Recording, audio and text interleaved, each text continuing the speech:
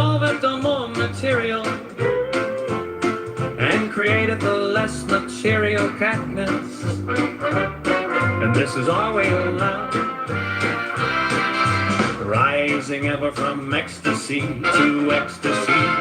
So then all high violence, that is to say, all consciousness is the spiritual orgasm of a passion between two lower and grosser opposites. Thus light and heat result from the marriage of hydrogen and oxygen, love from that of man and woman, Diana, or ecstasy from that of the ego and the non-ego.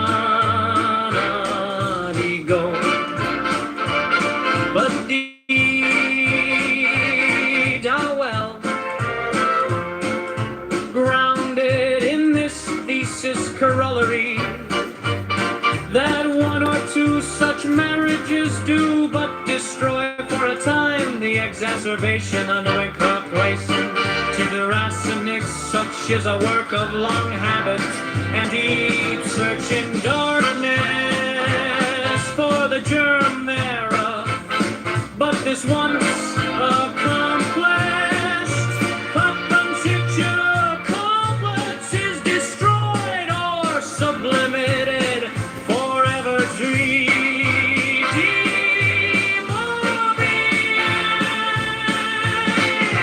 Zionist.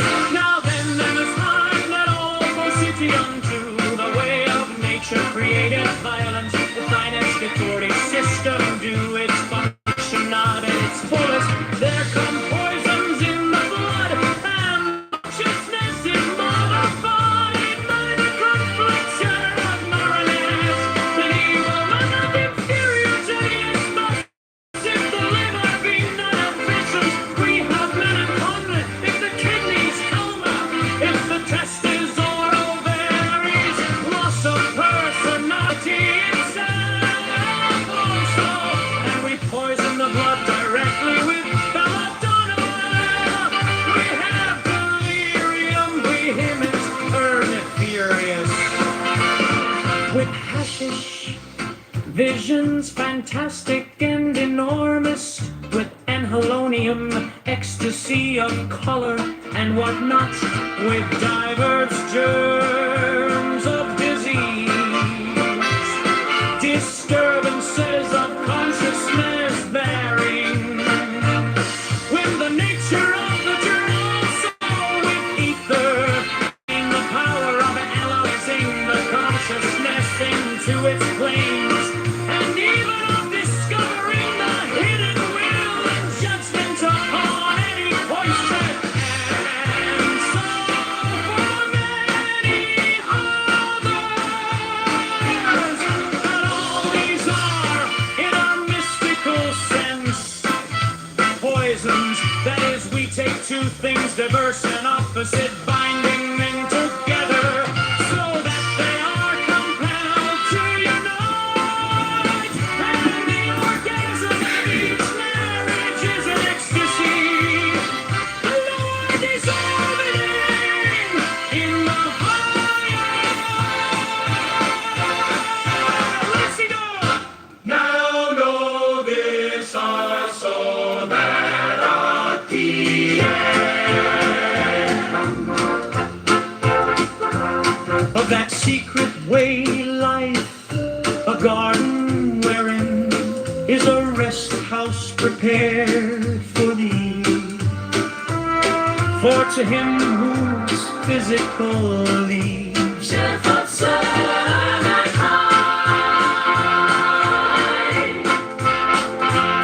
are not truly satisfied, come at the physical or lunar sleep appointed to refresh and recreate by cleansing and repose.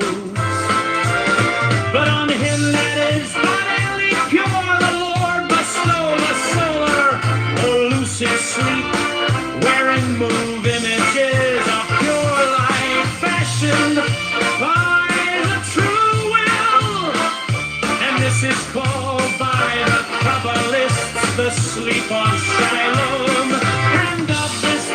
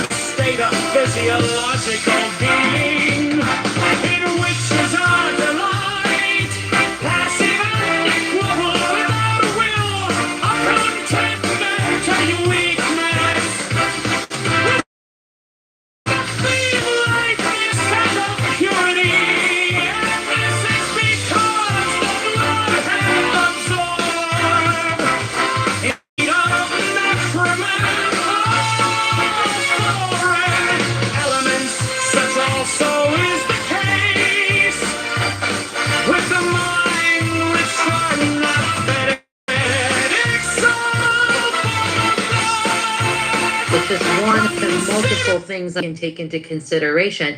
But I don't think that, I don't think that race as like a access for, voting attitude is weakening. I think that it could be intensifying because racial resentment is still something that, the data is showing that is still a strong predictor of, both the white vote and the black vote in the United States of America. So, but really, there's a lot of data on the white vote in regards to this. Hispanics, they, pardon?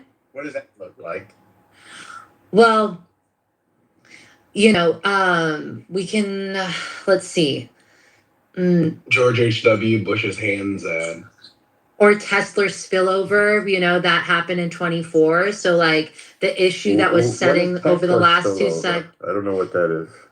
Oh, it's like the findings that came out of 2024. Sorry. So the issues that were like driving the last two cycles, like immigration. I mean, it's racially inflected in the content that we see that's coming across.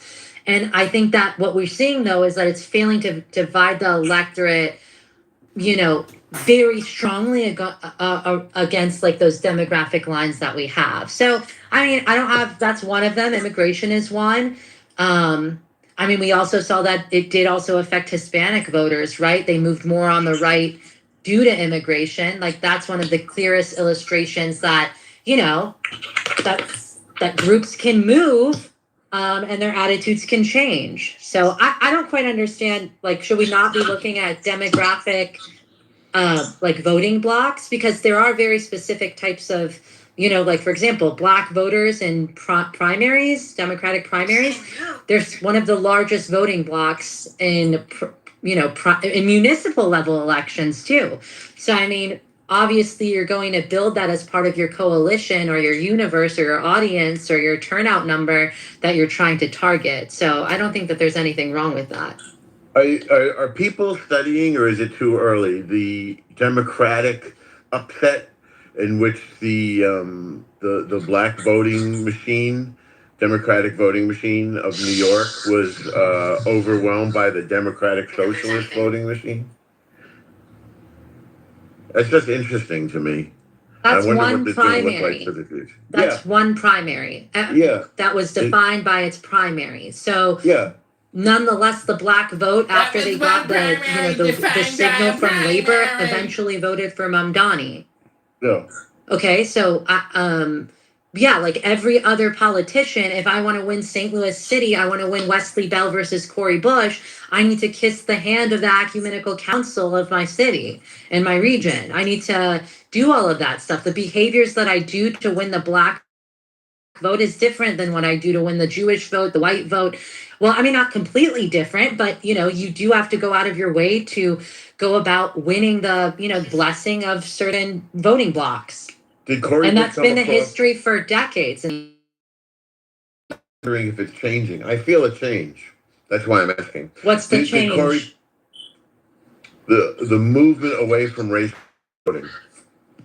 And race is a big issue. Like I can see it having been a big one in 2020, maybe even in 2024, less so now. But that's just my gut. I would have to back it up. Did Cori Bush come across as a crazy Democratic socialist or not? Are they trying her that way? No, I mean, there was not, she doesn't have a good record. She didn't show up for her job. So it wasn't hard because her and Wesley Bell are not that different when it comes to, frankly, their level of progressivism. The only thing that differentiates them from one another is that he actually shows up for the job and that he actually, he takes APAC money and he's not, hey, first, everyone's mic is open today for some reason. Yeah, so yeah, I mean, like they are not that different when it comes to how they vote. It's only on the issue of Israel that differentiates, and that's not enough of a reason for people to oust an incumbent that's been doing a pretty good job for, black voters, business, the average median, St. Louisan. People like him, so why would they vote against him? From St. Louis? What are they called? St. Louisan. From St. Louis. I prefer St. Lunatic, but for obvious reasons. But yeah. If you mean is is racialized voting a thing? Yes. If you're saying, or if you're actually, if what you're trying to actually say is that is identity politics something that is is something that's going to be used by Dems in the general election or even in the primary? Well, no, we can go ahead and see that it's not. I sense that it's becoming less of a determining factor. So I'm sorry, that's why I was confused, because no matter what, as in a as a person who's running for office, you still have to play the politicking based on different demographic voting blocks that you need to win. That's right. Issues. Yeah. I think Norma's right. When you're in a bad economy, that's what it's like 2008 again, right? When the economy's bad, people are more worried about the economy than any sort of racial stuff, right? I mean, yeah, it's pretty bad now, so that's what they're concerned with. Well, yeah, and I mean, like, and they're seeing, like, that's why it's like why it's not going to be effective.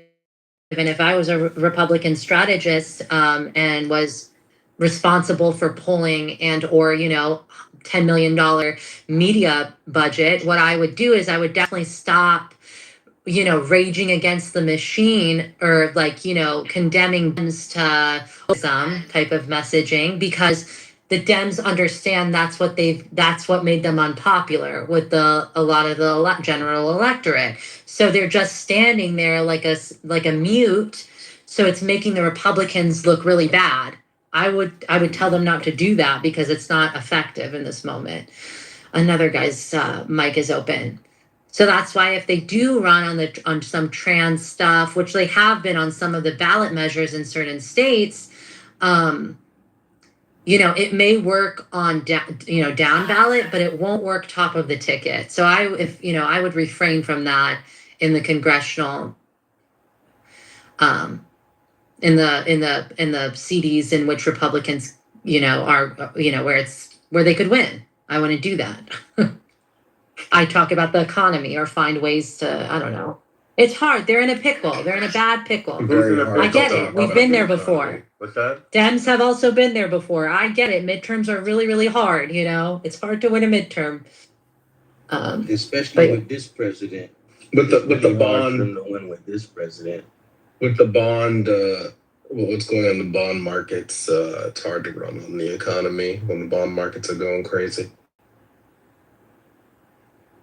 Well, the average voter Republicans still seem to have a strong message on the economy, but let's see. As far as the I don't think so. It's very hard to link that to the. I can't hear you, Alma. Oh, is that better? Yes. Yeah. Okay, just very quickly, I was going to say, for the average voter, what's going on in the bond market is virtually irrelevant. I mean, we are getting savvier, all of us, about the market and what's happening. But still, that particular bond market and the quantitative easing and what they did a couple of days ago, where they printed money, and generated more debt to pay older debt, which is a very complex and a very bad sign for the future. Most people have a hard time understanding that. And even those who do will not link it when they are casting a ballot. They don't have to know any of that. All they have to know is that the interest rate on their credit card went up and the interest rate for car notes goes up and the interest rate for housing goes up. That's all they got to know. They don't have to know the underlying reason why it happened. Correct. But when that goes up, the anticipation is these things are always going up. And they're just the numbers I can do about it. But their wages are not going up, right? The inflation rate is higher than wage growth right now. Which was not the case under Joe Biden. It was not the case under Joe Biden. So right now, there was just an article about this. So under Joe Biden, the primary way that people would get paid was, we had very high inflation, but there were lots of jobs being created. 10 million jobs being created under Joe Biden's administration for the 4 years versus Trump has so far created 500,000 jobs. Right. And so you could at least leave and get a big pay raise and leaving. Right now, there's no job creation, so you can't leave and readily get new jobs. Ask anybody who's been looking for a job recently how long they've had to look. They've had to look for a long time. Even people with lots of education, lots of experience in their field, they're looking for long periods of time to get jobs. And because of that, people are stuck in their jobs, and your jobs are giving you 2.5%, 3% cost of living adjustment, which is below inflation rate, right? So people's real wages are being eaten into by this inflation and the lack of job creation, and that's what they're going to notice. Yeah, I don't. I mean, people might be upset about like the the jobs and whatever, but I don't think anyone's gonna care about the bond market. Whatever's happening right now in the bond market, for it to percolate through economy into what affecting you day to day. We're talking about months. Yes, Okay, and like the election's in interest rate. November, and we're in August, so of course, Right, but- it'll be there when it's time to vote. No, I understand, but I mean, you don't know what the market is going to do next. Okay, but the car interest or whatever other payments you're making, the bond market and those have very there's a lot of buffer between those two. You're not going to see it even by November. Like for I used to do a lot of longitudinal polling. I thought you were going to say you used to do a lot of freak offs, so it's going to be like, whoa. No, Chicago. longitudinal polling. When you ask the same question frequently for investment banks over like about 12 years, and one of my favorite questions to really get at where people were going to vote was not who you're going to vote for. It's which direction is the country moving in the right direction? Wrong track, wrong track. Exactly. Because it really is the placeholder for are you satisfied with the party in power? Currently, it's about 1/3 right direction, 2/3 wrong direction. It ranges anywhere from different polls from 23% to 34%. So, I think that should give you a good idea of what's going to happen.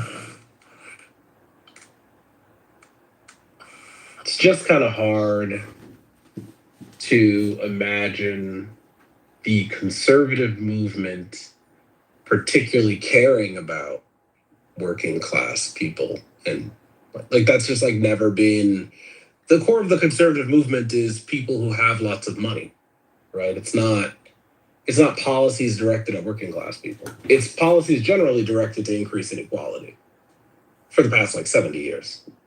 So but that's where the culture stuff comes in. That's why they do the culture stuff. Exactly. Yeah, that's why they do it, because that's how you get. Yes, that's how you align the working class with the moneyed interests, right? You get the culture war. Yeah, and that's why they are so much better at messaging than Democrats, because their core ideas are things that people don't want. So they've got to be better about messaging, whereas Democrats have core ideas that most people agree with. So you get people who are just stupid, who just think you can say anything in public, right? And that's why you also get a lot of the really far right-wing people assume that when Democrats are in closed doors, they talk about wanting to kill Whitey and stuff.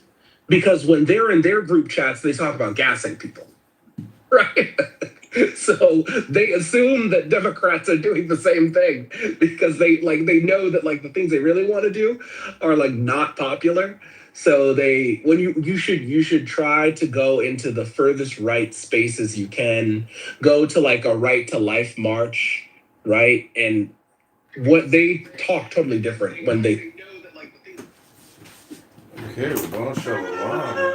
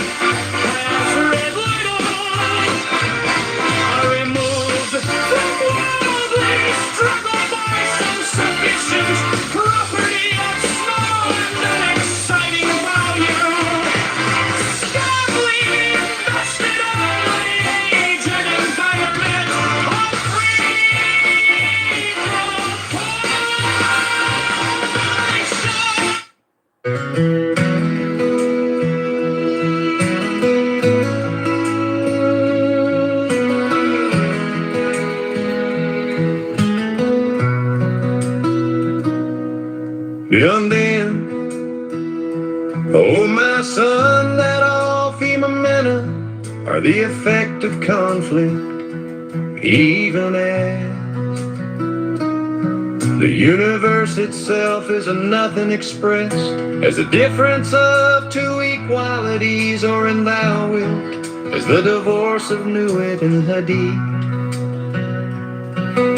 So therefore every marriage dissolveth a more material, and createth the less material couplets, and this is our way of love, rising ever from ecstasy to ecstasy. So then all high violence, that is to say all consciousness, is the spiritual orgasm of a passion between two lower and grosser opposites. Thus the light and heat result from the marriage of hydrogen and oxygen, love from that of man and woman, Driana, or ecstasy from that of the ego and the non-ego. But be thou well grounded in this thesis corollary, that one or two such marriages do but destroy for a time the exacerbation of any comfort.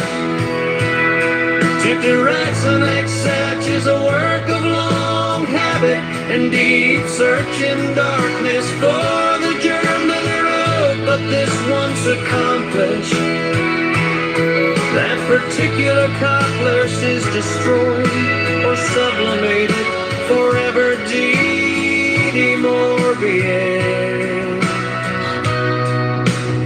Sanguinis,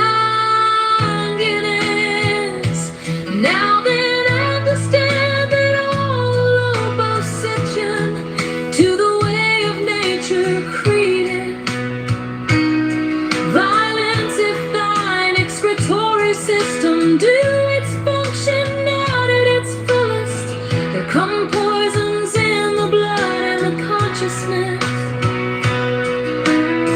is modified by the conflicts or marriages between the element intelligence. Thus, if the liver be not efficient, we have melancholy. If the kidneys coma, If the testes or ovaries, loss of personality itself also, and we poison the blood directly with belladonna. We have delirium vehement and furious with hashish, visions fantastic and enormous with anhelonia, ecstasy of color and whatnot, with divers germs of disease, disturbances of consciousness varying with the nature of the germ also. With ether we gain the power of analyzing the consciousness into its planes, and even of discovering the hidden will and judgment upon any question. So for many others. but all these are in our mystical sense poisons, as we take two things, daggers and opposites, binding them together so that they are compelled to unite. And then the economy to it is an ecstasy. The Lord dissolving in the higher is on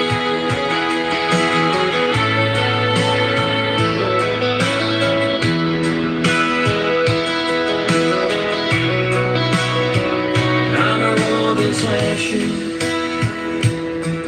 that at the end of that secret way lieth a garden wherein is a rest house prepared for thee, for to him whose physical needs are not truly satisfied cometh a physical or lunar sleep appointed to refresh and recreate by cleansing and repose. But on him that is bodily pure the Lord bestoweth a solar or lucid sleep, wherein move images of pure light fashioned by the true will. And this is called by the Kabbalists the sleep of Shiro. And of this doth also Porphyry make mention, and Cicero with many other wise men of old time. Compare, O my son, with this doctrine, that which was taught thee in the sanctuary of Denosis concerning the death of the righteous, and learn moreover that these are but particular cases of an universal formula.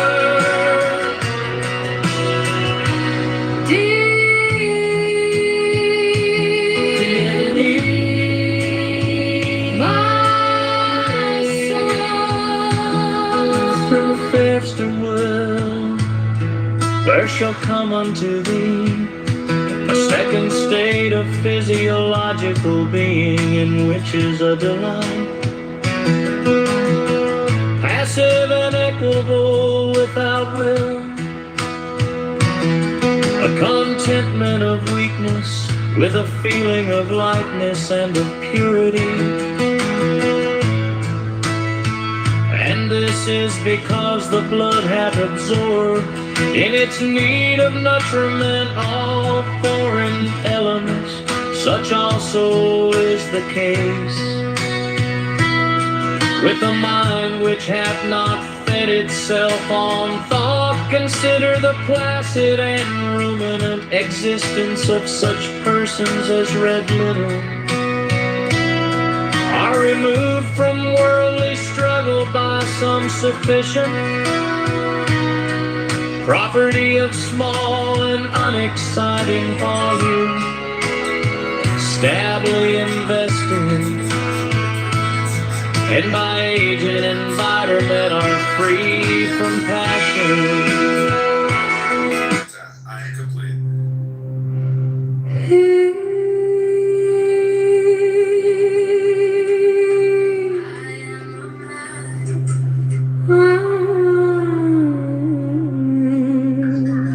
I have begotten thee, O my son, and that strangely, as thou knowest, upon the scarlet woman called Hilarion, as it was mysteriously foretold unto me in the book of the law now.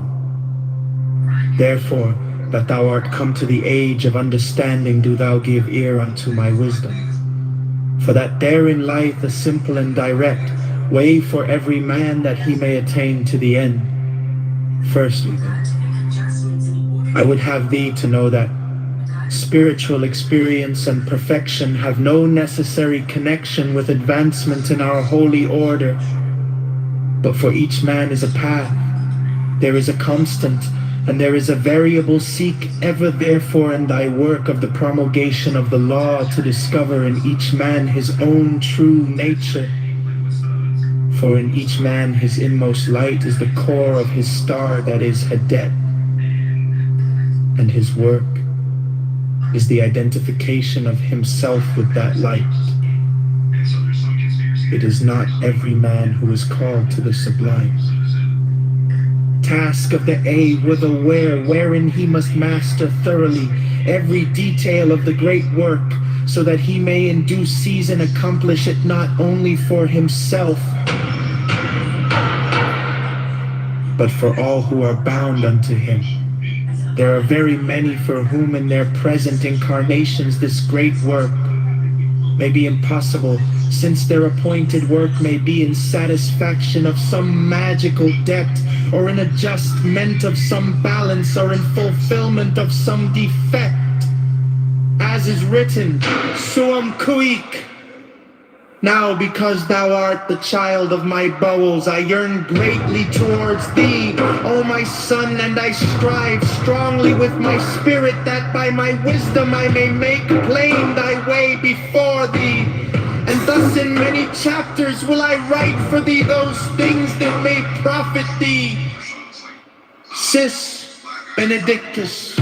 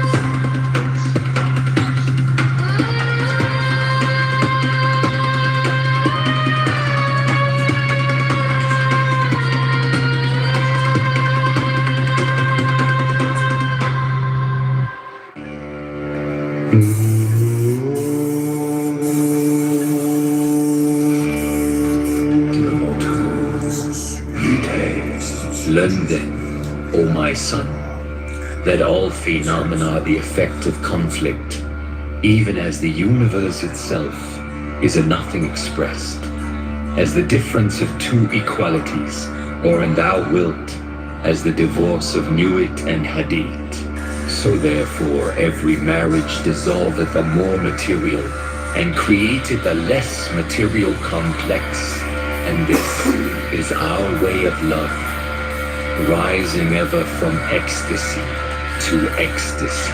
So then all high violence, that is to say, all consciousness, is the spiritual orgasm of a passion between two lower and grosser opposites, thus light and heat result from the marriage of hydrogen and oxygen, love from that of man and woman, Diana, or ecstasy from that of the ego and the non-ego.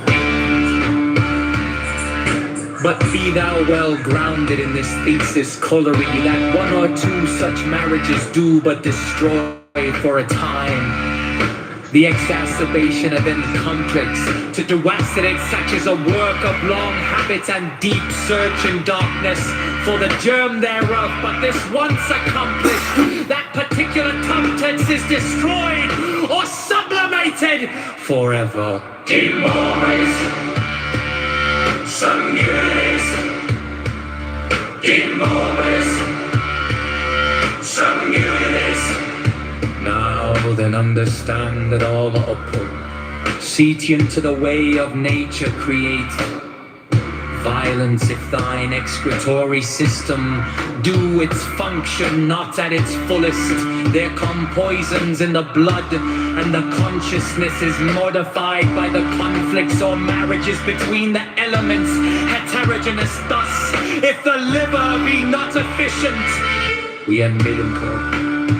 If the kidneys coma, if the testes or ovaries, loss of personality itself also, and we poison the blood directly with belladonna, we have delirium vehement and furious with hashish, visions fantastic and enormous with anhalonium, ecstasy of color and whatnot, with divers germs of disease, disturbances of consciousness, varying with the nature of the germ also, with ether We gain the power of analyzing the consciousness into its planes, and even of discovering the hidden will and judgment upon any question, and so for many others. But all these are, in our mystical sense, poisons. That is, we take two things diverse and opposite, binding them together so that they are compelled to unite, and the orgasm of each marriage is an ecstasy, the lower dissolving in the higher!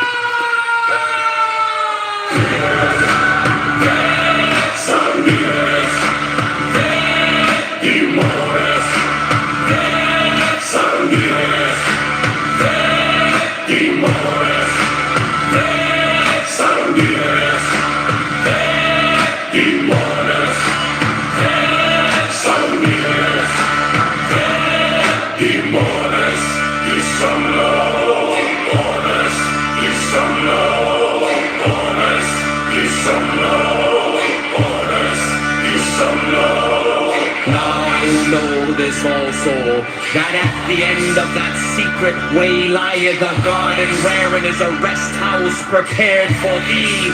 For to him whose physical needs are not truly satisfied, cometh the physical or lunar sleep appointed to refresh and recreate by cleansing and repose. But on him that is bodily pure, the Lord bestoweth a solar or lucid sleep, wherein move images of pure light fashioned by the true will. And this is called by the Kabbalists the sleep of Shiloh. And of this doth also Porphyry make mention, and Cicero, with many other wise men of old time compare, O my son, with this doctrine that which was taught thee in the sanctuary of the Gnosis concerning the death of the righteous. And learn moreover that these are but particular cases of an universal formula.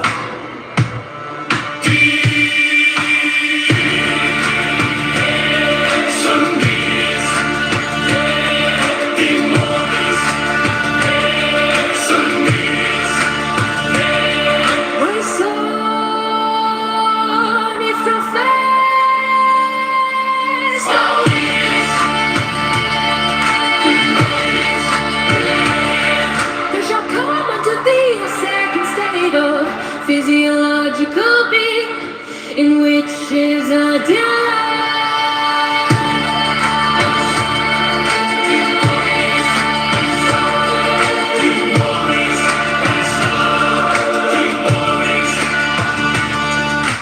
passive and equable, without will or contentment of weakness, with the feeling of lightness and of parity, and this is because the blood perfects out in its need of nutriment. All for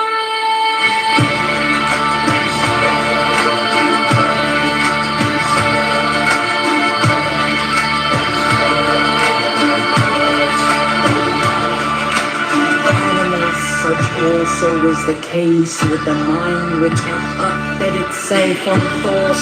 Consider the placid and ruminant existence of such persons as with little are removed from worldly struggle by some sufficient property of small and unexciting value, stably invested, and by age and environment are free from passion. They live according to their own nature, without desire, and they oppose no resistance to the operations of time. Such are called happy, and in their way of vegetable.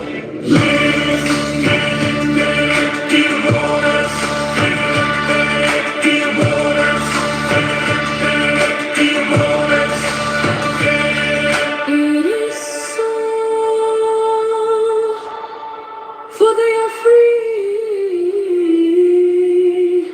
of man. Demotu, Vitae. Learn then, O my son, that all phenomena are the effect of conflict, even as the universe itself is a nothing expressed, as the difference of two equalities, or an thou wilt, as the divorce of Newit and Hadit. So therefore every marriage dissolveth a more material, and createth a less material complex. And this is our way of love, rising ever from ecstasy to ecstasy. So then all high violence, that is to say all consciousness, is the spiritual orgasm of a passion between two lower and grosser opposites. Thus light and heat result from the marriage of hydrogen and oxygen, love from that of man and woman, dhyana or ecstasy from that of the ego and the non-ego. But be thou well grounded in this thesis corollary, that one or two such marriages do but destroy for a time the exacerbation of any temperance, but to the resonance such as a work of long habit and deep search in darkness for the germ thereof. But this once accomplished, that particular complex is destroyed or sublimated forever. De morbis.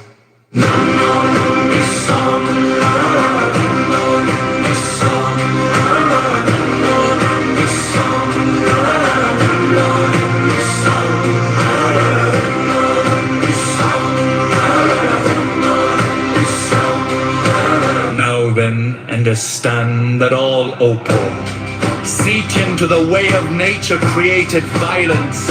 If thine excretory system do its function not at its fullest, there come poisons in the blood, and the consciousness is modified by the conflicts or marriages between the elements, heterogeneous thus. If the liver be not efficient, we have melancholy. If the kidneys coma, if the testes or ovaries loss of personality itself also, and we poison the blood directly with belladonna, we have delirium vehement and furious with hashish, visions fantastic and enormous with an alonium, ecstasy of color and what not, with divers germs of disease, disturbances of consciousness, varying with the nature of the germ also. With ether, we gain the power of analyzing the consciousness into its planes, and even of discovering the hidden will and judgment upon any question, and so for many others. But all these are, in our mystical sense, poisons. That is, we take two things diverse and opposite, binding them together so that they are compelled to unite. And the orgasm of each marriage is an ecstasy, the lower dissolving in the higher. Alone and the sun, alone and the sun, alone and the sun, alone and the sun, alone and the sun, alone and the sun, alone and the sun, alone and the sun. No, the so that at the end of that secret way lieth a garden wherein is a rest house prepared for thee. For to him whose physical needs are not truly satisfied, cometh a physical or lunar sleep appointed to refresh and recreate by cleansing and repose. But on him that is bodily pure, the Lord bestoweth a soul or lucid sleep, wherein move images of pure life destined by the true will. And this is called by the Kabbalist the sleep of Shiloh, and of this doth also Porphyry make mention, and Cicero with many other wise men of all time compare. O my son, with this doctrine, that which was taught thee in the sanctuary of the Gnosis concerning the death of the righteous, and learn moreover that these are but particular cases of a universal formula. The or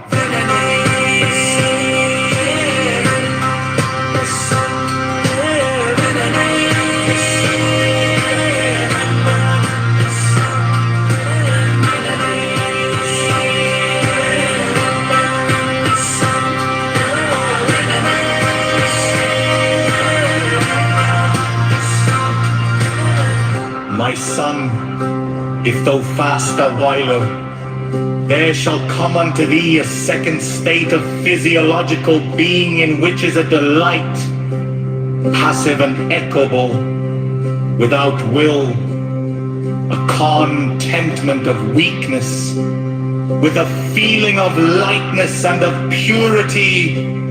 And this is because the blood hath absorbed in its need of nutriment all foreign elements. Such also is the case with the mind which hath not fed itself on thought. Consider the blessed and ruminant existence of such persons as read little, are removed from worldly struggle by some sufficient property of small and an exciting value, stably invested, and by age and environment are free from passion. They live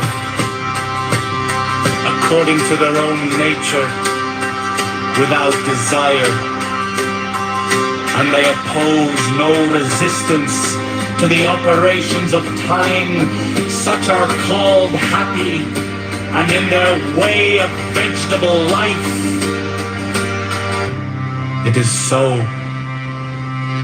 for they are free of any poison.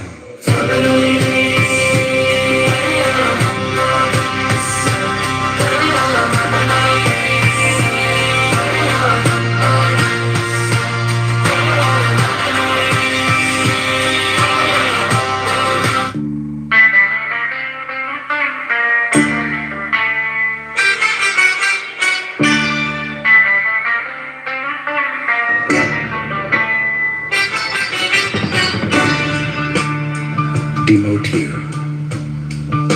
Vitae. Learn then, O my son, that all phenomena are the effect of conflict, even as the universe itself is a nothing expressed, as the difference of two equalities, or and thou wilt, as the divorce of Nuit and Hadit. So therefore every marriage dissolveth a more material, and createth a less material complex. And this is our way of love, rising ever from ecstasy to ecstasy. So then all high violence, that is to say, all consciousness, is the spiritual orgasm of a passion between two lower and grosser opposites. Thus light and heat result from the marriage of hydrogen and oxygen. Love from that of man and woman, dhyana or ecstasy from that of the ego and the non-ego.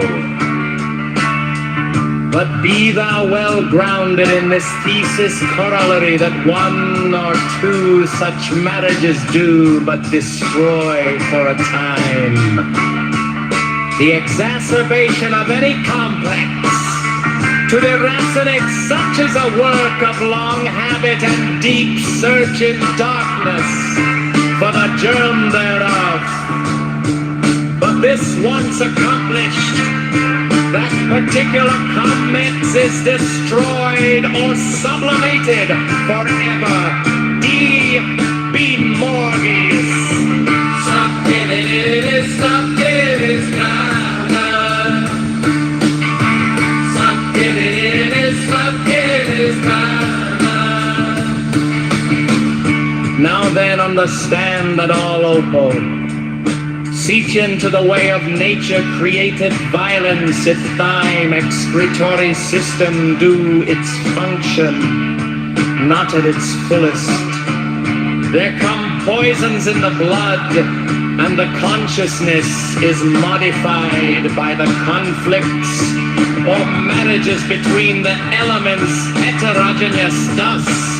If the liver be not efficient, we have melancholy. If the kidneys coma, if the testes or ovaries, loss of personality itself, also, and we poison the blood directly with belladonna. We have delirium vehement and furious with hashish. Visions fantastic and enormous with an alonium ecstasy of color and run not with diverse germs of disease.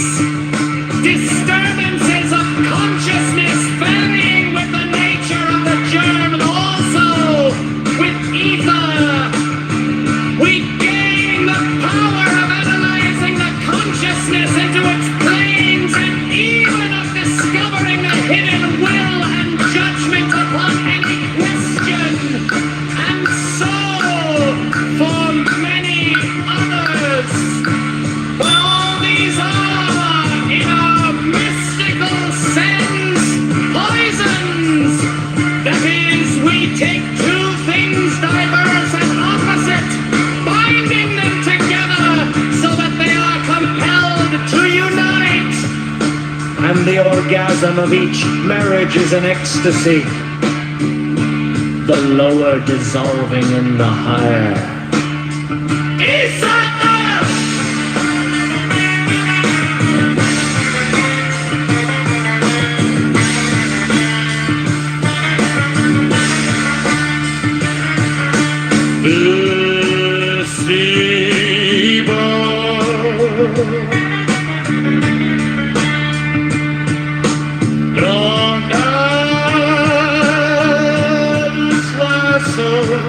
That at the end of that secret way, like a garden wherein is a rest house prepared for thee. For to him whose physical needs are not truly satisfied, cometh a physical sleep appointed to refresh and recreate thine leptic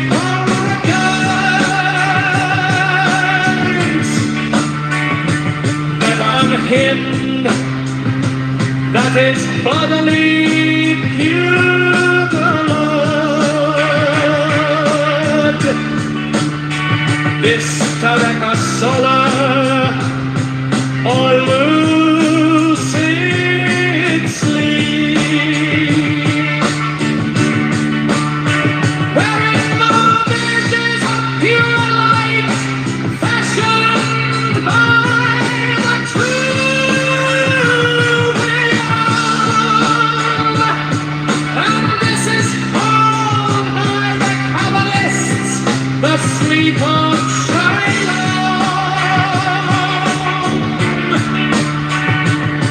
and of this doth also for free make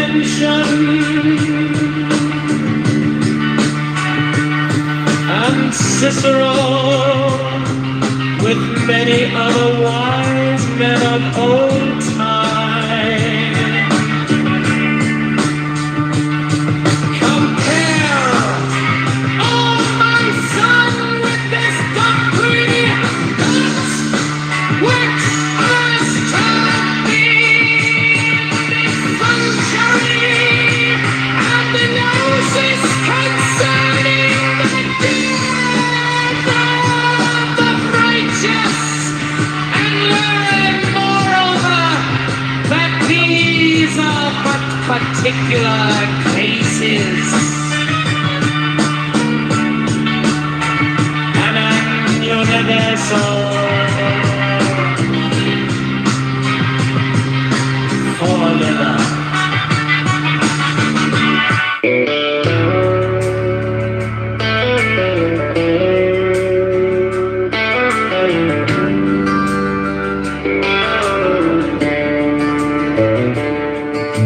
Divider. Corrigan to know, son, that the true principle of self-control is liberty, for we are born into a world which is in bondage to ideals. To them we are perforce fitted, even as his enemies to the bed of Procrustes. Each of us as he groweth learns repression of himself, and his true will, it is a lie, this folly against self. These words are written in the book of the law, so therefore those passions in ourselves which we understand to be hindrances are nor art nor part of our true will, but diseased appetites manifest in us through false early training, thus the tabus of savage tribes in such a matter as love constrain that true love which is born in us. And by this constraint come ills of body and mind. Either the force of repression carries it and creates neuroses and insanities, or the revolt against that force, breaking forth with violence, involves excesses and extravagances. All these things are disorders. And against nature now then learn of me the testimony of history and literature as a great scroll of learning. But the vellum of the scroll is of man's skin, and its ink of his heart's blood. Again, the number.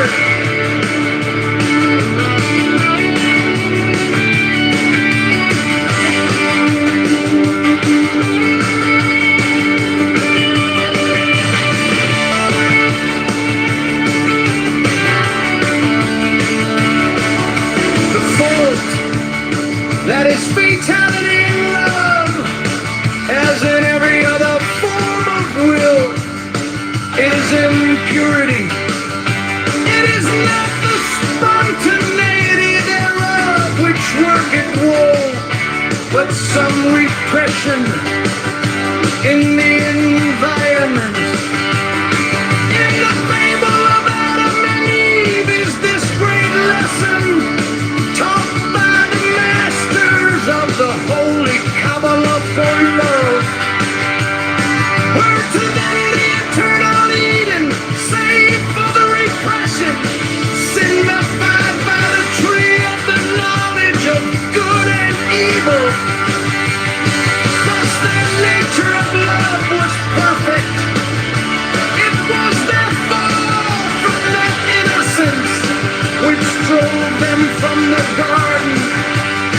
In the love of Romeo and Juliet was no flaw, but family feud, which imported nothing to that love. Was its bane, and the rashness and violence revolved all regant against that repression. Slew them.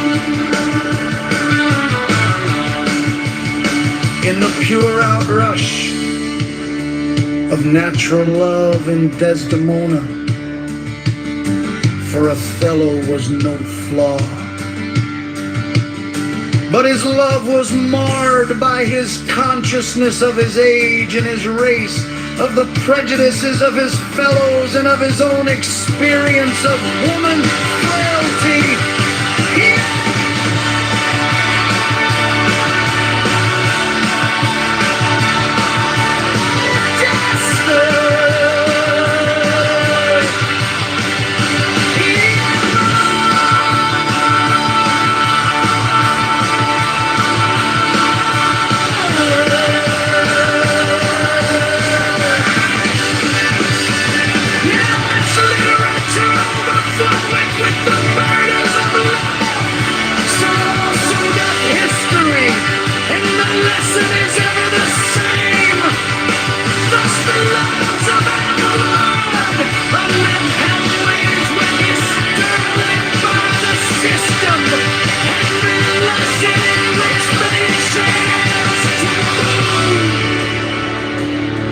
Thus Beatrice was robbed of Dante by social artificialities, and Paolo slain on account of things external to his love of Francesca. Then per contra Martin Luther, being a giant of will, and also the 8th Henry of England, as a mighty king, bent them to overturn the whole world, that they might have satisfaction of their loves. And who shall follow them? For even now we find great churchmen, statesmen, princes, drama makers, and many wisdom men.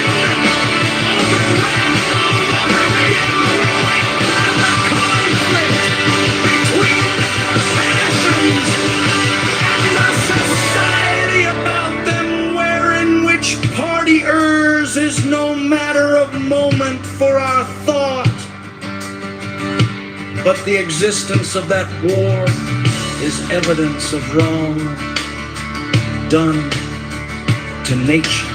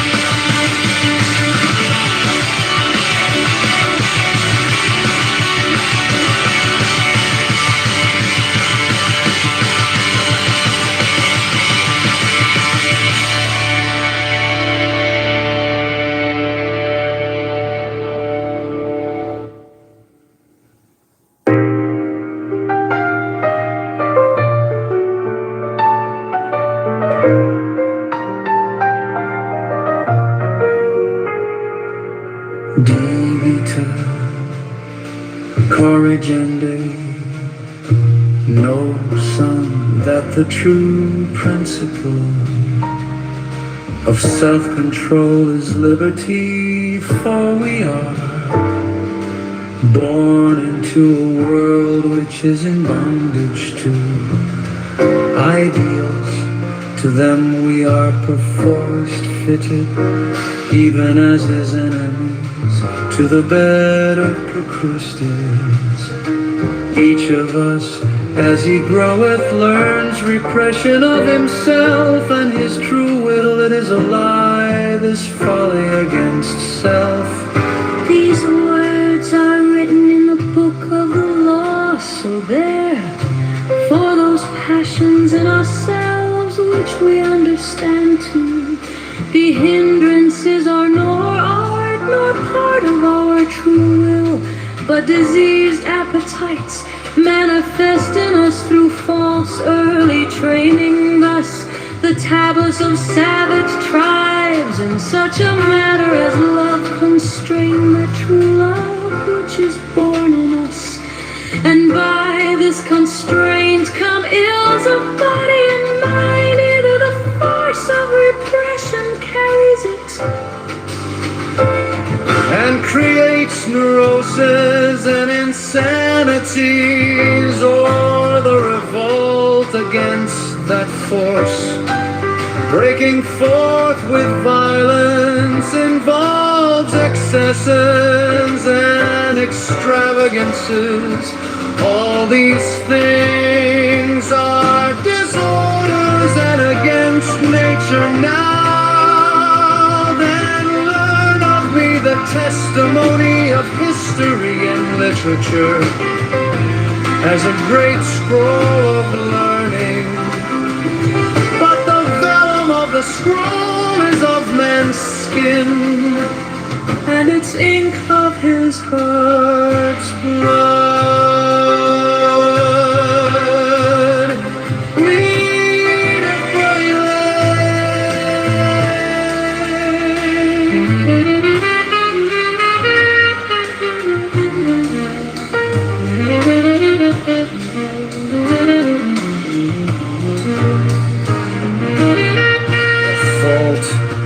That is fatality in love, as in every other form of will, is impurity.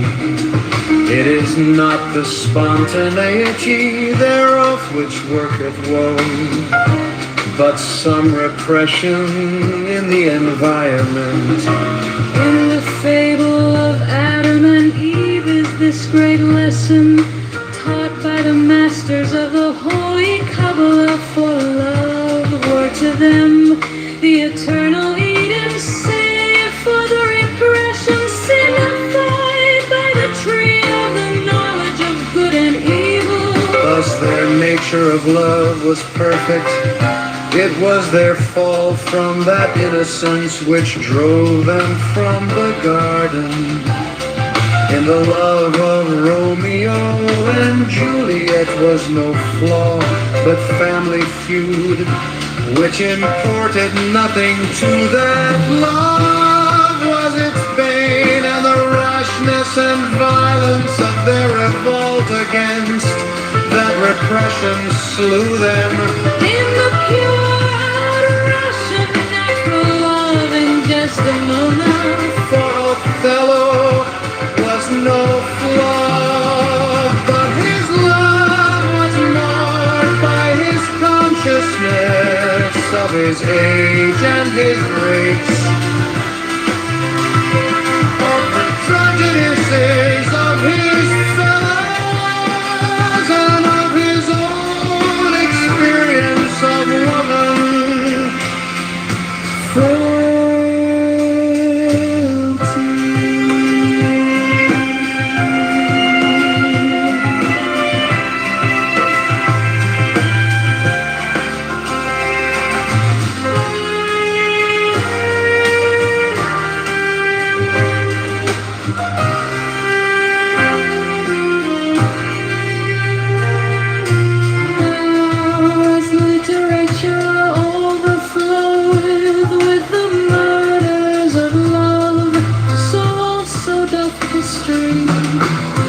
And the lesson is ever the same as the loves of all beloved. And the fellows were destroyed by the system of repression in which they chanced to move. Past glimpses of Lord of Dante by social artificialities and hollow slain on account of things external to his love of Francesco. Them per contra Martin Luther, being a giant of will, and also the 8th Henry of England as a mighty king, bent them to overturn the whole world, that they might have satisfaction of their loves. And who shall follow them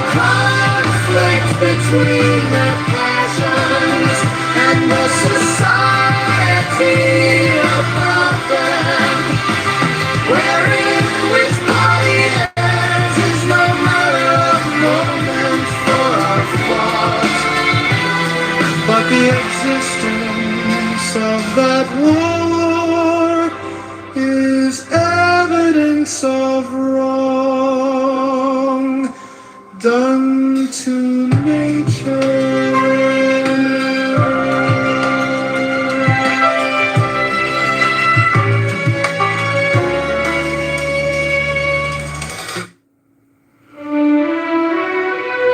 Demutu vitae nendem, O my son, that all phenomena, the effect of conflict, even as the universe itself is a nothing expressed, as the difference of two equalities, or and thou wilt, as the divorce of Newit and Hadid. So therefore every marriage dissolveth from all material, and createth a less material context. And this is our way of love, rising ever from ecstasy, from ecstasy. So then a high violence, that is to say, our consciousness is the spiritual orgasm of a passion between two lower and grosser opposites, for slight and heat result from the marriage of hydrogen and oxygen, love from that of man and woman, Triana, ecstasy from that of the ego and the non-ego. But be now well grounded in this thesis, corollary, that one or two such marriages do but destroy for a time the exacerbation of any complex. To deracinate such is a work of long habit and deep search in darkness for the germ thereof. But this once accomplished, that particularly complex is destroyed or sublimated forever in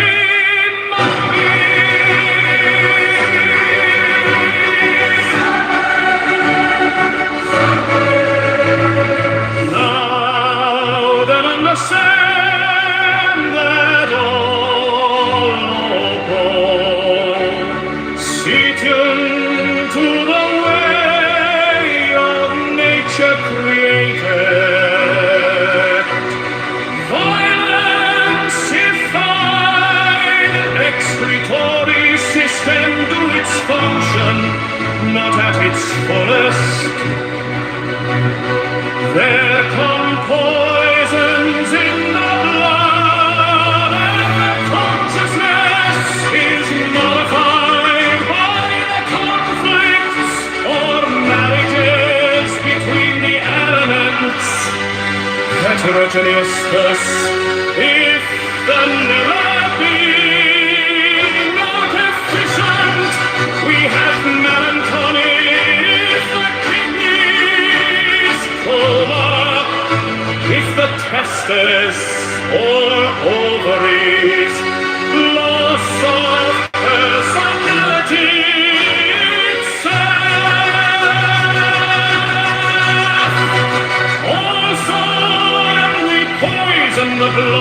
directly with belladonna.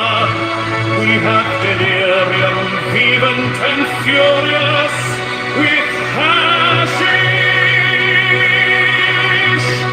Visions fantastic and enormous with anhelonium. Ecstasy of color and what not, with diverse strands of disease, disturbances of consciousness, varying with the nature of the jaws.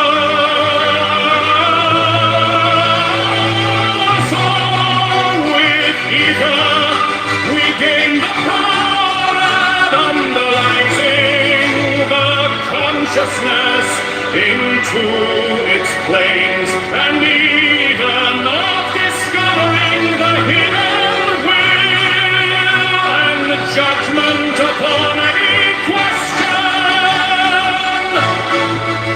And so for many others, but all these are, in our mystical sense, poisons. That is, we take two things diverse and opposite, binding them together so that they are compelled to unite.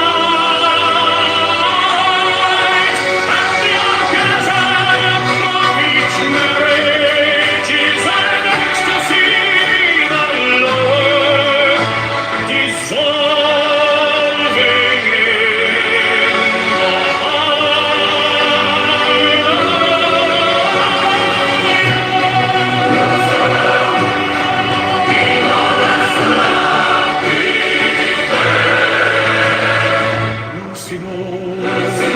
Lucido, Lucido.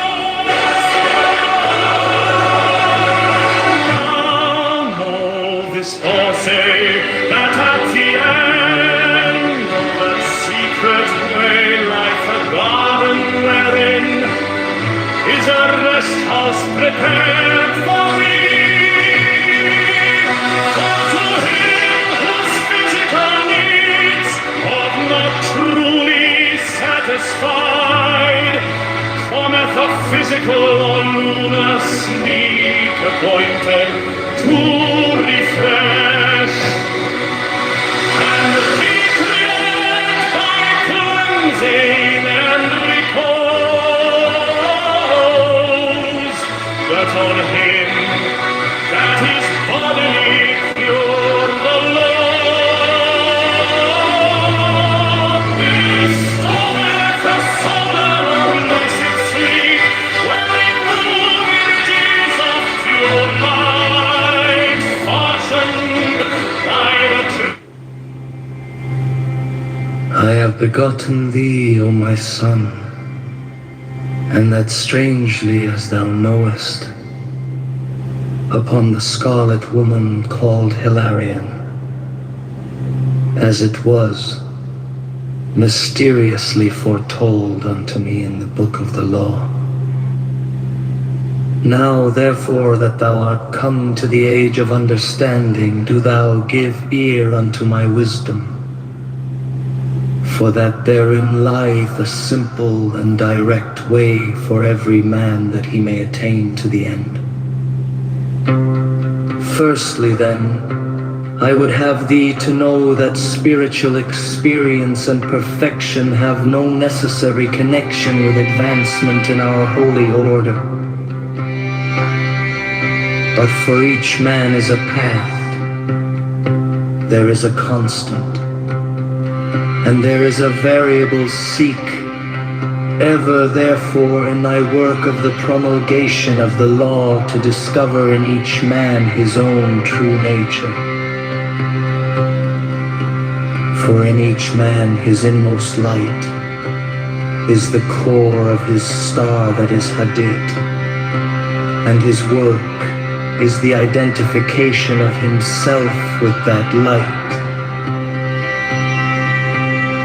It is not every man who is called to the sublime task of the ever wherein he must master thoroughly every detail of the great work, so that he may in due season accomplish it not only for himself, but for all who are bound unto him. There are very many for whom in their present incarnations this great work may be impossible, since their appointed work may be in satisfaction of some magical debt, or in a just ment of some balance, or in fulfillment of some defect. As is written, suum cuique. Now because thou art the child of my bowels, I yearn greatly towards thee, O my son, and I strive strongly with my spirit, that by my wisdom I may make plain thy way before thee, and thus in many chapters will I write for thee those things that may profit thee.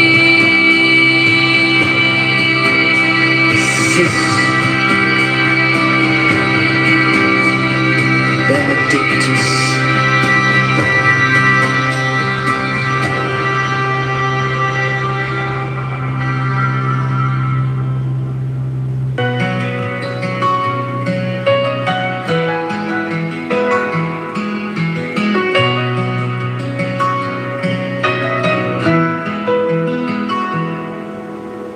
Demo tu, vati. Learn then, O my son, that all phenomena are the effect of conflict, even as the universe itself is a nothing expressed. As the difference of two equalities, or thou wilt, as the divorce of Nuit and Hattie. So therefore every marriage dissolveth the more material, and create a less material cause. And this is our way of love, rising ever from ecstasy to ecstasy. So then all high violence, that is to say all consciousness, is the spiritual orgasm of a passion between two lower and grosser opposites. Thus light and heat result from the marriage of hydrogen and oxygen, love from that of man and woman, diurnal ecstasy from that of the ego and the non-ego.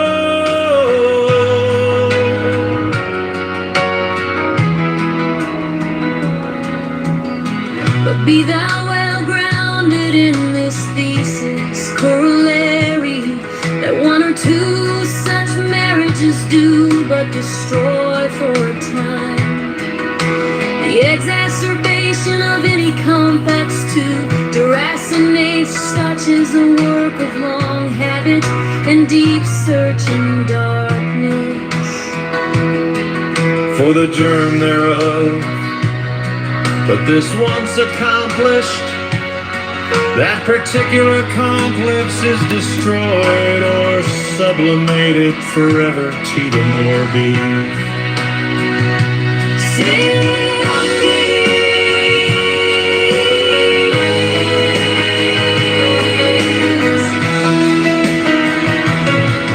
Now then, understand that all mortals sit into the way of nature created.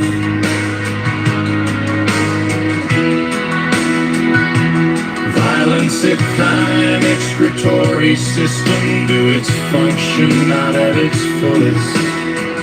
There come poisons in the blood and the consciousness is modified by the conflicts or marriages between the elements, heterogeneous thoughts. If there'll ever be night of fission, we have narrow caddy. If the kidneys coma, if the testes or ovaries, loss of personality itself also. And we poison the blood directly with belladonna. We have delirium, demon and furious, with hashish visions fantastic and enormous, with the melodium, ecstasy of color and whatnot, with divers germs of disease, disturbances of consciousness varying with the nature of the germ. Also with ether we gain the power of analyzing the consciousness into its planes, and even of discovering the hidden will and judgment upon any question. And so for many others, but all these are, in our mystical sense, poisons. That is, we take two things diverse and opposite, binding them together so that they are compelled to unite. And the orgasm of each marriage is an ecstasy. The lover dissolving in the higher. More silver.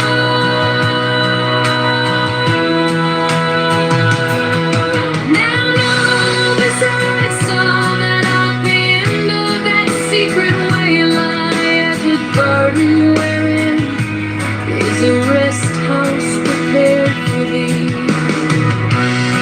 For to him whose visitors are not truly satisfied, cometh the physical or lunar sleep appointed to refresh and recreate by cleansing and repose. But on him that is bodily pure, the Lord bestoweth a solar lucid sleep, wherein move images of pure light fashioned by the true will. And this is called by the Kabbalists the sleep of Shalom. And of this doth also Porphyry make mention, and Cicero with many other wise men of old time compare, O my son, with this Mercurian that which was taught thee in the sanctuary of hypnosis concerning the death of the righteous. And learn moreover that these are but particular cases of an universal formula.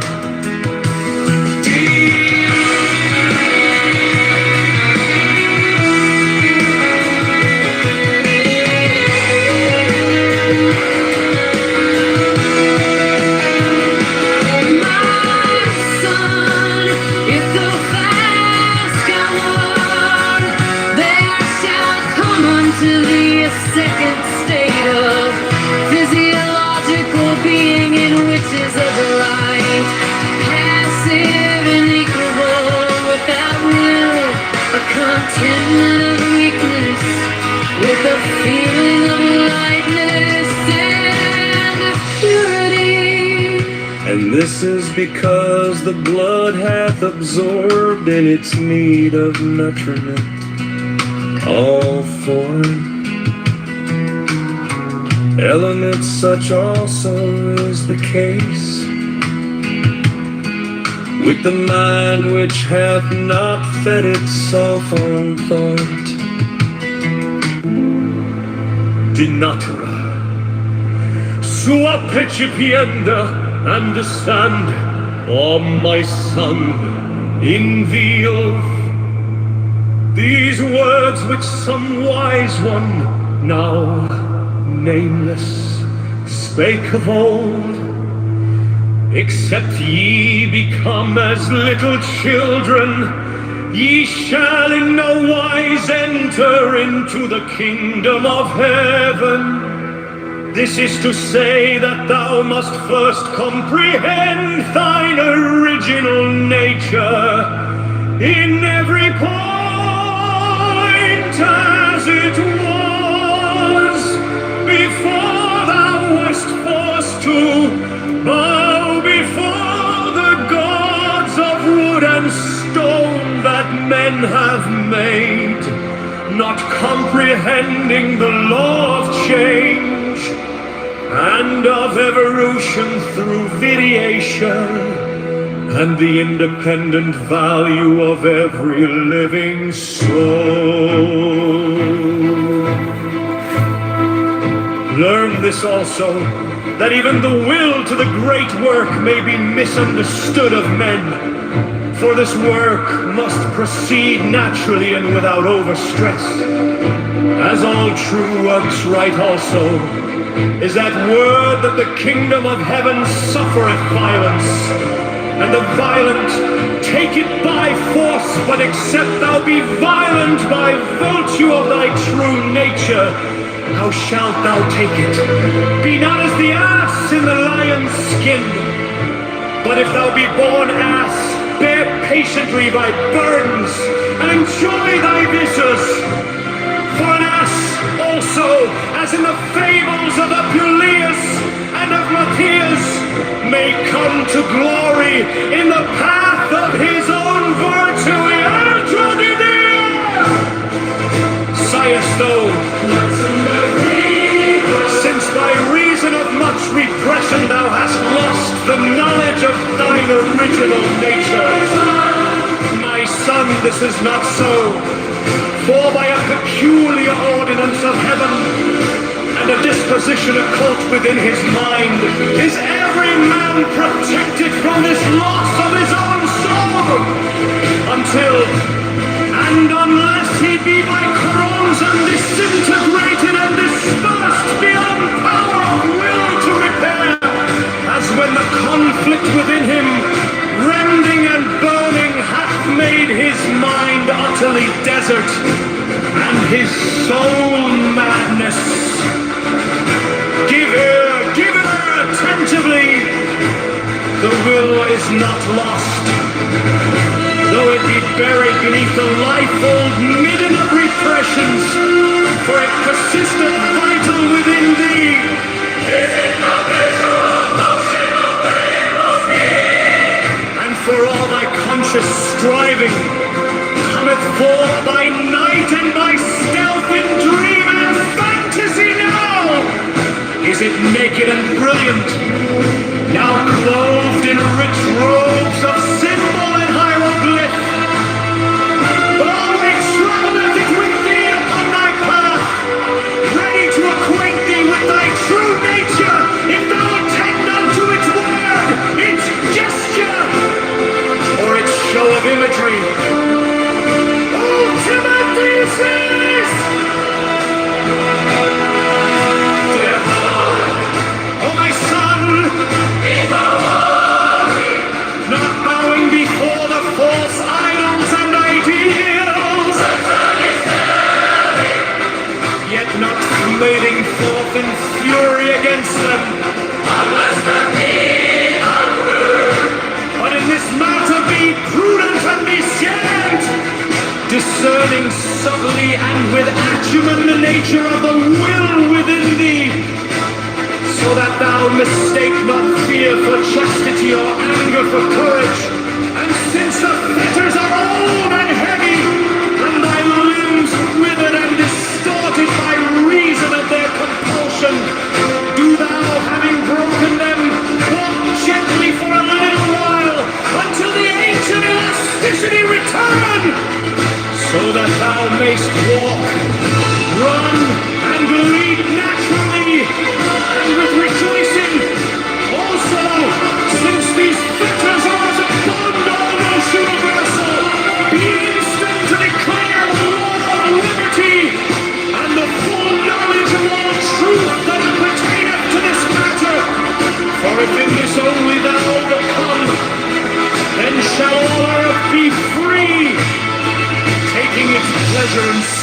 fight without fear or frenzy. Amen.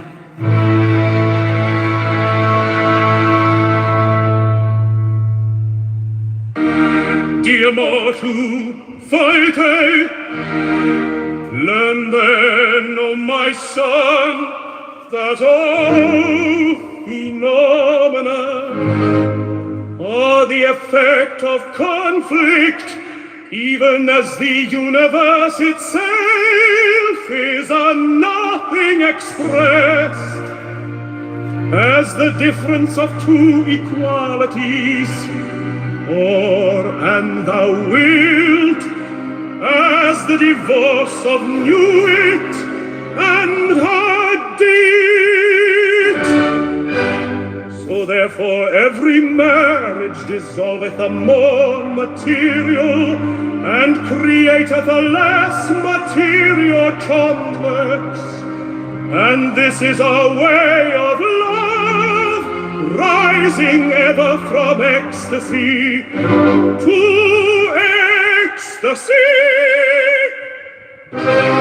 So then all high violence, that is to say, all consciousness is the spiritual orgasm of a passion between two lower and grosser opposites. Thus, light and heat result from the marriage of hydrogen and oxygen, nor from that of man and woman, the ecstasy, from that of the ego and the non-ego.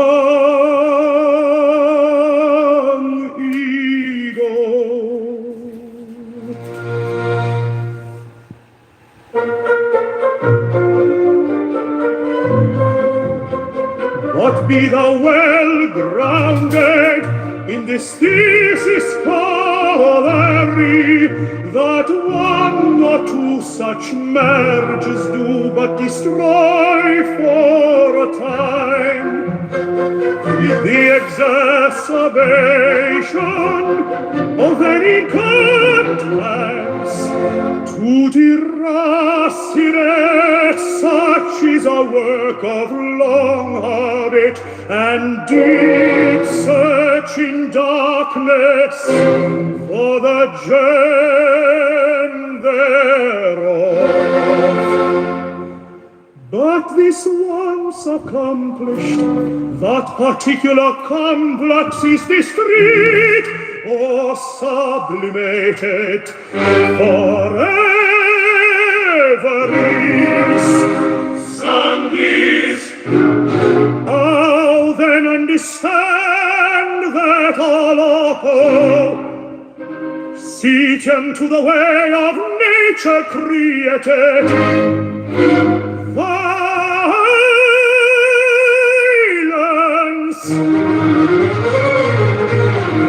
if thine excretory system do its function not at its fullest, there come poisons in the blood, and the consciousness is modified by the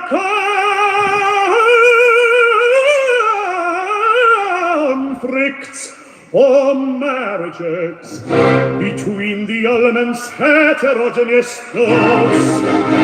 If the liver be not efficient, we have melatonin.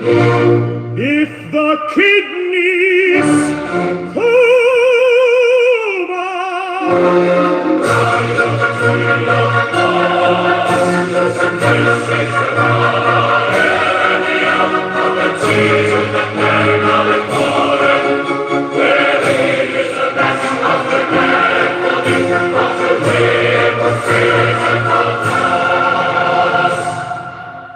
are not truly satisfied, cometh a physical or lunar sleep appointed to refresh and recreate by cleansing our recourse. But on him that is bodily pure, the Lord bestoweth a soul or lucid sleep, wherein move images of pure light fashioned by the true.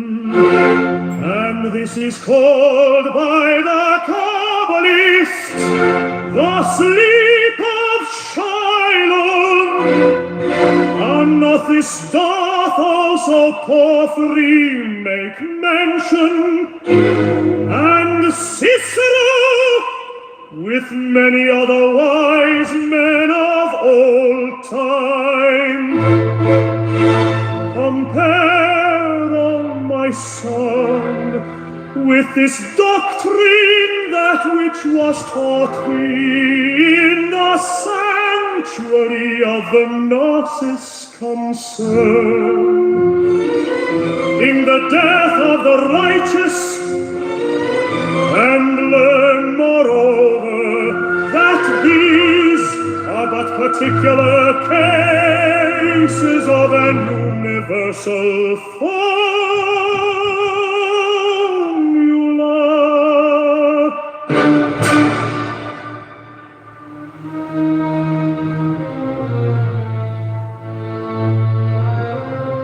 Ardis, ardis,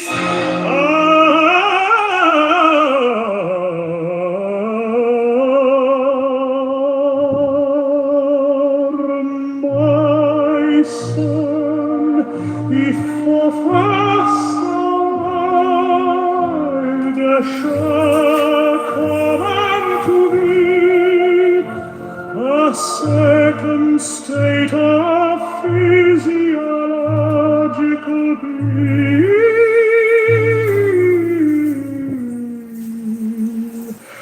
in which is a delight passive and equable, without will, a contentment of weakness, with all fearing of light miss and of purity.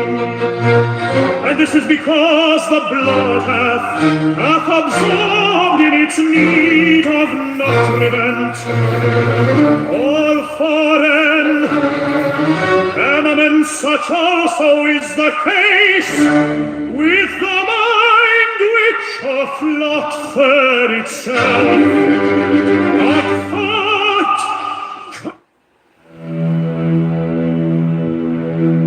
Epoiage, I have begotten thee, O my son, and that strangely, as thou knowest. Upon the scarlet woman called Hilarion, as it was mysteriously foretold unto me in the book of the law.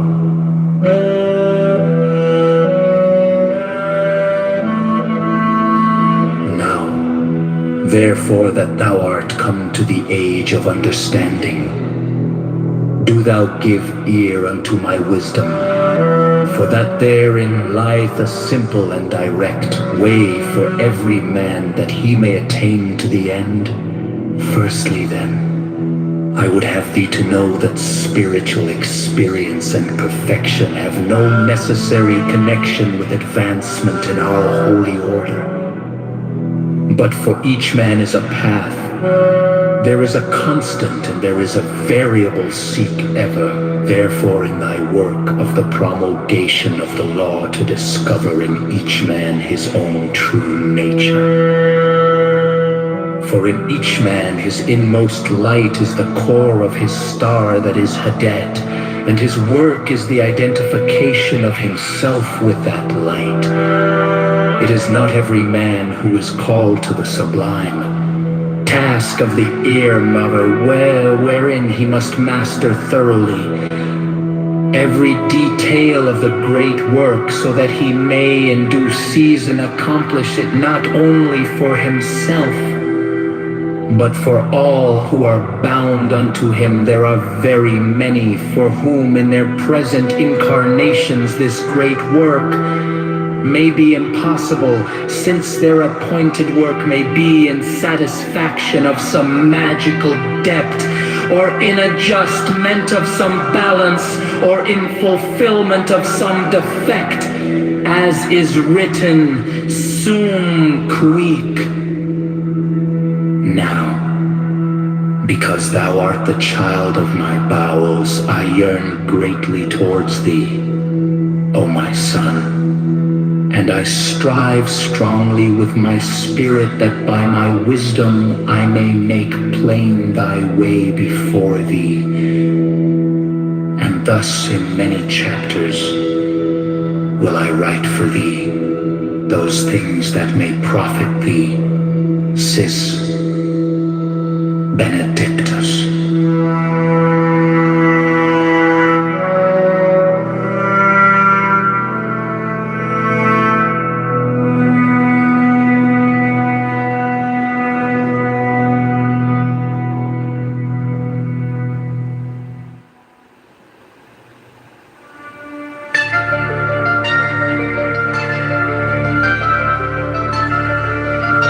Dear mortal, vitae. Learn then, O my son, that all phenomena are the effect of conflict, even as the universe itself is a nothing expressed, as the difference of two equalities, or, and thou wilt, as the divorce of Nuit and Hadit. So therefore every marriage dissolveth the more material, and createth the less material kindlets. And this is our way of love, rising ever from ecstasy to ecstasy. So then all high violence, that is to say, all consciousness, is the spiritual orgasm of a passion between two lower and grosser opposites. Thus light and heat result from the marriage of hydrogen and oxygen. Love from that of man and woman. Dhyana or ecstasy from that of the ego and the non-ego. But be thou well grounded in this thesis corollary, that one or two such marriages do but destroy for a time. The exacerbation of any conflicts, in the resonance such as a work of long habit and deep search in darkness for the germ thereof. But this once accomplished, that particular derblix is destroyed or sublimated, forever demortis. Sanguinities. Now then, understand that all hobo sitien to the way of nature created. Violence if thine excretory system do its function not at its fullest. There come poisons in the blood, and the consciousness is mortified by the conflicts or marriages between the opposites. Erittus thus in the liver, be not efficient. We have melancholy in the kidneys, coma in the testes or ovaries, loss of personality itself. Also, and we poison the blood directly with belladonna. We have delirium vehement and furious with hashish, visions fantastic and enormous with inelonium, ecstasy of color and whatnot, with divers germs of disease, disturbances of consciousness, varying with the nature of the germ also. With ether, we gain the power of analyzing the consciousness into its planes and even of discovering the hidden will and judgment upon any constant. And so for many others. But all these are, in our mystical sense, poisons. That is, we take two things diverse and opposite, binding them together so that they are compelled to unite. and the orgasm of each marriage is an ecstasy. The lower dissolving in the higher.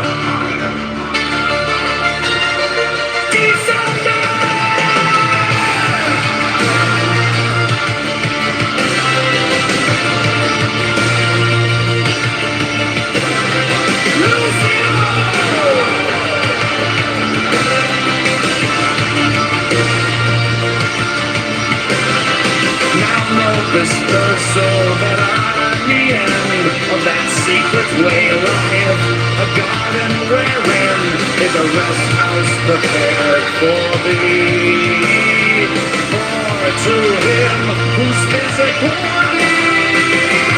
are not truly satisfied, cometh the physical allure, sleep appointed to refresh and recreate by cleansing and repose. But on him that is bodily pure, the Lord bestoweth the solar or lucid sleep, wherein move images of pure light, fashioned by the true will.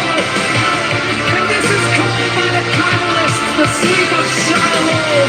And of this death also Porphyry made mention. And Cicero, with many other wise men of old time, compare, O my son, with this doctrine that which was taught thee in the sanctuary of the gnosis concerned in the death of the righteous. And learn moreover that these are but particular cases of an universal formula.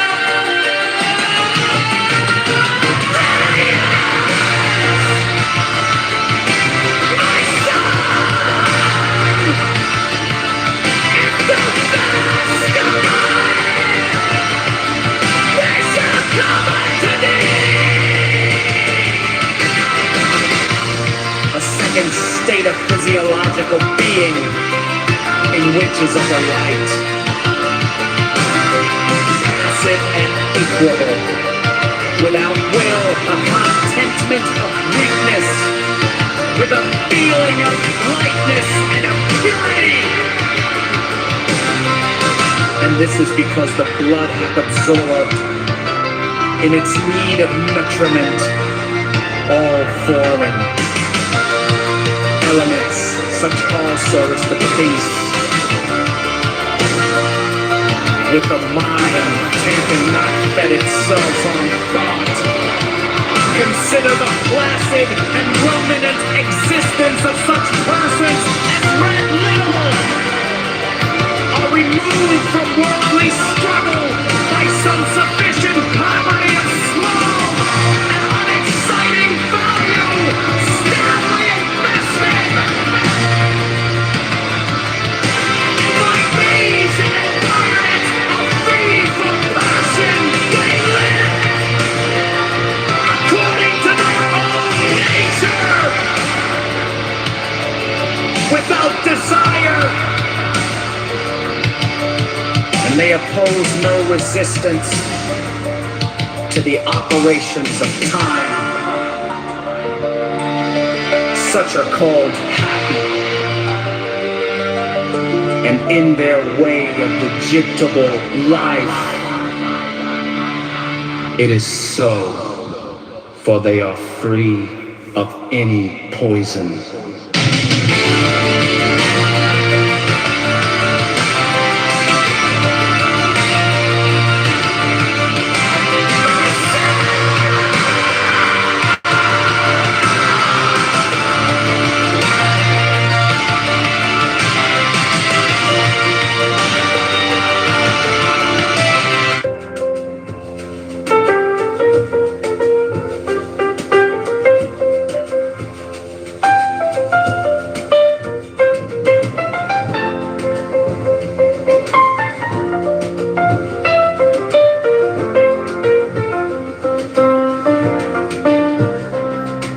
Divita corridenda no son, that the true principle of self-control is liberty. for we are born into a world which is in bondage to ideals. To them we are perforce fitted, even as his enemies to the bed of Procrustes. Each of us as he groweth learns repression of himself, and his true will, it is a lie, this folly against self. These words are written in the book of the law, so therefore those passions in ourselves which we understand to be hindrances are not nor part of our true will, but diseased appetites manifest in us through false early training. Thus the tablets of savage tribes in such a matter as love constrain that true love which is born in us. And by this constraint come ills of body and mind. Either the force of repression carries it and creates neuroses and insanities, or the revolt against that force, breaking forth with violence, involves excesses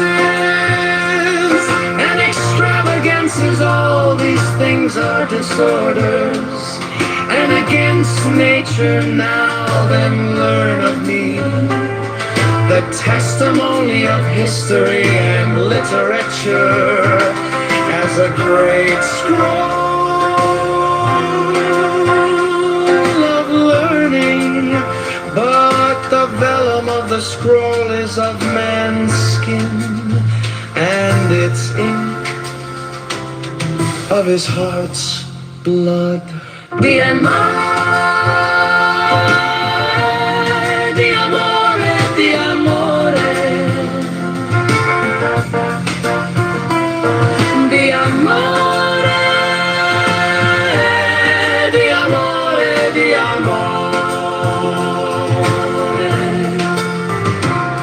The fault that is fatality in love, as in every other form of will, is impurity.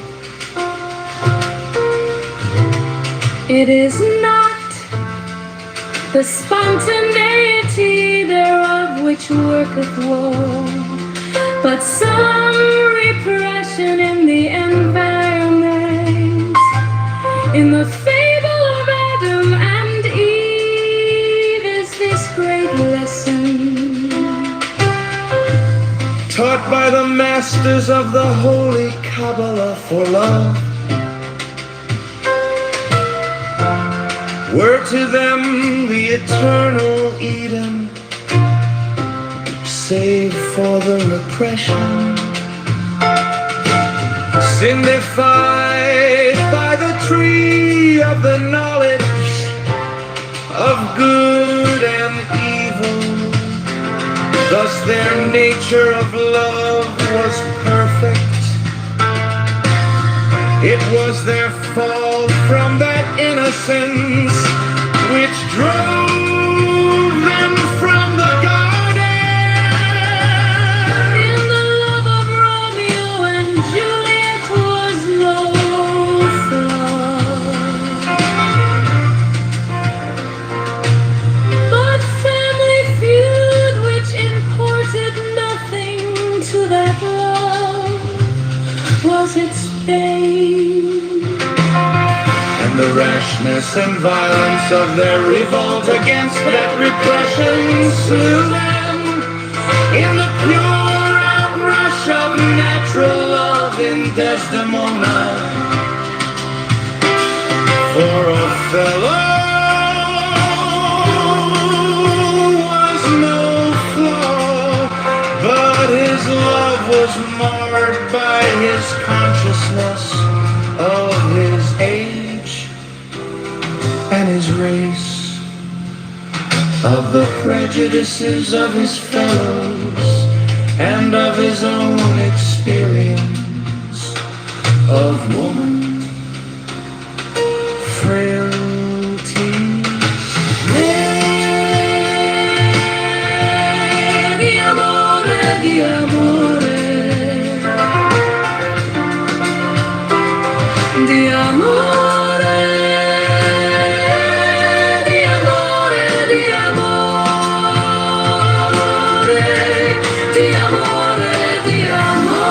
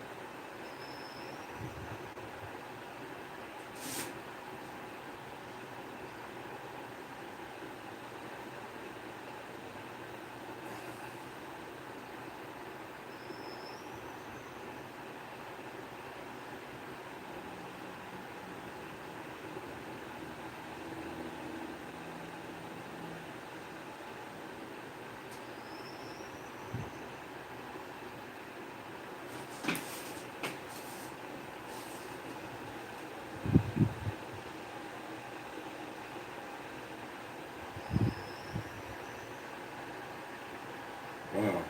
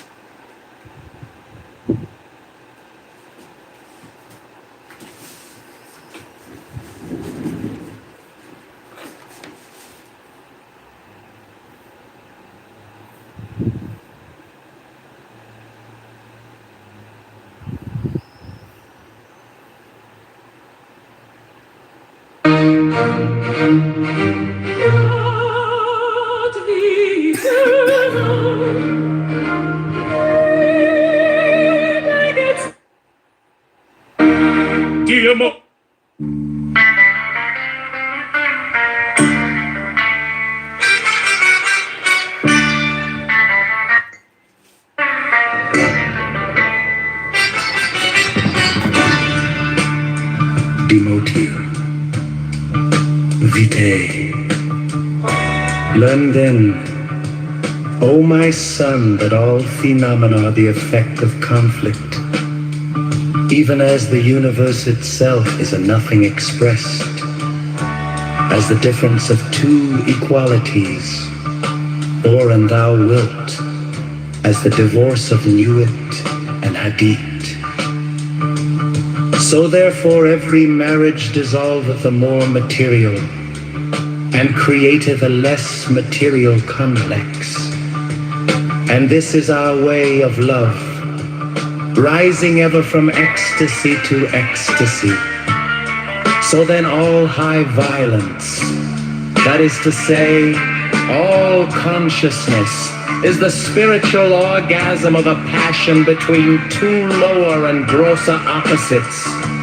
Thus light and heat result from the marriage of hydrogen and oxygen. Love from that of man and woman, Diana or ecstasy from that of the ego and the non-ego. But be thou well grounded in this thesis corollary that one or two such marriages do but destroy for a time. The exacerbation of any complex to deracinate such is a work of long habit and deep search in darkness for the germ thereof. But this once accomplished, that particular comments is destroyed or sublimated forever. B. Morgis. Something it is, something is gone. Something it is, something is gone. Now then, understand that all opal seek into the way of nature created violence if thine excretory system do its function, not at its fullest. In the blood, and the consciousness is modified by the conflicts or marriages between the elements heterogeneous. Thus, if the liver be not efficient, we have melancholy. If the kidneys coma, if the testes or ovaries, loss of personality itself, also, and we poison the blood directly with belladonna, we have delirium vehement and furious with hashish, visions fantastic and enormous with an alonium ecstasy of color and run not with diverse germs of disease, disturbances of consciousness varying with the nature of the germ, and also with ether. We gain the power of analyzing the consciousness into its planes and even of discovering the hidden will and judgment upon any question, and so for many others. But all these are, in our mystical sense, poisons. That is, we take two things diverse and opposite, binding them together so that they are compelled to unite. And the orgasm of each marriage is an ecstasy, the lower dissolving in the higher.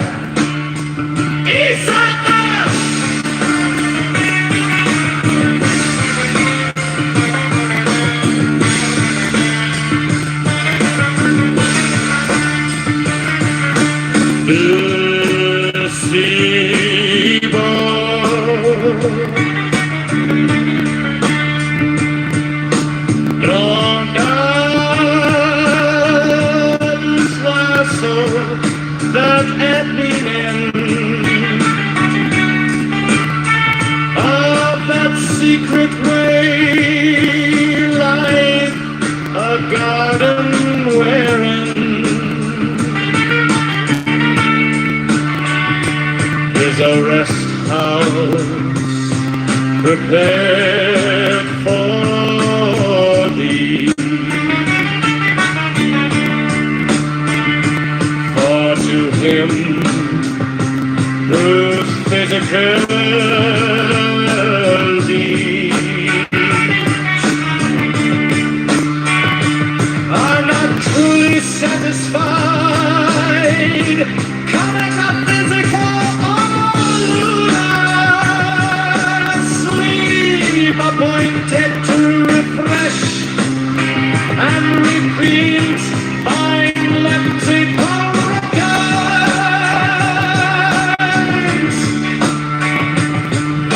Him that is bodily pure blood, this Taleka Solar or lucid sleep, wherein more images of pure light fashioned by the true.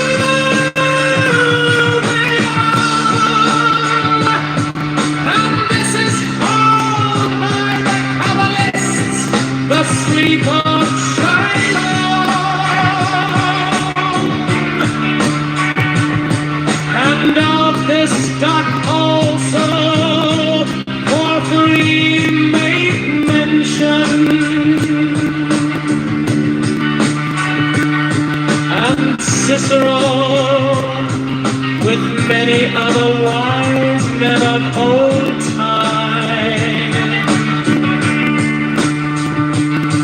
Compare, oh my son, with this doctrine, which honest taught thee contrary, and the gnosis concerning the death of the righteous, and learn moreover that these are but particular cases. And you never saw forever.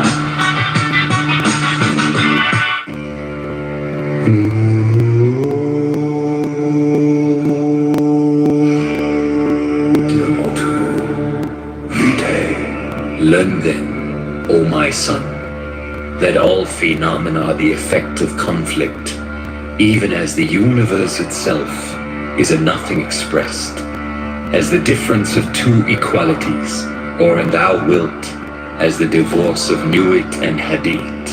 So therefore every marriage dissolveth a more material, and createth a less material complex, and this is our way of love, rising ever from ecstasy to ecstasy. So then all high violence, that is to say, all consciousness, is the spiritual orgasm of a passion between two lower and grosser opposites, thus light and heat result from the marriage of hydrogen and oxygen, love from that of man and woman, Diana, or ecstasy from that of the ego and the non-ego. But be thou well grounded in this thesis, Colery, that one or two such marriages do but destroy for a time.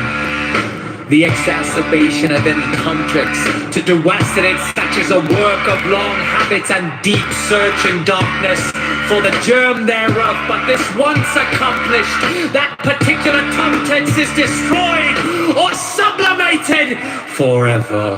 Demores, sanguinis, demores, sanguinis. Now then understand that all upward, seat ye into the way of nature created. Violence if thine excretory system do its function not at its fullest. There come poisons in the blood, and the consciousness is mortified by the conflicts or marriages between the elements, heterogeneous. Thus, if the liver be not efficient, we admit him.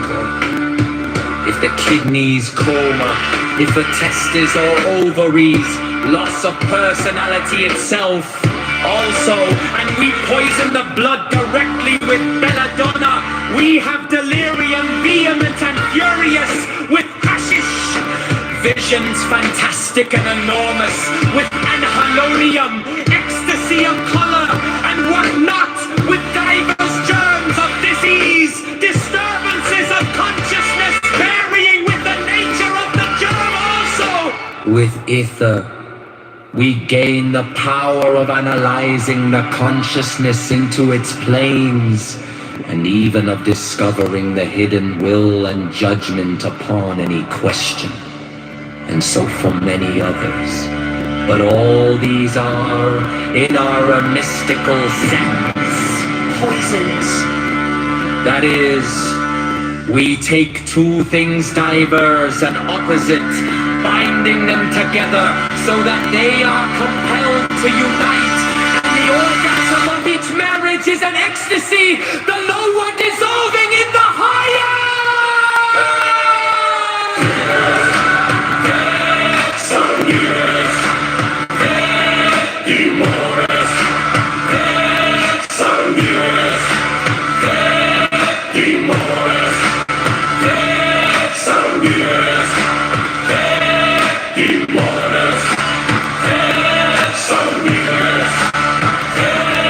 Demores,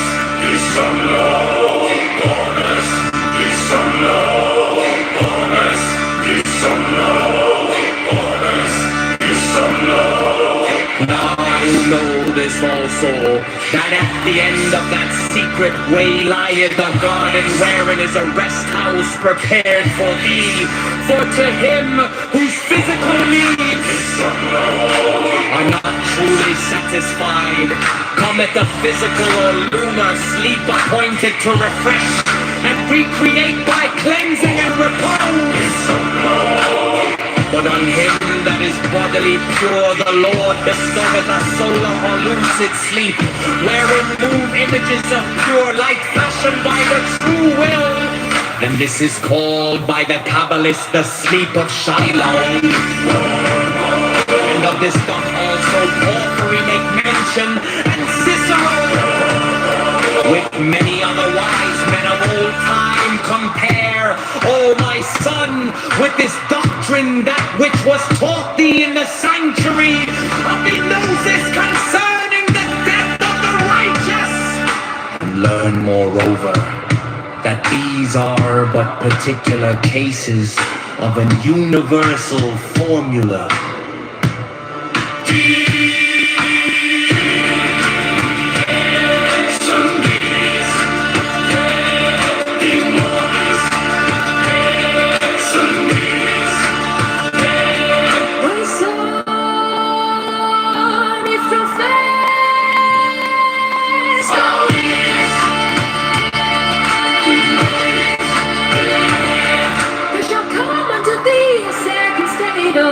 Physiological being in which is a delight.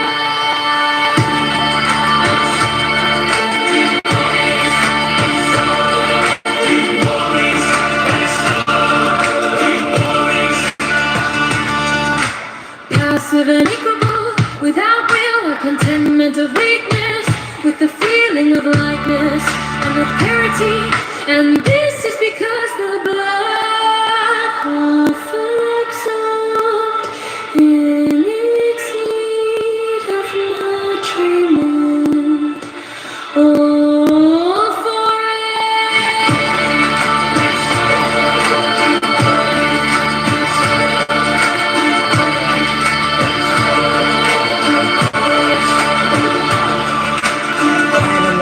Such also is the case with the mind which hath fed itself on thought. Consider the placid and ruminant existence of such persons as read little are removed from worldly struggle by some sufficient property of small and unexciting value, stably invested, and by age and environment are free from passion. They live according to their own nature, without desire, and they oppose no resistance to the operations of time. Such are called happy, and in their way a vegetable.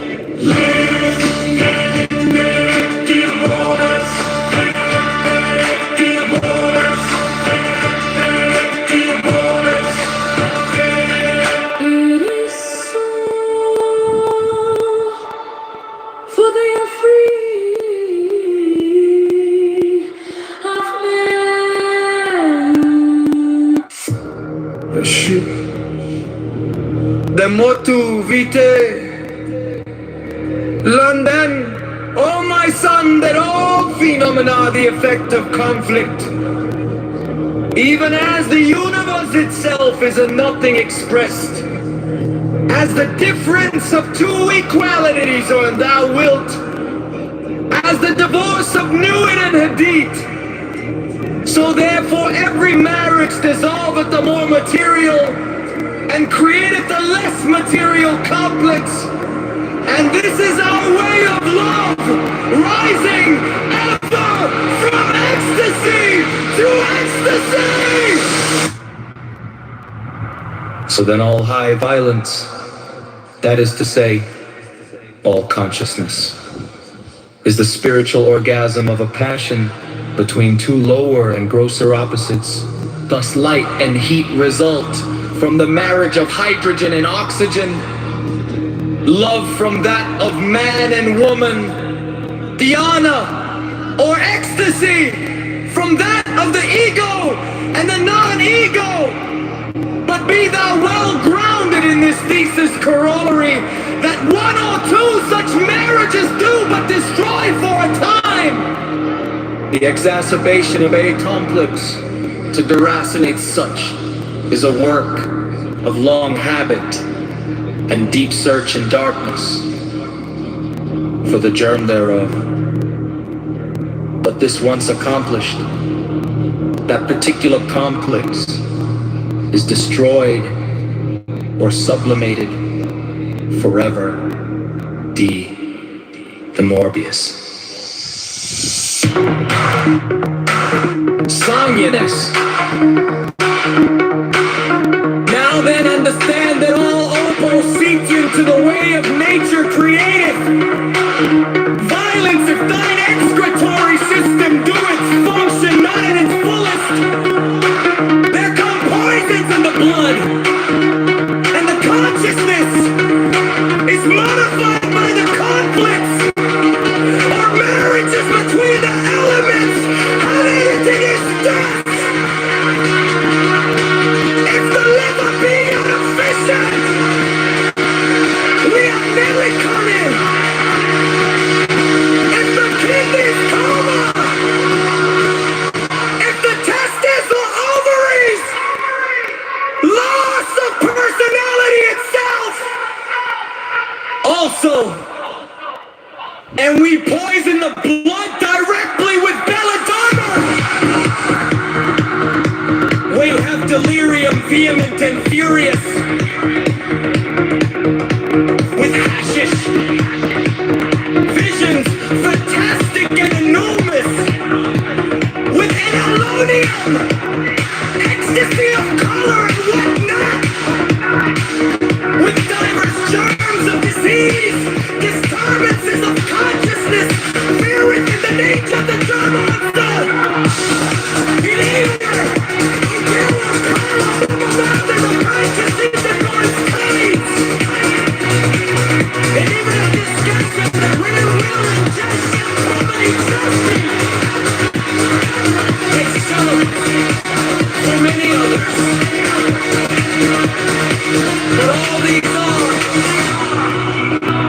Mystical sense.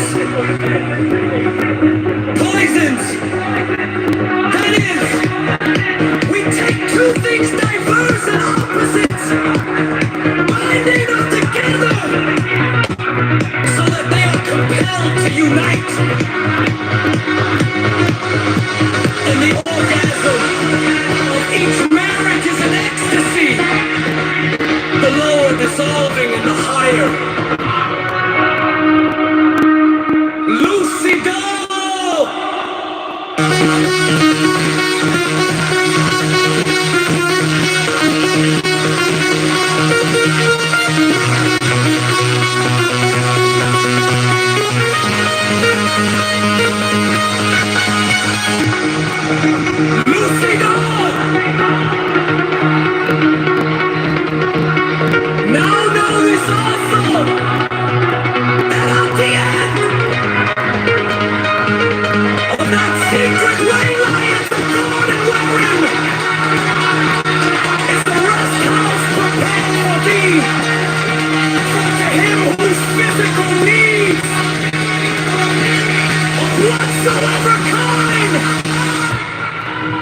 Are not truly satisfied.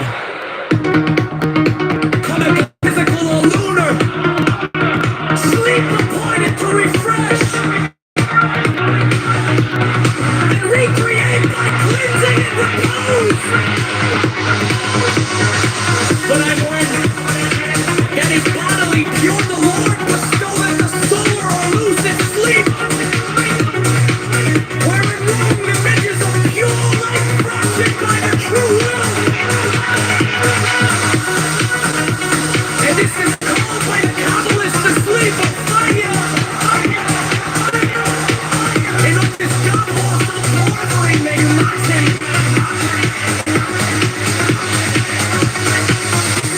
And Cicero, with many other wise men of old time, compare, O my son, with this doctrine, that which was taught thee in the same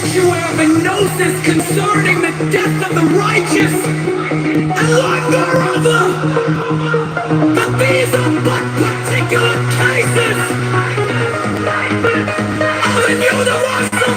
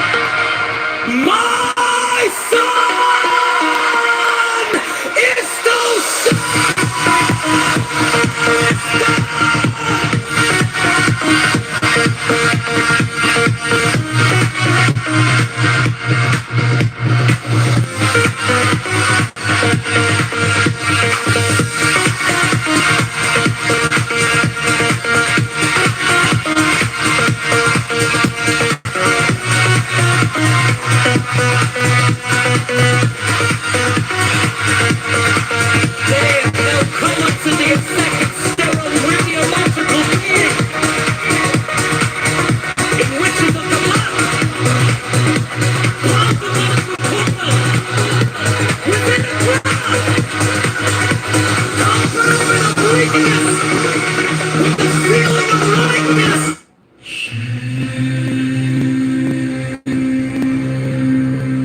Timatu, Vitae, Lenden, O my son, that all phenomena are the effect of conflict, even as the universe itself is a nothing expressed, as the difference of two equalities, or in thou wilt, as the divorce of knew it and had it. So therefore every marriage dissolveth a more material and createth a less material complex.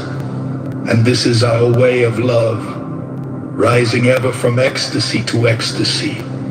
So then all high violence, that is to say, all consciousness, is the spiritual orgasm of a passion between two lower and grosser opposites. Thus light and heat result from the marriage of hydrogen and oxygen, love from that of man and woman, Diana or ecstasy from that of the ego and the non-ego. But be thou well grounded in this thesis corollary, that one or two such marriages do but destroy for a time the exacerbation of any complex. To deracinate such is a work of long habit and deep search in darkness for the germ thereof. But this once accomplished, that particular complex is destroyed or sublimated forever. D E is.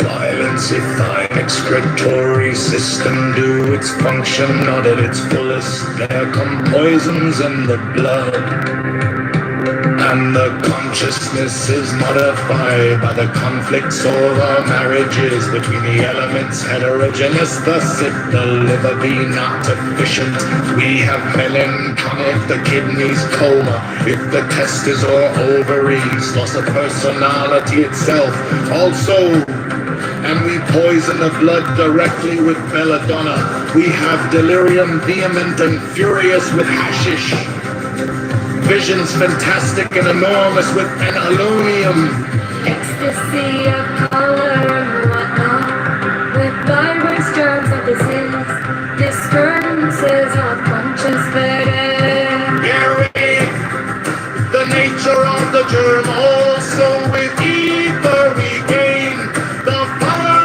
of analyzing the consciousness into its planes, and eve of discovering a hidden will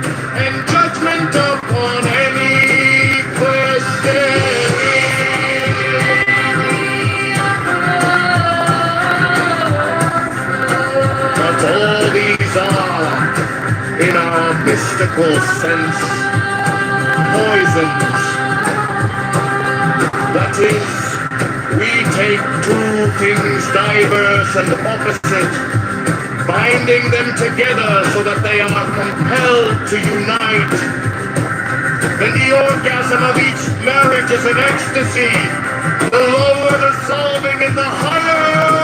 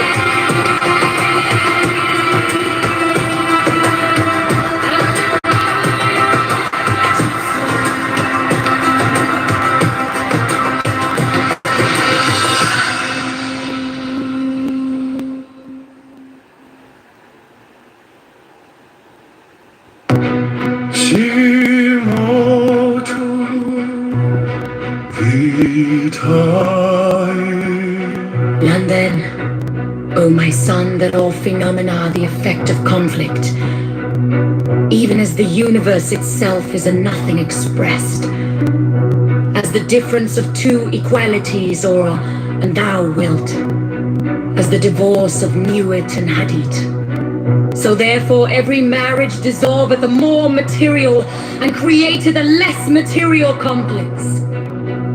And this is our way of love, rising ever from ecstasy to ecstasy. So then all high violence, that is to say, All consciousness is the spiritual orgasm of a passion between two lower and grosser opposites. Thus light and heat result from the marriage of hydrogen and oxygen. Love from that of man and woman, Diana, or ecstasy from that of the ego and the non-ego. But be thou well grounded in this thesis corollary, that one or two such marriages do but destroy for a time. The exacerbation of any complex to the racemate such is a work of long habit and deep search in darkness for the germ thereof. But this once accomplished, that particular complex is destroyed or sublimated forever. De Morbius Sanguinis.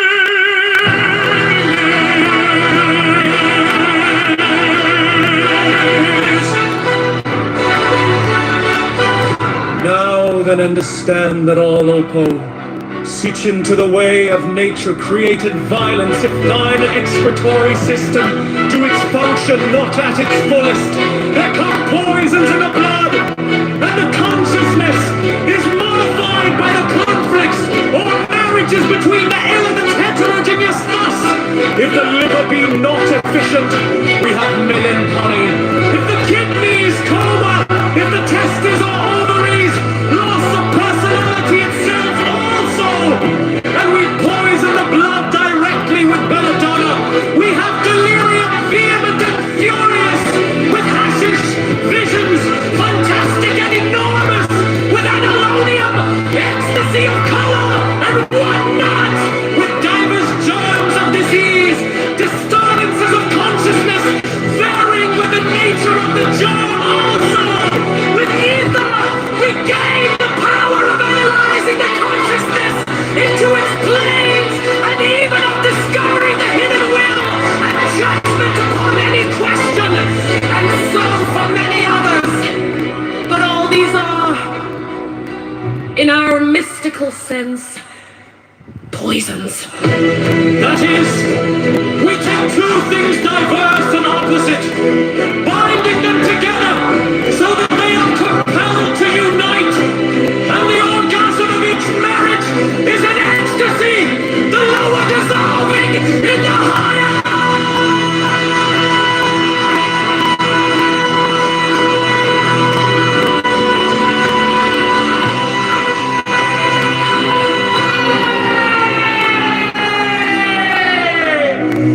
Lucido.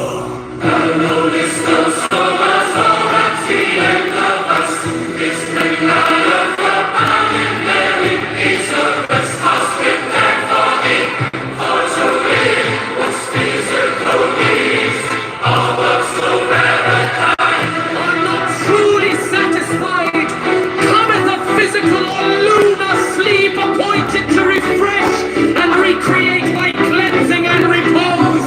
But on him that is bodily pure, the Lord bestoweth a solar or lucid sleep, wherein move images of pure light fashioned by the true will, and this is called by the Kabbalists the sleep of Shalom, and of this doth also Porphyry make mention, and Cicero, with many other wise men of old time.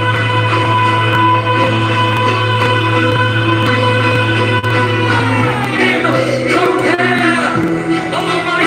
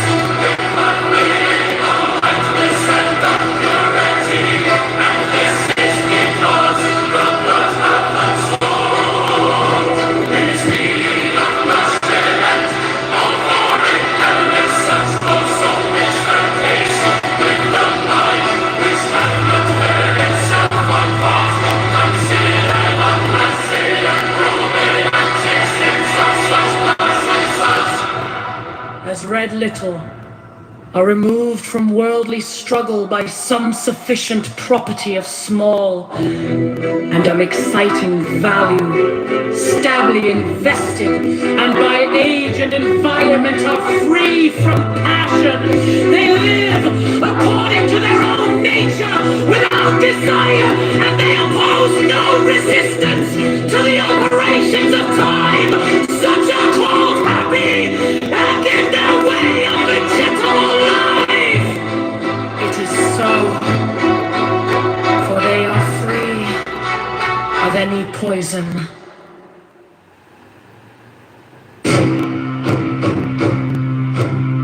De morte. Vitae. Learn then, O my son, that all phenomena are the effect of conflict, even as the universe itself is a nothing expressed, as the difference of two equalities, or an thou wilt, as the divorce of knew it and had it. So therefore every marriage dissolveth a more material, and createth a less material complex. And this is our way of love, rising ever from ecstasy to ecstasy. So then all high violence, that is to say all consciousness, is the spiritual orgasm of a passion between two lower and grosser opposites. Thus light and heat result from the marriage of hydrogen and oxygen, love from that of man and woman, dhyana or ecstasy from that of the ego and the non-ego. But be thou well grounded in this thesis corollary, that one or two such marriages do but destroy for a time the exacerbation of any temperance, but to the resonance such as a work of long habit and deep search in darkness for the germ thereof. But this once accomplished, that particular complex is destroyed or sublimated forever. De morbis.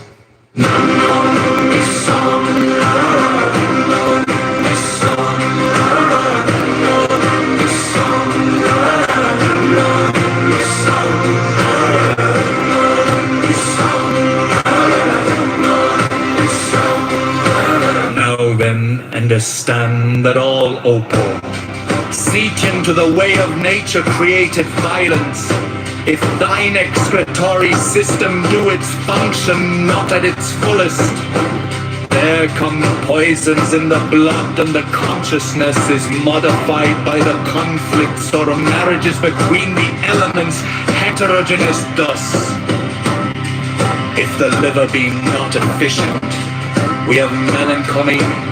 If the kidneys coma, if the testes or ovaries loss of personality itself, also, and we poison the blood directly with belladonna, we have delirium vehement and furious, with hashish, visions fantastic and enormous, with an alonium, ecstasy of color and what not, with divers germs of disease, disturbances of consciousness, varying with the nature of the germ also.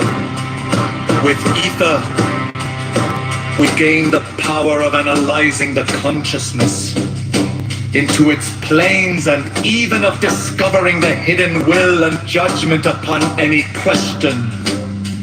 And so for many others. But all these are, in our mystical sense, poisons. That is, we take two things diverse and opposite, binding them together so that they are compelled to unite. And the orgasm of each marriage is an ecstasy, the lower dissolving in the higher.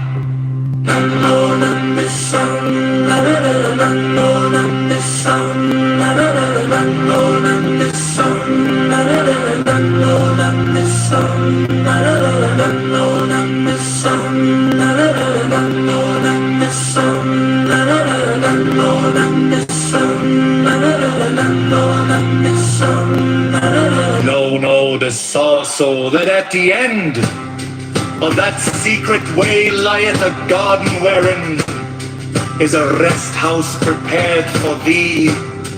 For to him whose physical needs are not truly satisfied, cometh a physical or lunar sleep appointed to refresh and recreate by cleansing and repose. But on him that is bodily pure, the Lord bestoweth a soul or lucid sleep, wherein move images of pure life destined by the true will. And this is called by the Kabbalists the sleep of Shiloh. And of this doth also Porphyry make mention, and Cicero, with many other wise men of all time compare.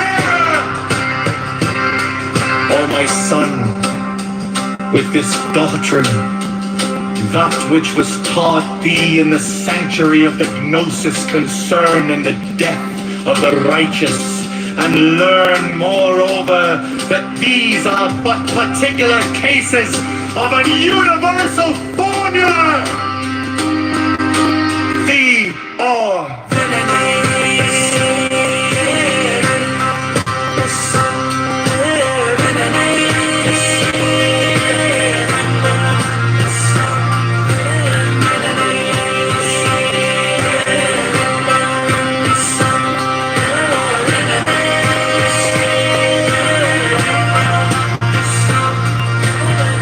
my son, if thou fast a while, there shall come unto thee a second state of physiological being in which is a delight, passive and equable, without will, a contentment of weakness, with a feeling of lightness and of purity.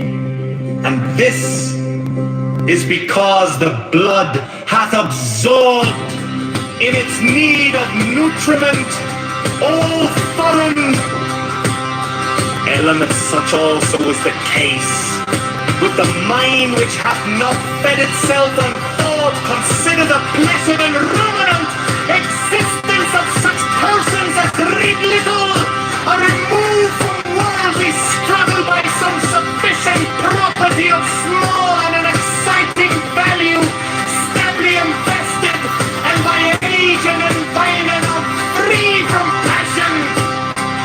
They live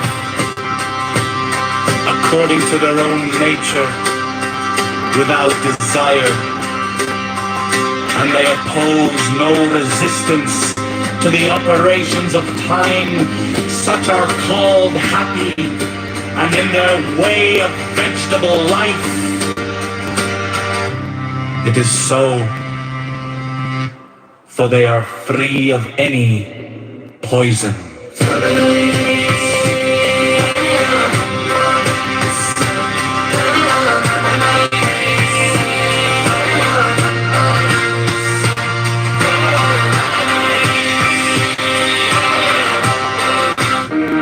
Diamo tu Folke, learn then, O my son, that all phenomena are the effect of conflict, even as the universe itself is a nothing expressed, as the difference of two equalities, or, and thou wilt, as the divorce of Nuit and Hadith.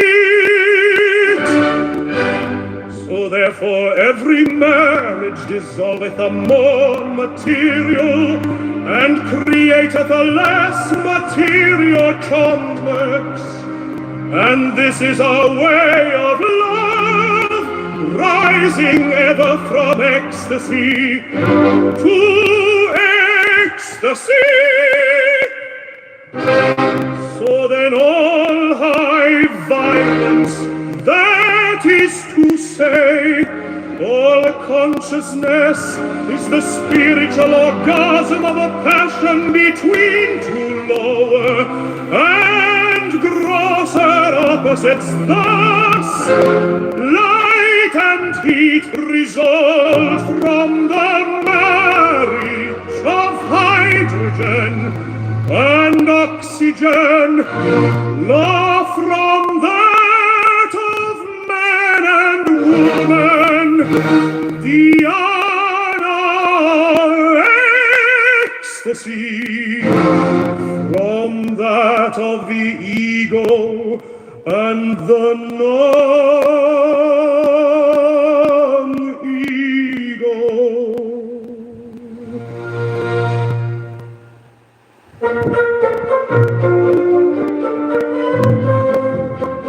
But be thou well grounded in this thesis scholarly, that one or two such marriages do but destroy for a time the exacerbation of any contacts.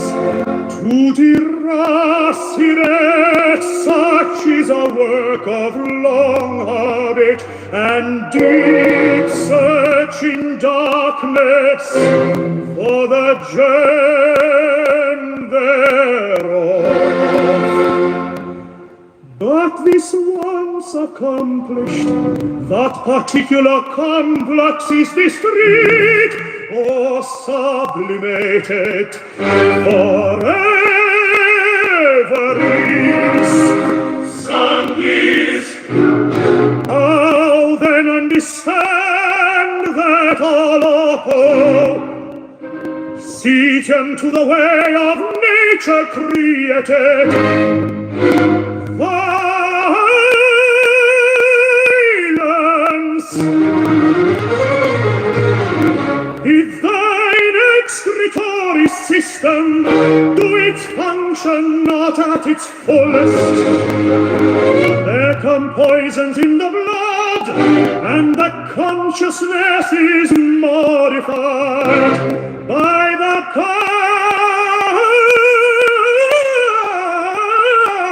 conflicts or marriages between the elements heterogeneous those. If the liver be not efficient, we have melatonin. If the kidneys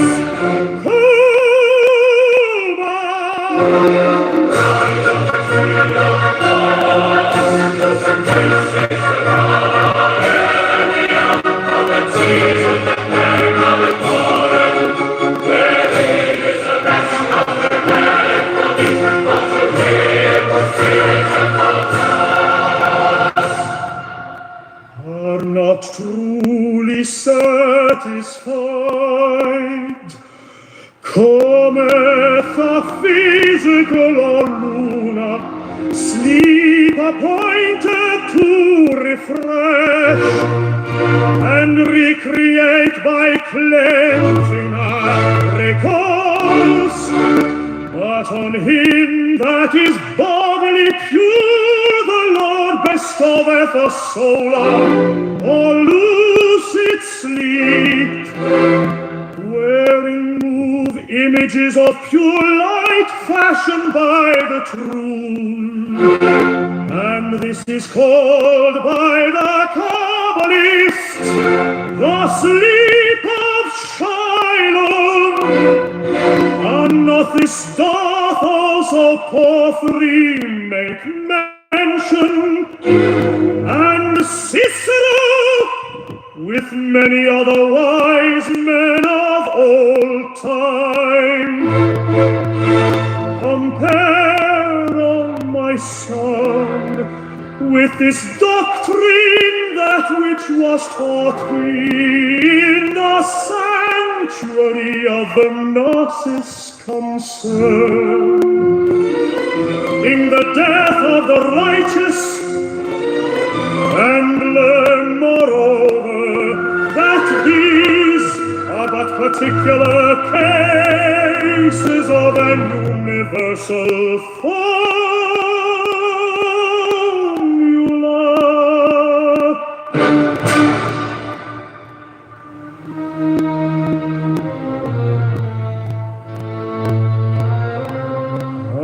Paradis, Paradis,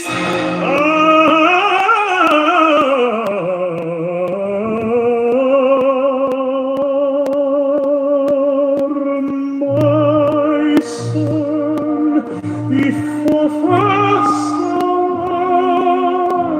there shall come to thee a second state of physiological being,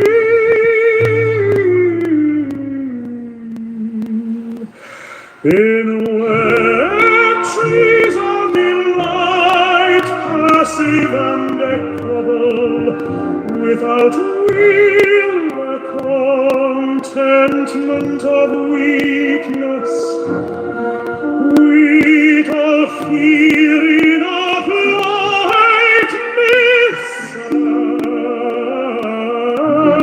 and of purity.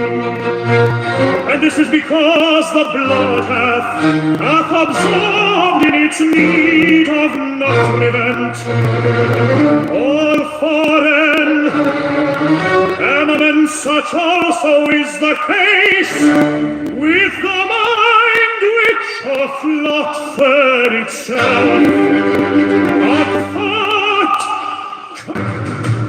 Si motu vitae, learn then, O my son, that all phenomena are the effect of conflict, even as the universe itself is a nothing expressed as the difference of two equalities, or and thou wilt, as the divorce of nuit and hadit. So therefore every marriage dissolveth the more material, and createth a less material complex. And this is our way of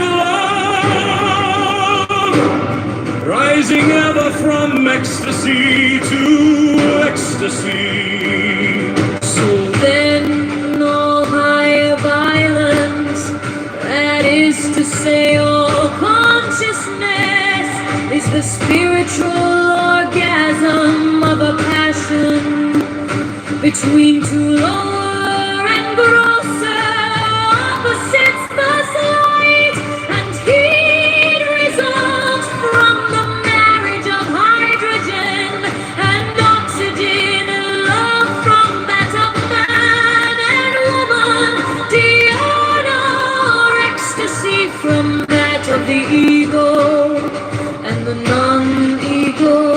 But be thou well grounded in this thesis corollary, that one or two such marriages do but destroy for a time The exacerbation of any conflict to deracinate such is a work of long habit and deep searching darkness for the cure thereof. But this once accomplished, that particular complex is destroyed or sublimated forever.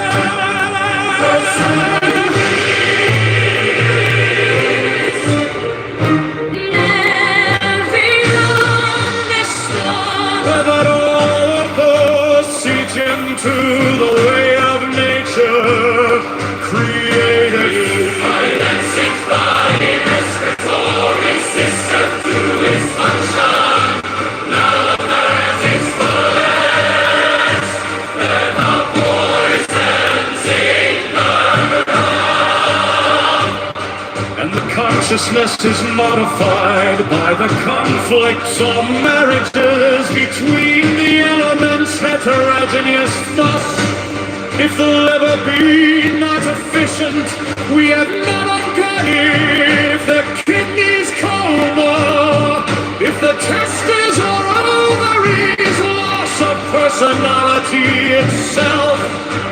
Also, when we poison the blood directly with belladonna, We have delirium vehement and furious, with hashish visions fantastic and enormous, with an alonium ecstasy of color and whatnot, with diverse germs of disease, disturbances of consciousness, varying with the nature of the germ also.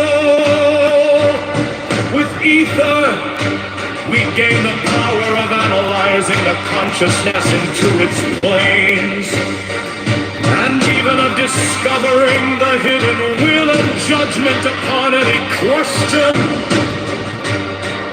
And so for many others.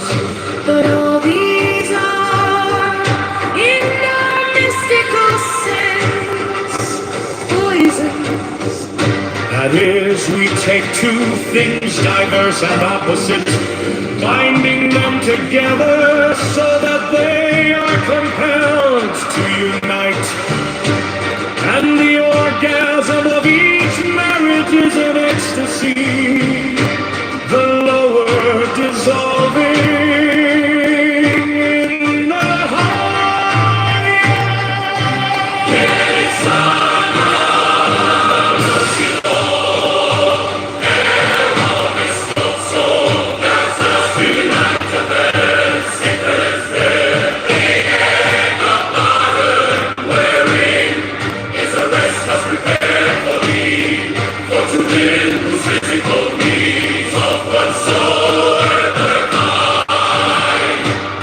Are not truly satisfied, come at the physical or lunar sleep appointed to refresh and recreate by cleansing and repose.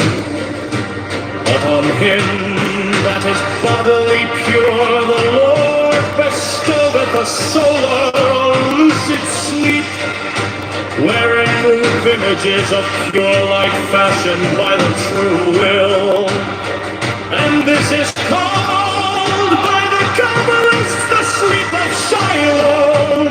And of this doth also Porphyry make mention, and Cicero, with many other wise men of all time, compare, my son, with this doctrine that which was taught thee in the sanctuary of the gnosis concerning the death of the righteous, and learn that these are not particular cases of a universal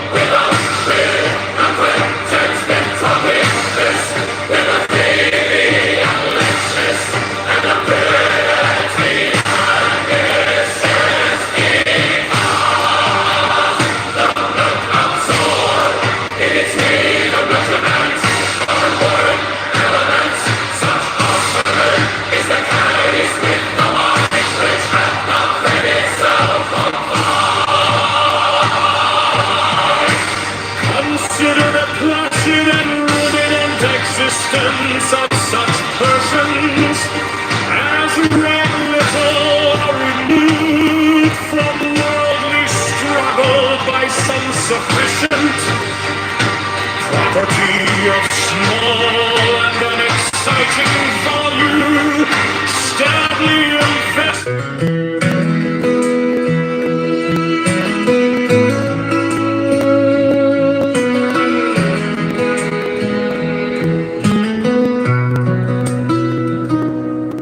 Young then, oh my son, that all phenomena are the effect of conflict, even as The universe itself is a nothing expressed as a difference of two equalities, or in thou wilt, as the divorce of Nuit and Hadid.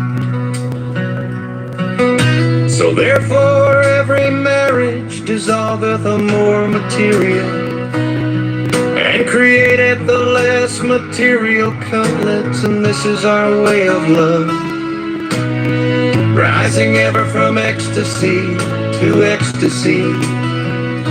So then all high violence, that is to say all consciousness, is the spiritual orgasm of a passion between two lower and grosser opposites. Thus the light and heat result from the marriage of hydrogen and oxygen, love from that of man and woman, Brianna, or ecstasy from that of the ego and the non-ego. But be thou well grounded in this thesis corollary, that one or two such marriages do but destroy for a time the exacerbation of any comfort. To deracinaate such is a work of long habit and deep search in darkness for the germ thereof. But this once accomplished, that particular cocklers is destroyed or sublimated, forever demorbiated. Sanguinis, now then understand that all opposition to the way of nature created violence, if thine excretory system do its function not at its fullest, there come poisons in the blood and the consciousness is modified by the conflicts or marriages between the element intelligence. Thus if the liver be not efficient, we have melancholy. If the kidneys come on, If the testes or ovaries, loss of personality itself also, and we poison the blood directly with belladonna. We have delirium vehement and furious with hashish, visions fantastic and enormous with enhelonium, ecstasy of color and whatnot, with divers germs of disease, disturbances of consciousness varying with the nature of the germ also. With ether we gain the power of analyzing the consciousness into its planes, and even of discovering the hidden will and judgment upon any question. So for many others. but all these are in our mystical sense poisons, whereas we take two things, daggers and opposites, binding them together so that they are compelled to unite. The weapon of each marriage is an ecstasy. The Lord dissolving in the higher Is on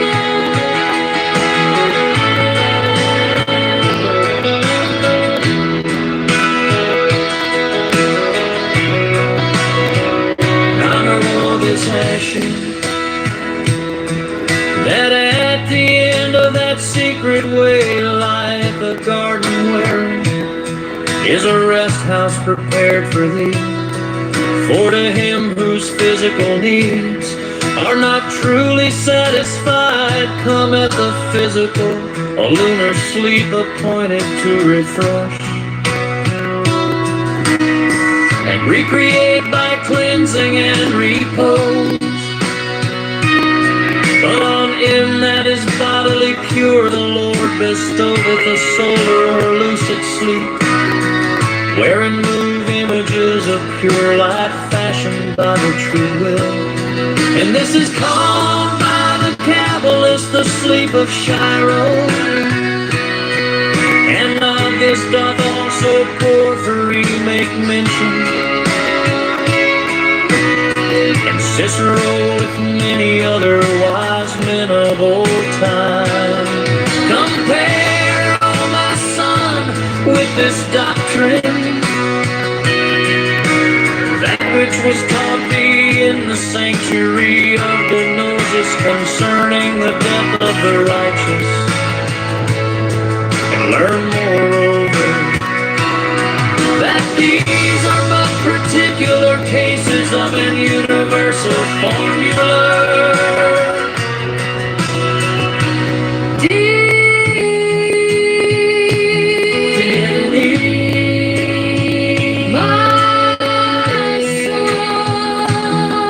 Through fifths to will, there shall come unto thee a second state of physiological being, in which is a delight, passive and equable without will, a contentment of weakness with a feeling of lightness and of purity.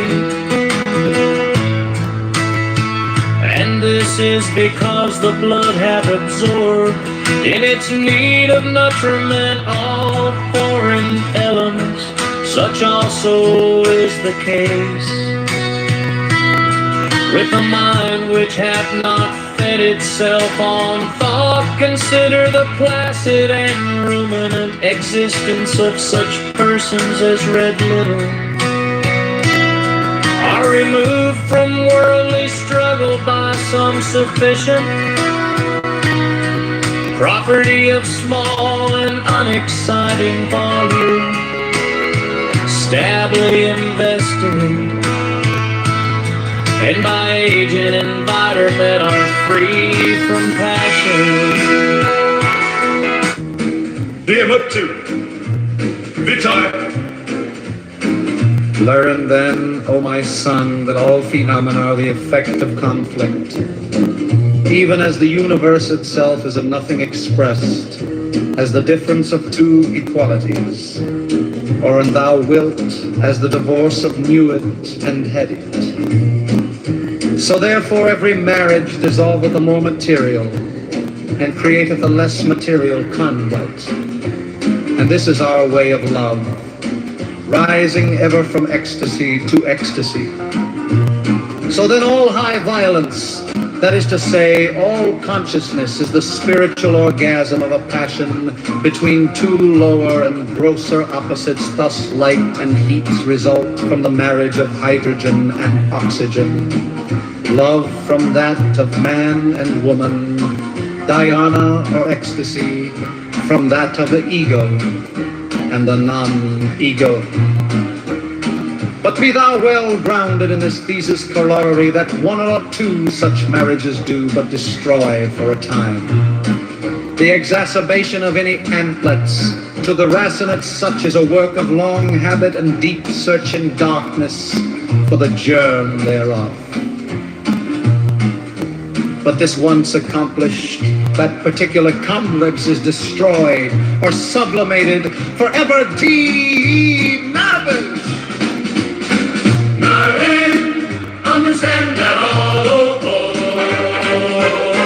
sit young to the way of nature created. Violets with thy excretory system do its function on at its fullest. There come poisons in the blood, and the consciousness is modified by the conflicts or marriages between the elements. Heterogeneous, thus if the liver be not vicious, we have melancholy. If the kidneys coma, if the testes or ovaries loss of perception, personality itself. Also, can we poison the blood directly with belladonna? We have delirium, vehement and furious with passes, visions fantastic and enormous with analonium, ecstasy of color and whatnot, with diverse terms of disease, disturbances of consciousness, varying with the nature of the term. Also, with ether, we gain the power of analyzing the consciousness into its planes and many, the discovering the hidden will and judgment upon any question. And so for many others. But all these are, in a mystical sense, poisons, that is, we take two things diverse and opposite, binding them together so that they are compelled to unite. And the orgasm of each marriage is an ecstasy, the lower dissolving in the higher.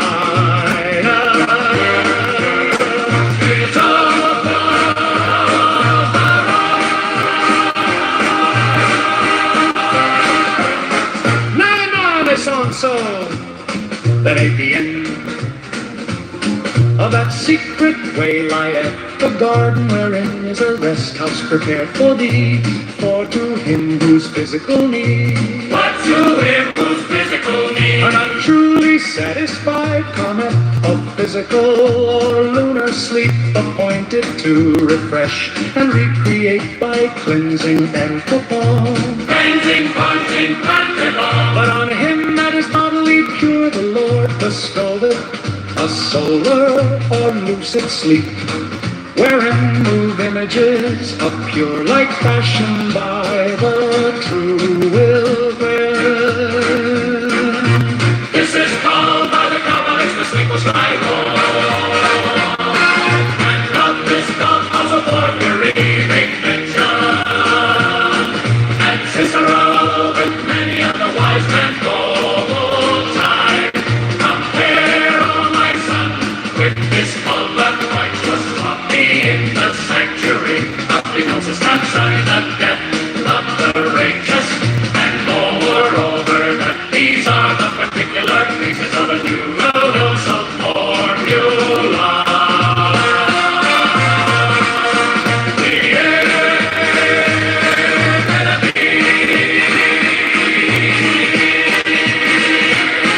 My son, if thou fast a while, there shall come unto thee a second state of physiological being, in which is a delight, passive and equable, without will a contentment of weakness, with a feeling of lightness and of purity. And this is because the blood absorbed in its need of nutriment all foreign elements. Such also is the case with the mind, which ought not let itself apart. Consider the blessed and luminant existence of such persons as read little, are removed from worldly struggle by some sufficient property of small and unexciting value, sadly invested, and by age and environment are free from passion. They live according to their own nature without desire, and they oppose no resistance to the operations of time. Such are called happy, and in their way of fictional love. It is so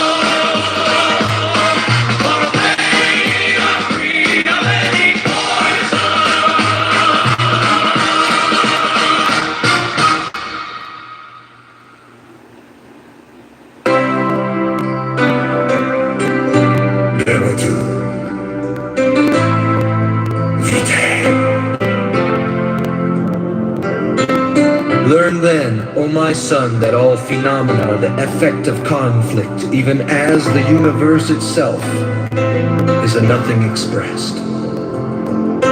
As the difference of two equalities, or, and thou wilt, as the divorce of Nuit and Hadit, so therefore every marriage dissolveth the more material, and createth a less material complex. And this is our way of love, rising ever from ecstasy to ecstasy, so that all high violence, that is to say, all consciousness, is the spiritual orgasm of a passion between two lower and grosser opposites. Thus light and heat result from the marriage of hydrogen and oxygen, love from that of man and woman, dhyana or ecstasy from that of the ego and the non-ego. But be thou well grounded in this thesis corollary, that one or two such marriages do but destroy for a time the exacerbation of any curtilage. To duration it such as a work of long habit and deep search in darkness for the germ thereof. But this once accomplished, that particular complex is destroyed or sublimated forever. Deeper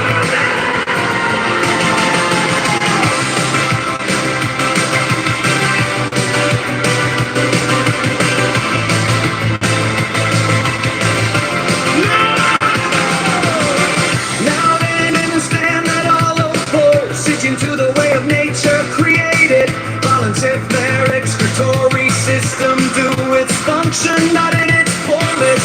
The poisons in the blood, and the consciousness is modified by the conflict. So marriage is between the elements heterogeneous, with the liver being non-efficient.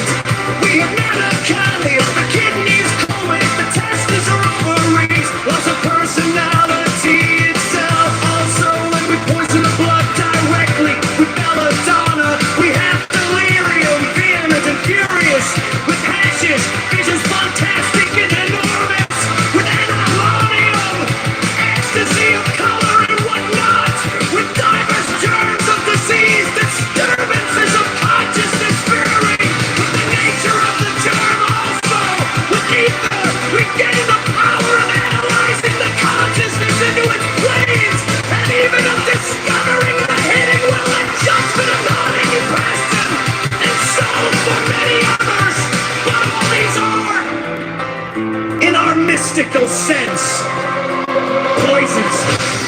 That is, we take two things diverse and opposite, binding them together so that they are compelled to unite. And the orgasm of each marriage is an ecstasy, the lower dissolving in the higher.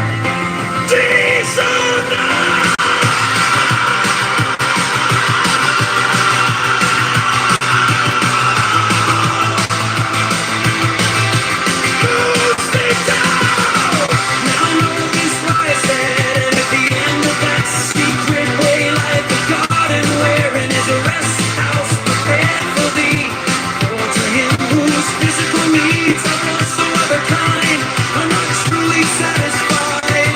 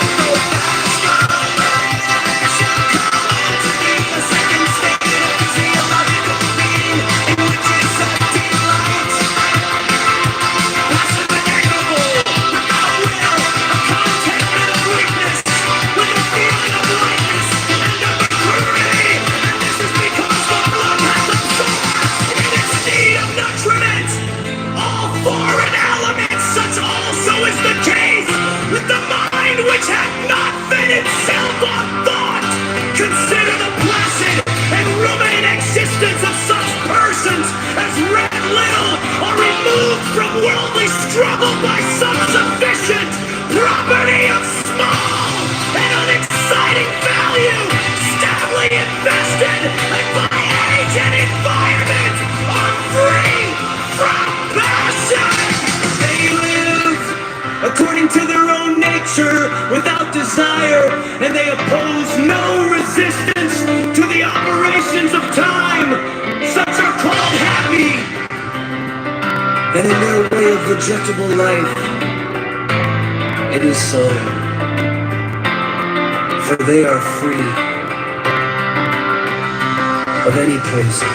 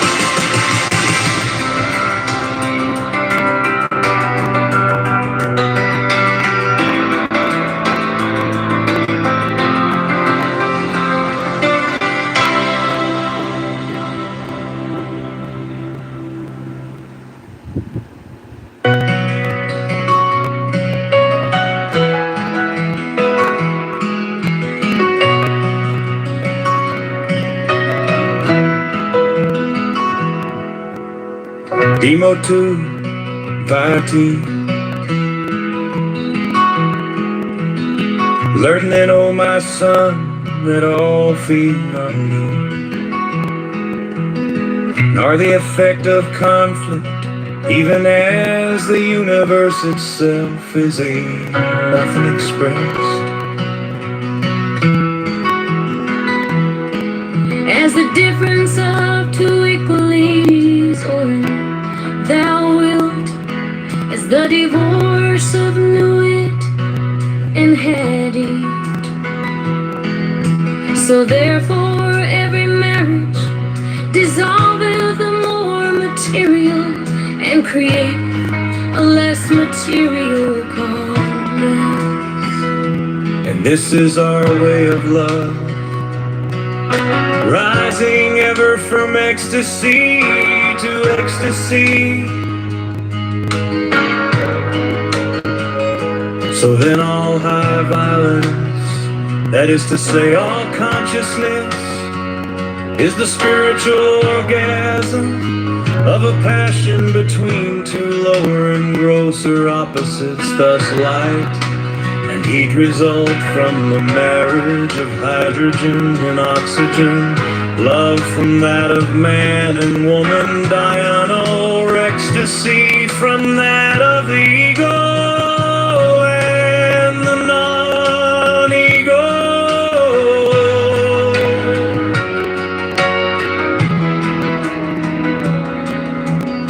But be thou well grounded in this thesis, corollary, that one or two such marriages do but destroy for a time the exacerbation of any complex to deracinate. Such is a work of long habit and deep searching darkness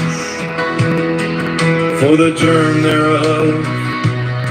But this once accomplished, that particular complex is destroyed or sublimated forever to the more being.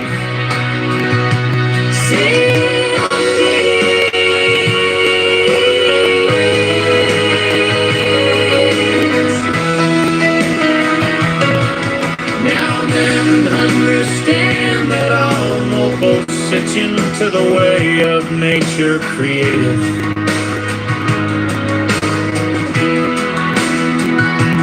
Violence if time excretory system do its function not at its fullest. There come poisons in the blood and the consciousness is modified by the conflicts or marriages between the elements, heterogeneous thoughts. If the liver being artificial, we have narrow headed, if the kidneys coma, if the testes or ovaries, loss of personality itself also. and we poison the blood directly with belladonna.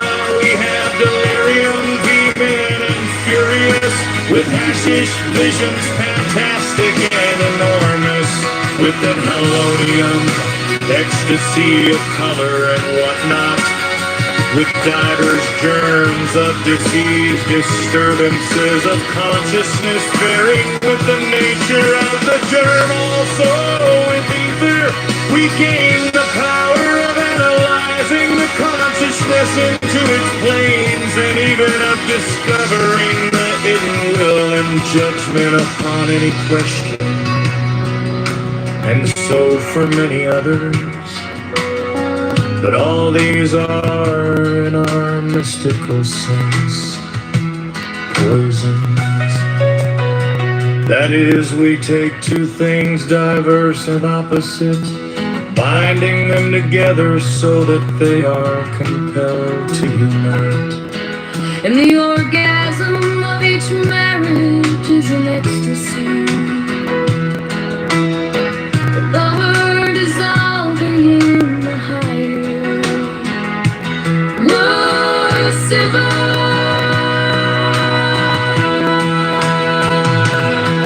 Now know this I saw that I'll be into that secret way lieth with burden wherein is a rest house prepared for thee. For to him whose physicals are not truly satisfied, cometh the physical or lunar sleep, appointed to refresh and recreate by cleansing and repose. But on him that is bodily pure, the Lord bestoweth a solar lucid sleep, wherein move images of pure light fashioned by the true will. And this is called by the Kabbalists the sleepless shalom, and of this doth also Porphyry make mention, and Cicero with many other wise men of old time compare, O my son, with this Mercurian that which was taught thee in the sanctuary of the gnosis concerning the death of the righteous. And learn moreover that these are but particular cases of an universal formula.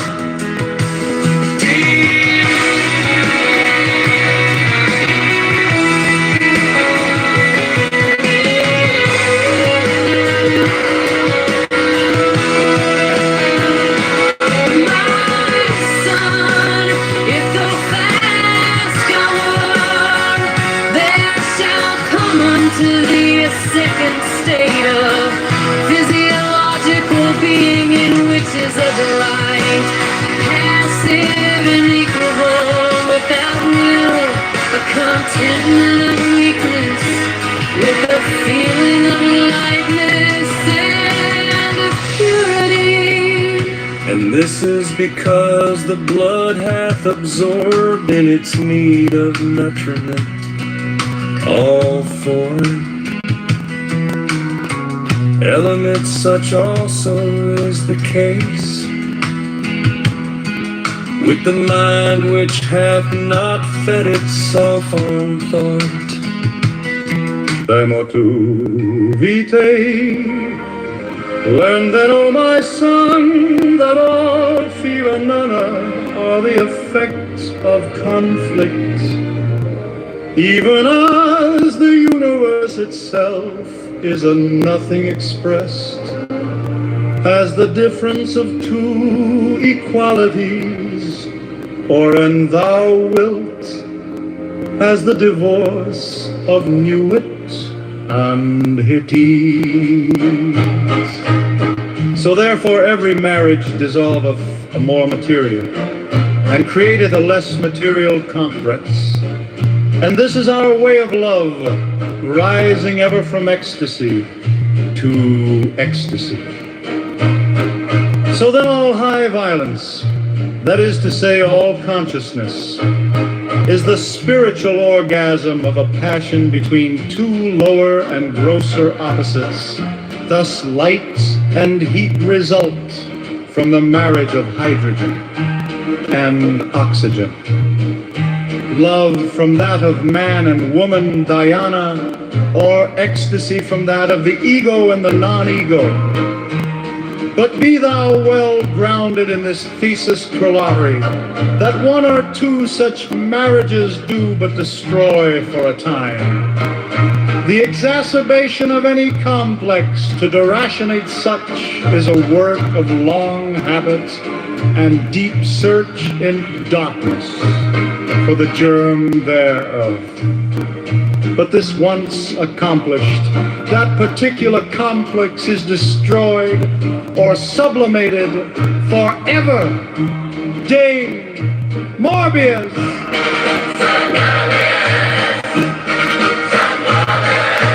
While men understand that all oppo seek into the way of nature created, violence of thine excretory system do its function not at its fullest.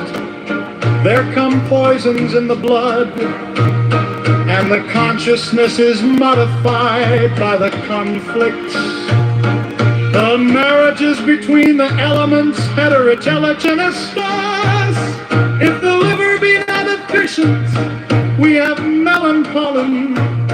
If the kidneys coma, if the testes or ovaries, loss of personality itself. Also, and we poison the blood directly with belladonna. We have delirium vehement and furious with hashish, visions fantastic and enormous, with angelonium, ecstasy of color and whatnot, with divers germs of disease, disturbances of consciousness varying with the nature of the germ also. With ether, we gain the power of analyzing the consciousness into its planes, and even of discovering the hidden will and judgment upon any question. And so for many others. But all these are, in our mystical sense, poisons. That is, we take two things diverse and opposite, binding them together so that they are compelled to unite. And the orgasm of each marriage is an ecstasy, the lower dissolving in the higher. Lucido, now know this also, that at the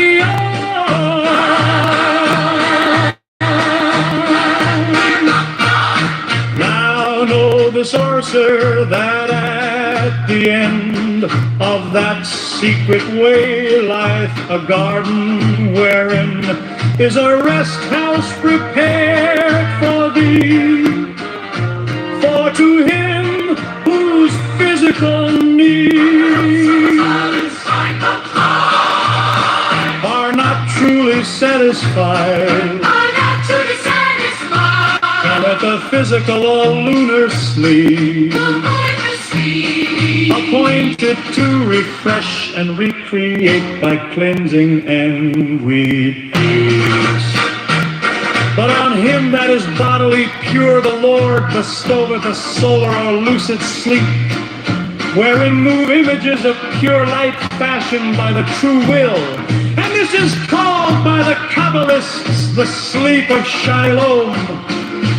And of this doth also Porphyry make mention, and Cicero, with many other wise men of old time compare. O my son, with this doctrine that which was taught thee in the sanctuary of Gnosis concerning the death of the righteous, and learn moreover that these are but particular cases of an universal formula.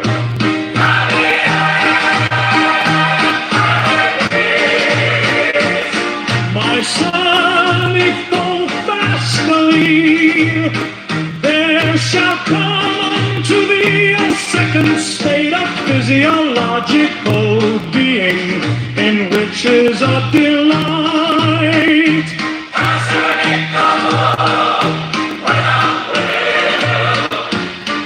A contentment of weakness with a feeling of lightness and of purity, and this is because the Buddha that observed in its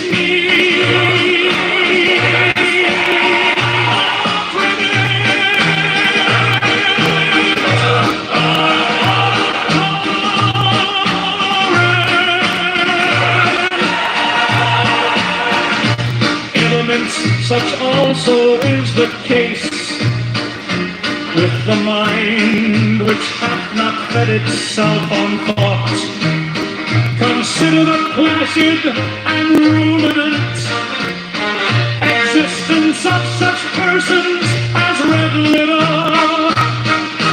are removed from worldly struggle by some sufficient property of small and unexciting value, stably invested, and by age and environment and truth and passion, they lay according to their mutu vitae nendem.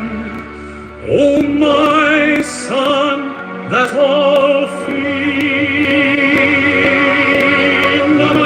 the effect of conflict, even as the universe itself is a nothing expressed, as the difference of two equalities, or and thou wilt, as the divorce of Newit and Hadith.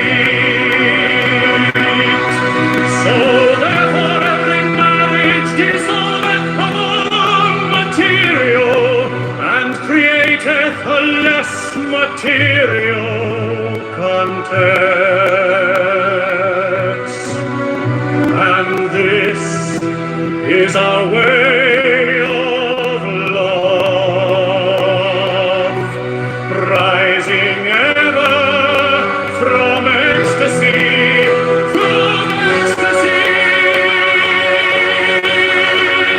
So then a high violence, that is to say, all consciousness is the spiritual orgasm of a passion between two lower and grosser opposites.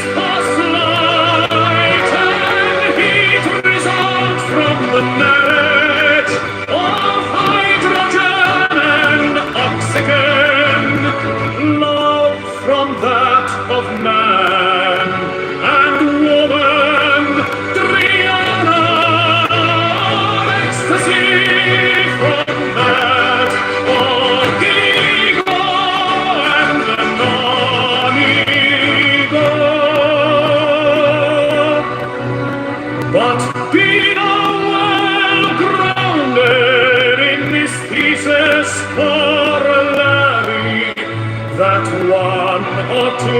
such marriages do but destroy for a time the exacerbation of any conflicts.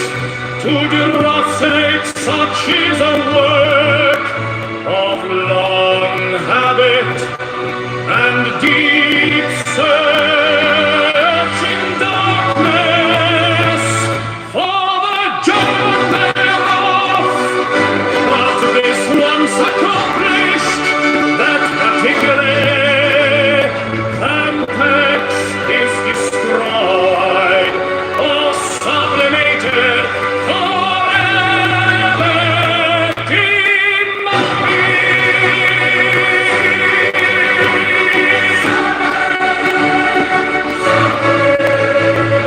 now then understand that all see tuned to the way of nature created. Violence if the excretory system do its function, not at its fullest. There come poisons in the blood, and consciousness is nullified by the conflicts or marriages between the elements. Heterogeneous thus, if the liver be not efficient, we have melancholy. If the kidneys coma, if the testes or ovaries, loss of personality itself. Also, we poison the blood directly with belladonna. We have delirium vivant and furious with hashish. Visions fantastic and enormous with anhalonium. Ecstasy of color and what not with diverse strands of disease, disturbances of consciousness, varying with the nature of the germ. So with ether we gain the power and underlining the consciousness into its planes, and even of discovering the hidden will and the judgment upon any question. And so for many others, but all these are, in our mystical sense, poisons. That is, we take two things diverse and opposite, binding them together so that they are compelled to unite. And the orgasm of each marriage is an ecstasy, the lower dissolving in the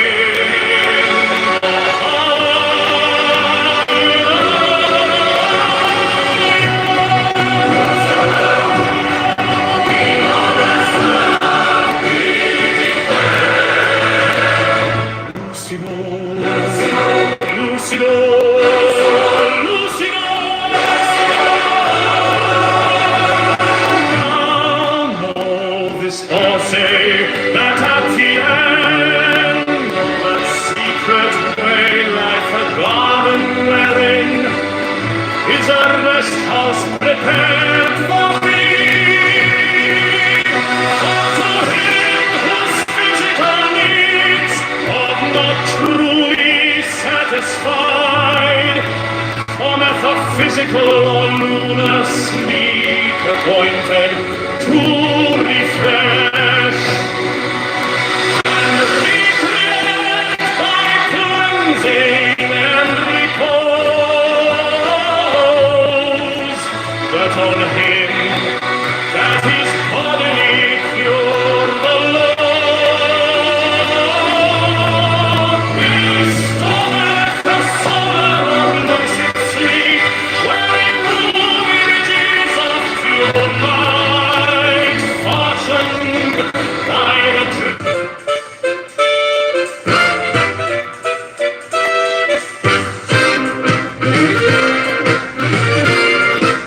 Demo to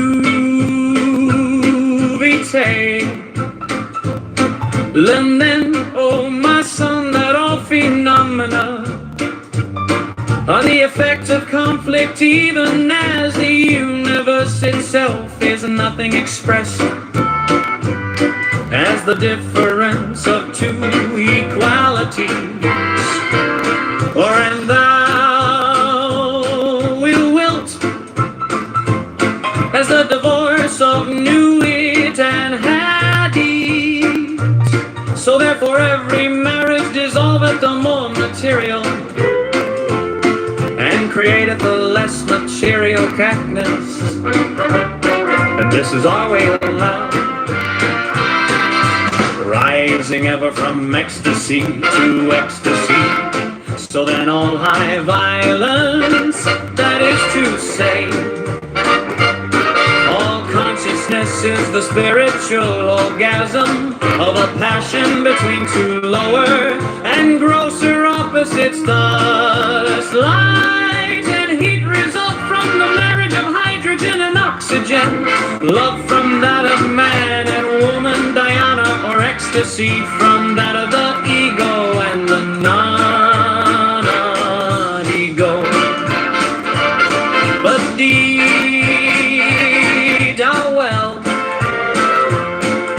grounded in this thesis corollary, that one or two such marriages do but destroy for a time the exacerbation of complacency.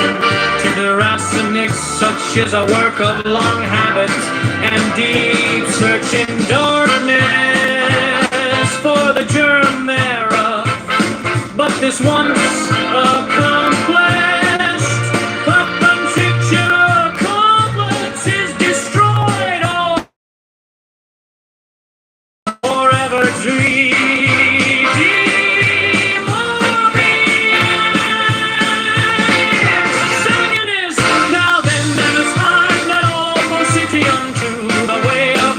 created violence, the finest Kitover system do its function not at its fullest. There come poisons in the blood, and the consciousness is modified by the confliction of narrowness. The evil and the inferior to this, thus if the liver be not ambitious, we have melancholy. If the kidneys coma, if the testes or ovaries, loss of personality itself also, and we poison the blood directly with belladonna. We have delirium vehement, furious with hashish, visions fantastic and enormous, with anhelonium, ecstasy of color and whatnot, with diverse germs of disease, disturbances of consciousness varying with the nature of the journal soul. With ether we gain the power of analyzing the consciousness into its planes, and even of discovering the hidden will and judgment upon any poison. And so for many others, but all these are, in our mystical sense, poisons. That is, we take two things diverse and opposite, binding them together so that they are compelled to unite, and the orgasm of each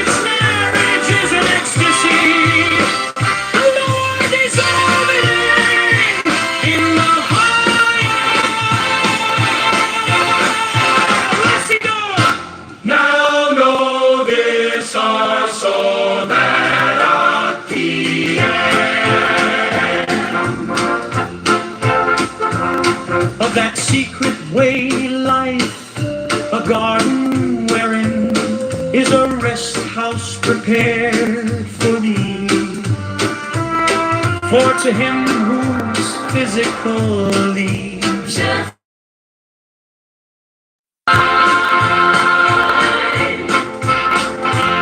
are not truly satisfied, cometh the physical or lunar sleep appointed to refresh and recreate by cleansing and repose. But on him that is bodily pure, the Lord bestow the solar or lucid sleep, wherein move images of pure light fashioned by the true will. And this is called by the Kabbalists the sleep on Shiloh. And of this doth also Porphyry make mention, and Cicero with many other wise men of old time compare, oh my son, with this doctrine, and which was taught thee in the sanctuary of the gnosis concerning the death of the righteous. And Lord, moreover, that these are but particular cases of an ill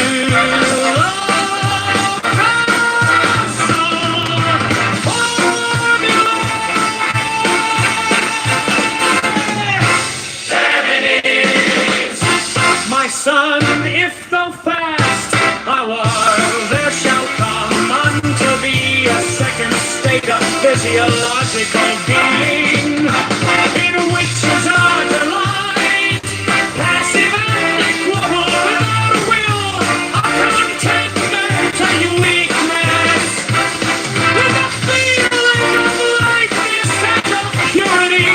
And this is because the blood hath absorbed in its need of nutriment foreign elements. Such also is the case with the mind which are not fettered itself. Consider the placid ruminant existence of such persons as red light are removed from worldly struggle by some sufficient property of small and exciting value, stably invested on age and environment of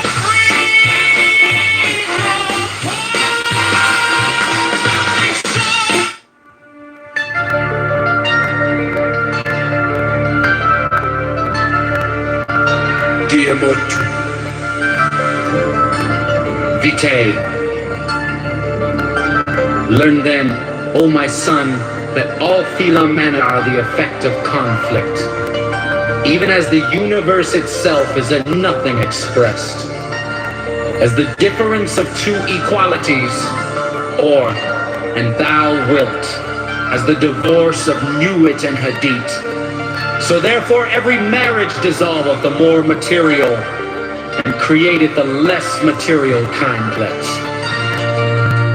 And this is our way of love, rising ever from ecstasy to ecstasy. So then all high violence, that is to say, all consciousness, is the spiritual orgasm of a passion between two lower and grosser opposites. Thus light and heat result from the marriage of hydrogen and oxygen. Love from that of man and woman. Dhyana or ecstasy from that of the ego and the non-ego. But be thou well grounded in this thesis corollary, that one or two such marriages do but destroy for a time. The exacerbation of any kindlets, in the racinates such as a work of long habit and deep search in darkness for the germ thereof. But But this once accomplished, that particular Gurglitz is destroyed or sublimated, forever demorbis. Sangarides. Now then, understand that all oppositian to the way of nature created. Violence, if thine excretory system do its function not at its fullest, there come poisons in the blood, and the consciousness is mortified by the conflicts or marriages between the opposites. Enter into his thoughts in the liver, be not efficient. We have melancholy in the kidneys, coma in the testes or ovaries, loss of personality itself. Also, and we poison the blood directly with belladonna. We have delirium vehement and furious with hashish. Visions fantastic and enormous with immemorium, ecstasy of color and whatnot. With diamonds, germs of disease, disturbances of consciousness, varying with the nature of the germ also. With ether, we gain the power of analyzing the consciousness into its planes and even of discovering the hidden will and judgment upon any such thing. And so for many others. But all these are, in our mystical sense, poisons.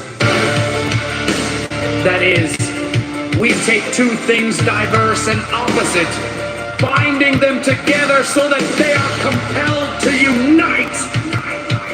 And the orgasm of each marriage is an ecstasy. The lower dissolving in the higher.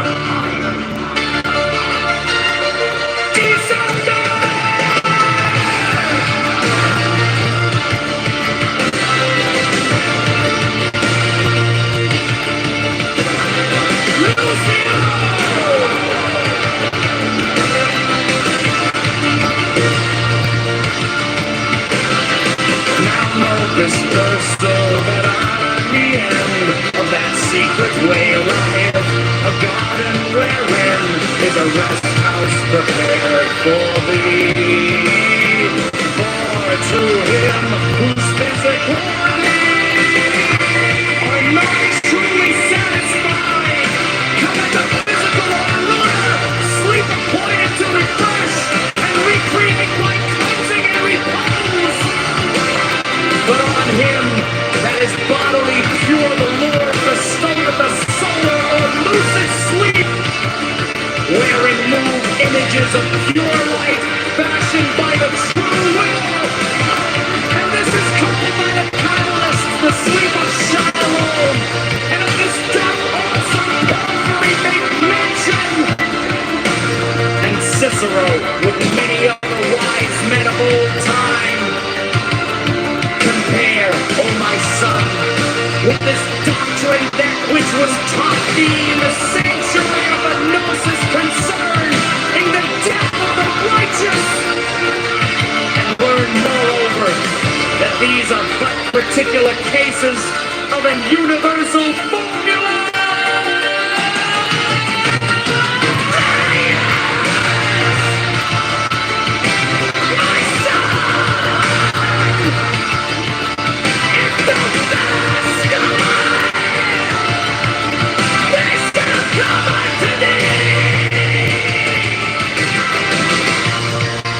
A state of physiological being in which is a delight,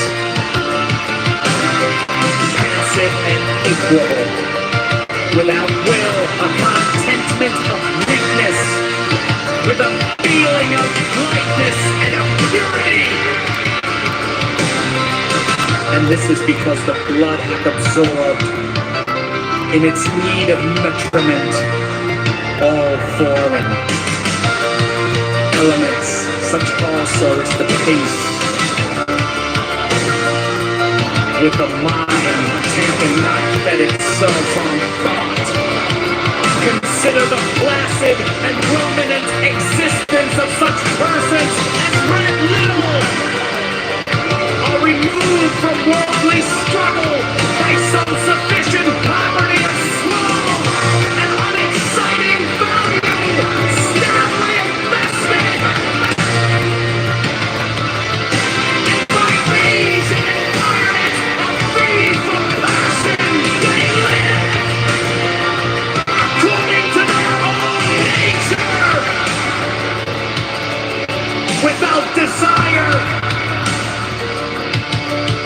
and they oppose no resistance to the operations of time.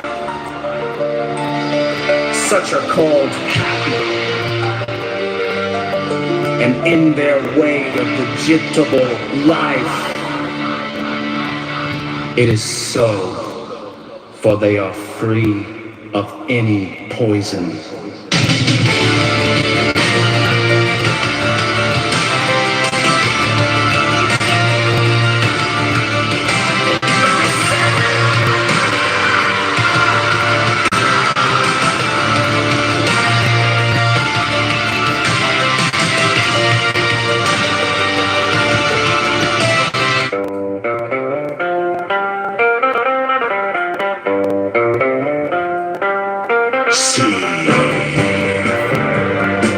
They mutter, Vitae.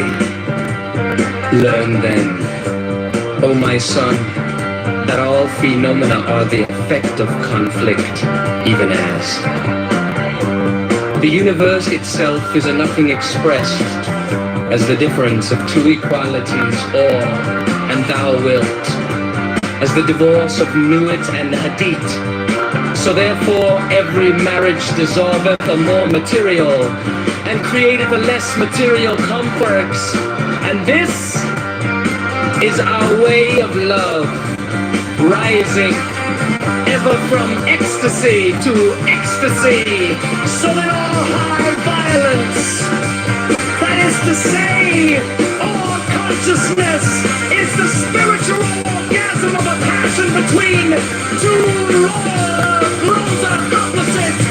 Thus light and heat presents from their light of hydrogen and oxygen, love from that of man and woman, the other ecstasy from that of the ego and the non-ego. But be thou well grounded in this thesis corollary, that one or two such marriages do but destroy for a time the exacerbation of any complex, to the ruption it such as the work of long habit and deep search in darkness for the germ thereof. But this once accomplished, that particular complex is destroyed or sublimated forever ete enormes. Some believe.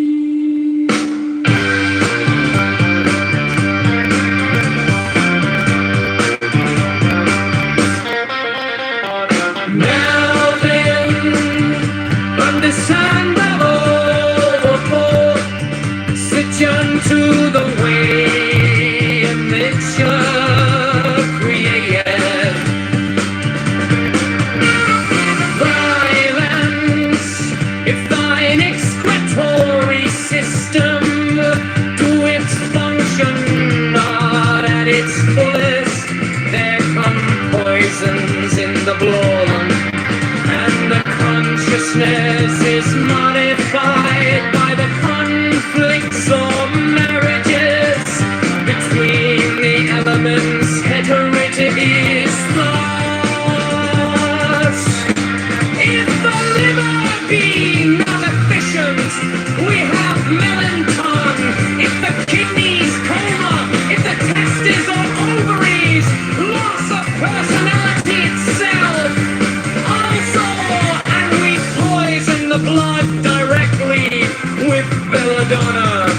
We have delirium vehement and furious with hashish, visions fantastic and enormous with apollonium, ecstasy of color and whatnot, with diverse germs of disease, disturbances of consciousness, varying with the nature of the germ. Also, with ether, we gain the power of analyzing the consciousness into its planes, and even of discovery, a hidden will and judgment upon any question. And so for many others, but all these are, in our mystical sense, poisons, That is, we take two things diverse and opposite, binding them together so that they are compelled to unite. And the orgasm of each marriage is an ecstasy, the lower dissolving in the higher.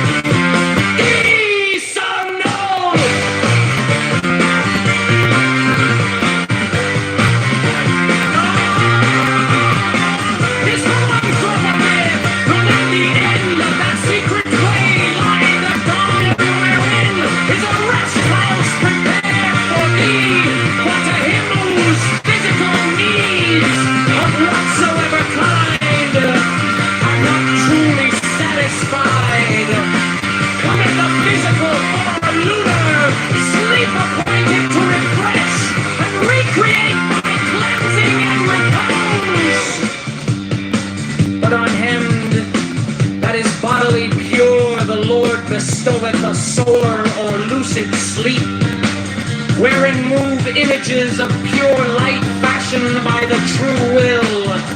And this is called by the Kabbalists the sleep of Shalom.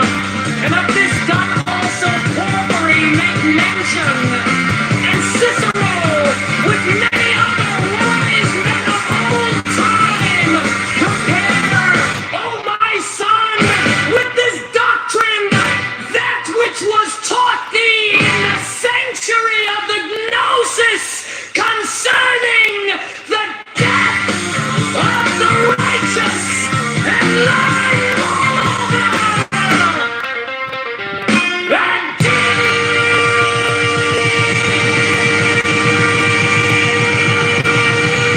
These are buds, particular cases.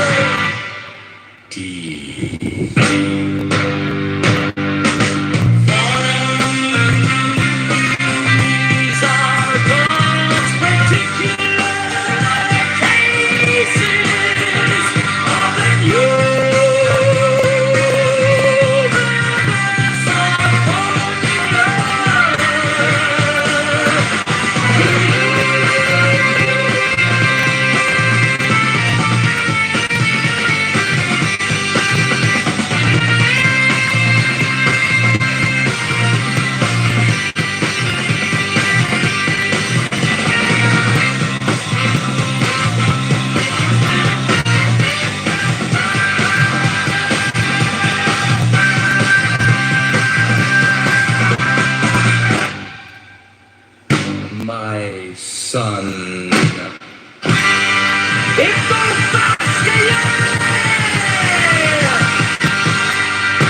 There shall come unto thee a second state of physiological being, in which is a delight.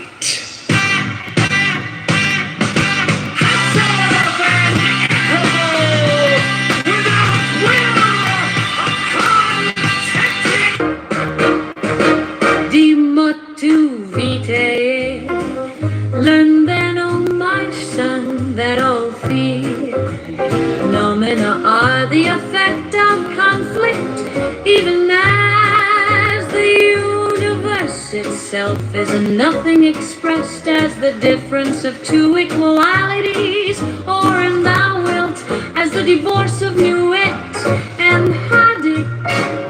So therefore every marriage dissolveth the more material and createth a less material capex. And this is our way of love, rising ever from ecstasy to ecstasy. So then all high violence, that is to say, all consciousness is the spiritual orgasm of a passion between two lower and grosser opposites as light and heat, result from the marriage of hydrogen and oxygen, love from that of man, woman, Diana, or ecstasy.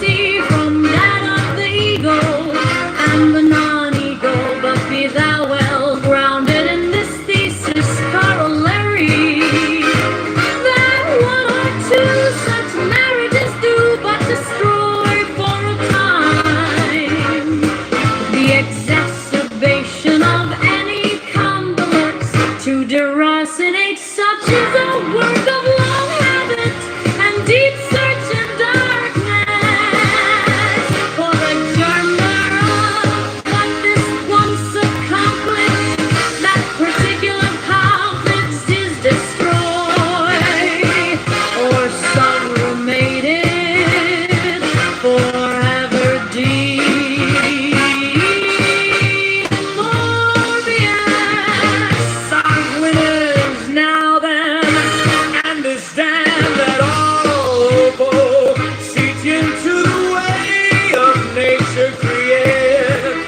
Violence and kind expiratory system do its function not at its fullest. There come poisons in the blood, and the consciousness is modified by the conflicts or marriages between the elements and heterogeneous. Thus, if the liver be not efficient, we have melancholy. If the kidneys coma, if the testes or ovaries loss of personality itself, or when we poison the blood directly with belladonna, we have delirium vehement and furious with hashish pigeons, fantastic and enormous with analonium ecstasy of color and whatnot.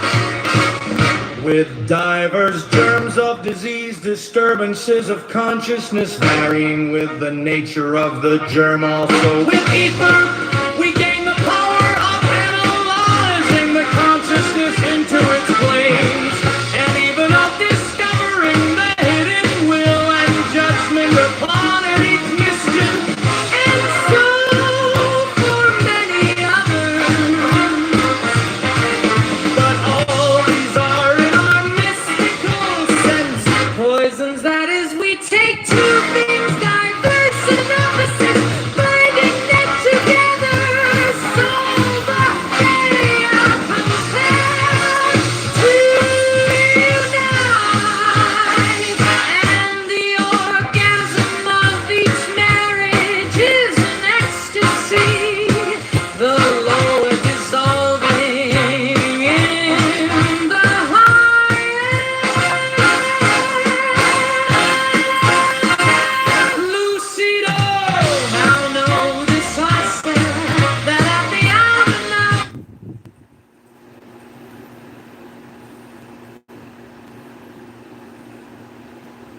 You can't do anything with it except for lawfully defend yourself. Now, if that's what the purpose of the weapon is, why should you limit somebody's ability to protect themselves by telling them how many rounds they can have? Look, again, I'm just gonna it seems like Marshall didn't understand the point, so I'll just try again, right? Like, I don't know what rights, like the question of like what rights I have over you, right, is a philosophical one, right? I'm not maybe I don't even have the right to tell you that you can't launch a nuclear attack on China tomorrow, right? Maybe I don't have that right at all. I don't know, but yeah, but a nuclear attack and needing more than 10 rounds are just wildly different. That's fascinating. I'm glad to hear that, right? But I'm just making a descriptive point. I'm saying for the set of people who think that we do have rights, right? We do have the right to limit aspects of gun ownership at all, right? It's a pertinent question to ask what utility is served, right, by different thresholds on gun ownership. For example, if there is a threshold on magazine capacity or rate of fire may be a better one, right? If you can say that look, if you're there is a magazine capacity at which we just you never expect to need more than 64 rounds if you're trying to stop if you wanted to stop a mass shooter. Right. By the way, rate of fire is controlled for. We have but a mass shooter, right? A mass shooter doesn't want to stop at 64. He doesn't want to stop at 1. So fucking what? Some people like to use their work truck to drive to work, but some people decide they want to drive their truck into a crowd and kill them. Okay. Yes, exactly. Are we going to limit everything? Very good. Very good. Okay, fine. Very good. The point is, with the truck, right, there is a utility to having a large truck. So I'm just saying it's a trade-off, right? It's a trade-off between what utility that we think is good for society, it has to having a big truck, versus the danger. I mean, there is additional danger to a truck, right? We impose additional restrictions, right? We say that you need a Class C license or whatever, right? So I'm saying you look at the trade-offs for magazine capacities as well. It may be that there is a magazine capacity threshold at which The police might certainly be justified in having that large a magazine capacity, but an ordinary gun owner might not be. Right? Why is it? Because the person that's threatening, the person that's trying to kill them is somehow, I don't know, less. They're harder to kill. That doesn't make sense. Oh, it's not because of that. It's because you only have to kill one person. No, that's bullshit. Why wouldn't you? No, that's bullshit. What if somebody? Are you imagining an army of people coming after you? You can look in Phoenix. Just look Phoenix home and brick shows. People kick. Actually, go. There's one video.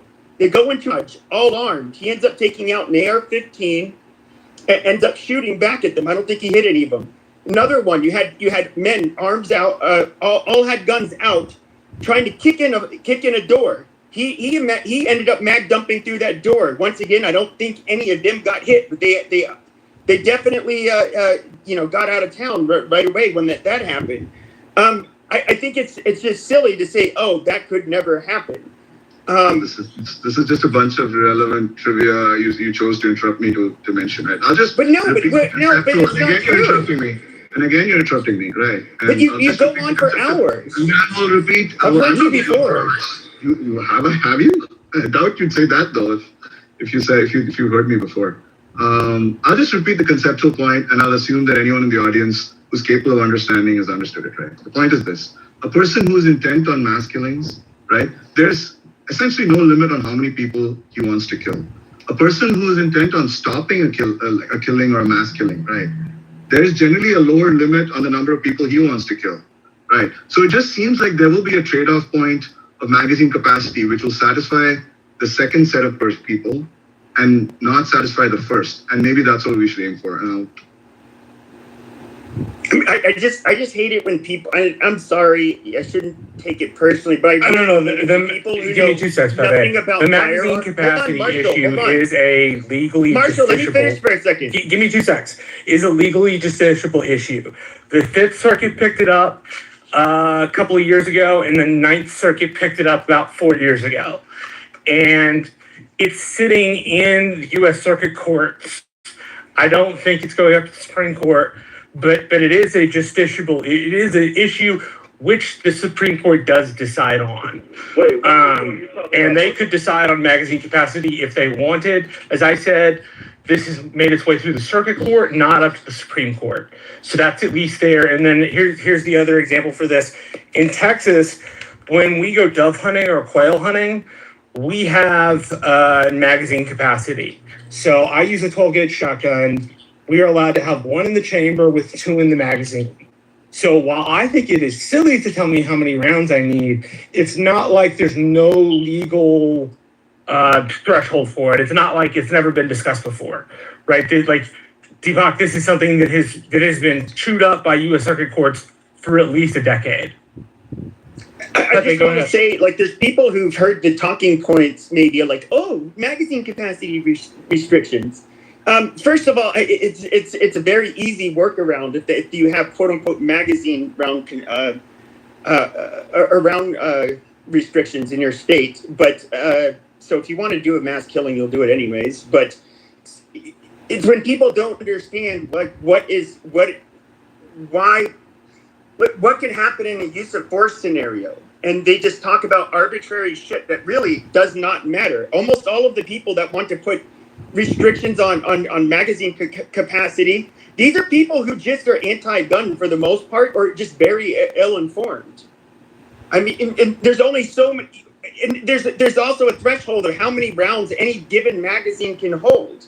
You're not gonna walk around with a 200 round drum, attached to your gun, and like even if you had it, it's likely your rifle's not going to really be able to eat through all of the ammunition. Isn't this where states' rights just sort this out, right? If you like gun control, you can live in a state. I mean, look, states with more gun control laws have fewer gun deaths. If you think that's oppressive, you live someplace where they're more permissive. Let's look at Nations Apart real quick and its interview of gun violence, right? Great like the most recent Marshall, plug my podcast, Marshall. Plug my podcast. How to Chime In Discuss podcast, where he interviews Colin Woodard. I don't remember what the podcast is called, but you gotta subscribe to Scott's podcast. But in this book, Nations Apart, it does an exploration of gun violence. And it finds that Yankeedom, which is like New England, Pennsylvania area, has less gun violence than, say, the Deep South, which has a lot more, versus El Norte, where Pepe and I live, which is a little bit different. Guns are seen more as tools where we live and less as appendages. But Scott's right. If you want to live in a safer place, right, there are parts of the country in which gun violence really is not as big a deal as it, say, is in the Deep South. And it's not even about gun violence, right? The reason why this conversation gets so convoluted, especially when people from liberal areas or who have this liberal ideology about, about guns or ammo limitations and stuff like that. I don't want a person that lives in goddamn Manhattan trying to tell a person in Texas, yo, you need to have restrictions on your AR-15, because a person that lives in Texas have a vastly different view for an AR-15 than a person in Manhattan. Texas, they have a feral hog situation, right? AR-15 is the common weapon that is used to solve such issues for people who live there. That's not a situation for someone who lives in Manhattan. So the usage of an AR-15 for a person in Texas is vastly going to be different from your use or your ideology, what you think about AR-15. Yeah, the use case for where I live is like majority of... And no, it ain't no come on, it's a common sense goddamn thing, right? The vast majority, the vast majority of people in Texas live in the major city. It's goddamn nonsensical because it's very common sense. The vast majority of Texas residents live in Dallas, Houston, or Austin. They don't live in rural Texas. Well, that's true, but you don't get the kind of density, or even close to the kind of density in Dallas or Houston that you get in Manhattan. You don't need an AR-15 in the suburbs? Sure, why not? Right. Like, what are you saying? This to be a season for AR-15s? Okay, now let's take it a step. Hello. I'll tell you what we're saying here. Let's take it one step further rather than calming it down.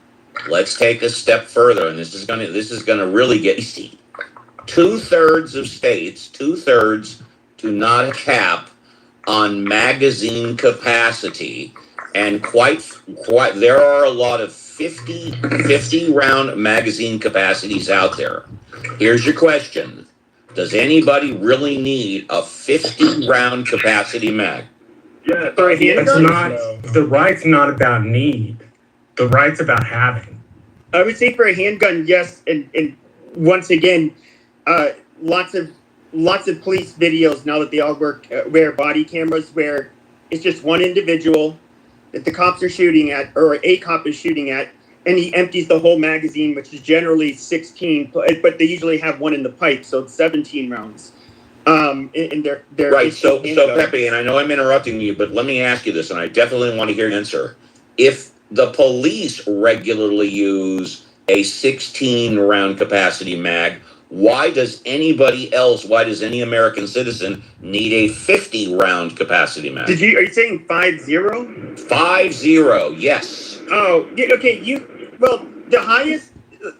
Right, I think. Well, let me repeat what I said. Maybe you didn't. Let me repeat it. 2/3 of states do not have a cap on magazine capacity. Yeah, that's a fact. Fact number 2: there are gun owners there that have 50 round mags. My question is, if the police only need a 16 or 17 round capacity, why does any other gun owner, not police, need 50? That's my question. Sure. So when it comes to the 50 round magazines, like hold on, Adrian. There is, okay, so a 50 round mag, so 16 is in their handgun. Now, that will mean the magazine will generally be flush with the bottom of the grip of the handgun. Anything larger than that, generally the largest handgun magazines you'll see are Stendos that are like 33. Those stick way out, and it makes the gun. I didn't say handgun. And the cops and their rifles and their AR-15s, It's 30 rounds. There's 30 rounds. That's standard magazine capacity. It's 30 rounds. So why does anybody need 50 is my question. Because I can answer Steve, it's not about me. Like this happens all the time in gun conversations. People think the amendment is about need. It's not about need. It's about ability to possess. Okay. I don't need 50 rounds, no, but I want 50 rounds, and the Constitution says I have every right to possess 50 rounds. Right. And another thing, the reason why I want a 50-round magazine because I don't know the intensity of the next threat that may happen. If 4 motherfuckers ran up in your home invasion, you're gonna wish that you had a 50-round magazine and not a 50 mag, right? Like what are we saying here? It's the potential threat it's the potential threat that's coming from around the corner that you can't see.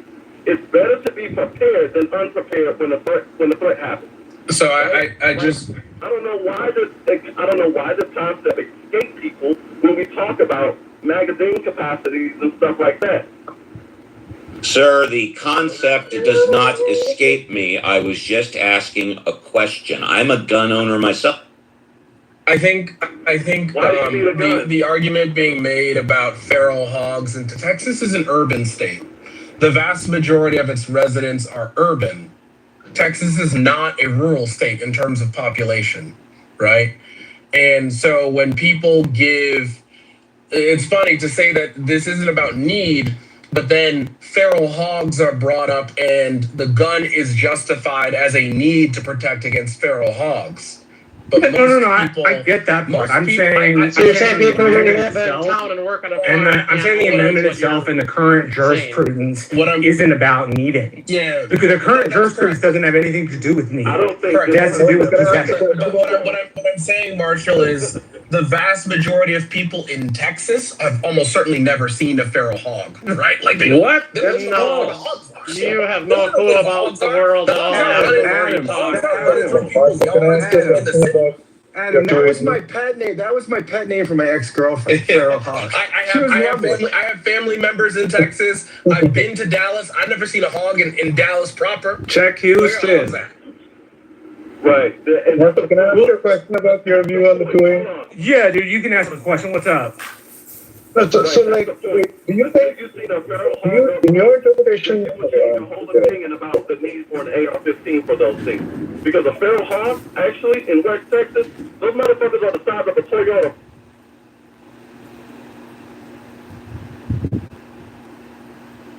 Iran is the proxy of China and Russia to drain financially the United States. Back to you. So I want to talk about the 2 points that you made, the 2 main points that you made, the first one being China. China relies on Iranian oil for cheap pricing and diversification. It is true, as you point out, it's a two-way street because Iran is completely dependent on China for its economic survival. I mean, under this unilateral announcement by the president, China would be required, quote unquote, by the United States to not purchase oil from Iran. Now, there has been some reporting that during the blockade, they kind of looked the other way when tankers were heading to China. I don't know how often they look the other way, and I don't know if they would look the other way here as well. But we have been at times threatening and have imposed tariffs against China. The United States and China are great trading partners. And when it comes to the tariffs, we know that it's disadvantageous, really, to get into a tariff war with China. But this is throwing down the gauntlet, and they're saying in strong terms that if anybody purchases oil from China, the full weight of the U.S. Treasury will be placed against them. That kind of like opens up an economic war on several fronts Do you anticipate that this relationship, it's a very symbiotic and important relationship between China and Iran, can be severed by this kind of unilateral action announced by the president? Alan? Well, it's possible if there was something going on in the back and United States have a winning card in his hand. But as far as the surface, I don't see that. Our economy extremely tied to this. The Timo and then Amazon and the rest of these things that come from China. And tariff is not. Tariff, we paying it. I already said it many times. There's one company called Altadis USA, and they are bought by the China. 60% of the market of the cigar in the United States belong to that company. And the tariff, which they call it port charge, it's extremely higher than any other cigar company, the establishment like Artefuentes and Dominican Republic made, and they go to a distributor from Florida. But I pay $15 for it's called port charge per box of cigar, plus with the shipping, it's about $25 went up. China won't pay. Individual, they come to my cash register, I'll collect that money, and it's already paid ahead, and get paid penny by penny. I'll pay a whole bunch for it, and then I collect individual, they come in. I don't see anything, and I see it in the similar other companies. And there's a reason for the jack up the prices and everywhere, because if they have one item which I'd serve, and then grocery store and this and that, we know that tremendous amount of things come from China, and that's what the whole thing is.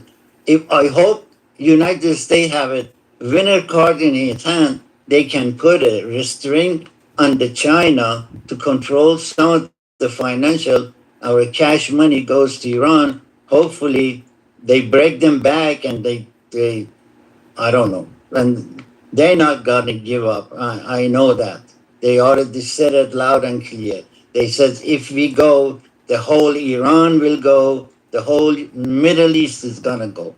And then the propaganda and the people they already have in the higher level in United States, it blow up my mind. How did they get to that system? What they said is they doing the same thing. They said if Iran regime goes, if the Islamic regime goes, and then they're gonna be a extremely mess in Middle East, and they're scaring the people. They're using that scare tactic, and seems to be working, because that's what they do. They say the same thing to the Iranians. They say if you leave, you just don't want us. If you leave, Al Qaeda and the other group, they're gonna come in here and they're gonna rape your daughters, they're gonna rape your children, and they're gonna steal all your wealth while they are doing the same thing.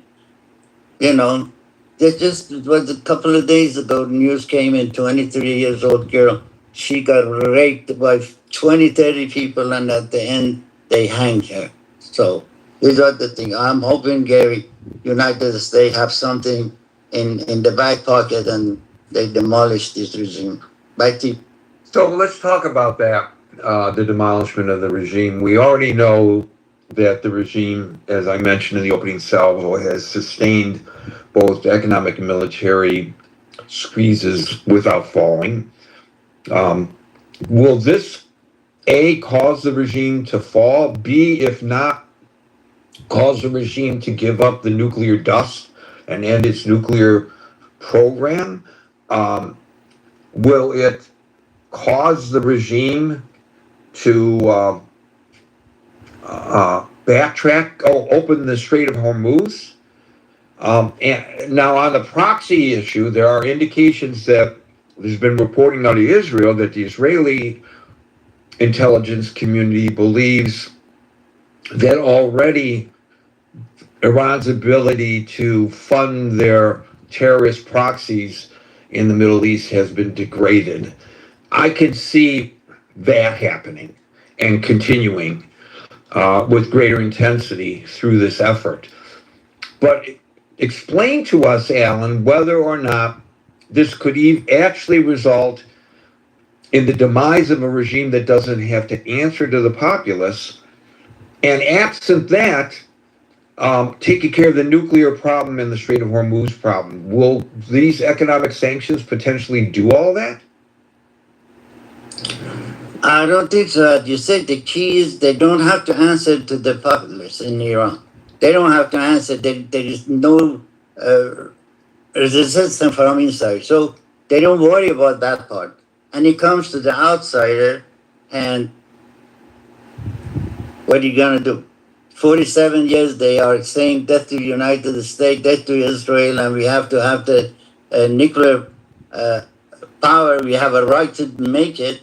And then all of a sudden they back up. We saw the sanction is not something very new. The sanction, they've been under the sanction, extreme sanction, for at least 10, 15 years now. But they survived in spite of all these things. Still, they doing them killing, they doing them shooting rocket at Dubai and Qatar and Israel and any place they can get a hand on. Yesterday at the UAE, and yesterday they fired missiles at the There UAE. you go. Yeah, I missed that one. AAE, and that's what they keep doing it. I don't know what exactly is gonna do unless they power the people, and the people, believe me, they're ready to pull this thing out of the ground. The only people they can deal with these mullahs is from inside, from the people, and they need help. They need to be, weaponized, and they have some training. I heard in the south of Iran there are a lot of pockets, especially Baluchis. They are very good at these partisan fight, and they are training, and I don't know, but it need to be a more individual be involved, and they are the one. The last ultimate rule is Iranian. They pull this regime down. That's the only way I look at it. There won't be any attack from outside. There won't be any boot on the ground, because that's gonna backfire in the future. And the Iranian, they don't want it. We are still paying the big price of 1953. Everybody says, CIA put the Shah back in. CIA put the Shah back in. It's all false. Shah never left his power. He just fired Mossadegh. The cause of all the problem, they said, oh, we war. But anyway, I hope it works. We all hope it works. We all hope all these tactics work. Thank you, Alan. There's another thing that I didn't mention in the opening salvo that we should consider, and that is the president's ability to sustain this policy long enough to see it reach its conclusion, because whether it's positive or negative, because he changes his mind so often on strategy that this is a major strategy, but so was the decision to engage militarily. That was a major strategy, and now he's backing off on that for the moment. So I'm sure the Iranians are assessing his will to sustain this, as well as they try to determine how much of an economic hit can they take from the United States. Thank you, Alan. We'll go to Scott, followed by Murat. Yeah, I don't know, Gary. I don't know what to say. I have nothing to say with it other than this is really unusual in that usually you do economic sanctions first as pressure, and then kinetic warfare is the last resort, as opposed to starting with kinetic warfare and then going to economic sanctions. I think it's unusual, but it's an unusual president. So we'll see. There you go. Uncharacteristically agree. Do you think that any of the goals can be actually met, Scott? The degrading of their nuclear capabilities, the reopening of the Strait of Hormuz. I don't know about the toppling of the regime. That's a lot to ask for or wish for. But do you think that any of these goals are achievable through this strategy? Yeah, I don't know, guy. I don't have any idea. I mean, I guess like this is the throw the spaghetti and see what this guy do, right? I don't know that there's. I don't know. The supporters should tell me there's method to the madness. I'm sure. It seems a little haphazard. It seems like not incredibly well thought through. And I think part of that is that it seems like every president of both parties has been plagued by Iran, but like this, there's just been this sense that their first move will be to close the strait, and it seems like we missed that. So I don't know, Gary. I don't know if we'll be able to open it. We'll see. And then, of course, as I mentioned in the opening salvo, which I think you may have missed, and that is that the full weight and force of the United States Treasury is being pledged against those who don't comply, both adversaries and allies alike. We're already in a very tenuous relationship with both. I suggest that this is part of the president's overall America First strategy.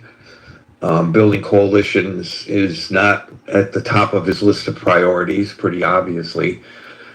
But, I mean, does this not put even greater strain on these relationships? Are these relationships as important as we have traditionally believed them to be, or can they be easily discarded in the manner in which it seems we are discarding?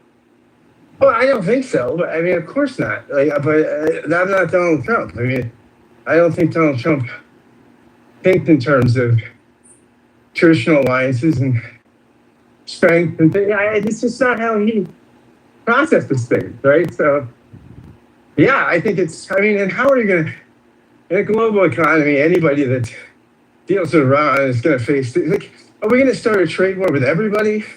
And the people that are most likely to violate it are probably China. And we're dependent on China. I mean, I don't see how any of this works, but what do I know, Gary? I'm just in Philadelphia.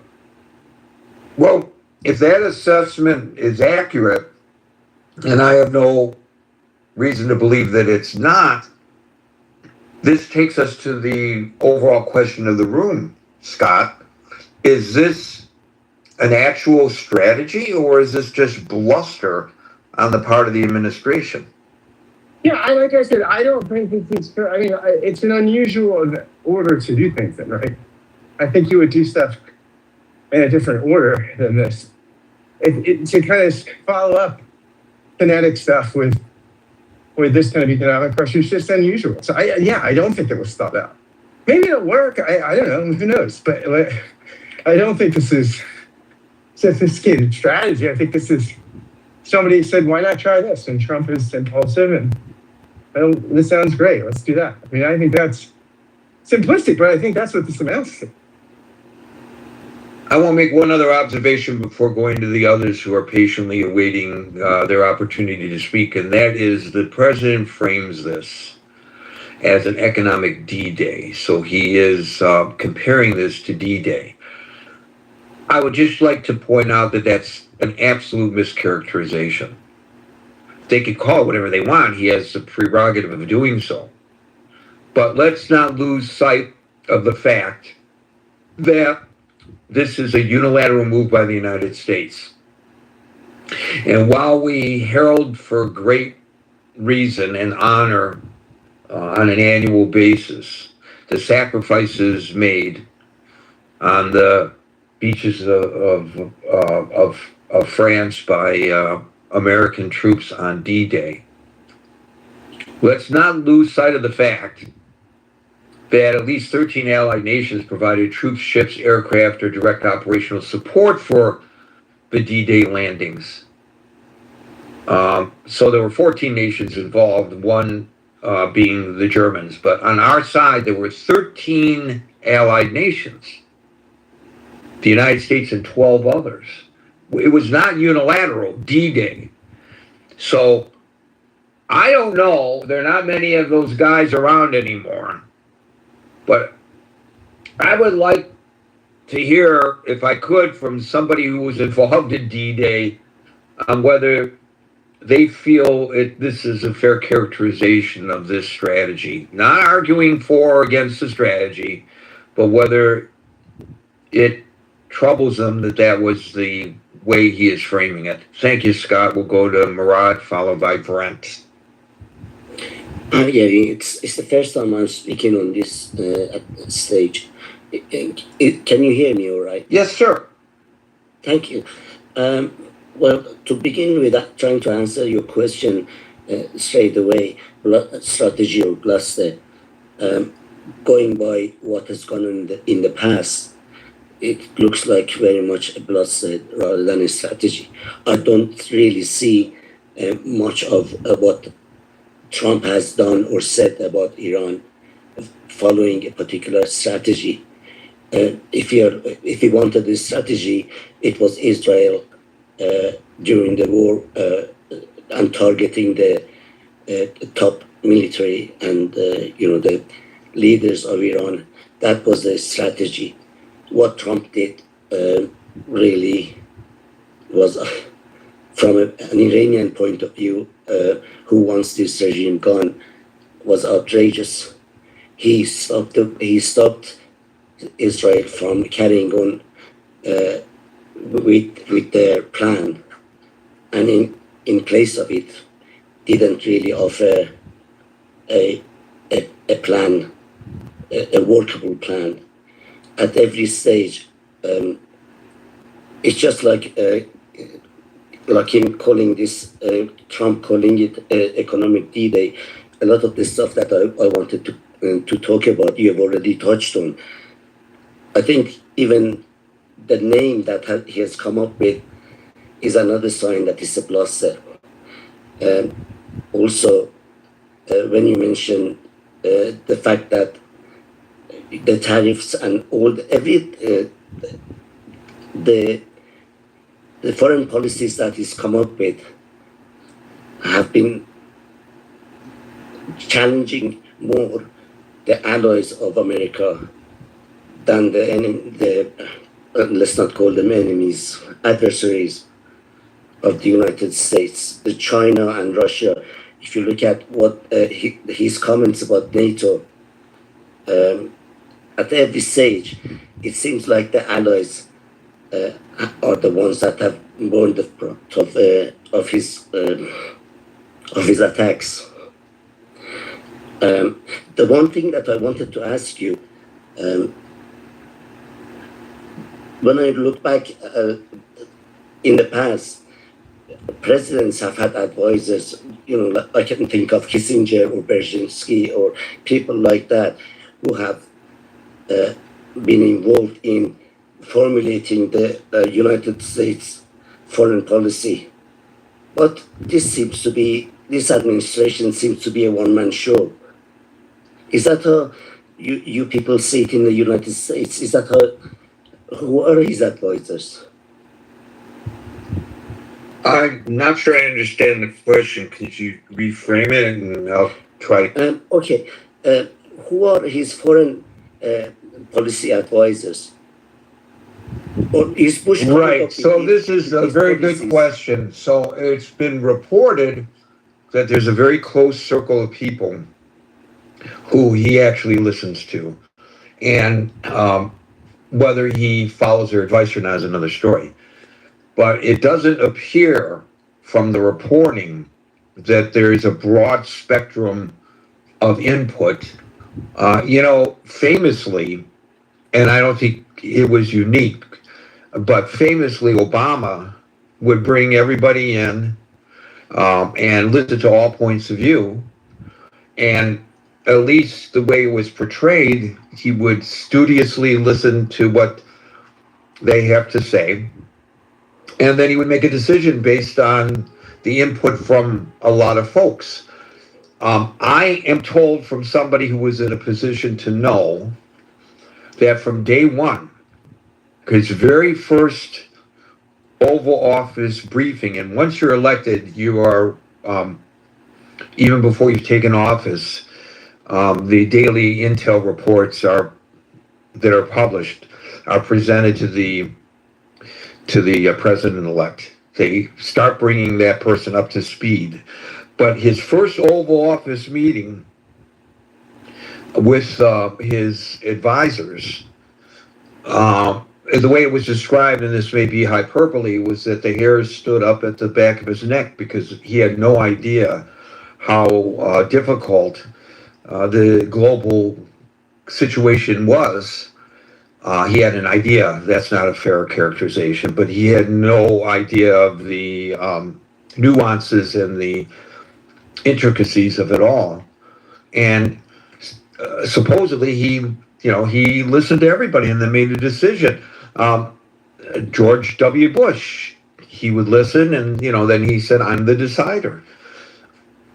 The impressions that we get here are that the president he acts impetuously. A lot of times it's based on the last thing that's said to him by the last person who he trusts. It's not the same kind of process. At least that's what's been reported. We're not there, of course, when these discussions are being held. That's how this takes place. So you mentioned, and I think rightly so, that initially in the campaign against Iran, it was hand in glove with the Israelis. The Americans were degrading the conventional military apparatus and the ability mainly for Iran to respond to the sorties that were coming in from Israel. And the Israelis, both on the ground with Mossad, which had been embedded in the community for a long period of time, to the point where they were actually manufacturing drones right there in Iran under the nose of the regime, to the other attacks that were made by the IDF. There was a unification between the two nations and a strategy, as you put it, to decapitate the regime. And the Israelis have shown that this is their way of handling these things. They are doing it with Hamas.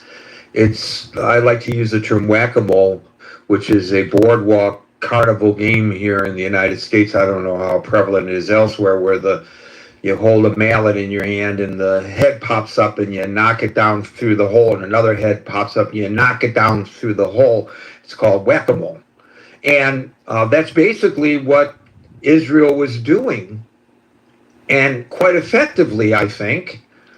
And then suddenly the brakes were put on. And we know that there were contentious phone calls with regard to Israel and Iran's proxies, where the president on several occasions, and he acknowledges the reporting, he seems proud of what he said to Netanyahu, when he said to Netanyahu on at least two occasions that we know of, "What the fuck do you think you're doing?" So I'm wondering what you think about, had that strategy been allowed to continue. Do you think we'd be where we are today, or do you think that they'd be degraded to the point where even if the regime existed on paper, its effectiveness would be paper? Well, I can't really say how things would have turned out otherwise, but what is clear to me is that the regime in Iran only changes its behavior when faced with force. The only language they understand is force. These sanctions, etc., they basically, because they don't have to be, as you have already mentioned, and Alan mentioned as well, because they're not answerable to people in Iran, they can withstand economic pressure and put down any kind of resistance that may happen in Iran itself. So, and that's why targeting the heads of the government or the important people in the IRGC seem to be more effective than any kind of economic pressure that America may be looking to put on Iran. I don't know whether I should say America or Trump. Basically because one of the things about the economic pressure is that there are always, Iran has got a lot of resources. It's not only oil, it's got a lot of minerals, etc. And they can always find buyers, and they can always reduce the price so much that those countries will not be able to resist the temptation of dealing with Iran, like the way they have done with oil and China. So because of that, I think if his heart was really in for getting the Iranians to change their behaviors seriously, considering it, or even regime change, the only way to go would have been to follow the Israeli strategy in Iran. I don't think he's serious about it. I don't think he really thinks things through, and he doesn't have a proper understanding of the Iranian politics and the nature of the regime in Iran. Whereas Israelis have a very good understanding of it, and they have a very good understanding of the nature of the regime, and they understand that the consequences of allowing this regime to do what it wants. Thanks. That was very insightful contribution today, Moran. I appreciate that. Marshall, followed by Ed. Can you come back to me, Gary? Abby, followed by Marshall. You might have to come back to me also. Brent, followed by Abby, followed by Marshall. So I would make a few points. The first point is, this is what a administration looks like when it's going between two choices it doesn't like. It's got the choice of capitulation, which is represented by the MOU Vance signed, and which doesn't deal at all with their nuclear program, doesn't really offer a pathway forward to the strait, or it can escalate in a way that's eventually unattainable. The only real way to secure the strait is, frankly, again to secure the other side of the strait with boots on the ground. So the reality is this is going between bluster and accepting the actual thing that has occurred here, which is the United States has just lost a war. And, that's politically untenable for the Trump administration, and that's something that they're going to resist, admitting for obvious reasons. Lots of voices from the Iranian diaspora about the solution is the Iranian people, etc. I would invite everybody to kind of take a look at the funeral for the supreme leader. Millions of Iranians came out in a crowded streets where you would have to think that there's a possibility of danger or some sort of strike occurring for that funeral. The thought that this regime, as terrible and as awful as it is about to fall, was silly. Our national security apparatus thought it was silly when Benjamin Netanyahu briefed the president that it would fall quickly in the Situation Room, and it remains silly now. All these strikes and all this so-called Israeli strategy of taking out leadership is failed. the Iranian regime is still there. It is actually more hardline. Let me just interrupt you and ask you this question, because that's not what Murad just said. Murad said that it was successful, but it was stopped. So how one could argue that it failed when the plug was pulled by the president, I don't know. So you're right, it has not succeeded, but does not succeed really mean failed, since it was not followed to a conclusion? Yeah, if you're not going to continue and you didn't have the political will of your ally to continue to do it, it is a failure. I think it's a failure either way if you continued. The reality is, Why do you feel that? I'd like to know why you feel that if they had continued it without the president telling them no, it would have been a failing strategy. yeah, I mean, if you're the Israelis and you don't look at the political will of your main ally and don't understand you have to maintain it, it's a bad strategy. No. That wasn't the question I asked you. I asked you that if the ally, the United States, had continued to support the strategy that the ally, the United States, obviously had initially agreed to participate in, had they been allowed to continue, you say that it would have failed, and I'd like to know your reasoning for saying that it would have failed.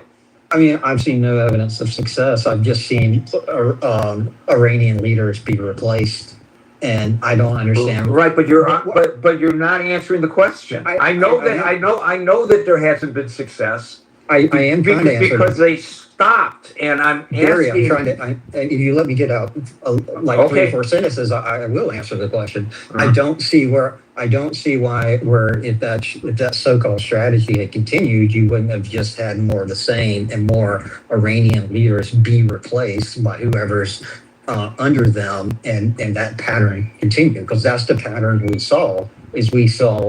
A leader get killed. I mean, as you say yourself, whack-a-mole, right? There's always somebody else, and it's not like this is so-called Israeli strategy, if you can call it that, has worked in Gaza, because guess what? Hamas is still in Gaza. It's not like it's worked in Lebanon, because guess what? Hezbollah is still in Lebanon. So, I just want to get to my final point, please. So I would Wait a ask minute, you- Brent. It's Hezbollah is in Gaza, Lebanon, and Hamas is in Gaza. Are they as strong as the first 12 days when they were demolished? Are they stronger? They've dismantled Hamas. I just want to armed wing of Hamas inside why are Gaza we? Strip. Why are we? They've reduced the why are rocket we- threat by why a are large we- margin. Well, that's Responding to that's what you that's said, good. because it's not true. That's What good. you That's said. great. It's But not we're talking. good, it's great. We're talking And it's about the very Iranians, right? significant. We're Right, talking but about the those are the Iranians, right? proxies of So Iran. when we go back to the Iranians, are they weaker than they are now? What's are they Iran? stronger? They are a lot weaker. But Brent, you were the one that They made the are comparison. Hold on a second, guys. I just want to do a little moderation here. Brent, you were the one who made. Wait a minute, Brent. I want to do a little moderation here. Can I do that? Can I do a little moderation here, Brent? I just want to finish my. Wait a minute. I'm trying to moderate and resolve this. I'm going to let you finish. I always let you finish, don't I? Have I ever not let you finish? No, actually, you kicked me off stage before. If you want to. Well, I'll keep this up and I'll kick you off stage again. How about that? Of course. Let me moderate the room. I'm the moderator. Can I moderate?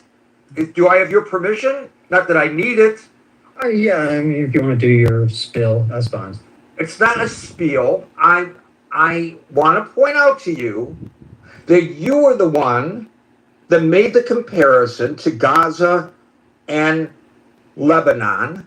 And then when Abby and Alan point out the successes of Gaza and Lebanon, you said, but we're not talking about Gaza and Lebanon. You opened the door. So I think it's fair for them to challenge you on your proposition.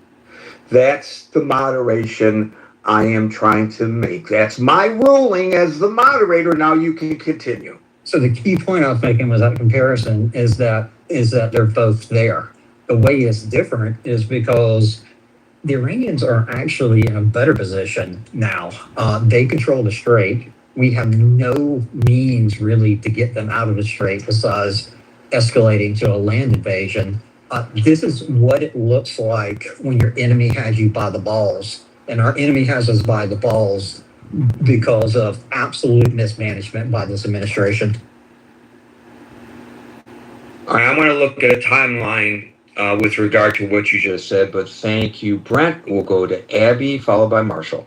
Well, just to follow up on that, I think it's important to define what Iran is and its tentacles and its proxies. And when you ask this question, do you ask it just within those geographical borders of that country or its proxies of the Houthis, Hezbollah, Hamas, and probably Islamic Jihad as well? And then look at the dismantling of its proxies, the lack of funding now into its proxies, the pretty much devastation of Hamas, other that they exist there, but their whole military wing, political wing is gone. So, you know, just essentially, maybe part of it is defining what Iran is. And I agree with you, Gary. I think had the brakes not been put on the situation, you would have seen, because you would have seen a different outcome by now. The Israeli strategy and their intent was regime change. It was to, you know, for us, we were targeting the nuclear issue. The Israelis were going after the regime. They were going after the delivery systems, the launching systems. You know, there were different objectives, and I think they were reaching and also not just reaching those objectives more than we're realizing. They were also working a lot internally with the majority, not, as he says, the millions and millions of Iranians, that are against the regime from a grassroots standpoint, and getting them armed and in place to ultimately make a change. But the brakes were put on.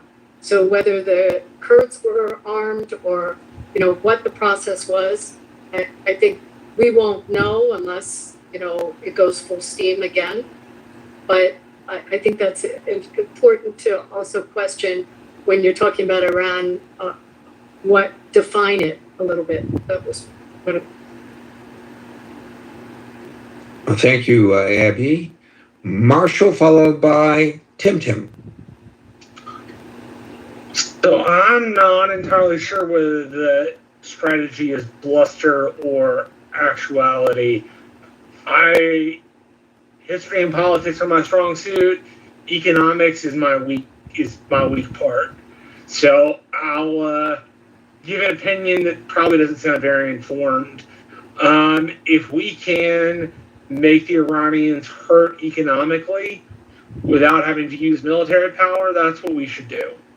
We should make them hurt economically. We should make the regime get that much more unpopular, so that the regime continues to weaken itself. And I'll leave it there because I don't. Well, let me ask you this. Economics is my weak suit. Let me ask you this, however. Scott points out that typically you try economic pressures, you try diplomatic pressures, and if they fail, you step it up and go to economic pressures. And then if that is not successful, you consider kinetic military action. In this case, while there were economic pressures prior to this, including during the JCPOA days and before, but in this case, they went to the military and then they stopped the military action and they went back to economic pressures, which is not the logical course of action. And I wonder your thoughts about that. Doesn't sound logical to me. Sounds to me like we should have continued with the economic pressure And then if the economic pressure didn't work, then we should have turned to hardcore military pressure. But it sounds like they've used it in the exact opposite way as it's intended. Thank you, Marshall. I will say, I've been doing a little research on this, that the people who study these things about the decapitation strategies, and this is from the standpoint of academia, there's division in the analysis about whether the removing of dictators or government heads is creates more favorable governments or not in the long run. So there are two issues here. One is, had they been allowed to continue the decapitation campaign, would it have successfully resulted in the crumbling of the regime? I think that we can say, based on the examples that Brent himself raised, it has degraded the ability of the Iranian proxies when Israel has done this. It may not have removed them from the stage completely, but it has degraded their abilities to where they are relatively impotent. I mean, we're not seeing Hamas attacking Israel mainland any longer, are we? Now, that's not just decapitation, that's also the IDF going with boots on the ground and setting up a huge buffer zone. So Hamas is physically backed into a corner nowhere near the border of Israel. They've had to take over territory to protect their homeland after October 7th. And they've done it. And it is a defensive move. I know the detractors say it's an offensive move, but it's clearly a defensive move. Gary, People can argue that. I'm going to add that Israel's economy is continuing to show strength, by the way. The GDP grew over 15% in the second quarter of 2026, exceeding expectations. I'm going to put in the main chat the Bloomberg article of the economy there, but not only have they pretty much decapitated their enemies on their borders, but the country also is rebounding. Thank you, Abby. The other issue is that if the regime were to be successfully brought down, who would fill the void? That is a big question. There is a possibility that some elements of the regime might fill the void, but the elements that filled the void would agree to be, acceptable in the sandbox, and no longer sent home because of their actions. Anyway, I don't think it's absolutely straightforward, but we have seen successes since the caller brought them up with regard to Hezbollah and with regard to Hamas in Gaza, and with regard to Hezbollah, by the way, the Lebanese government and military is getting stronger by the day. They've not had control of their own country for a long time, and they are slowly but surely gaining control of their country thanks to the actions of the IDF. Exactly, Gary. The Iranian regime got the most hit when IDF hit the leader of Hezbollah in Tehran in the hotel. Precisely, him and his group got, when they get that, the whole thing is almost fall apart. That's the whole point, and Brandt is missing it. Right when things were getting done, I cannot still think why President Trump came in and it says ceasefire. What the hell the ceasefire was? They were getting left and right. the regime got caught with them pants down. They never dreamed in a million years the Hezbollah leader get hit in the center of Tehran, where all the revolutionary guard there's all the Basijis, there are, the civilian troops with the civilian clothes is all over the place. But I can understand. But Well, the thing is about the whack-a-mole analogy that I use, and that is, do you want to be the next mole that pops up? There's a psychological element to all this. Do you want to be the one to step up to the plate? It's like the old line where they line up the soldiers and the officer says to the enlisted men, I need a volunteer to go on this mission. The volunteer take 2 steps forward, and the entire line takes 2 steps backward, and the poor guy who didn't step backward is the one who volunteers, right? And I know that's like a cartoon-ish way of looking at it, but nobody wants to be that next guy.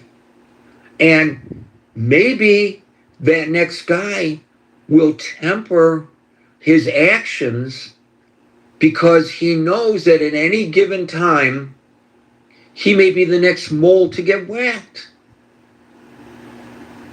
It's just human nature. So, look, you could argue that it is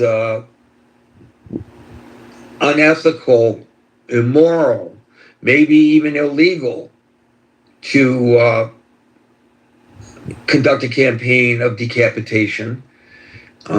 That's a fair argument to be made. I'm not so sure I agree with it, because I would rather see these heads of government who are ordering the killings of their own people by the thousands, by the tens of thousands, and who are paying for terrorism around the world where innocent civilians are killed. I think it's more ethical to go after them individually than it is to go after a populace. But the argument can be made. But about the effectiveness, I think it probably is an effective way of at least holding the regime in check and possibly resulting in its collapse. Tim, followed by Tiger. Bonsoir. Bonsoir, good morning, good afternoon, good evening.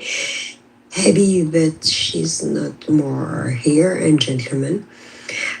I jump into this room at the opening and I will answer to the object. And sorry for not jumping on last comments who really enrich in my reflection and open new windows of my reflection. All my respect for them, but legitimate patience due to human senses avoid reflection, and most important, I think comprehension. So I come back to the objective of the room, strategy or bluster.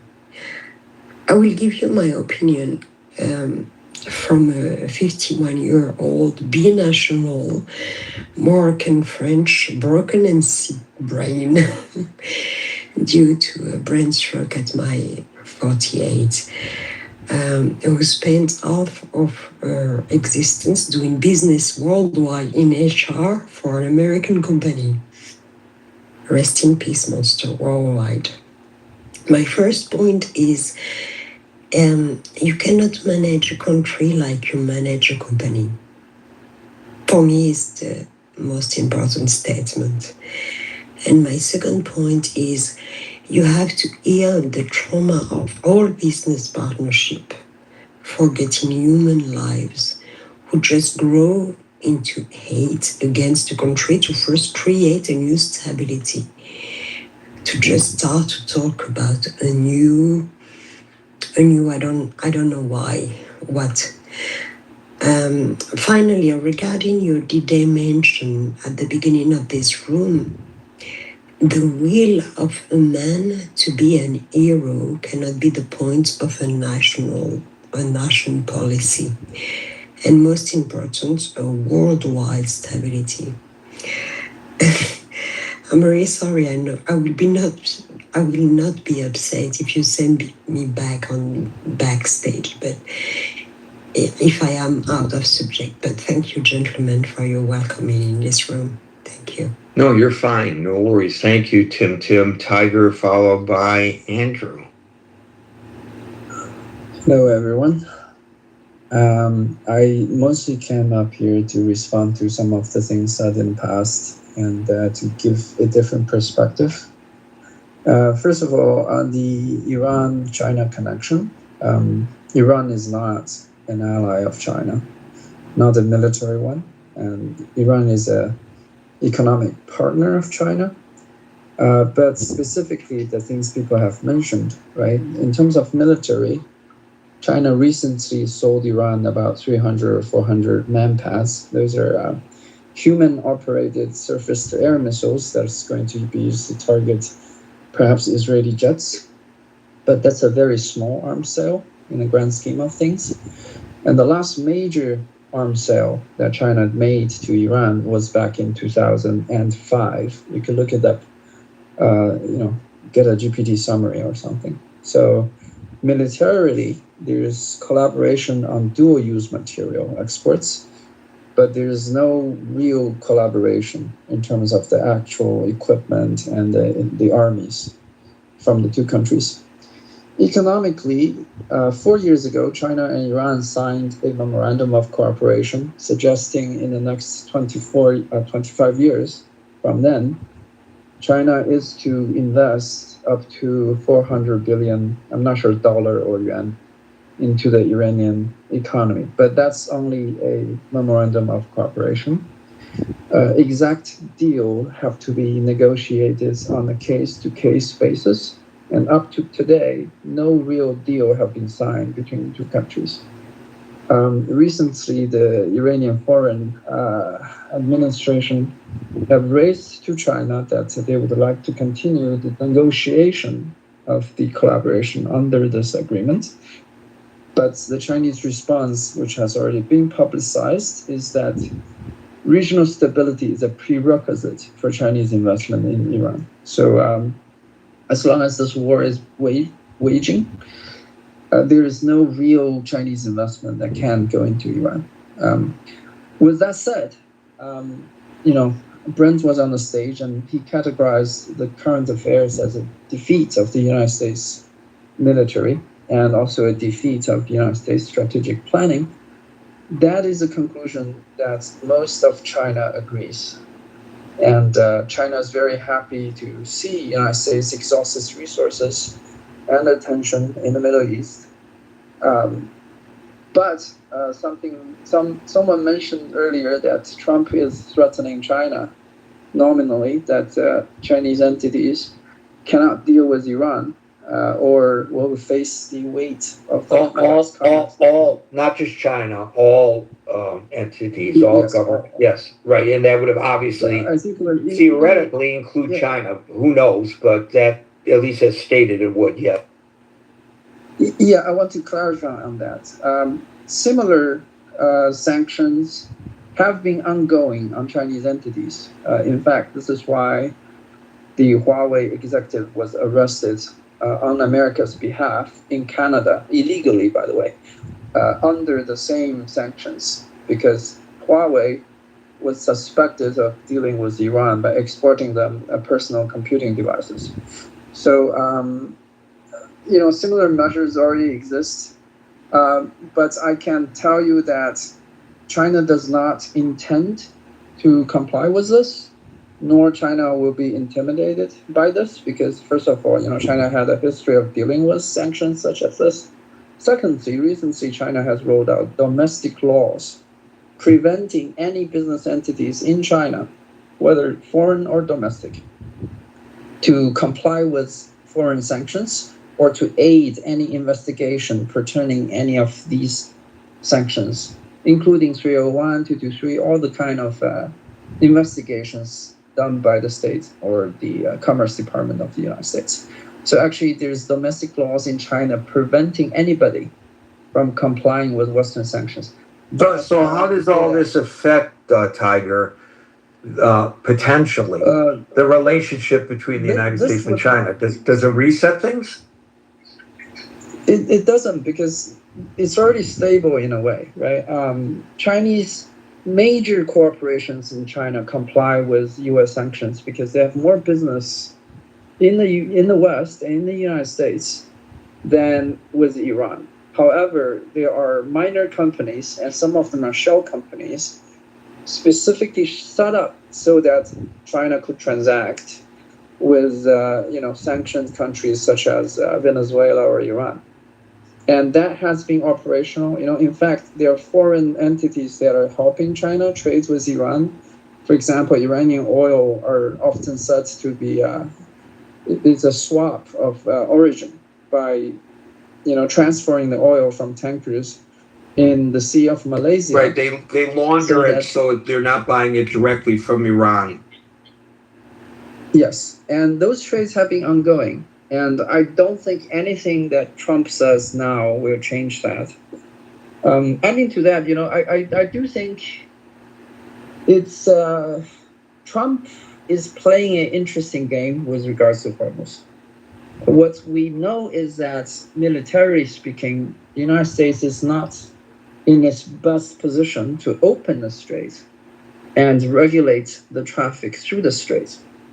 But it is true that by closing the strait, it's a very interesting game that because the United States understand the Iranian economy depends on the strait, even though this closing of the strait will hurt American allies in the region, but also America itself. So it has become a waiting game of patience. Each side is seeing which will balk first in this shutting down of the traffic.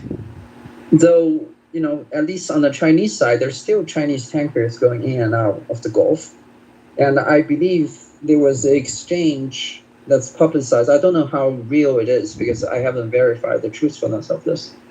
But there was supposedly a radio exchange between the U.S. Destroyer and the Chinese tanker. And the Chinese tanker basically refused to comply with the U.S. request to not go into this region. Of course, the Chinese tanker is also not going to be attacked by the Iranians or the Houthis. So, recently, I think a few days ago, China announced there's going to be some escort missions by PLAN, Chinese Navy, to escort the ships in the region. This time, I think they announced it in the Red Sea, but it's very easy to see that such escort mission could happen for Chinese vessels going in and out of Hormuz as well.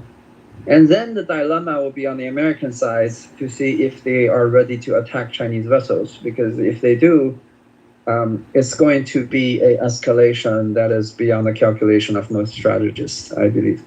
So I think America right now is stuck in a very tough position. And I do agree with Brent that this is about the time that United States maybe will not, nominally do so, but will have to admit a strategic defeat.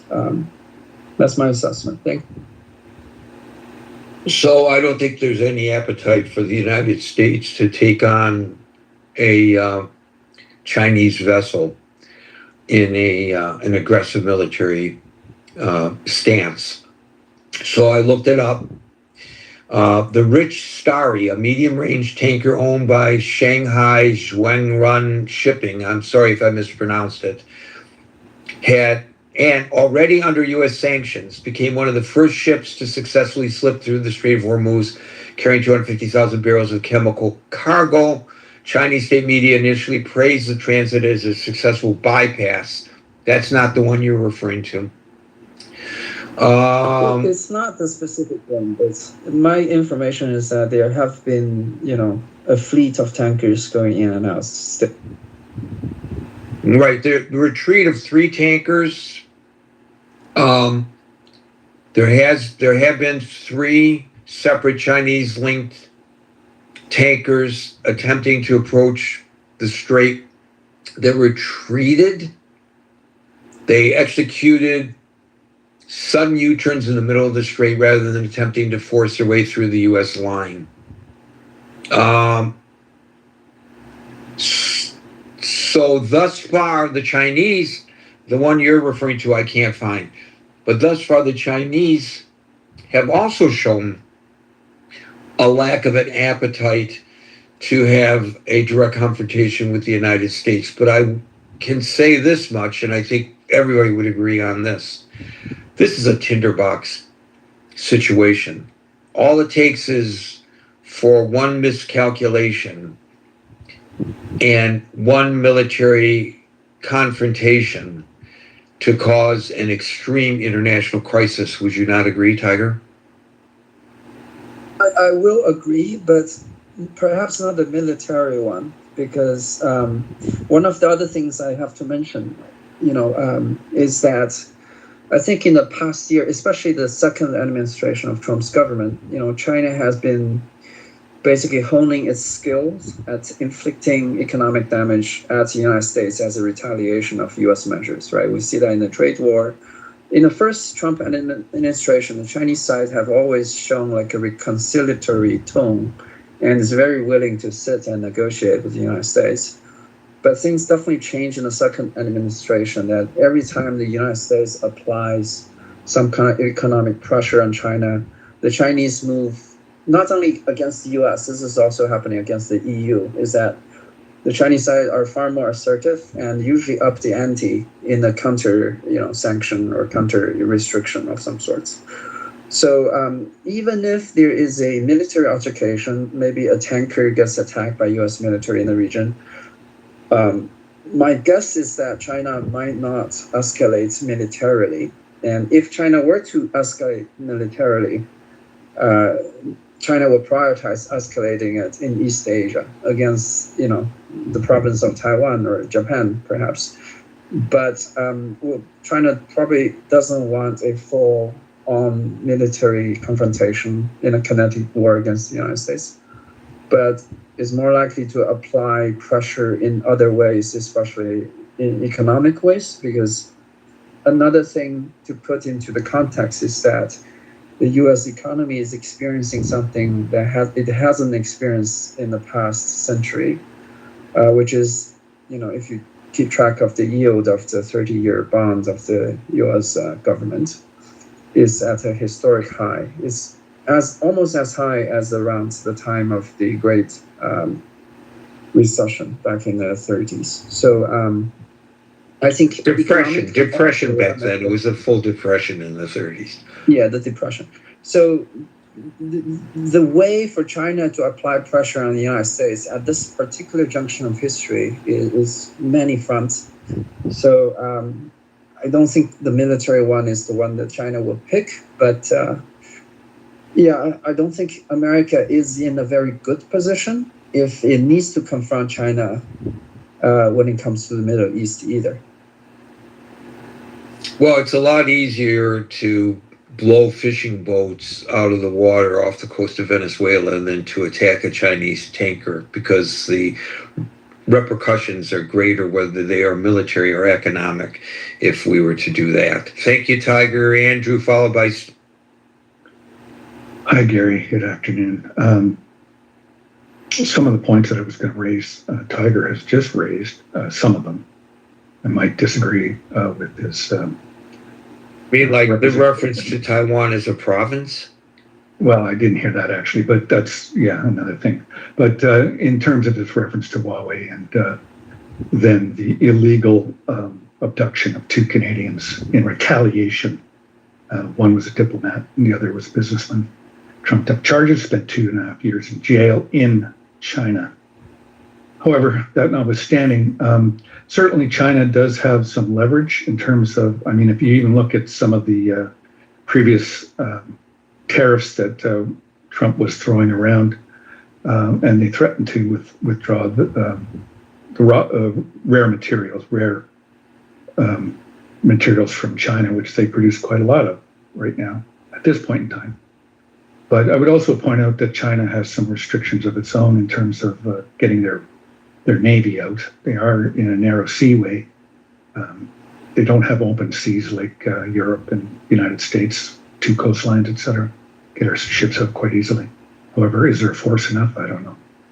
But certainly, I think it is a strategy. I'll say that. But I wouldn't use the word bluster. I might use fluster a little bit more. I think Donald is a little bit flustered at this point. It hasn't gone the way that he was told it would go by whoever told him that. And this is, I guess, his response. But again, the order of the battle order, economic first, then perhaps kinetic, I think is something to consider. But these efforts by Iran to, they've been under sanctions for ever, since I can remember, in one way or another, in one form or another. And they're quite adept at maneuvering around them. You have these teapot oil refineries that are accepting oil. You got ships changing their flags at sea. And again, as Tiger pointed out, the oil moving from one vessel to another, laundering it, as you pointed out. So these are all things that have been going on already. And I don't know that this particular declaration is going to change those efforts, because they're dark already. And so countries that are not trading with Iran right now are going to continue not to. But those that are doing it surreptitiously and will continue to do it surreptitiously.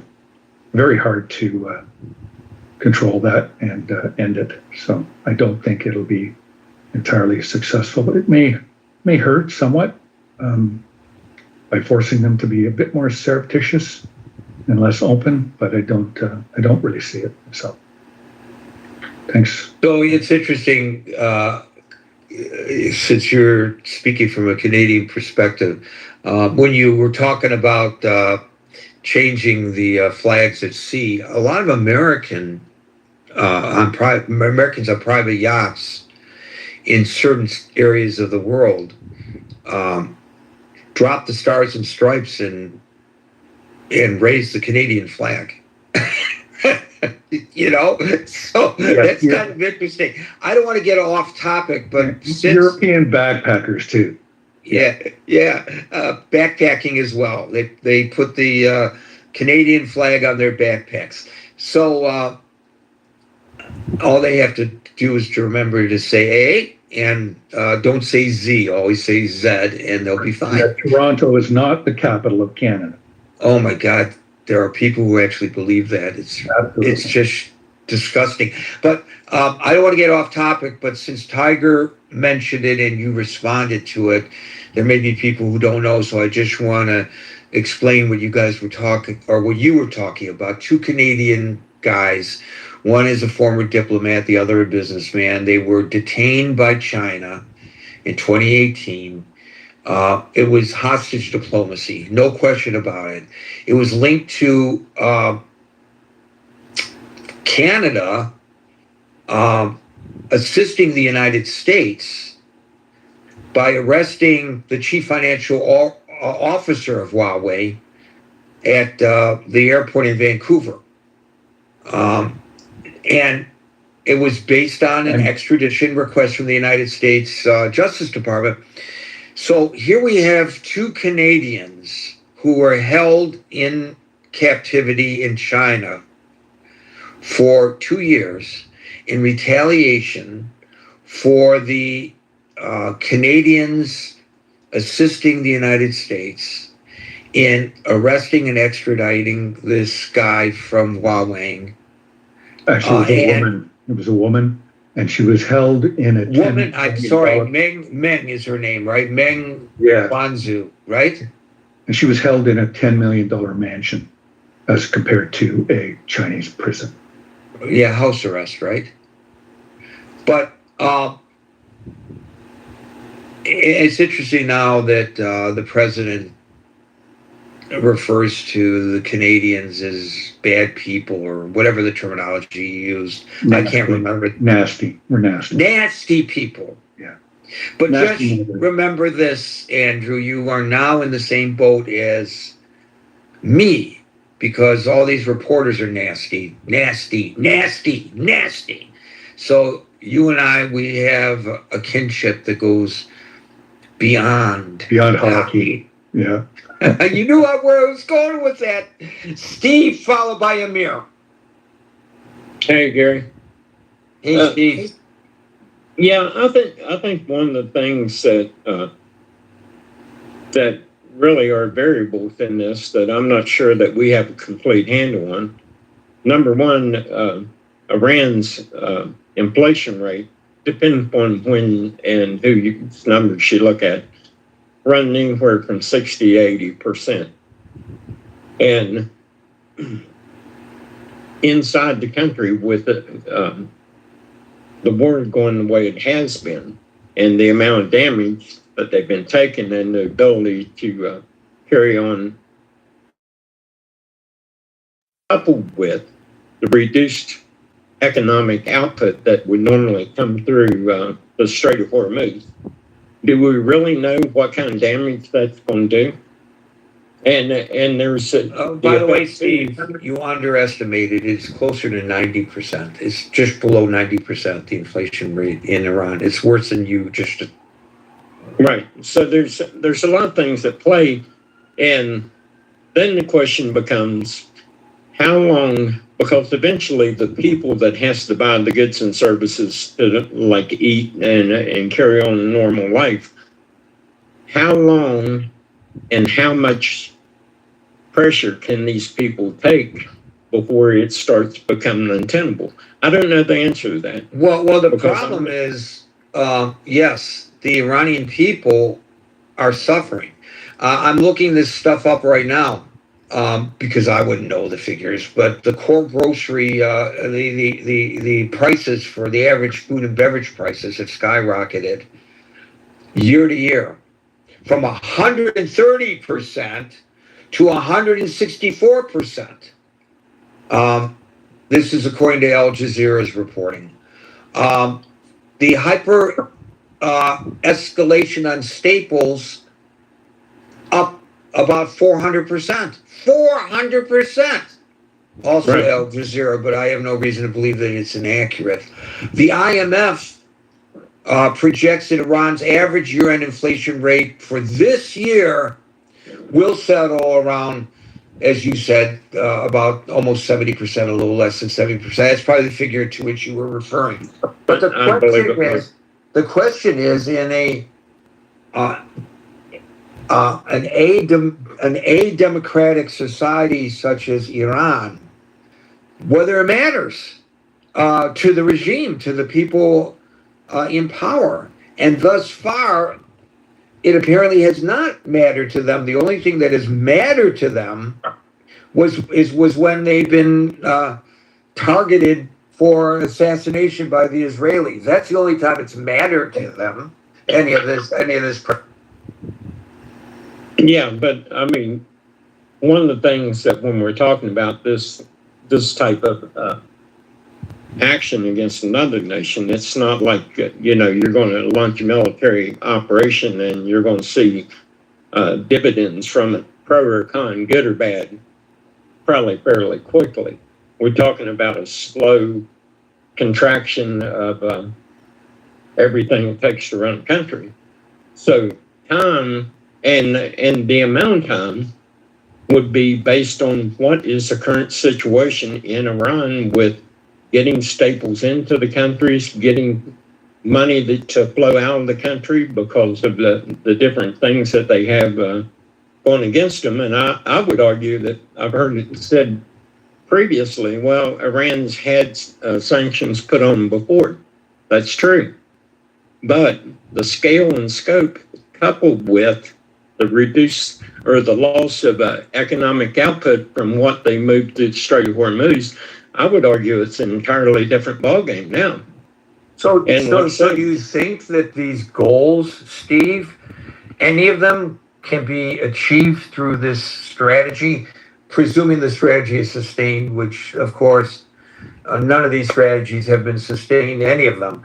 But let's just give the president the benefit of the doubt and say he's willing to go, to the mat, to however long it takes to resolve this. Do you think that forces the Strait of Hormuz open? Do you think it forces them to turn over their nuclear capabilities? Do you think? I think it probably does degrade their ability to pay the terrorist proxies in the region. That's a good thing for sure. Well, at some point, it may even start getting to the point of even paying the regular grunts in the IRGC. I mean, it could contract to that point, but we don't have a good analysis on when that point could come. And my problem with the whole thing, that as I watched this thing unfold, is there doesn't seem to be an articulation.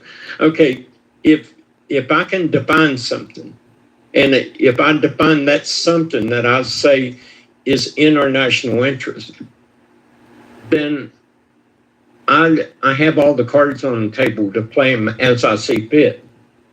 But it's like we went back and forth with this in a way that we hit one area, we hit another area, and it's not a coherent, applied, constant pressure.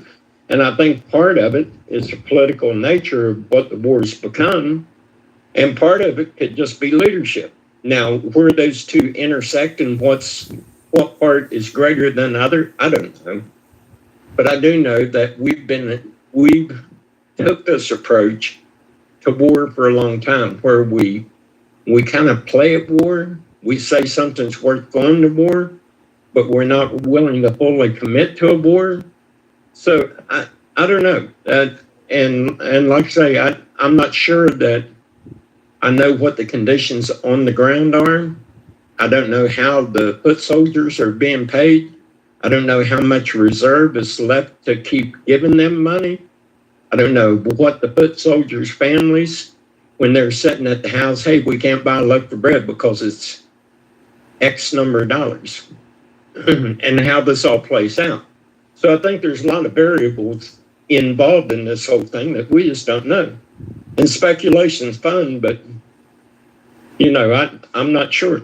But I do know one thing, that given the nature of Iran, if you're going to go to take them out, you better be committed to it.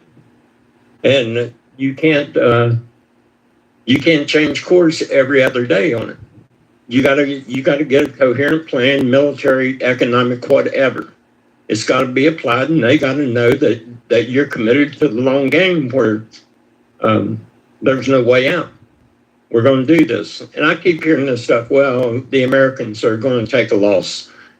Yeah, we did. Vietnam was classified as a loss too, but we didn't lose because we didn't have the military capability to execute. We lost because of political will. And if it occurs here, it won't be the ability of the United States to execute a war against Iran.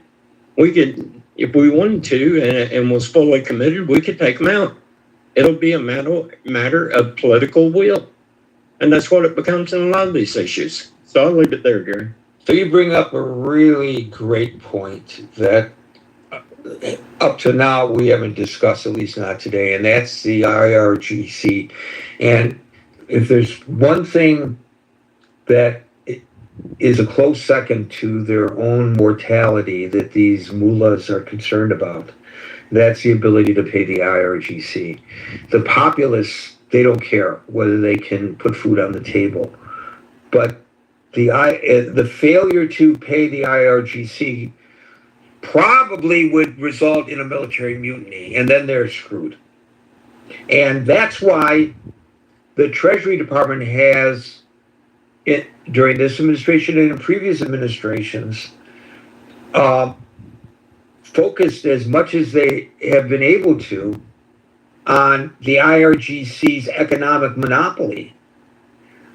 Because it's not just a military branch; it's its own economic, it's its own infrastructure. They're doing very well, thank you, as compared to the government of Iran.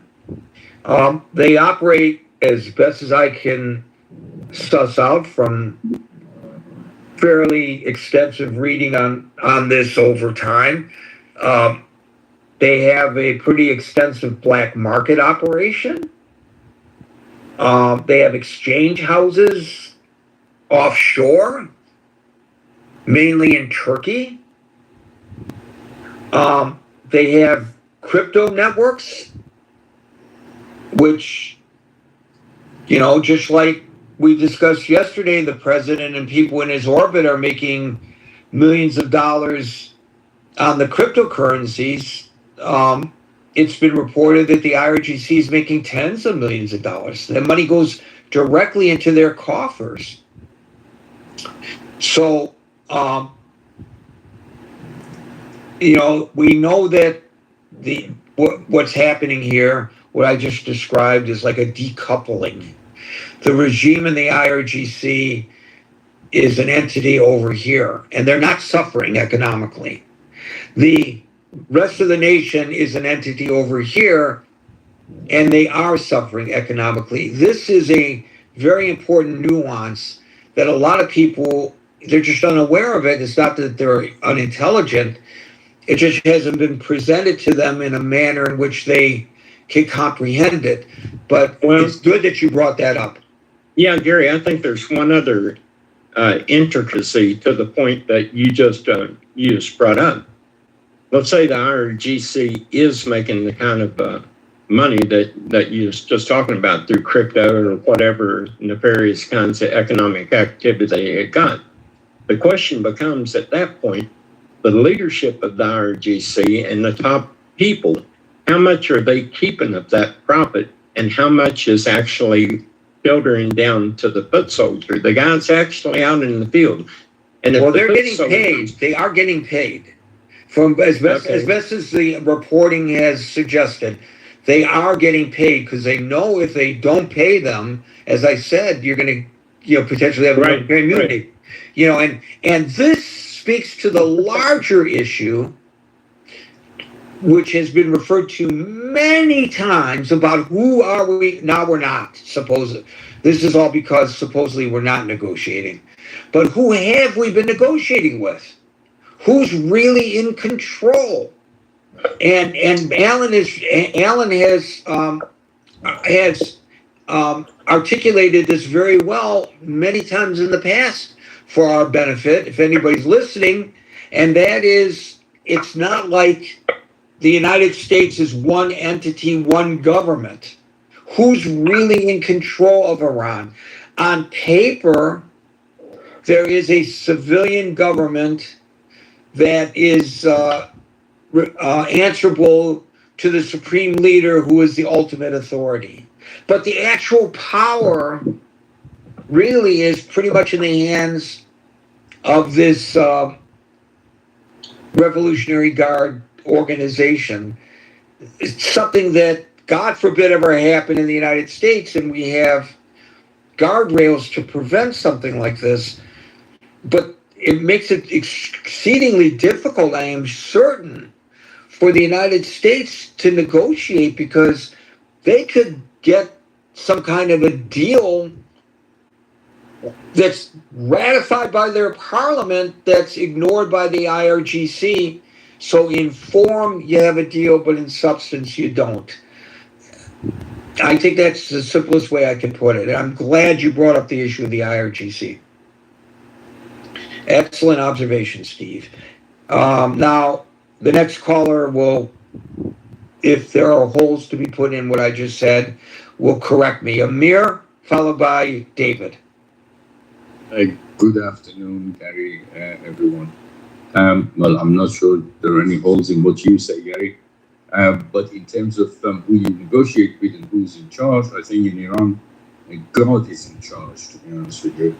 And you can negotiate with God if you want, or Allah, because the person that's the leader is now not present. Nobody is, can hear him or see him. There's not even pictures of him.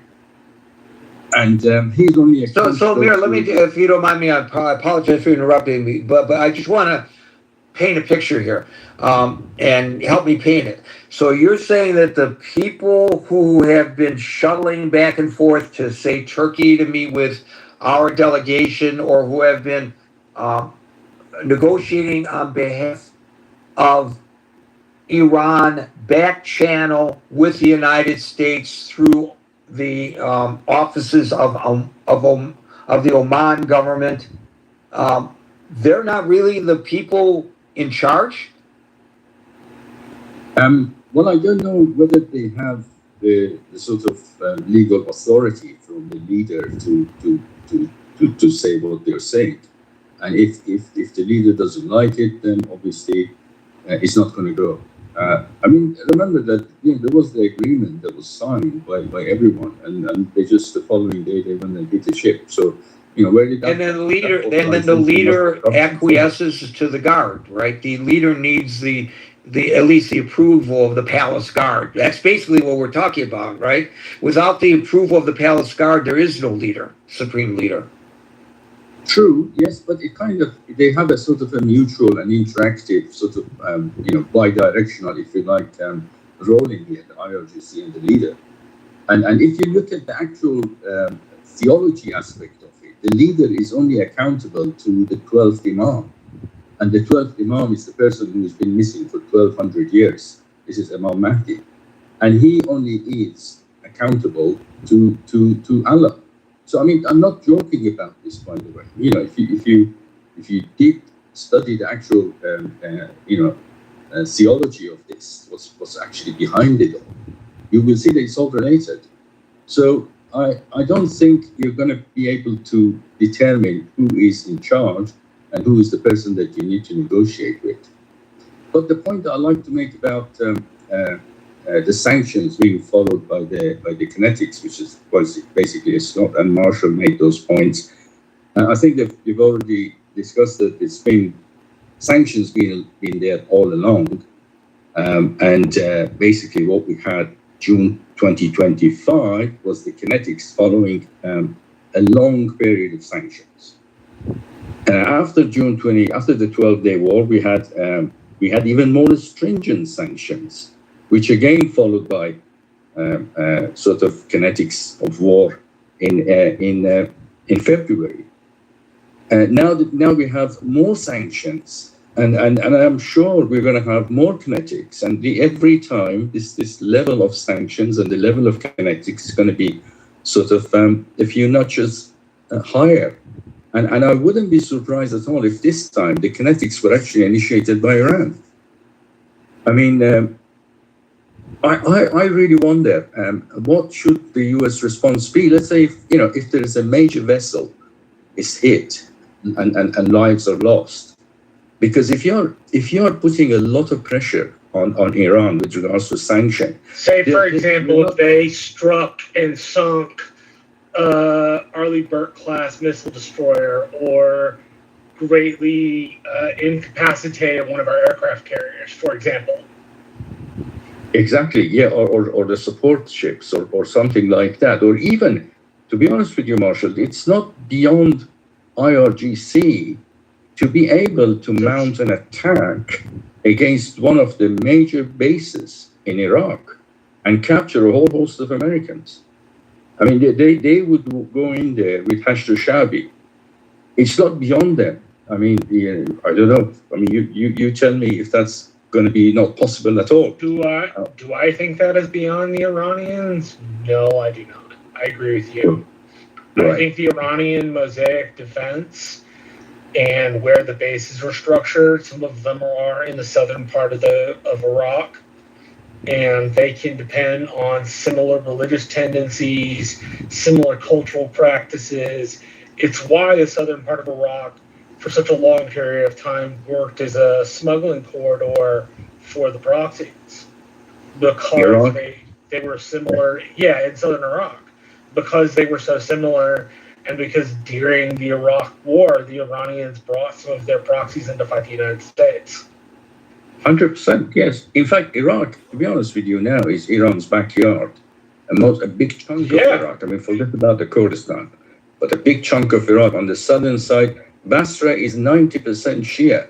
So and they're in this in the same ideology and the same thinking. Well, I mean, not just that, they also solidly control Karbala, which, for those who are unaware, in Shiite Islam, one of the holiest sites of the entire religion is in this place called Karbala, Iraq, where I think it's called the Battle of the Camel, where Muhammad's grandson, Hussein, is murdered by this general named Exactly. and his forces. And Karbala is solidly held by the Shia in Iraq, and they can be depended upon by Iran to acquiesce. I hesitate to say Iran owns Karbala, but I would say they can greatly influence the goings on around the site of Karbala, which as I said, is the most sacred site in all of Shia Islam. and the Ayatollahs in Iraq who are controlling Karbala and Najaf. Najaf is another very important center in Iraq. They are not necessarily, in the same line as they are as the Ayatollah. Some of the Ayatollahs in Iran were in line with IRGC, but there is absolutely no way that they're going to stand against Iran. Absolutely no way. They would be shooting themselves in the foot if they did that. So they are. So as you say, and the Karbala is very important because of Imam Hussein. He fought with 72 people against 30,000, army of 30,000 of Yazid. And this goes back about 1,290 years ago or 1,300 years ago, something like that. Yeah, it's at the end of the rightly guided Caliph period and the beginning of the Ridda Wars. RIDYA. Read that. Exactly. I'm quite impressed with your knowledge of that, by the way, Marshall. Well done at it. When I was in school, before A&M asked me to come back when I had better grades, I studied Middle Eastern history, Islamic theology, and counterterrorism. And so I am very well acquainted with Muslims and Islam and the differing versions of it. So next time you're in Texas, right? Next time I'm over there, I'll look you up. Please do. I'd love to take you to dinner. Thank you. Oh my God! Take him for lunch, and we don't. We have to take him for lunch. This is really BS because Marshall, when I talk about going back down there to the valley where he lives, and I'm familiar with it because my parents were Winter Texans. They spent 6 months of the year within 10 minutes or so by car of where Marshall is right now. He says, "Well, come back down and you could take me to dinner."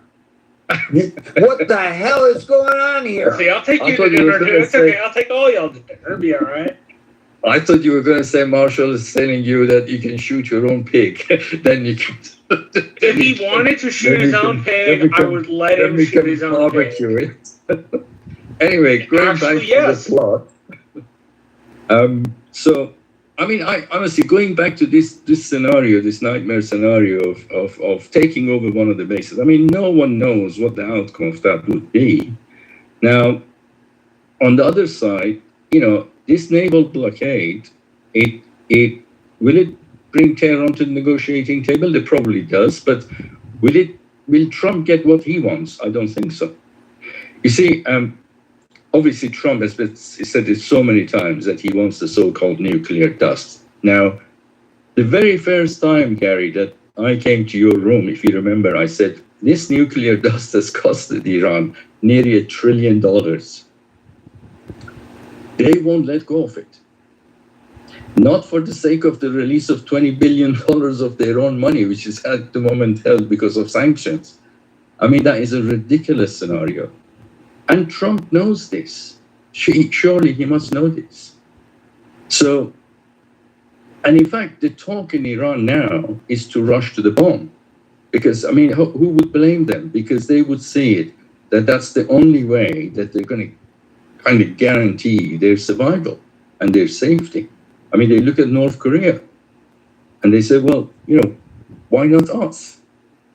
So now put yourself in the shoe of Trump. Well, not Trump even. Put yourself in the place of Pentagon. Can you cope with the nuclear Iran? And kind of what is the consequence of that? it would no doubt be followed by Saudis and the United Arab. I mean, why The wouldn't entire they Gulf want states to? would demand they Oh, become nuclear. absolutely. Of course. So instead of nuclear non-proliferation, it's going to be nuclear proliferation. of course, and everybody knows that. Everybody knows that, including those who say Iran has a right to nuclear weapons for defense. Israel's got nuclear weapons. They know what this would result in. Exactly what the world does not need, and that is more nuclear powers. And on that, there should be no debate, but apparently there is. So I mean, this is a question, and remember that when this war started, Iran started shooting in all directions. The countries that never even thought about firing a single bullet towards Iran. So imagine if there was a nuclear weapon there. I mean, this is just horrible, just horrible.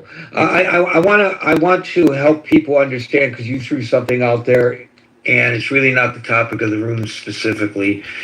And I'm going to try to in brief terms, and correct me if I got this wrong, explain that and let me preface this by saying that the vast majority of Muslims are Muslims. I've offended people, by the way, by saying Muslim, and I've offended people by saying Muslim. Can you believe that?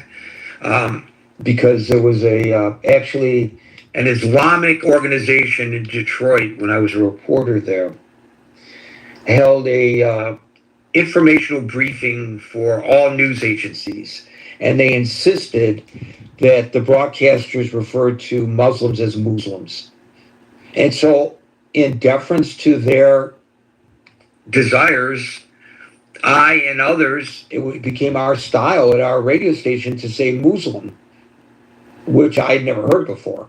And then we were accused of mispronouncing it and being degrading to Muslims by saying Muslim. I don't know where that comes from, but more importantly, the vast majority of Muslims, 85 to 90%, are Sunni. But the people who believe in the 12th Imam, who died hundreds of years before the birth of Christ, but they believe is being hidden by God, Allah, for his protection. And they want to bring him back. It's a messianic approach. There are some parallels to some of the messianic views of Christians, by the way, but Christians are not, by and large, attempting to force an apocalypse. The Iranian regime, and it's ingrained in their constitution, divinely inspired by the 12th Imam. Their job is to, and they consider themselves transitional. They consider themselves transitional until that apocalypse occurs and the 12th Imam reemerges. So in order to get there, there has to be an apocalypse. Yeah, in order for there to be an apocalypse, there has to be a global caliphate. In order for there to be a global caliphate, the Jews, the Christians, the Buddhists, the Hindus, everybody else, the atheists, the agnostics, probably the Sunnis, have to be eliminated. Maybe the Sunnis could be converted. I don't know, in their mind. That is the philosophy by which the foundation of the government of the Islamic Republic of Iran, in short. Do I have that right, Amir? No, I'm sorry. That's not the correct narrative.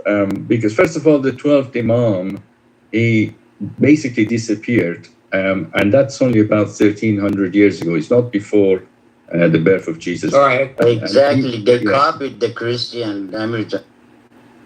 Yeah, I mean, there are lots of parallels in there. I mean, there are lots of parallels in just about all religions. So, but the point with the 12th Imam is that it is true that a lot of corruption has to be in the world before he actually appears. So it's kind of a slightly opposite to what Gary is saying. It's not the case that we have to convert everyone to become Shia before this happens. It's more like there has to be a lot of sort of wars and disruptions and corruptions and everything, dystopia basically before this Imam arrives. And of course, when he does arrive, then he's going to do what Gary just said, that meaning that he's going to put everybody right, and then he's going to basically kill everybody that's not aligned with his way of thinking. That is how it's going to work. But I know that a lot of Christians do not believe in this because, of course, the Christianity has had its reformation, which obviously Islam hasn't, and that's one of the major issues that we are facing. So I'm conscious of the time, Gary. That I just wanted to say, two more I may have gotten it a little wrong, but the point is that the regime is not based on diplomacy and getting along or anything like that. And it's a miscalculation to think that this particular government, no matter what they say, wants to get along with anybody. It's contrary to their theology, and the government is based on a theology, correct? That's absolutely correct. And it is a kind of a fundamental theology, and they are not going to be sort of moving away from that. This is why the whole thing about negotiation and so on is, as long as it's in line with their theology, yes, you're welcome.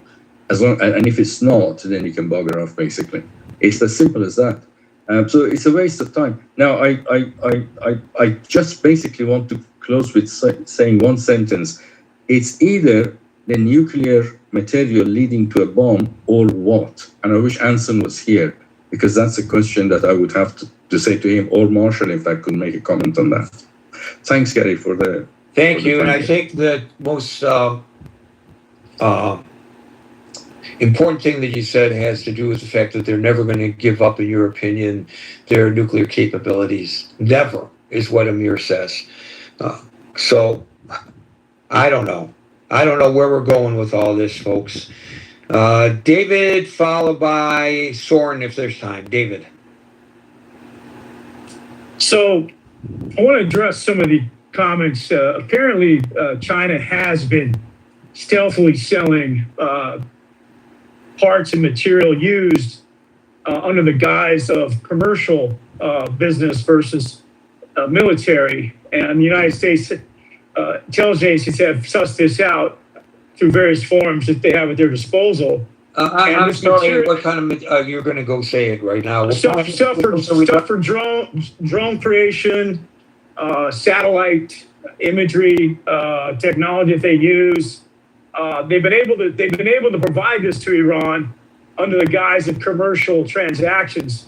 But in fact, the material that they're selling them has dual purposes, which is also being used for military purposes, which are being used to fight us and provide the drone technology to wage war, asymmetrical war against us, as well as the Gulf allies, when we decide that we want to continue to try to bomb them. So there's that aspect.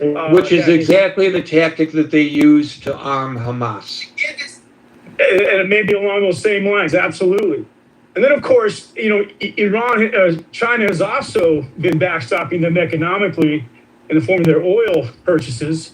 And they're doing it under their yuan versus the U.S. dollar, which allows them to escape the sanctions that we've imposed. So recall that Scott Bessent in this article about the D-Day, economic D-Day against Iran, is telling China to get its act together and to join the family of nations in crushing this regime economically. Well, as we heard from Tiger, that this is not an agenda that the Communist Party wants to try to help implement on our behalf. Quite the contrary. The more we saddle ourselves in the Middle East, the less military assets are in their sphere of influence in their region, South China Sea and the like, which allows China to essentially, at some point, realize, hey, we're out of bullets, figuratively, as well as... they must have been celebrating when the decision was made to move the Washington Carrier Group to the Middle East. They probably were celebrating in Beijing. Oh, absolutely. Yeah, President Xi is probably, toasting and celebrating, the fact that, do you think it's possible? Do you think it's possible that things may not be as bad on the Lincoln as portrayed and that the story was leaked by China? No, I actually believe that the military situation for those soldiers and troops is accurate. The families have been reporting that. The parents of the family members that are on the ships have been coming out in the press. So that's not a Chinese fabrication. I think that's an absolute real situation that our troops have been facing. And Gary, I love your use of the word whack-a-mole, but President Trump is playing his own form of whack-a-mole. He's playing whack-a-mole with the U.S. military and the families, and the optics of how badly managed our military is. He's playing optics with the markets, with the bond yield and the rise in our bond yields, which is affecting borrowing costs, gas prices. I mean, he went to war, Gary. He went to war against the green energy. All the green energy policies that Biden's tried to put in place, the contracts that are made with wind and solar, he's gutted all of those, right? And he's made us wholly beholden to this petrodollar situation where, most Americans, Gary, don't understand policy. They don't understand the budgets. All they understand is when they go to the gas pump, more money's being siphoned out of their credit card or their debit card than they used to have to pay at the pump. And that's all they care about. So, the whole thing here, Gary, is this D-Day, this economic D-Day is actually coming home to roost on our shores versus going home to roost on the Iranian shores. I mean, it can't be a zero-sum game with this. So, at the end of the day, I think the economic approach is the better one versus the military one. But I don't know that we can run off the clock in time before the midterms. And I land there. I don't think they could do it before the midterms either. Sworn, I apologize. We're out of time. Folks, we're here Monday through Friday at 5 o'clock New York time. So until 5 o'clock New York time tomorrow for the next edition of the Critical Thinking Forum, everybody be safe, be well, and peace out.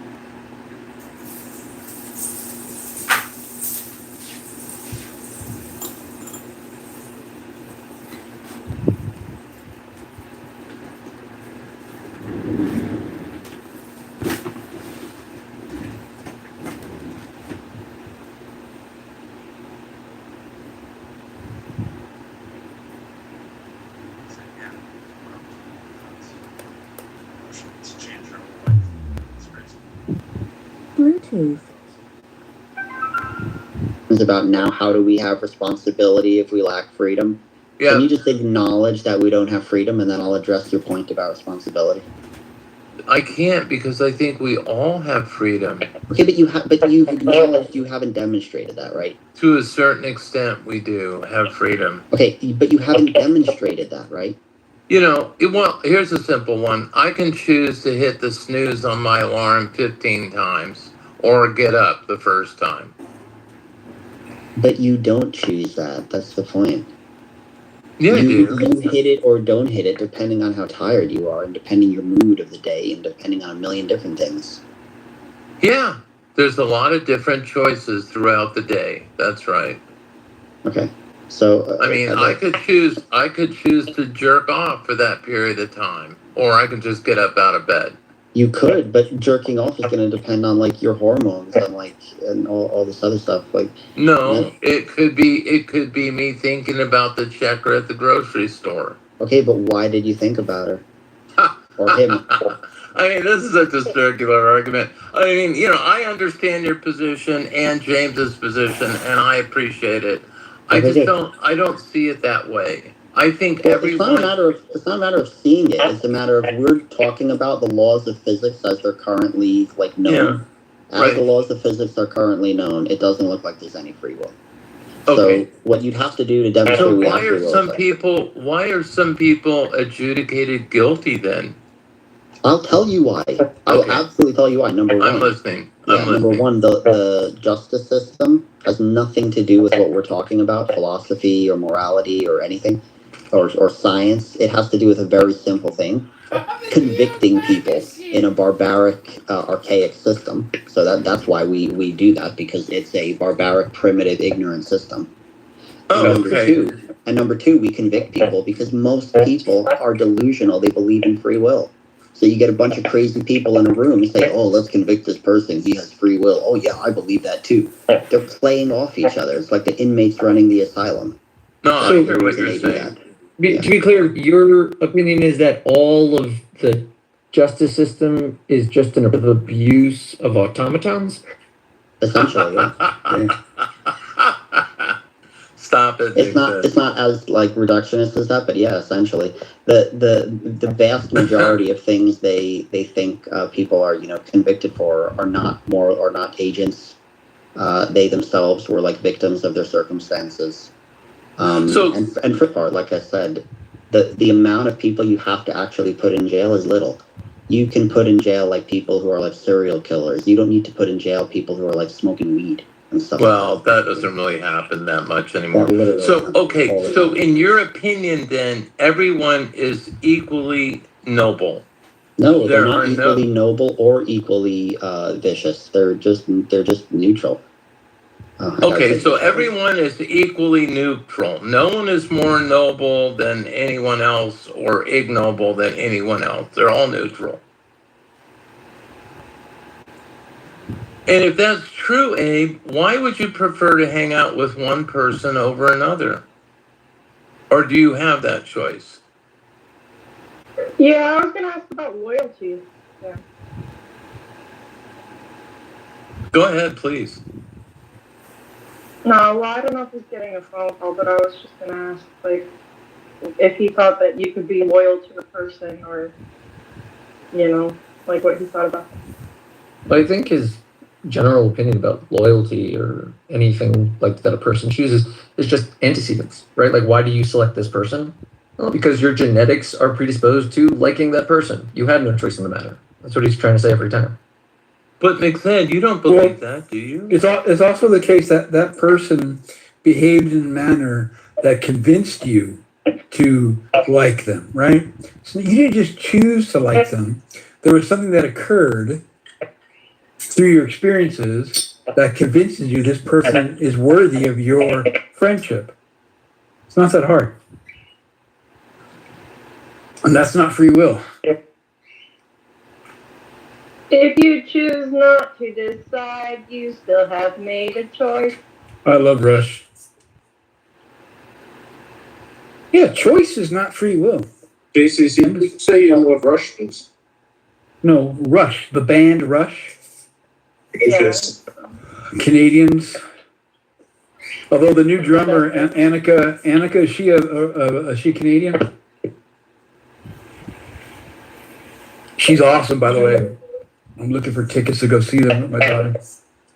Yeah, but JCC, look, I think that, look, you know, there definitely is the argument about free will, right? But the thing is that you, and I think Abe, to a certain extent, you don't live your life like with this at the forefront of your mind, right? Because, you know, I have witnessed both of you get really annoyed and have heated discussions and arguments with people, even on this app. Yeah. And okay. the idea that you know, if you think that no one has free will, then they're definitely just going to articulate the things that they articulate. And there is no reason then to get annoyed at people, right? If you think that they don't have free will to think or speak otherwise, then why would you get pissed off at someone for articulating what they were always going to articulate if they don't have the will to do otherwise? I get annoyed at the stupid shit people say, like someone like Mikhail or Rabbi or Hans. Yeah. So, okay, judge me for that, whatever. Do I care? But I'm saying why do you get it? Why? Because I'm a reactionary individual. I'm an outspoken person. I don't have a problem. I don't have a problem with sharing. I don't have a problem with, like I said right now, like muting this dumbass for interrupting me. I don't have a problem with being true to myself and exposing my emotions and my feelings at that moment in time. I will say this. He's an automaton, according to his. Please. I didn't call myself an automaton. I don't necessarily agree with that. Maybe there's a little, you know, issues with it, whatever. Well, I will say this, James. Over the years that I've been interacting with you, I have noticed that you're far more deferential to women on this app than you are to men. Well, that's probably based on the epigenetic antecedents. Yeah, because they're hot. No, hang on. Regardless of their biologics, if someone is behaving badly and it sparks reaction from me, I'll go off on male or female. So I don't care what you're saying. I've never noticed you do it with a female. But Jason is not making the choice. It just happened. That's what he is, a thing that responds in this way. Yeah, I'm presented with a situation, and my reactions are my reactions based upon all the antecedents and epigenetics that lead up to this particular moment in time. I have no control. I can control them within certain limits, but deep down inside, if I bite my or mute myself, I could be screaming and then I can come off mute. So, yeah.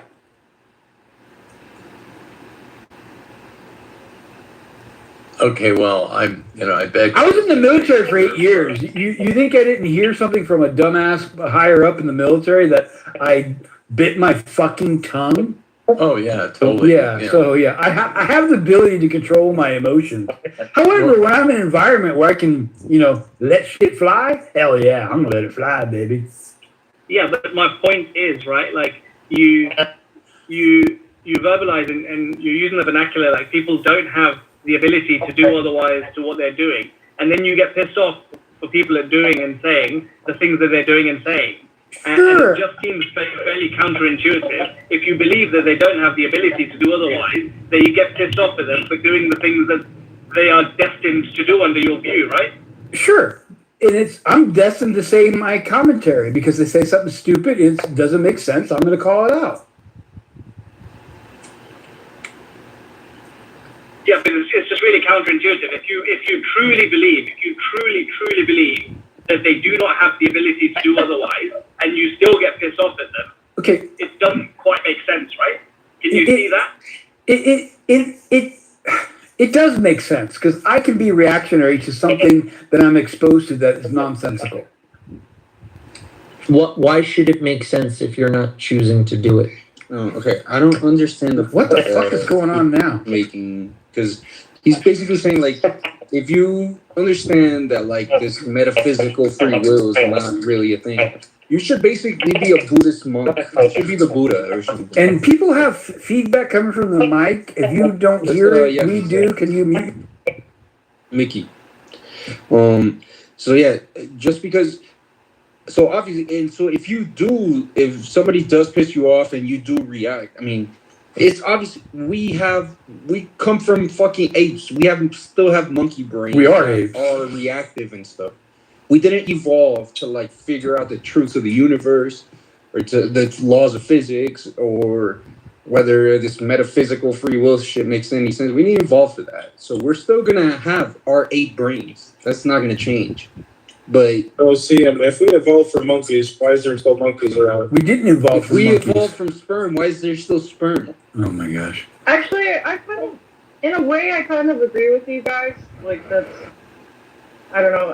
I think that your chemicals, your environment, all this stuff can affect you. But the difference is, I think once you're aware of it is when you can start to change it. I think you can change it, but you have to be aware of it and you have to constantly remind yourself. Yeah, is that these guys think like basically you cannot like I don't know you cannot improve yourself or something like that. Of course, that's not at all what we're saying. It's just To what you said, if we evolved from sperm, how about if we evolved from babies? Why do we still have babies? Make that make sense.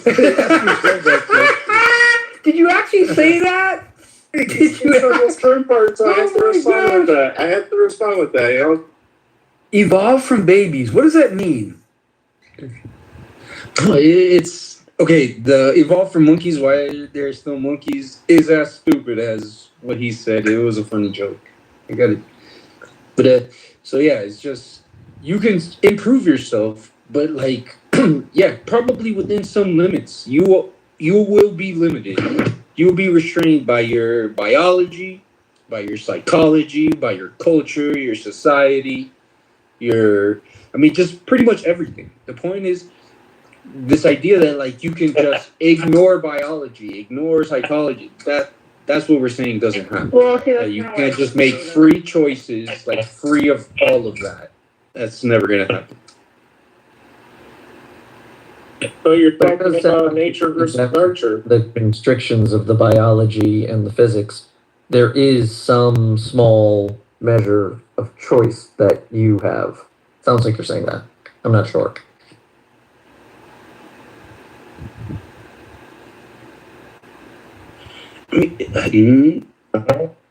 This becomes like semantics really fast. In one sense, yes. In one sense, no. Like, this is a difficult conversation when instead I've had it with you.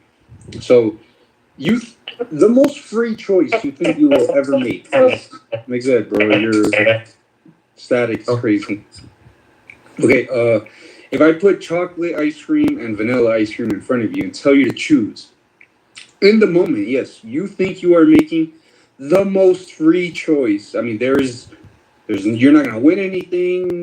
There's no gun to your head. You think you're making the most free choice, and you're saying, if I have this free choice, then surely I can freely choose whatever I want. Like, what you don't understand is, even in that moment when you choose vanilla, you don't really know why you chose vanilla. You can justify it to yourself, kind of, even before or after the fact. But let's say if you're just more, if you're more, what's the fucking word? Not destined, of course not. But yeah, it's just if you're just a person that likes vanilla ice cream more, I mean, you didn't choose that. Like everything that you're not aware of all the influences that's gonna make you choose vanilla ice cream. It could be everything from just the way your taste buds are, which obviously you don't choose those. You don't choose how sensitive they are to chocolate versus vanilla. All your memories in the past. You could have like I don't know on your first date with your girlfriend, you went out for vanilla ice cream, and your whole life those memories make you just want vanilla ice cream more. So you're not noticing all that stuff in the background as you choose vanilla ice cream. Sure, you're gonna be like, oh, I mean, in the moment, you're gonna say, I can choose either one. This is as free of a choice as I'll ever make. I choose vanilla. But you're not aware. This is the antecedents that JCC keeps talking about. That you're not aware in the moment. And the point is, you cannot get away from that. You cannot ignore your biology, your psychology, your culture, you cannot ignore physics, you cannot ignore any of that. Are you trying to make an argument that you're limited to the choices of your confinements of each scenario? It sounds like you're saying that when I say select vanilla over chocolate, I know that I want the vanilla more than the chocolate. But you're saying, even though I know that, and it sounds like you're saying a little bit, I might be making a choice there. I don't know all of like the evolutionary and antecedent history that resulted in me knowing that I wanted vanilla. And like, I'm not so sure I need to be aware of like all of history to know that I want the vanilla. You don't, or you're not. Yeah, What I'm trying to say is like, why isn't my selection of vanilla simply like the final result, the final calculation of all the antecedent stuff, like what I ignored, what I paid attention to, what affected me, what didn't affect me, and then the final result was vanilla. I didn't calculate it, and like I couldn't prove all of. I don't think that's what CM means, right? When he says you can't ignore, yeah, he's just like misspeaking. He means like you can't escape, right? Like all those antecedents. He doesn't actually mean you can't ignore because he thinks you do ignore for the most part all those things. And he's also saying that you didn't have the ability to do otherwise. So you didn't have the ability. Yeah, to not TM's a determinist, right? So yeah, he doesn't think you decide anything really. Well, so the thing is, the free will, people like Rainbow also in the comments was saying, oh, if you make a choice, that's what free will is. Well, I've tried explaining this to some extent. I couldn't do it before, I'm not going to do it now.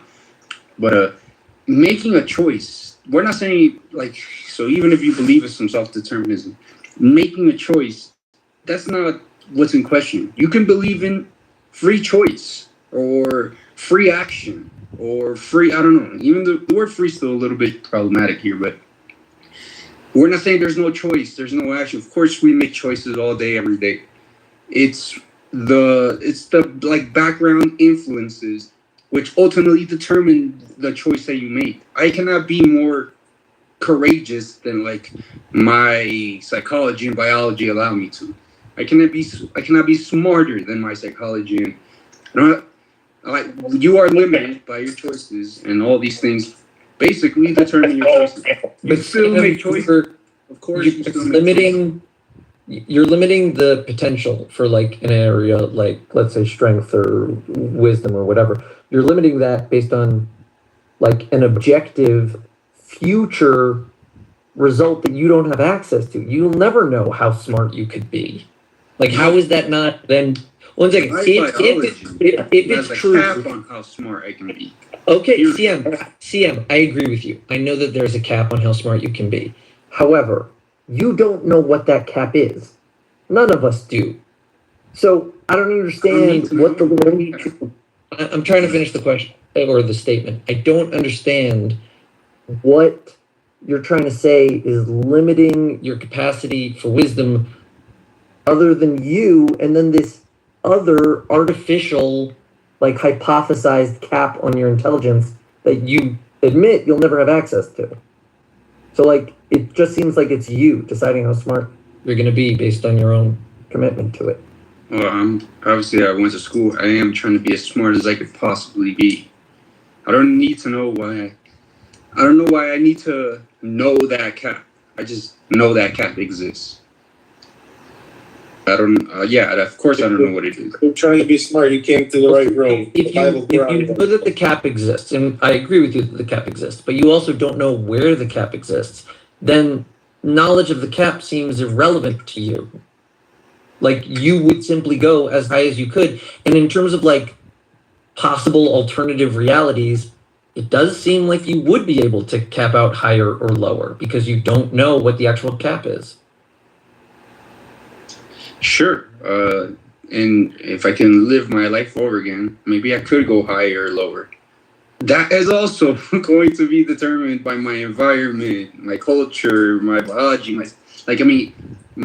that's also going to be determined by that. That's the point.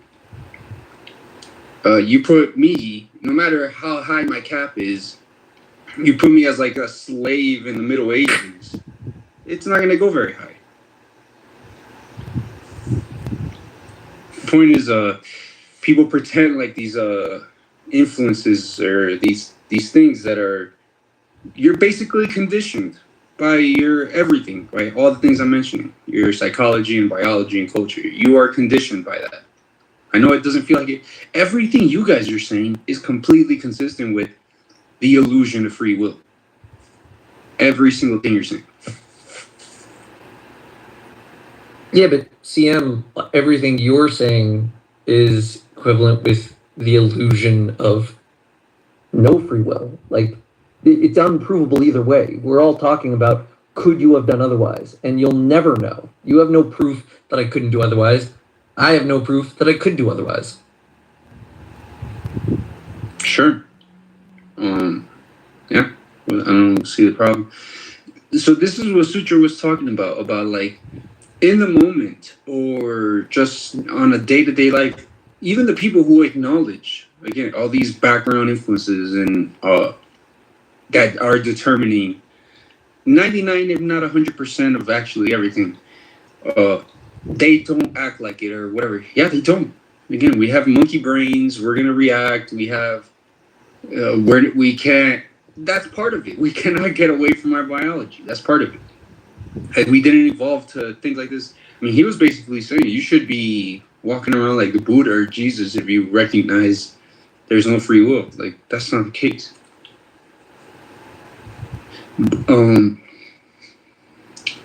Yeah, and so in the moment, like I said, so yeah, just because I acknowledge this stuff, yeah, doesn't mean I limit myself. I don't. I do basically. I live like I'm making choices, like I am choosing the choices that I make. I completely live like that. Everybody does. Right, but isn't that like the word you irrational? Like, shouldn't you actually be just no? Should I be not, the Buddha? Meaning not. You know, what I mean is like not striving or reaching the confines. You just say like I am, and then you just keep choosing and doing stuff. Right? It wouldn't be a rational thing because you're not choosing it or selecting it. It's not like a choice you're making, and then any amount of quote unquote rationalism applied to it is just your like narrative explaining what you were always going to do. And I'm saying, why doesn't that change your perspective on how you live your life? Meaning, any consideration is a waste of time. You're just going to do what you do. Correct. Including that consideration. This is back to the suture point, like Alex in the comments just said. The illusion of free will makes people choose not to participate. I don't think that's the case at all. Nobody lives like they just say, I don't have free will. I'm just not going to get out of bed today. Like, nobody does that. And so that I agree with. I do live like I am making choices. Of course I do. But this other point that I should be like the Buddha and somebody cuts me off in traffic. And what it does allow you to do is kind of look back and understand. It just gives you more empathy, more understand that like people just aren't like these moral monsters. Like I don't know, this idea of like complete judgment, like just retributive justice, things like that.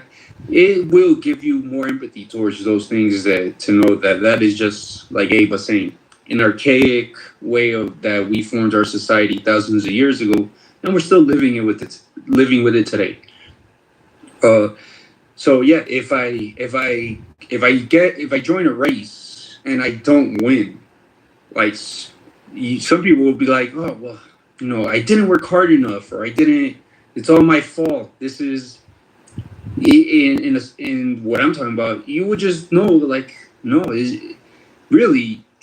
I was limited by all of my biology, and no matter how hard I work, but this doesn't mean I'm not going to work hard, and I'm not going to work as hard as I not only want to, but like am able to.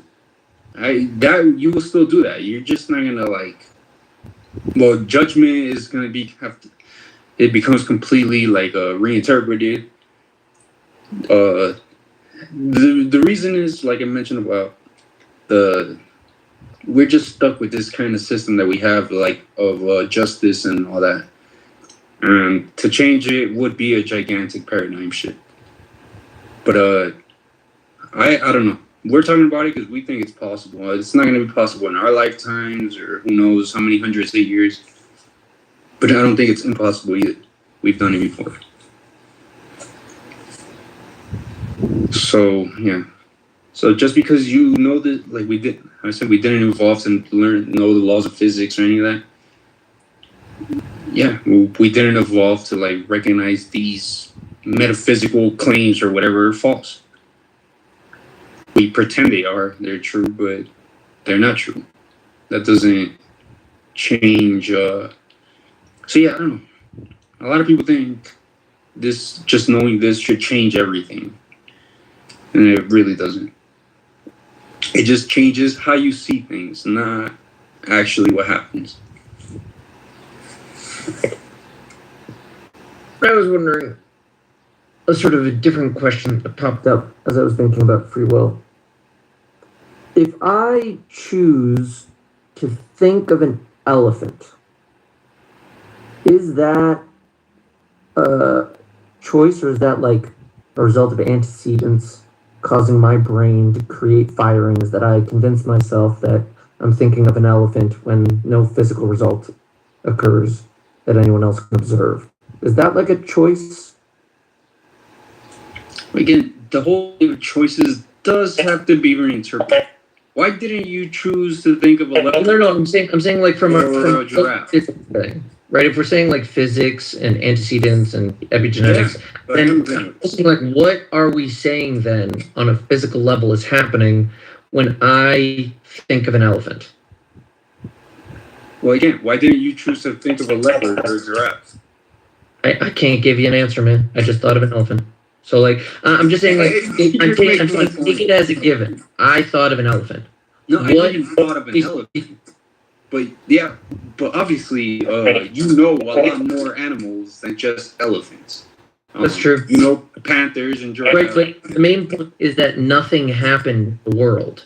Electrons fired in my brain. I told you that it was me thinking of an elephant. Yeah, but what is that? You cannot think your thoughts before you think them. Okay. So that elephant just popped in your head. You cannot think your thoughts before you think them. You're saying there was no control over the elephant? I can't decide to fantasize about an elephant? No, yeah. I'm saying, yeah, you didn't choose, really. In that moment, you didn't choose. You want to say that, like, all daydreams are, like, mental compulsion from antecedents, something like that? Yeah, of course. Oh, just this shit whirling around in your subconscious, but then, like, pops into consciousness. But the thing is, like, if it's in my imagined space and I'm creating things, like, let's say a building, right? Like a building. We've built buildings, starts with an idea on paper with a guy with a pencil, right? Was that like a force that that the sperm and the egg had to get together to create this architect who would go to this school and have to create this building so that the minerals that were mined in this part of the world would be put together and then turned into glass, and then there's the skyscraper so that the Empire State Building stands because of a dream that some guy was forced to have when he built the building? Well, like, I don't get it. I'm not sure what you're even saying at a certain point, Sam. Like, you clearly have control over your own mind, like your thoughts, right? Like, if I tell you to think of an elephant, you can... Depends on what you mean by control. You have what control did you have to say the elephant in that moment? That just popped into your head. I was thinking about when you were talking about how, like, it seemed to me that you were consoling yourself on a potential failure, like say running the race and losing, by imagining an objective truth that you would always lose, that it was beyond control and there was no actions you could have taken to result in your victory. And you know, that seemed to me weird because, like, you're inventing a fantasy, like this imagine. You agreed with me that love. Physical No, and no, I biological said limits to of you cap. then, I said I agree with you that there is a cap, but I pointed out that you don't know it, and any like reference that you're making to it is like a fantasy, since you never know what your actual cap is. You could have won the race. You don't know that you had to lose, but after you can still work as hard as you want.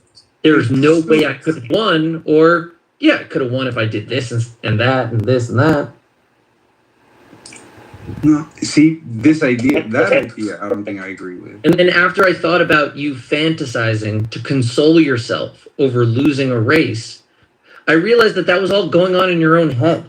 And I wondered whether or not you were making that choice, or whether you were forced to console yourself to losing a race by imagining that there was some cap that you were incapable. That's me reflecting on the reality and the facts of the situation. That's not. But I'm saying, why are you reflecting? You have no choice. You're antecedents. You're just like plagued by all the previous things. And I'm saying that like those are all just thoughts that pop into your head without any control of yours. To what degree are you controlling your thoughts? Which is why I asked, like, I'm thinking of an elephant. I just like decided I'm going to think of an elephant right now. You tell me, was that like compelled upon me? Did I have to be part of this conversation and all of the atoms of the universe so that I would then think of this contrary point of an elephant that, again, doesn't change the world except for this conversation, which I guess you'd say physically has to happen. But like in the purity of the question, you just think of a thought in your head. You don't talk to anybody else. You just have your own thing. Here's what it would look like with a building or planes or wings. You just think it. And you never change anything of the world around you. And I'm saying, what in your like basis for determining that point was separate. The world, you cannot. What allows you cannot that those thoughts are not choice. Do you agree with me that you cannot think your thoughts before you think them? Yes, yes, we heard that one, CM. All right. So, I mean, yeah. Same thing if I tell you take a city, name any city. Like the thought of a city coming to your consciousness is just gonna pop up. You don't know all the reasons why, but I'm saying there is reasons why. If you said Paris, it might have been. Yeah, then go ask the guy creating it. He has as much reason as we will ever find because he's the only one fantasizing about the elephant or the building or the plane. You're saying don't go to that guy. He's not a good source. You got to go to antecedent causes. I'm saying that's the guy with the pen in his hand. What are you talking about? I don't understand this point. Can you guys play with this for a second? It's the same thing. It's just a little separate. So, CM, don't think of a rabbit. Okay. Were you able to not think of a rabbit? Or when I said that, did you think of a rabbit? Don't think of a rabbit. I thought of the word rabbit when you said rabbit, and then I thought to not think of a rabbit, but if you're to consider that thinking of a rabbit. Okay, play with that. Okay, play with that one. It's like if you're told not to think of something, can you not think it? If you're told to think of something, if you think of it yourself, so where's the free will in those two? Well, that's what he's arguing, Kind of that agree. there is no free will. But I have a quick question for you, CM. What's the difference between your brain and an animal brain? Because I bet you can see that an animal does not have free will. Of course. I mean, you think animals So how is your brain different than an animal's? Because what you're saying is, just like an animal, you don't have free will I do have either. an animal brain. What? do you mean? My brain is an animal brain. It's obviously bigger. It's obviously... No, it's like saying, okay. What's the difference between the original Game Boy and a PlayStation 5? Like, okay, well, I never played those, so I wouldn't know. So the just thing a cheap is, computer from the 70s and a MacBook from today. okay, so you think that your brain is just as sophisticated or the same as a dog's brain? Yeah, except for the frontal cortex. No, a dog's brain. Okay, that's is way good. tinier. Yeah, so you have a has frontal way- cortex. How does your frontal cortex change from a dog's brain? The mass of that part of the brain allows for that type of thinking. Different parts of the brain do different. All right, Matt, how does it manifest itself? Like, how come you don't think like an animal then, CM? I have a different brain than a dog. Like, are you saying I have a dog brain? I think I have a dog brain.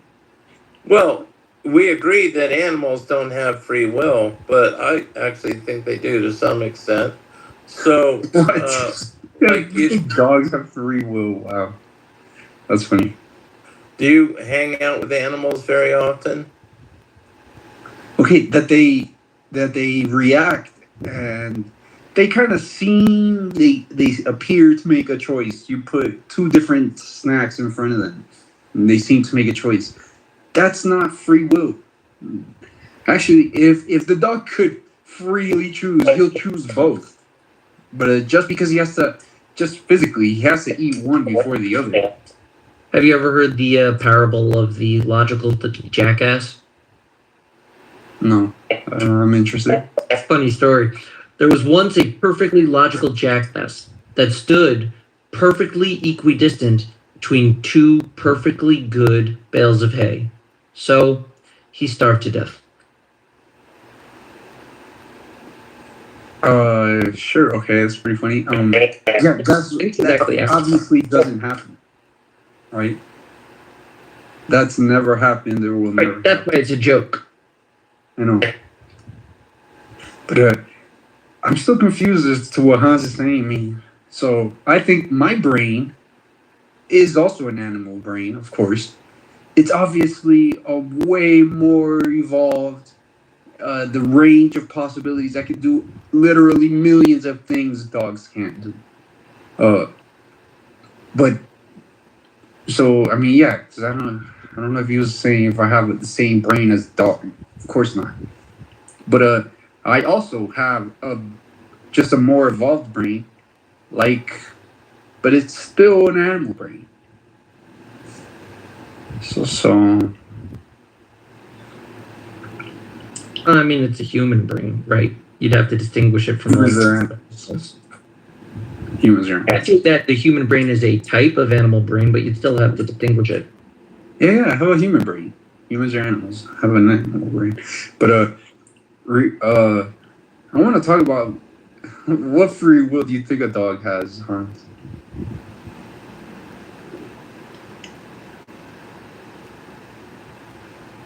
You there?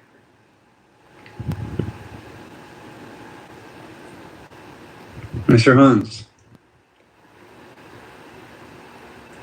Sam, did Hans ever demonstrate his claim, or does he just constantly go back to saying, well, you could?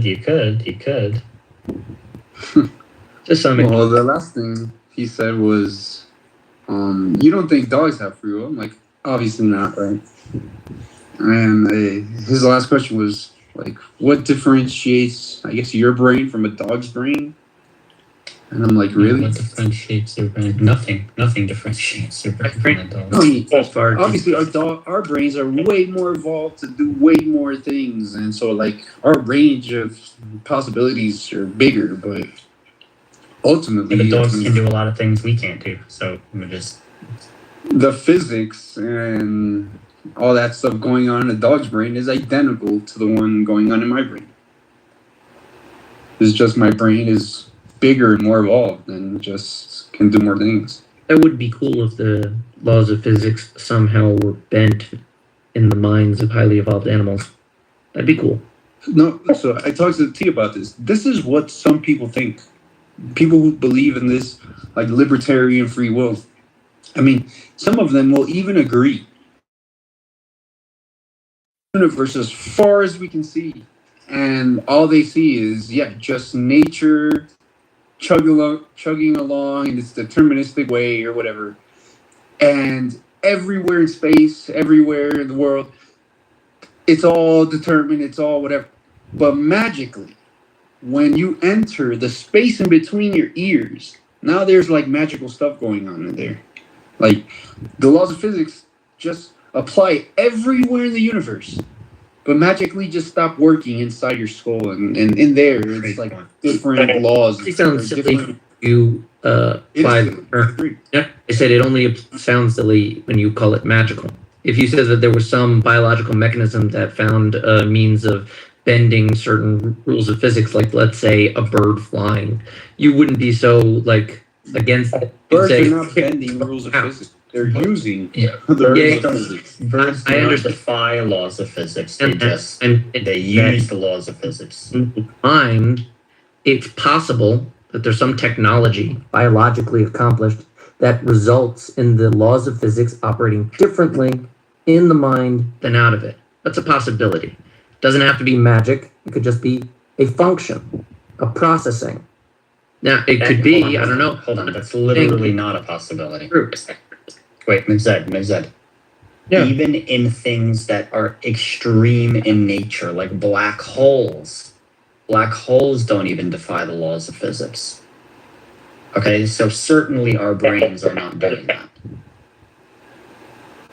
I mean, like black holes break different laws, but like They don't. why- They don't break laws. That's what I'm trying They to say. break models They- that we make. But it doesn't matter. Even black holes don't break laws of physics, Okay. so therefore our brains certainly don't. Why should that be true? It just is true. I'm not saying why should it be true. Oh, it is true. I Black holes can't. don't break the laws of physics. Black holes are physical Fine, phenomenon. Let's listen for a second, T. I'm accepting your evidence that black holes do not break the laws of physics. Okay. Why should that then indicate that a mind cannot? Because black holes are far more extreme. And if they can't break the laws of physics, certainly our Like- brains with like a Well, couple that's a neurons subjective can't. statement. That's a dumb argument, dude. Okay, so you think Minds, something... brains are also evolved within the laws of physics. Right. That's true. So are black holes. Yeah, none of them break nature. I mean, they only No, that's exist not- within nature. They can break our models. Yeah, black holes break Newtonian gravity, but So it's then just a maybe model. same. Say what? Maybe the mind does something similar. No, so it can break a model that we make, like some. Okay, so then maybe the mind breaks the model of general biological minds. If it breaks the model, doesn't mean it's like breaking nature. It just means we don't know all the laws or whatever that is. Doesn't mean it's breaking nature. Again, Yeah, it's not I agree the black hole breaks nature, and apparently nature can be broken, and the mind could do it in its Black own. holes don't break nature. What are you talking about? Great. So then nothing They are breaks nature. all natural. They are nature. So they could break. Lose your mind. You see that Pikachu? I think we've actually been too gratuitous to this idea of breaking nature. You cannot break nature by definition. Like you can think supernatural things exist, but Yeah, you can not know. So just mute up for a sec. Your mic just. You can't break nature because everything is natural. So no matter what happens here, right? There are just deeper nature that we learn about. Nothing breaks nature. I guess that's what I'm trying to say. So I don't even know what you mean when you say maybe it breaks nature. I'll elaborate on what I mean by break nature. I use break nature because, what's it called? Siam was saying, like, break the models. But you could simply say weirdness, right? I'm not saying anything breaks nature. Nature always happens. It's all natural. But some things in nature are weirder than others. And in fact, we look for the most common things in all of nature. And then when we find truly underlying common things, we label them laws of physics. And that's fine, which is why you're trying to say you can't break the laws of physics. But again, those are just things we discovered. But even with all of those laws that you identify, they can still be applied in weird ways. Yeah, Just but like black hole. weird doesn't mean. Yeah, that's fine. That's fine. But the mind couldn't organize physics in a weird way. no, that's fine. But saying weird, we were talking specifically about whether we have like quote freedom. So I don't care whether they're made in a weird way. I would agree with you on that. Maybe it's just that it still doesn't prove free will. No matter how weird it gets, it doesn't prove free will. Weird doesn't mean unnatural. Right, for freedom, if you could manipulate physics better than the other creatures around you. Seems like you'd be very free. Well, I am. Depending on how we free, define you just have you'd have a niche of like an evolved adaptation that's highly useful. That's all. Mm-hmm. Depending on how we define free, I can, in a sense, agree. I am more free than a fucking dog or a frog or anything like that. But I'm not. There is nothing unnatural going on in my brain that's not going. Even that, I know what you mean when you say you're more free than a dog. But even that's highly subjective. Like you're not as free to smell like a dog does. You can't know all the things that a dog knows by smelling. So you're not free in that sense. Yeah, that's what I said. It depends on how we define it, which is how we define it. You probably mean like freedom to do stuff I like reading books. But like dogs don't even like reading books. So it just depends on what you value. Yeah, so even when I said like my brain is more evolved than dogs, in reality, a dog is just as evolved as I am.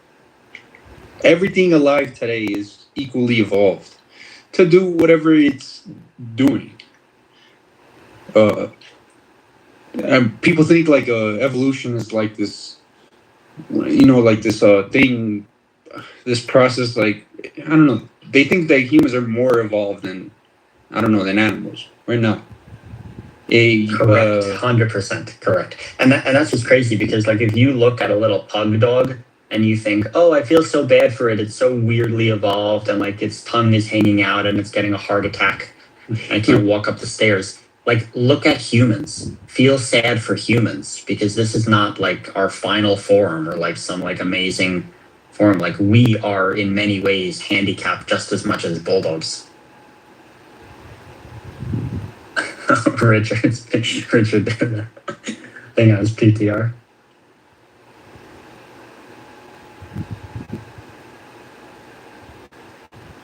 We just need like a whole new language to be able to talk about this because like people like Zed.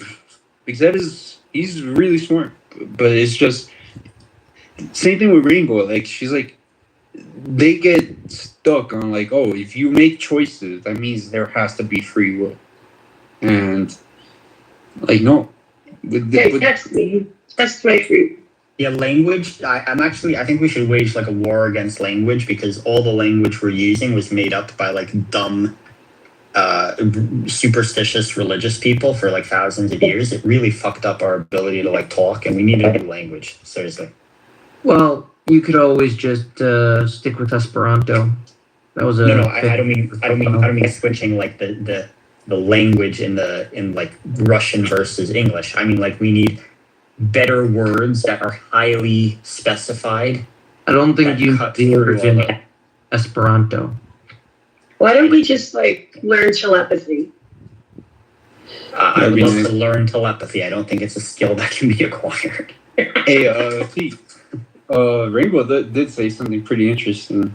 Yeah. Well, what did he told me? He told me like, don't think of a rabbit. Don't think of a rabbit. And then like asked, well, did you have the free will to not think of the rabbit? It's a little like murky. Like just by you saying the word, or even if I think in my head, don't think of a rabbit. Are you going to consider that? Yeah, 100%. Like by the way, thinking of a rabbit. This is the reason also religion is stupid. It's why repression doesn't work when they say like, don't think of sex, don't have sex, don't ever think of sex, don't do anything with sex. By just saying the words, you've already made the people think about it. So every time Jesus said, like, if you lust after a woman, you've committed adultery in your heart. You're literally making them lust. It's so stupid.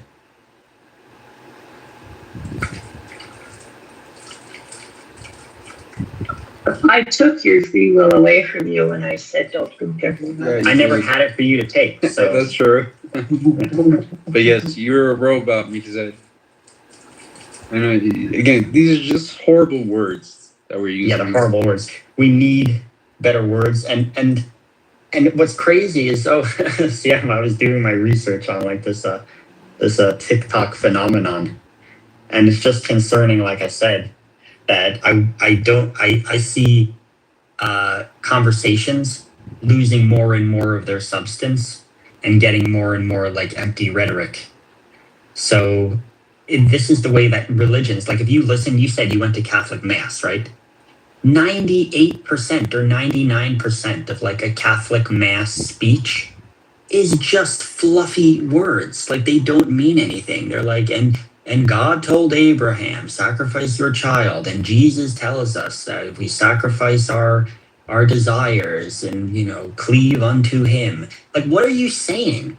As a logical positivist, right? These are not analytic or empirical. So what are you saying? So that's the point. I think if we yeah. I mean, I guess I could say, even we could say, they're just telling stories. Yeah. Ultimately, that's all it is. But, dude, I heard the funniest joke. I saw some comedians say this. He was saying, I really kind of respect, these preachers that, these guys that decide to be, I don't know, preachers or priests like today. Because of, and using the Bible to try to help people because, so I don't know, the example he gave was, so there's some dude who's telling all his problems to the priest. And obviously a bunch of modern problems. He's like, oh man, I don't know, I'm gonna make it up right now. I was on TikTok and my girlfriend didn't add me and I don't know, just the most modern shit in the world you can imagine. And he's like, the priest was then forced to say, well, that's sort of like Abraham when he did this and that. And it's just, they got to try to adapt these stories for today. It's pretty funny. Like first world problem. Bunch of first world problems. And they got to they're going to tell them a story about Job or something. And that's supposed to apply. Obviously, right. Some stuff, you could say some stuff in a sense will kind of apply, but the majority of it won't. But like you said, you can always just interpret it. So technically, yeah, you can interpret. I could literally make a church based on Lord of the Rings. And when someone came in, I would be like, oh, you're like Frodo. And, you're going on a big journey up a mountain that's difficult. Come on. It kind of applies. Yeah. Well, but maybe that is the power of stories. We won't be able to get away from we are storytelling animals or whatever. Stories are a big part of us. Yeah. But that's, I guess, what they find so useful. Yeah. But why is it why can't we just enjoy stories without thinking they're fucking real? I can really enjoy Lord of the Rings without thinking it's real. Exactly. No, exactly. The point you just made. All these stories in the Bible, you could find parallels and tell similar stories using Star Wars or Lord of the Rings. Arguably better. It's actually kind of funny that you picked both of those examples, but more Lord of the Rings. Star Wars, first of all, technically, is placed within this universe as a narrative. And Lord of the Rings, Star Wars and Lord of the Rings are both epics in the sense of their character development and the amount of backstory lore. Past of the present world we're familiar with. Both of them. Well, I mean, it's... I mean, the point is you could do it with either one. Very much. Star Wars, it's unclear. Fish are the evil ones. It's still light versus dark. Yeah, no, I don't think it's the clear. Jedi. I don't think it's clear in Star Wars whether Lucas intended them to be in our universe in another galaxy. A long time. Well, it does say in the galaxy far, far away. Yeah, but it doesn't say. The reason I say it might be another universe is because it might be a universe where the Force exists. Well, no, it definitely is. I mean, that's true. Yeah, so I think it's another universe with essentially the same laws of physics, just added in one other thing, which is the Force. And of course, the ability to have lightsabers. That it's within this universe. But again, my focus wasn't on Star Wars as much as Tolkien, because you were saying why couldn't a person simply enjoy a narrative and not attach it to the world? When the example you gave, Lord of the Rings, he was very committed to attaching it to this world. Yes, it was ancient, distant, imagined history, but he connected it to our history in his conception. Well, again, but this is my issue at first, right? I was saying, why does it have to be looked at as real? Tolkien was a real God believer, so of course he tried to connect to the world. I'm arguing it doesn't have to actually believe in hobbits. Exactly. What was it? I'm saying, yes, he believed in God and Christianity, but he didn't really believe in the hobbits. He knew he was inventing all that stuff. Yeah, correct. But I'm just saying people don't like get radical about hobbits existing.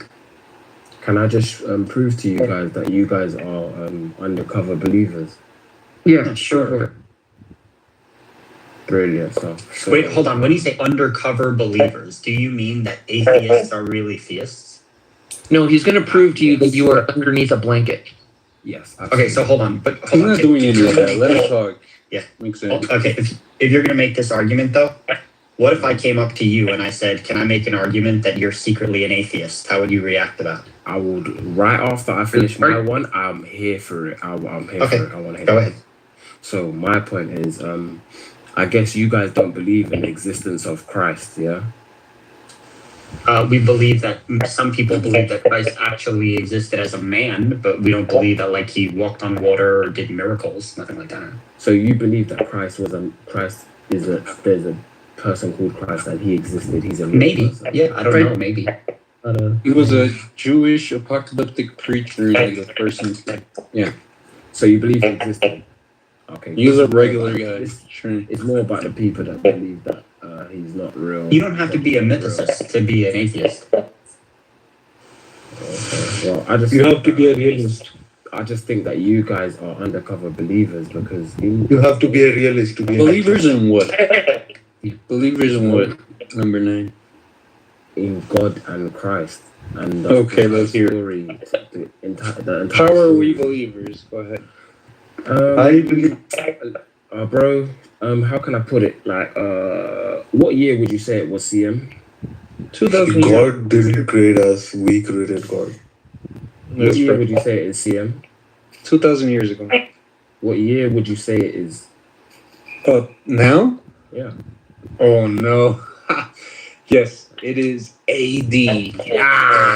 My boy CM. I love you. I like you, CM. You know, because you're always looking for where I'm about to trap you, and you try and like you try and stay 2 steps ahead. I like you, CM. If you guys believe we are in 2026 AD, shit.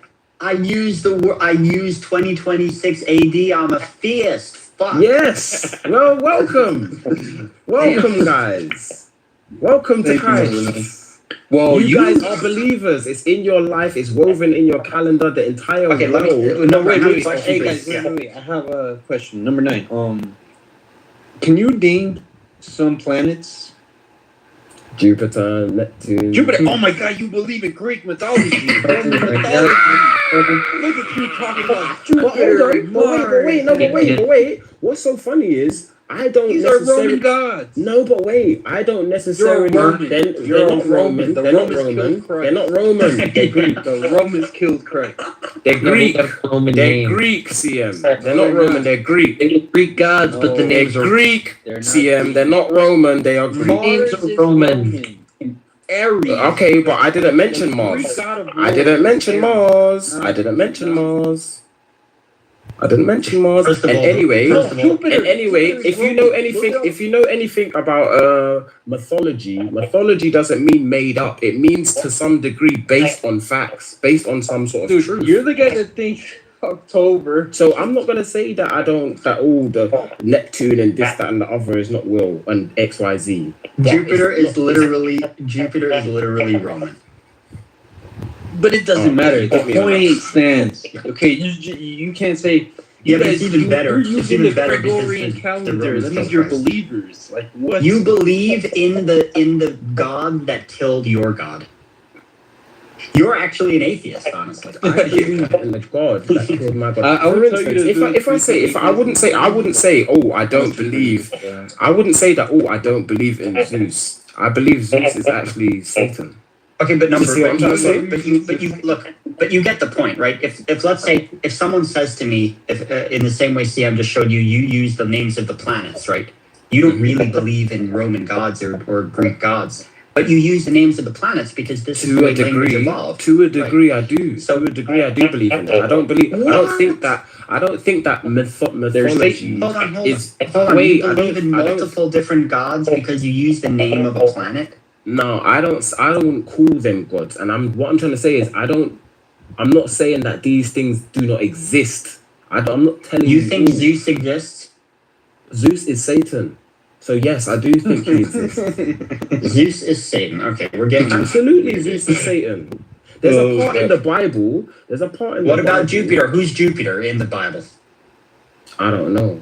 But there's a part in the Bible. Okay. You're just retrofitting shit just willy nilly. My point being is theology does not mean fiction. So I'm not gonna say that this stuff is fake and this stuff. Dude, you have embarked on a journey with a compass, and when I say where are you going, you just spin the compass in a circle, and you're like, I'm going where I'm going. You have no direction. You don't know where you're oriented. This is what you guys. You literally believe. just You guys said believe Zeus that the is world Satan. You guys believe that the world is moving, so it's pretty much the same thing, isn't it? What do you mean the world is moving? What does that He's mean? a flat earther, bro. You believe that? Oh, he's the a world flat moves. earther? Oh, okay, that explains it perfectly.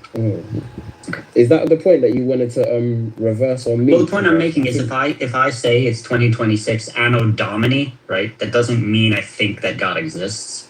And if someone says to me, how are you doing? And I say, thank God, right? That doesn't mean I think God actually exists. What does it mean? If you say thank God, okay, it's a phrase. What does it mean? It's a phrase. The phrase thank God means generally you're doing okay and nothing horrible has happened and you're grateful to existence. It means you're grateful to the creator for the. What are you talking about? You're thanking God. You're thanking God. It's a good day. Thank God is a phrase. It doesn't mean you believe in God. Atheists can use the word thank God. Atheists can use the word God. Oh my God, bro. If an atheist is having sex and he says, oh God, God, oh God, wait. What does the word thank mean? Wait, what does the word thank mean? Again, it can mean be grateful for. Be grateful to. I got a question for Number. If I say, your shoes are sick. Wait 1 second. Does that mean your shoes have a Put a pin in it. Put a pin in it. I'll answer in 2 seconds. Let me just ask T this. We all know what thank means and we all know who God is. You're thanking God. That's what the phrase means. Don't try and make it seem like it's anything other than that. You're thanking God. I guess you've never heard of like multiple interpretations of a single word. I think you got it. Thank God. So if I say thank CM, I'm not actually thanking CM. It's just a phrase. Shut up.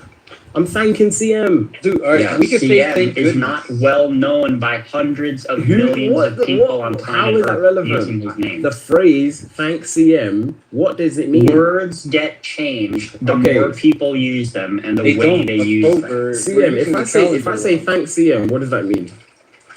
Does it mean anything other than does it mean anything other than it could thanking develop, CM and CM saying you're welcome? Look, are you going to listen to my answer or are you just going to keep interrupting?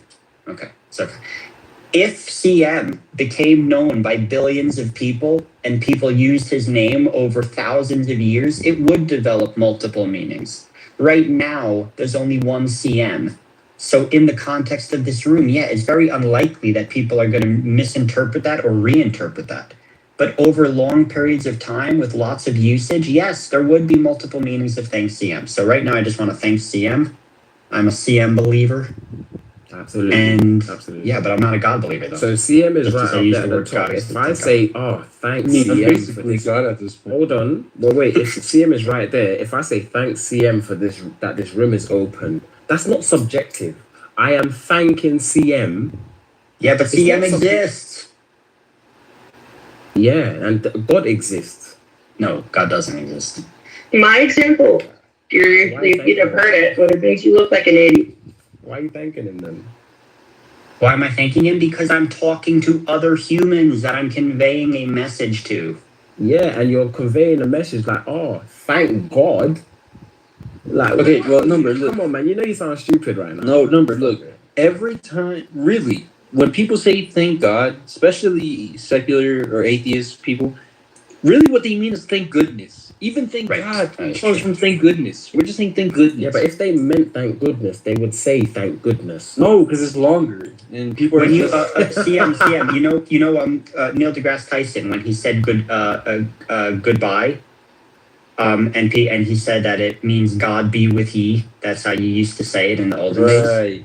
And all the atheists got on him and said, "Why are you saying God be with you when you're saying goodbye to the space astronauts?" And he said it's just ritual, like it's tradition, that in the space programs that they said God be with ye. It doesn't mean Neil deGrasse Tyson's a fucking theist. You literally just said it's Atheist. ritual. What is a ritual? It's just human patterns. We do it, it feels good, and it brings a sense of community in their tribe that they're... Now we're going to Google the word ritual. We need to Google it. let's get to the nitty gritty. I love, dude, this is like the meme with the lady with all like the diagrams and the numbers in the background. This is what Number's doing. He's like, oh no, let's go deep into this. This is something to find out. Okay, go ahead. Yeah, because you want to make it. You want to make it seem. You want to make it seem subjective for you, when it's Number. The not subjective. TLDR is this. Okay, humans create rituals even if they're atheists. There you go. I just saved you like 4 hours of Googling. But man, I guess I never thought of that. AD 2026. I must be a Christian. Clearly you are, because the numbers correlate directly. They have no other meaning other than this is how many years it's been. You know what the numbers wait one second. Let me finish the sentence. The Roman emperors Let me finish the sentence. Let me finish the sentence. Let me finish the sentence. That's what happened. Let me finish the sentence. The numbers are in direct, not indirect, direct correlation to a person that you don't believe exists. Do you know why? Again, I probably believe he existed. I don't think he was walking around doing magic. No. And that is just complete stories made up afterwards. Do you know why the calendar we use? Like, do you think there's anything objective about where actually in the year 2026? We're in the year 13 billion something, technically. The reason, do you know why? Do you understand that, like, it was a bunch of, like, Jesuit priests? And, like, I don't know. So why doesn't your calendar say the year, whatever you just said it was? It actually says 2026 years after the death of a person that you don't even believe existed. Anything before that is BC. God bless your soul. 5,000 before this person existed. That's how you tell time. Number. Everything has the meaning that we give it. We give everything meaning. So the calendar was given a meaning, and then we decided the meaning was going to change. We decide the meaning. Oh, so you're God. God bless your soul, Number. What? You decide the meaning. And yes. The meaning. I decide that you're an idiot. There we go. The meaning came into existence, and because you just decided to just change the meaning one day, that automatically means that it changed? Look, we decide. It's not just me as a human. We humans collectively reach a consensus. It's that simple. CM knows where I'm going to take this conversation, but I can't. You believe in Roman gods. You're pagan. I mean, I don't worship the Roman gods. You don't worship, but you believe they're real. You believe Zeus really exists. Yeah, absolutely. He's sitting somewhere with on a cloud with a lightning bolt in his hand. That's the devil. That's the devil. The devil is sitting somewhere on a cloud with the lightning bolt in his hand. The devil is in a place called, hold on, what's it called? There's a place that Jesus wrote a letter Mount Olympus? No, it begins with P. P. And it's in Rome. And this is where Jesus... Parthenon. Maybe just double check it. It's a place... You should probably know about things that you believe. This is not my God. This is your God. I don't worship these motherfuckers. This is your God. I don't worship the devil. I don't worship the devil. I don't worship the devil either. Yes, you do. I worship the devil. I learn something new every day. Yes, you do worship the devil. How do I worship the devil? Like, what do I do to signify my worship? Well, the truth is, I do worship the devil. I just don't tell anybody about it. Okay. He knows too, but he just can't remember the name of it. Don't blow our cover. Number, what do we do to worship the devil? Tell me what I do to worship the devil. More than likely, you listen to particular music that perpetuate sins. Your sin alone is worship. The attention that you give. Listening to music is now worshiping the devil? Absolutely.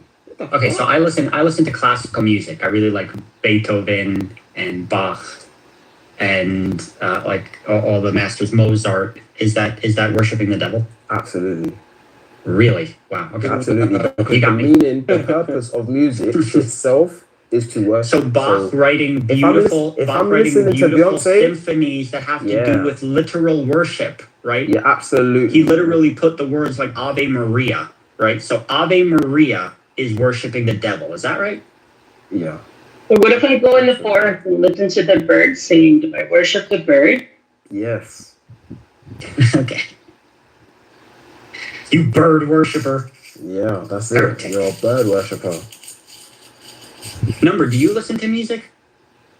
Yeah. Okay, you can worship the devil. You worship, but I repent. But I repent daily. You repent so I'm daily? straight. Hold on. Why would you, if you're repenting is supposed to mean you're saying you did something wrong, you're not going to do it again. Why would you repent daily and listen to music over and over? That's not what it means. Repent means you've done something wrong, you acknowledged it, and you're asking for forgiveness. It doesn't mean you're not going to do it again. So you listen to music every day and then ask for forgiveness every day? I don't listen to music every day. Okay, but you listen to music repeatedly. You listen to music repeatedly and then you ask forgiveness every time you do it? Well, yeah. Absolutely. Okay. That sounds sad. I'm actually happy. Yeah. Number one, it sounds sad because it seems like you're a little bit guilty. That you're somehow feeling guilty for doing something that's not harmful. Like it's not wrong or bad to listen to music. Yeah, you're nearly a Christian. Carry on. Let's go. Continue. Yeah, but number two, we need to stab our ears with nails. Yeah, you don't need to feel guilty for listening to music because, like I said, music is not hurting anybody. If I listen to Beyonce, and Beyonce's she worships the devil, so yeah, right, exactly. Yeah. If I listen to Beyonce and you hear the lyrics, she said I can see your halo. All right, it's blasphemy. If I'm listening to T-Ray, now do I worship him? Well, CM's talking now. I must worship CM. If you talk, am I worshiping you? Do I need to just like break my ears so I don't worship anything? He's not made any music. What do you mean? What do you mean? If if it's not musical, see what has CM done that's musical? The purpose of music is to worship. The purpose of music. So depending on the context of your music, you're worshiping that. You're worshiping me right now. La la la la la la la la. Oh shit, you're worshiping me, dude. La la la la la la. We'll repent. Don't worry, man. I'm gonna wash it off later for you. Don't worry. Hey, but number, don't you think like you repenting is kind of empty? It's like just an empty gesture. No, why would I mean, it's what he said about you should feel guilty and like obviously now want to do it again. If you upset your mum and then you say, "Oh, do you know what, mum? I didn't mean to do that. I'm sorry." Is it empty? Is that empty? Like empty apology? If you do the same thing over and over every day and you have to apologize for it, yes, that is empty. Absolutely. So therefore, like you're not gonna do the same thing every day when it's your mum, is it? You're gonna say, "You know what, mum? I'm sorry, I fucked up." But you listen to music every day. Because you love your mum, you're gonna do your best to not do that shit again, right? Yeah, no, I'm just not gonna do it. If I hurt my mom, I'm not gonna do it again. Thank you. And that's how I treat God, because he's our heavenly Father. See my point? But you still listen to music. Dude, you get what I'm saying, bro? No, I don't. You're when you ask for forgiveness, it's empty because you already know. I don't listen to music daily. Well, you're never gonna stop listening to music, even if it's weekly. You don't know the future, so that's not true. Take off that devil worship.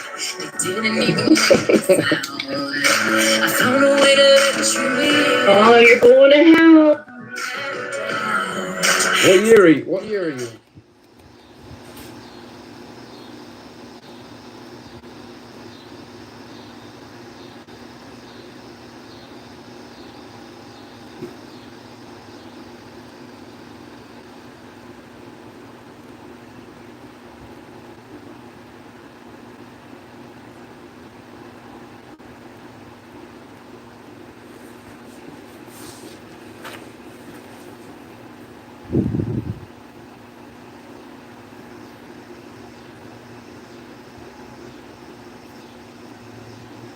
But with the others, Asians beat us. But in what? Well, generally have higher IQs than whites. They do better in school than us. IQ is the epitome of victory. They outbeat us. Pepe, can I chime in for a second, please? Yeah. Okay, so I'm not American, so just so you guys know. So I'm speaking as immigrant Canadian. But since we share mostly the same culture, technically mostly the same economics. So the question was, will America, as we know it, exist in 100 years from now, right? As an empire, as a state, as a country, there's no clarification in that. And you, I could understand you. I'm assuming you're a white person, white male who lives in America. And be careful to assume you'll make an ass out of you and me. When you say Asians have a higher IQ than you, that's a little bit weird. That's very subjective. No, it's objective. People, if you're trying to say that they're more the immigrants, Asian immigrants. No, it's an objective fact. I'm not. This isn't an opinion. An IQ is just you take a test and it gives you a score. They in fact have higher scores on average than whites. That's just a fact. Okay, but you gotta remember, it's been proven. By the way, the IQ test is not scientifically. It's not a thing. One thing. I'm speaking as a black person. It's the most accurate test in the social sciences. Literally, the most accurate psychometric test that we have. What does it mean to prove anything in science? So you're a white male. Do you think most Asians have higher IQ than you? On average, they do in comparison to white people. Yes. No, I'm not talking about the white people. I just asked you a direct question. Okay, you don't. My question is more important, Pepe. Can you hold on. engage with me? Hey, hold on, Florida. You don't need to jump in on this one. No, this is dumb. No, okay. So, I'm talking about group. I'm talking about group disparities, not individuals. There's smart people in every group. I'm more interested in knowing, why do you feel like the IQ is the epitome of quote unquote victory? If you look at the standard of living in most countries, there's a direct correlation, unless you so happen to be an oil wealth country. Other than that, there's a direct correlation between the standard of living. You have to think of it like, if you look at it in IQ distribution. Okay. So just to get like an is that the only causal factor? So is that the only causal factor? Florida, let him land his points. He's asking. Why, okay, but you're derailing. Valid question. Let him finish. So you can continue to spew fake race realism? Bro, it's not the Florida show. Not your show either, brother. I know, but then stop. I'm not the one. You keep on like interrupting. Now, if you look at something like, I don't know, an engineering degree, you generally have to have an IQ of thresholds about 120 to be able to not only learn the information, but abstractly apply it. The information you learned. Holy shit. Now, we have to, so for example, you have a distribution of people, for example, that will have IQs of, maybe 10, 15, 20%, I don't know, will have an IQ above 125, maybe 1 to 2% above 145. You're used to having a certain level of people with the knowledge and expertise, which kind of correlates with IQ, that can keep things running. I mean, like look at everything in this country. I mean, we're a very high-tech country. There's people that are in charge of all of this shit. What happens when you have a population that produces these people at a much lower rate? How can you keep up a first world country at that point? Those are the kinds of things that I worry about. Okay, that's a valid question. So I'm gonna try to flip the script a little bit so I can understand your point and also look at it from your point. Okay, so let's say all these immigrants, all the Asians, like you said, or whatever, Africans, South Americans, even European included, because I'm assuming you're including majority Asians and other immigrants, but also you're including East Europeans that are coming in, right? Am I correct? Yeah, you can just include all of our immigrants. They all do differently from each other. Okay, cool. So let's say that. How about this fact that almost every company, 90% of the companies in the world that build this great economy, not of the United States, since World War II, the world has prospered mainly because the American innovation, right? That's the fact. And a majority of it, and then it trickled down. The rest of the world caught up. China caught up tremendously. We'll know that. But that was from the American innovation, from the American education. A lot of them, all the scientists and all the innovators. If you look at Jack Ma, he built Alibaba. He came to the U.S. first before he actually went and built it in China. All the innovation happened in the U.S. The majority, all the publicly traded companies have been in the U.S., the big ones. Now they're trillion-dollar companies, but they were billion-dollar companies. The greatest economy was built in the United States. The greatest people, civilization that benefited from that economy, the majority are the American population. Yes, the world benefited from that, but the majority that benefited was the American citizens. Now, let's go down even further. What is the majority of the people that benefited in the United States? There were majority white middle class families. Majority of that. The immigrants, yes, came later. The black Americans, they were there already, longer than most white people, I would say, because most white people came World War One, World War Two, but there were black Americans there. Yes, they had like I'm black, but I'm African. I'm not black Americans. I'm sure you know the difference. But even the black Americans there, they benefited from that, even though there were a lot of they tried and it's still happening, whether you believe in the whole race theory and all that. I don't believe in the whole race theory, but they had a mountain to climb compared to most majority white people.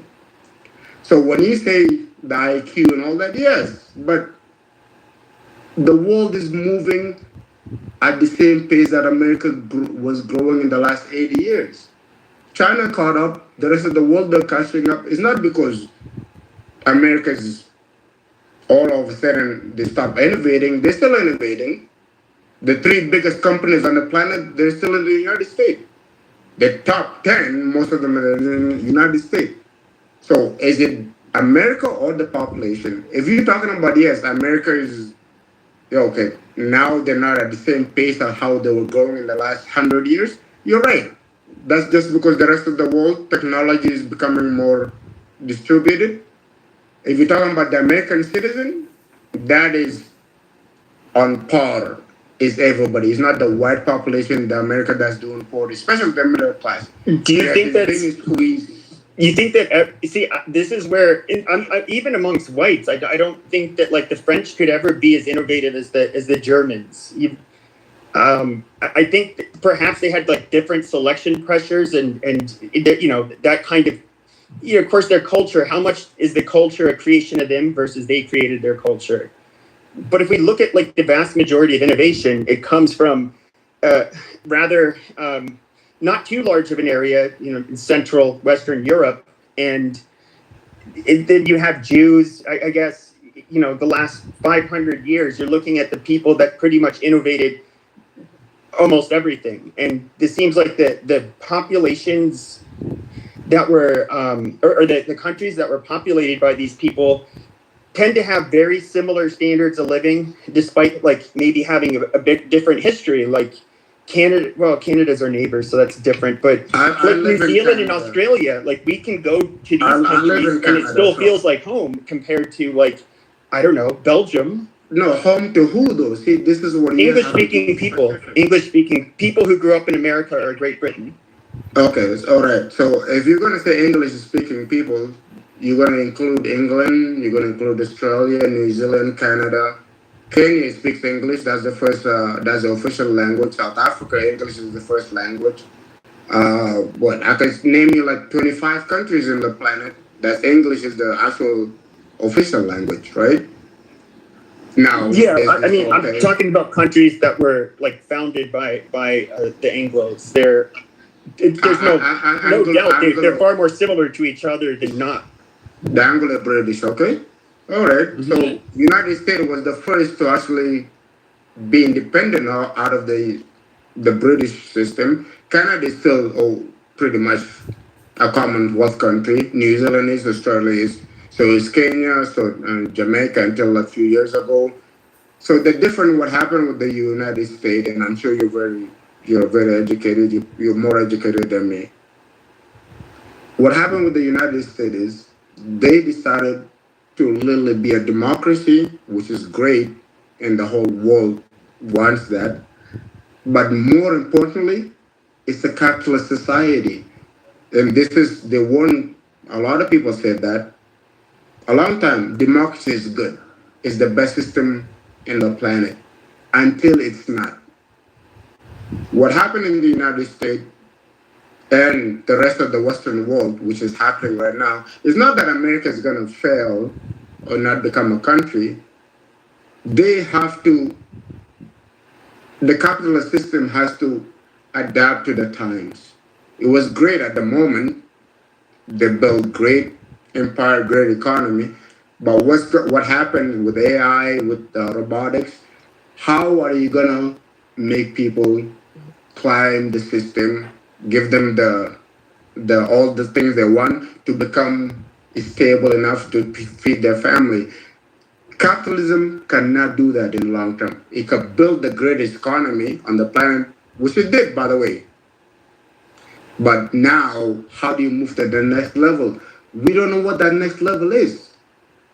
Nobody does. There's no historian will tell you. There's no reference point after capitalism. What's going to happen? After all this technology, what's going to happen? So America is not suffering from an issue of identity crisis. It's suffering from what is exactly what we do from now on. Yes, there is issues out there, but that's on every planet, on every country, in every society. It happened 100 years ago, 500 years ago. The Romans went through it, the Babylonian, they brought in mixes of people into their civilization. It collapsed, but it wasn't because they reached a peak. The United States, back to the actual question, they'll be here. They're not going to collapse tomorrow. China is not going to take over the world and make one system, whatever it is. They say communism. China is not a communist country. This is the fact that people. I think they're a fascist country, and I'm being honest when I say that. They're technically are a fascist. You're right about that. They are fascists because the one party does run the whole thing and is run by a select group of people. They are a fascist country. But their economics is semi-socialist, semi-capitalist. They have billionaires. People keep missing that about China. When you say communism, but you have billionaires, you're not a fucking communist. So they're not a communist country. And they're not, obviously we know that they're not a democracy. So what back to the question, I'm just going to go down because I've been talking. What's going to happen to the United States eventually, they'll still be economically, they'll be top 5, top 3 for a long time. But the country at itself is not just going to disappear out of the system. They're still the largest economy on the planet.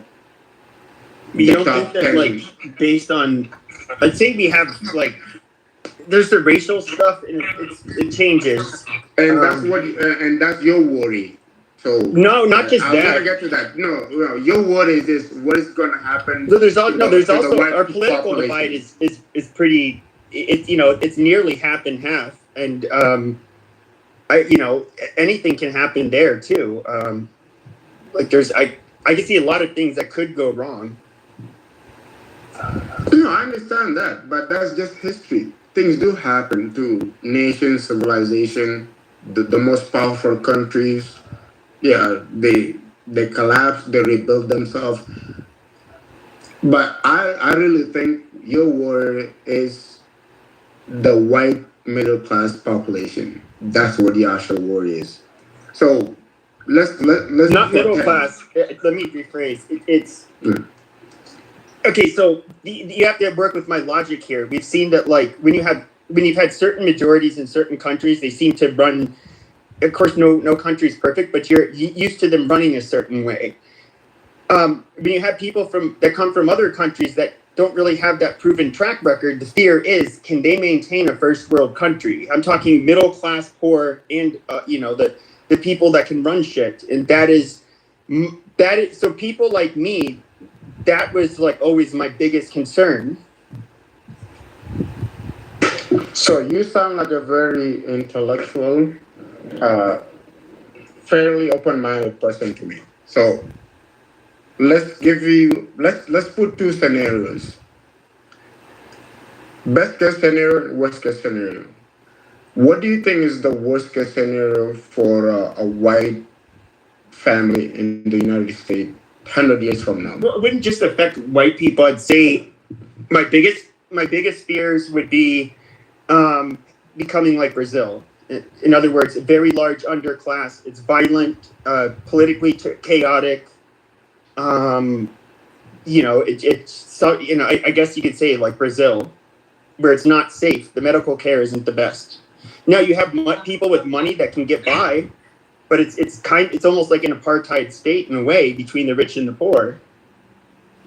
So can I shock you with something? Yeah, go ahead. Brazil's medical system and healthcare is already better than the United States and has been better for the last 20, 30 years. I'll tell you that much. Now, if you tell a normal politician in the United States or an average person that manages middle class, they'll be like, no, that's socialism. Canada has a better health system than the United States for the last 50 years. They've been forever. Why do you think that is? Is it the country is not safe? Or since you brought up I'm not. Well, hold on. I'm not blaming socialism I'm not saying that socialism could make us like Brazil. I'm talking about that was more in reference to like we're getting a lot of populations from places like Brazil or worse, and then my question is, well, I can kind of predictably now. Western Europeans, for example, were very savage at one point too. They would. You could say it just a few hundred years ago, they were publicly executing each other. They were lots of bad things about them. So I'm not saying they're like naturally born this way, but when you have like Germany or France, well, I guess Germany's not always predictable because of World War II, but okay, let's say like England or the United States. It's kind of like when you're used to having that majority population. It kind of sets an expectation for largely how to expect things to run. Now, when you get people that are from countries where they don't have that track record, I question: do they have the capability, and culturally, is it going to, even degrade us? Like Latin America, they're very family oriented, right? But that's a good thing. But it also leads to a lot of problems because it leads to a lot of corruption. Their loyalty to their families and friends, leads them to always favor them over, meritocracy, for example. It's like, and I personally prefer our system. I don't want, to live in a granola factory like Mexico, where it's all corrupt and it's your cronies who get get all the resources. You don't want it to be compadrismo.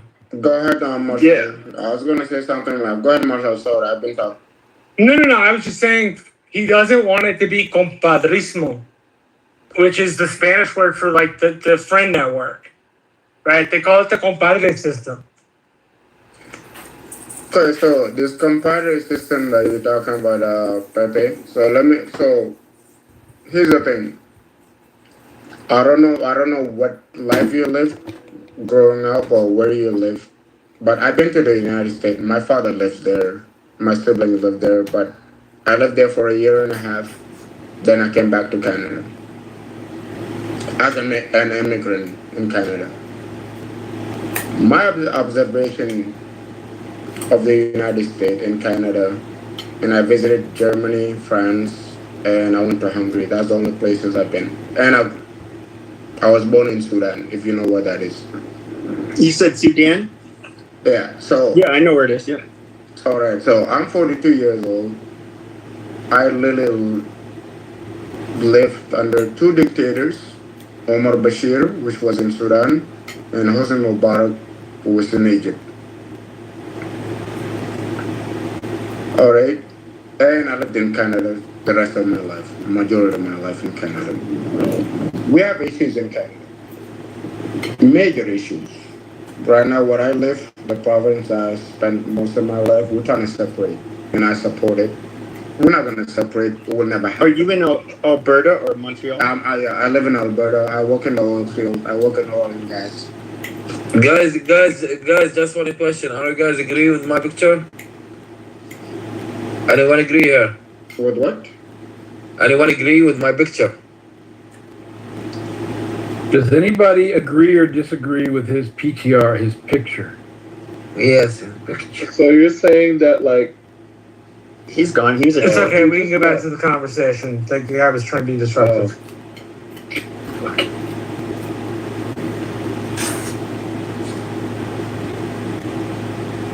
But you were saying that your province wanted to secede from Canada? They want to separate from Canada. Alberta? 20% that want. Yeah, Alberta. Alberta. And the rest, they don't. So, but it will never happen. So the majority of the people that want to secede from Canada, they're majority middle class white. Okay? And they have the same issue that's going on in the United States. They don't agree with the way the immigration has been handled in the last 10 years or so. Now, as an immigrant, as someone that was born in Africa, I came here when I was 13 years old, 14 years old. I agree with them 100%. When I came to Canada, it took 3 years for me and my mother to come to Canada.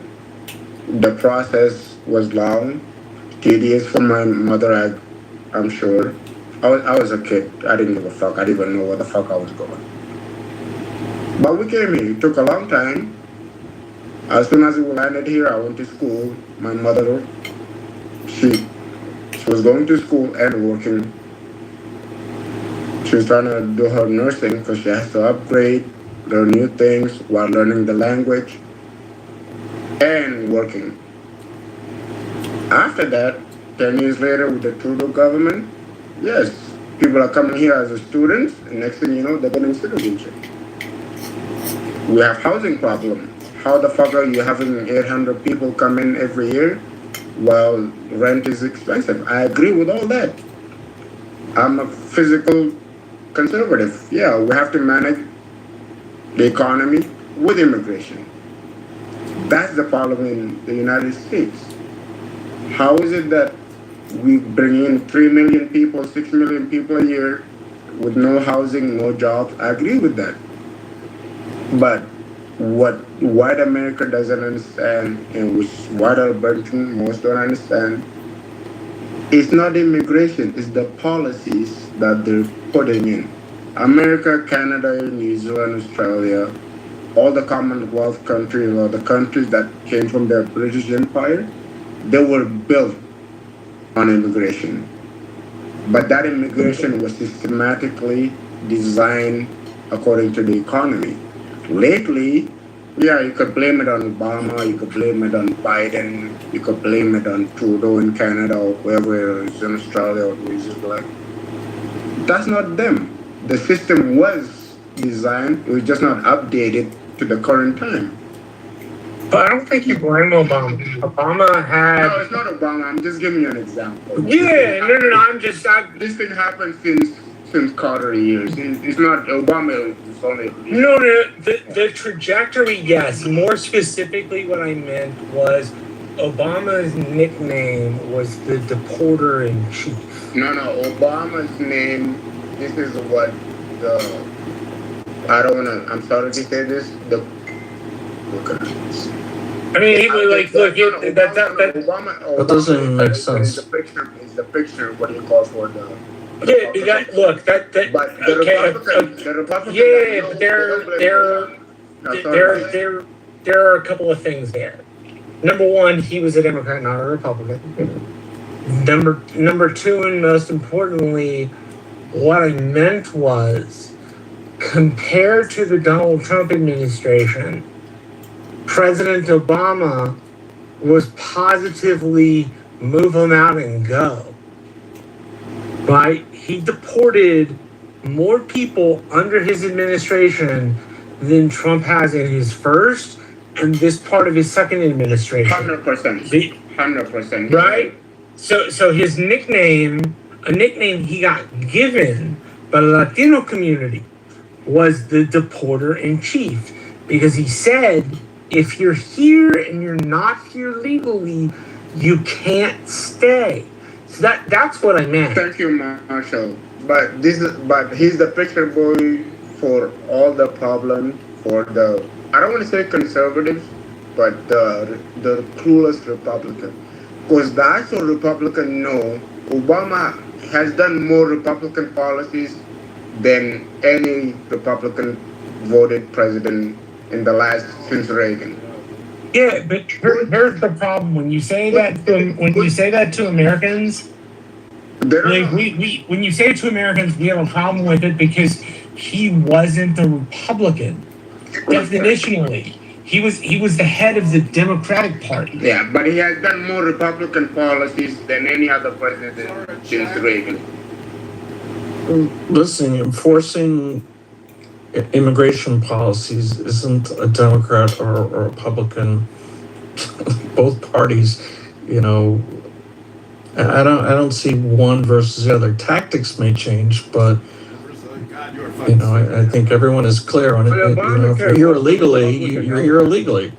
Obamacare was basically. Yeah, but we're talking about he's talking about. No, but he's saying in general, he passed more Republican policies. Yeah, I mean, Obama was not like.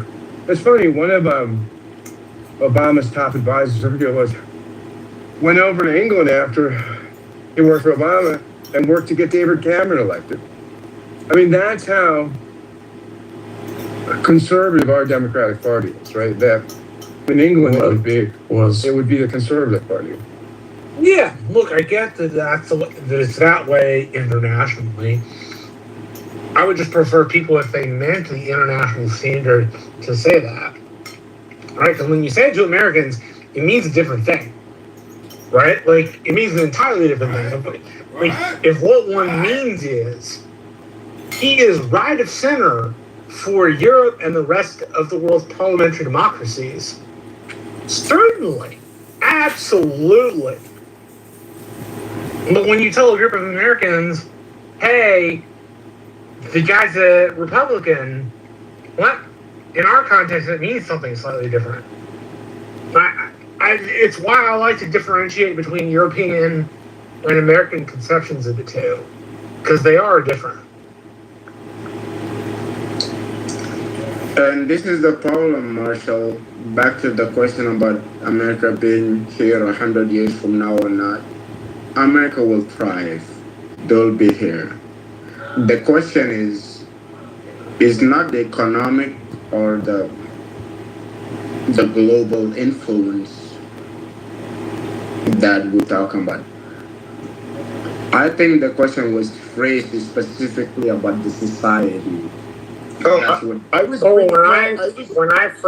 bringing up both. Like I was bringing up the demographic change was the primary fear of mine. Then there's obviously there's the political, which is there's some race tied into it, but it's not. It's I don't really chalk that up to a race issue. I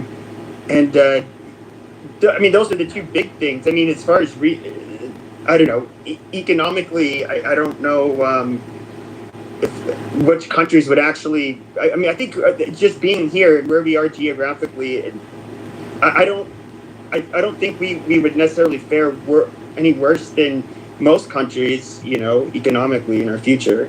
So I'm not really worried about that.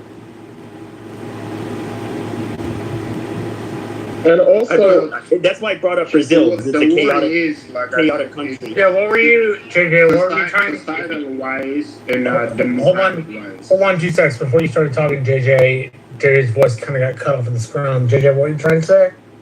well, I was just thinking also, do we really want America as we currently know it in 100 years? I know I don't.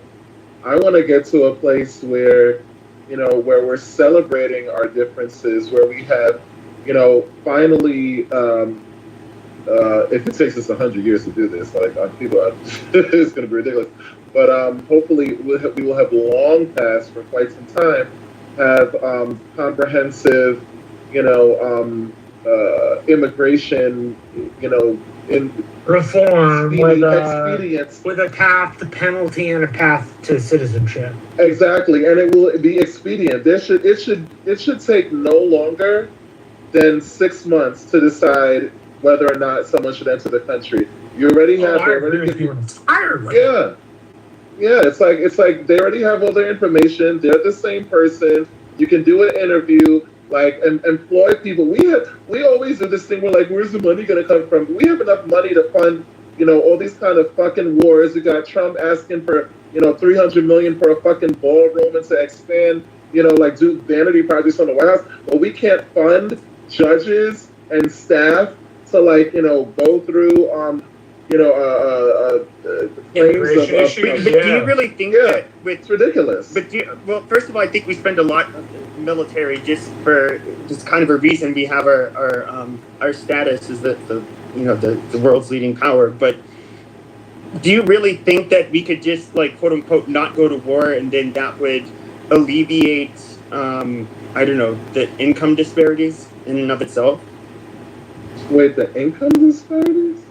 The budget. Trying to say if you didn't go to war, you'd have more money for other shit, right? Like if we weren't so concerned with projecting our power globally, maybe we would have more money for things like judges and things of that nature. So he's asking, like, would you prefer us to be essentially less militarily dominant? I don't know if we have that option.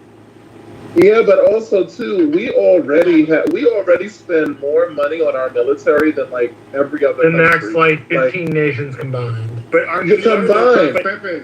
But do you think we can live how we did without, like, America can enjoy? So you're not just sorry, not to cut you off, bro. Go ahead. Well, I was just saying, I mean, I feel like our military might is kind of ties into our economically. It seems like if we can use that as leverage to make everything work for us. We have since the end of World War II. The idea the U.S. patrols trade routes is part of the reason the naval budget is as large as it is, right? Like, it's been that way. But, like, maybe another way to put this kind of query you have, Pepe, is it still essential to be imperial? Right, because what you're talking about is a sense of imperium. And that's the best question. Thank you, Marshall. Well, I think we get. Holy fuck, these people are fucking lame and retarded. He's a new guy. See, look how quickly I got T to concede. He's basically as dumb as Number. And Number, do you think really upset at it? Yeah, do you think you just be, like, in this whole argument here, do you think you won at the end, that you made a point that was, like, great? India and we were speaking about the usages of words, and I proved to you, showed evidence that you use a word incorrectly.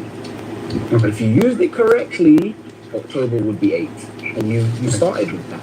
So yeah, I won. Okay, you won. All right.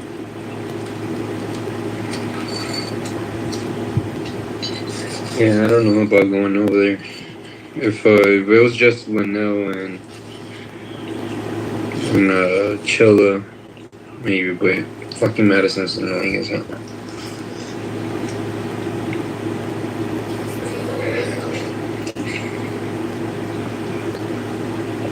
But more man, why do you guys like dislike God? Like, what is it about?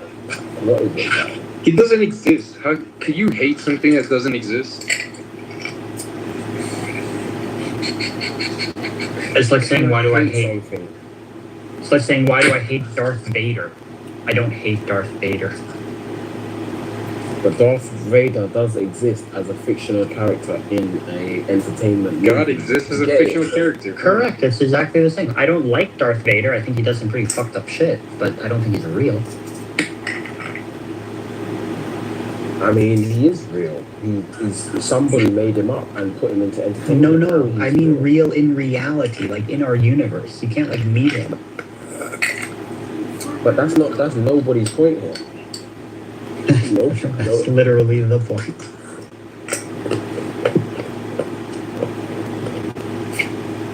Anyway, Number, can I ask you a question? I'm just curious. What do you do for a living? I'm an electrician. Electrician. Okay. Where are you from? Are you from the UK? Yep, London boy. London boy. Okay, that's cool. What do you do? What do? I do a couple different stuff, but basically I do sales online. Nice. So the question is though, do you ever talk to people about your God beliefs? Do you have a boss or do you work for yourself? No, I have a boss.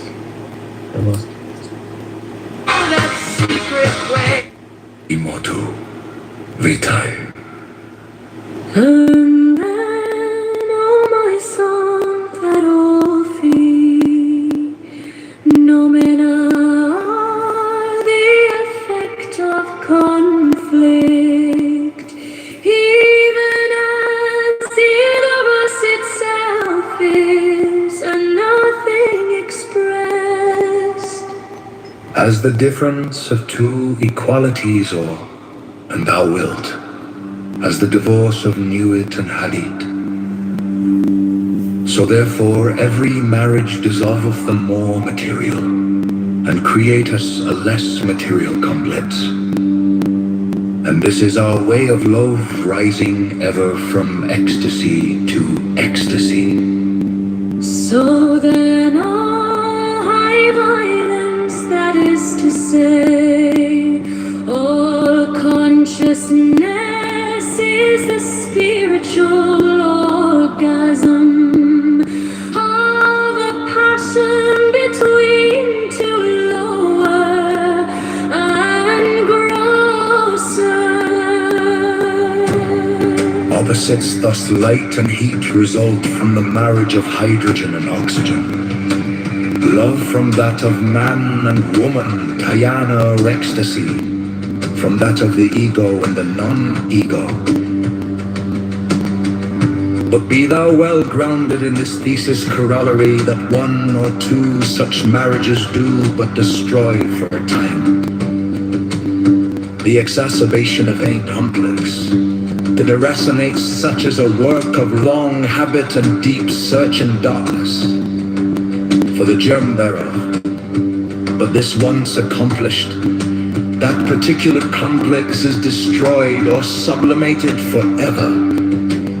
De morbis.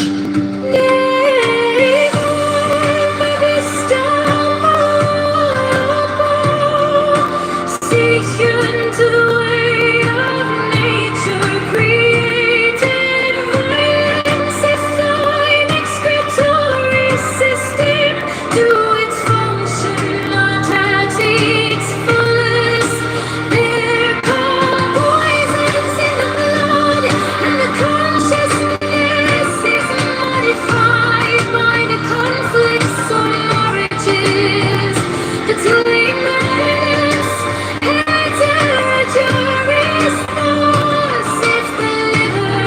be not efficient. We have If the kidneys coma, if the testes are ovaries, loss of personality itself, also. And we poison the blood directly with belladonna. We have delirium vehement and furious, with hashish, visions fantastic and enormous with anhelonium, ecstasy of color and what not with diverse germs of disease, disturbances of consciousness varying with the nature of the germ also, with ether. We gain the power of analyzing the consciousness into its planes and even of discovering the hidden will and judgment upon any question. And so for many others. But all these are, in our mystical sense, poisons. That is, we take two things diverse and opposite, binding them together so that they are compelled to unite. And the orgasm of each marriage is an ecstasy, the lower dissolving in the higher.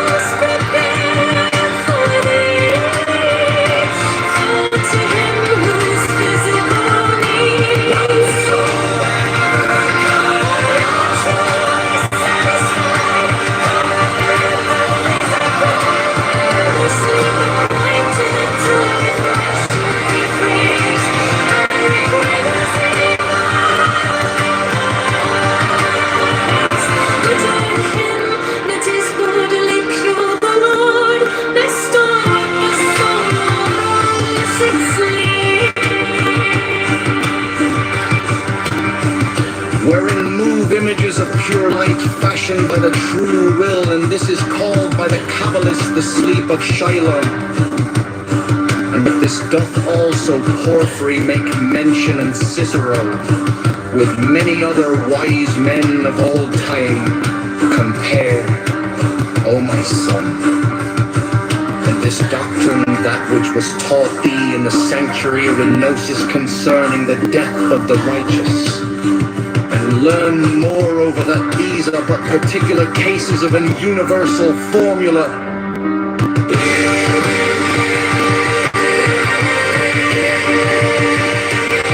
My son, if thou fast a liar, there shall come unto thee a second state of physiological being in which is a delight passive and equable, without will, a contentment of weakness, with a feeling of lightness and of purity.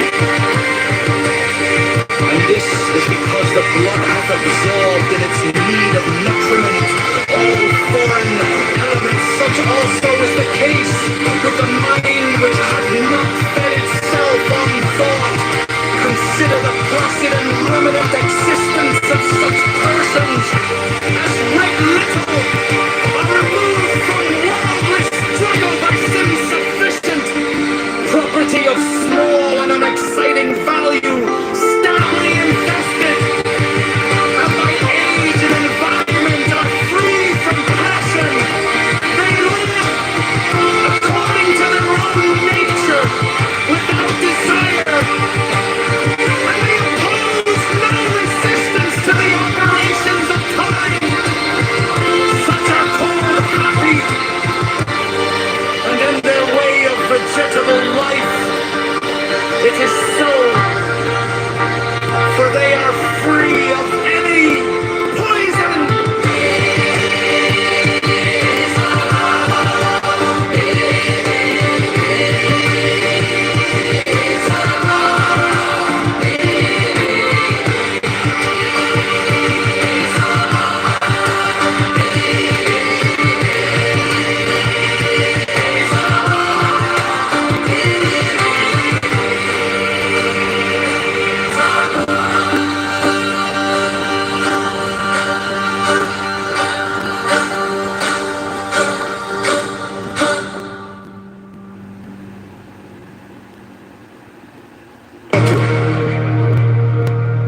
You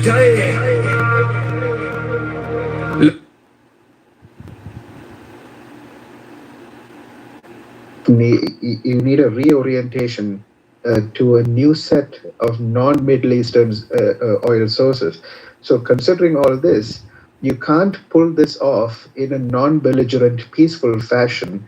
And that's why Trump is the perfect face as the seemingly crazy guy who's going about making all these moves when it's actually well planned.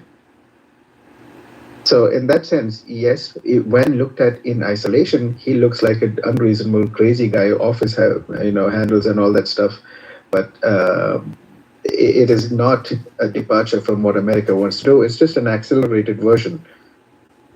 Would you agree with the statement that he is an imperial president in the vein of a Richard Nixon or a Teddy Roosevelt? Not in when I say Teddy, not in kind of the grandiose way we think of Teddy, that he's this like reformer, because I don't see Trump as a reformer. But the way he views militaristic power and the U.S. place in the world, would you classify his presidency as imperial?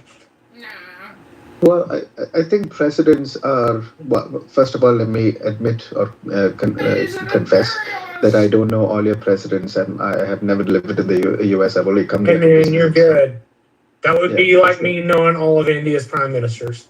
Yes, that's right. Thank you for the empathy there.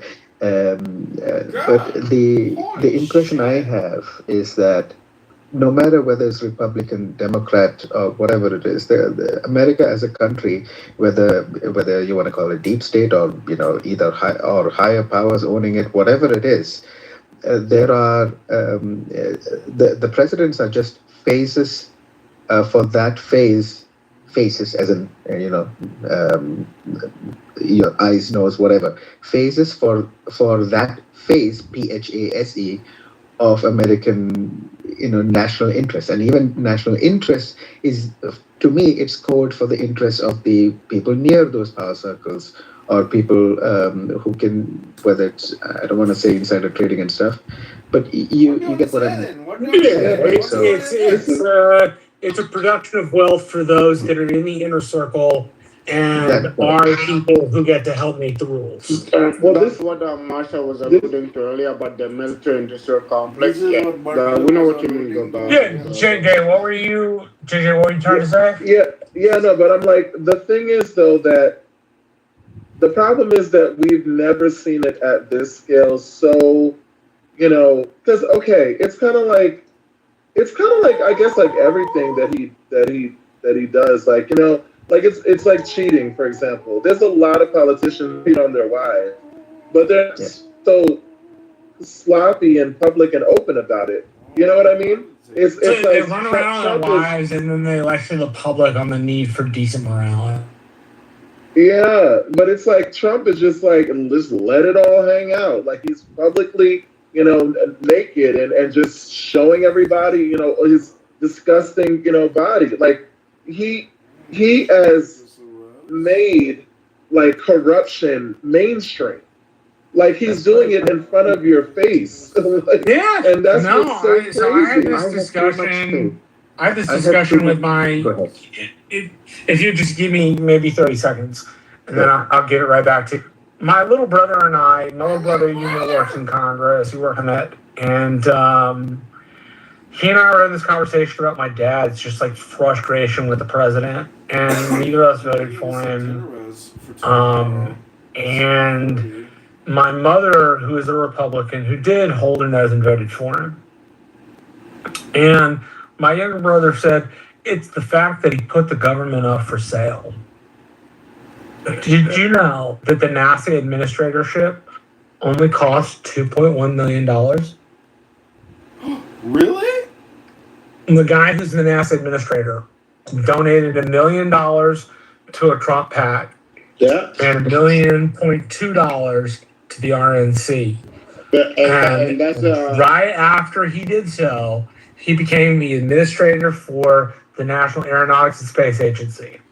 Wow. And that's right? The corruption in the open. Elon Musk is one of his friends. That's what happened. Yeah, it's corruption in the open, right? It is a full grift in public. But Marshall, here's the thing though. Again, we actually kind of drifted, and I'm sorry. Maybe I'm kind of involved in that. Hey, no, man, it's okay. Take us back to center.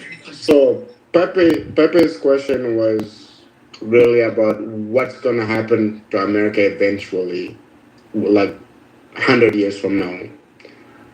That's what the real question we're trying to like. We're not worried about today. We know what's happening today. This next election, all that nonsense.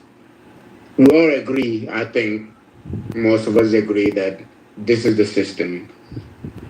But the question was 100 years from now. This is more of like, looking forward 100 years. Most of us are not going to be around in 100 years from now. I don't God, know. no, we'll all be dead. Yeah. So the question was, he's really thinking about, he's thinking about his grandkids, if he has kids, great grandkids, all that. 100 years from now, would the best economy that built this thing that's going on in the whole planet, globalization, all this technology, that country that built this, the question was, is that going to be around? And then importantly to him, I don't know, but I think to him, it was more of also a personal thing. Wait, I'm white. What's going to happen to the white people in the United States? This was, I was trying to assure him, they're going to be fine, like most of them. Dude, I'll be just fine. I live in a place. No matter which race you are.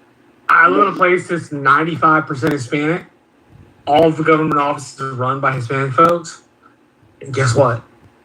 I live a great life. Yes. Fantastic. I don't give a shit, dude. So let him take over. I would say that's kind of where you are. It's like in the Southwest. You gotta remember though. In the Southwest, it's a lot different. This is the warrior right here. This is the white people. I hope you I wish I could stand in my picture. I'm the darkest motherfucker you'll ever meet on the planet. I was born. But that's because you're Sudanese. They're the darkest people. Yeah, I'm Sudanese. I'm one of the darkest people you ever meet on the planet, and the tallest, by the way. Not to brag. Nice. How tall are you? Oh, I'm the shortest in my family, and I'm 6'2". What are we doing? I was just curious. Marshall is dating. I'm the shortest in my family. Asking a dating. This is like a dating. No, I'm just saying. Okay. Oh, so here's the thing, though.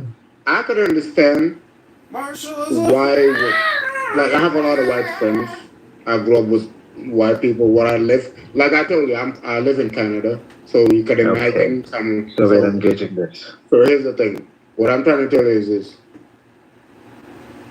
When I talk to my friends, my white friends, I could understand what they call. I talk to their parents, they're my friends. Some of their parents, they're little like my parents. I could understand their worry. You see their kids, culturally, they're getting disenfranchised. This whole, all of a sudden, their kids they're my age. They cannot get housing. But I can't get housing either because the number of immigration has risen in Canada so far since I've been here to the point that young people cannot buy houses in Canada anymore. It doesn't matter what color you are, white or black. Well, here's the. So when I talked about demographic change, okay, so I'm in the Southwest just like him. Now, I'm perfectly fine and comfortable around, these people are, I'm just going to refer to them. You are right. That is probably the fact that I live here and the fact that I experience the way I do is definitely a bias I have.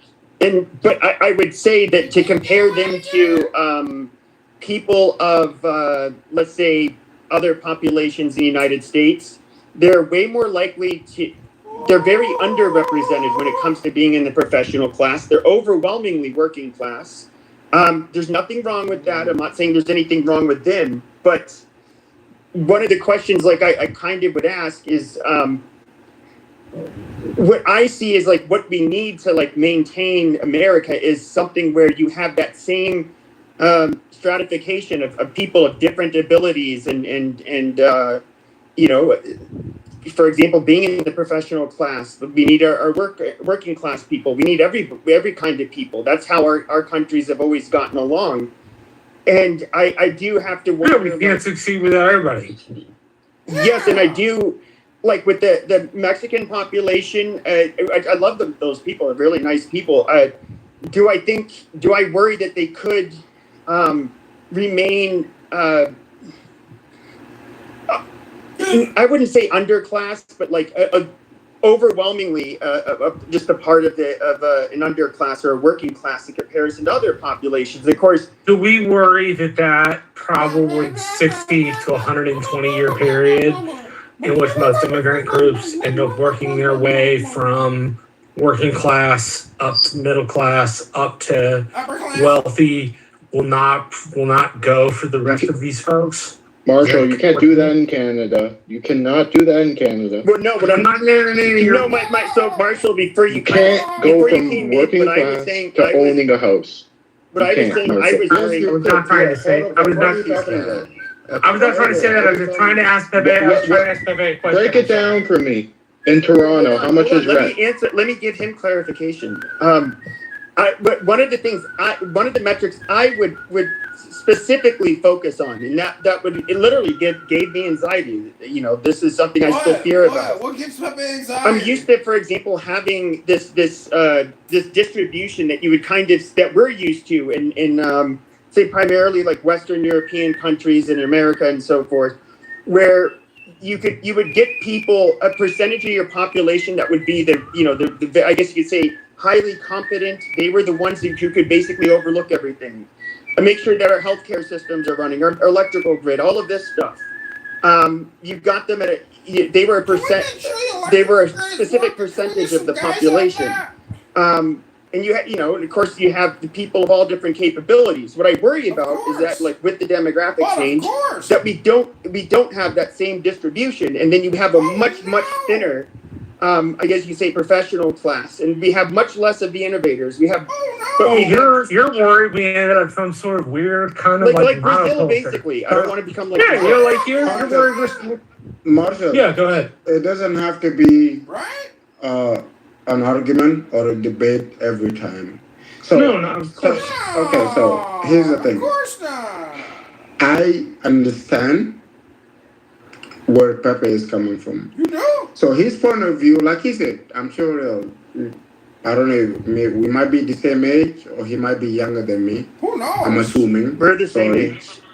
Yeah, well, I'm assuming. I'm 42 years, so I'm assuming. So here's the thing. I worry the same about you. I have two kids. Yeah. One is 5, the other one is 13. Oh, shit. Okay? I'm assuming you worry about what's going to happen to your kids and your grandkids. And also, like, let's not pretend like we don't know when people relate to their culture or their where their great parents are from, where their parents are from.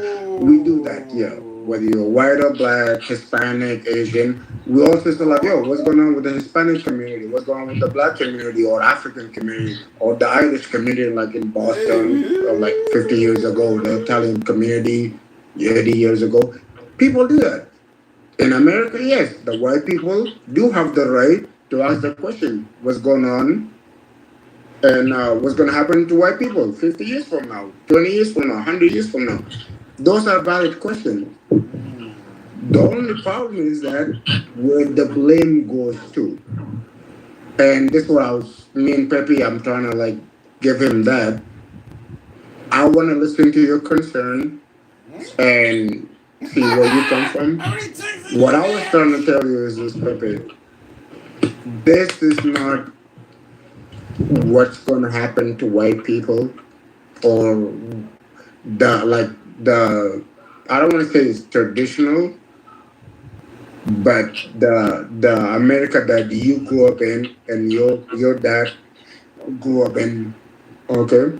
I don't know about your grandfather or great, we don't know that. They might be immigrant too, and I guarantee you at one point they were immigrant. But that could be from 50 years ago or 200 years ago or 300 years ago. I don't know that. What I was going to tell you, they're going to be fine. The only problem is with that is what class they're gonna be in.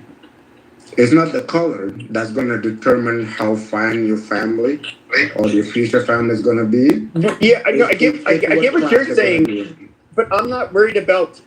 I'm not worried about white people. I'm worried about the state of America. In other words, okay. Does America still retain this sort of Eastern, like this kind of East Coast elitist, Scotch Irish kind of? Let him answer the question. So Yeah, I would. Then you could answer. I mean, I would say my fear would be literally the country becoming like Brazil, where if we're being honest, in Latin America, whites or I guess you could say the lighter skinned, the people of European descent tend to live fairly well in places like Rio de Janeiro. Exactly. However, it's if you look at the favelas, there are not many white people to be seen. Yet the whole country is rather unsafe. There's robberies, there's murders, it's a very unsafe, violent country. And I quite, and politically very volatile. I just would worry that our country as a whole could end up, which with new technology, I don't know that would ever happen, but that was basically my fear. Is that like, okay, we bring in a lot of different people. What could it look like? I think white people generally do well. I mean, if we just look at Latin America, even in poor countries, but I'm going to be honest with you, I wouldn't want to live in Latin America compared to the United States. We are far less corrupt than most of these countries, and our standards of living, because of that lack of corruption, I think really it's something I just appreciate a lot. Sorry, Marshall. I know you were next. So let me assure you something. Like you already said. Is Steve Appel awake? Population. I'm awake. Yes. Oh, What's up? sorry. I gotta stop because there's something really funny that you're the only one that'll appreciate it. When he just said about Latin American countries being corrupt, I was thinking about the scene from Bananas. The Woody Allen movie. Right. The Latin American country that he goes to, and the guy, everything's corrupt, and the guy says that he wants everyone to wear their underwear on the outside of their clothes. I'm sorry. Yeah. I thought you're the only one who would. Yeah, no, it's cool. And again, this thing about I've been hearing white people. Yeah. This cannot be actually. I don't want to be on the stage with the racist as much. I don't like racism. End of story. Nobody's being racist. No, it's it. Racist. Sorry, Marshall. So I'm gonna tell you something. As an African-born Canadian race, and like I told you, my father lives in the United States with my siblings. Wow. The United States is not going to fail as a country. It's not going to be Sudan or Somalia, or in your case, you worry about being a Brazil. It could be like Brazil 100 years from now. We don't know. We also don't know what political systems are going to be developed in the next 50, 100 years from now. Do you think we're going to be? Do you think we're going to be people? Do you think we're going to be people? I think we're not going to procreate like we procreate now, and there's going to be robots in 100 years. That's a different conversation. I think our population is just going to be so much less. They're already not procreating, but in 100 years, I don't know. You know what's helpful is if you look at that on the History Channel, the show America, the Story of Us. Have you ever seen that? I love it. Isn't that like the best document? It's one of the best documentaries about the American story I think I've ever seen. Wow. It's great. And so if you track like the 100 years in that, and then what happens, like the Industrial Revolution, go back 100 years to where we are. As far as like in 100, a lot of people are saying that in 100 years there won't be any people left, be mostly robots. I think that demographic. Robots. What's the word? Cycle. I don't want to use the word cycle because I want to say it goes in cycles. We are going through a period now where people are not having children like they used to, and the birth rate is below the the attrition or the death rate. But at some point, we'll come back, and maybe not having 9 or closer to 10 billion people, nobody knows the exact number. Maybe not having that many people on the planet is better for the well-being of the planet and those who are on it. And it will be better for the resources that are available, although we are coming up with new stuff all the time at the expense of the planet itself. But that particular piece about sort of like, just going down the hill and then the people disappearing completely down in the ravine and not coming back up, I just don't think it's going to play out like this. We'll come back. And it's going to get better at some point. And like I said, I don't want to repeat the same thing, but it goes in cycles. Don't feel too fatalistic about the low birth rate and the advent of robotics. We'll compete with them. They'll beat us a little bit, and then we'll come back, and then it will balance itself out. I'm just curious. I think your profile that's Farsi. Are you Persian? No, it's not Farsi. I am not Persian. I am Arabic. Oh, Arabic. That's how little I know. I'm sorry. No, it's okay. I can ask We're in the same Arabia. question. So in the Gulf Arab states, are you guys having lower? Is it are your guys' birth rates going down, especially the Gulf Arab states? He didn't say he's Gulf, by the way. Not all Arabs are Gulf. No, I know. I know a lot of people. I have a lot of relatives who live there and have been living there, believe it or not, since some of those smaller states there became independent. I mean, I'm not that old, but the people who are there, their parents and their grandparents, they went there way back in the early days of the petrodollars, which is a term that people like to use here. I don't agree with it, but anyway. But did you? As far as the birth rate, like you were asking, it's an interesting. In Islamic societies, there's a more emphasis on children and the family and just procreation, and increasing the size of the flock or the size of the clan or the size of the tribe, if you will. So, but just like everybody else, they were impacted by the changes that are happening, the overall sense of anxiety among everyone, and this occupation, this constant occupation with doom scrolling and multimedia. Well, what about women in the workplace? I mean, places like Saudi, women have taken on a new role. Are they popping out babies as much in Saudi as they would because they're in the work?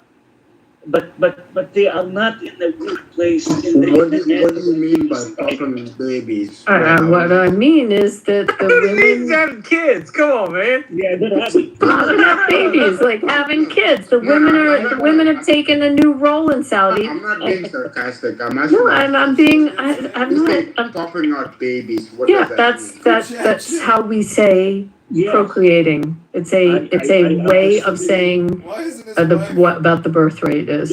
But I'm curious with the change, the more as modernity happens for women, if that's affected. What I do know is in those Gulf states that the population is very young. 75% of the population is under 35. So someone had a lot of babies. Well, that's why I was asking about Gulf Arab states in particular, because I feel like they have, often a lot more money than the Americans and Western Europeans. So I'm wondering how much that could have affected their birth rate. Because kind of, as our standard of living went up, it's kind of like the number of children we had went down. Can I answer that, please? Can you let the Ahmed? So Alma, Habibi, معلش.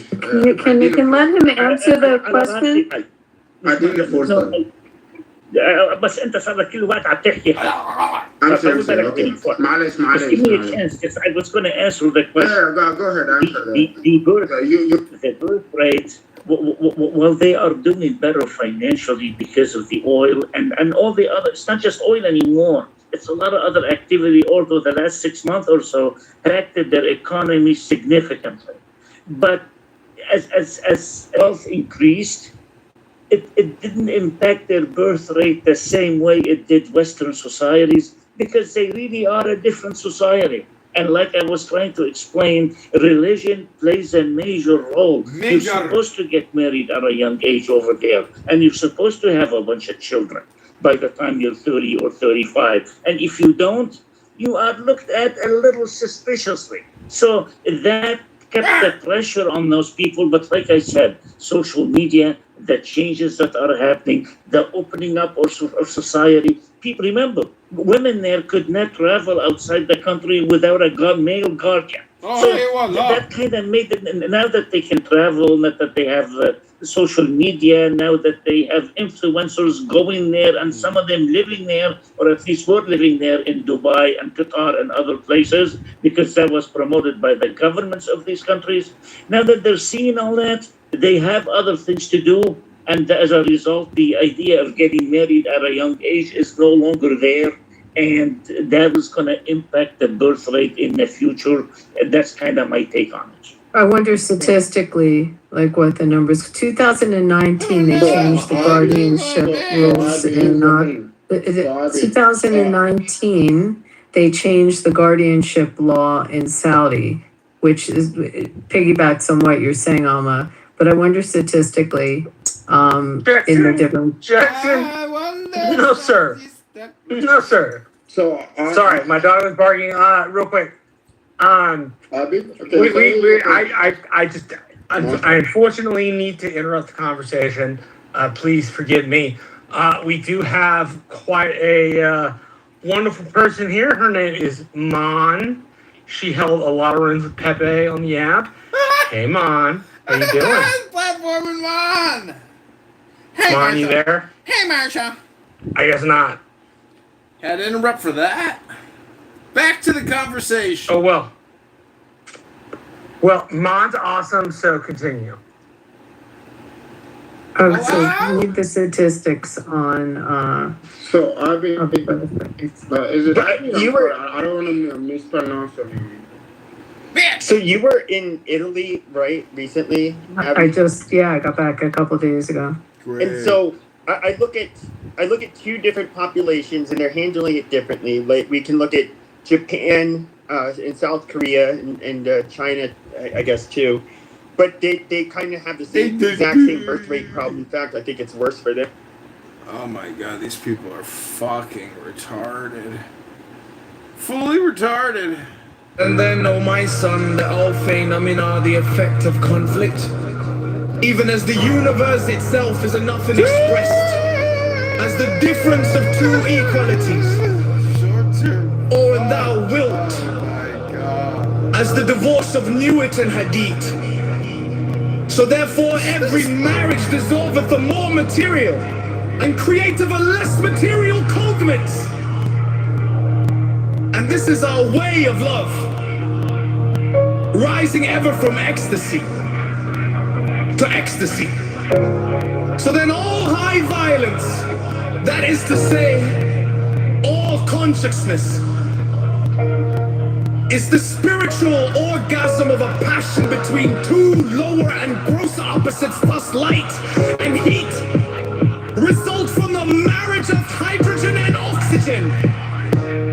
Love from that of man and woman, dhyana or ecstasy from that of the ego and the non-ego. But be thou well grounded in this thesis corollary, that one or two such marriages do but destroy for a time, and the exacerbation of any cause. If the worst of such is a work of long habit and deep searching darkness for the germ thereof. But this once accomplished, that particular complex is destroyed or sublimate forever.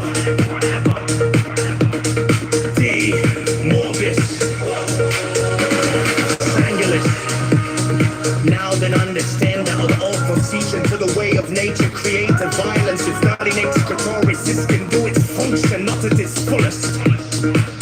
poisons in the blood, and the consciousness is modified by the conflicts or marriages between the elements heterogeneous. Thus, if the liver be not efficient,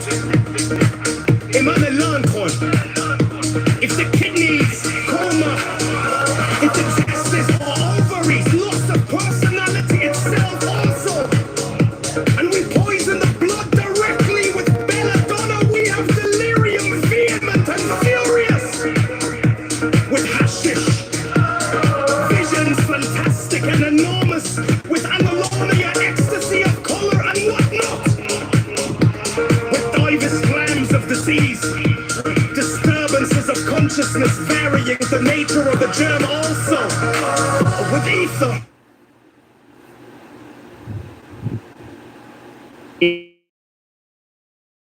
Zero.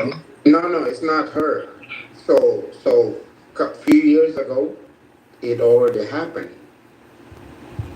Now they started accepting immigrants, and the kids that were born there, mixed race, whatever you want to call them, they started giving them citizens. So I'll give you 3 examples. Celebrities. Keanu Reeves, you know him. Yeah, but celebrities are always I mean, they can probably. No, I mean, listen to I'm me. sure the UAE might even give a But listen, celebrity. I'll give you an example. He was never, there was no way on hell who will ever be Japanese. Never happened. He doesn't want it. No, I know, but I mean, I think countries make exceptions for celebrities, though. That's why I don't think Hey, it's Edward! celebrity.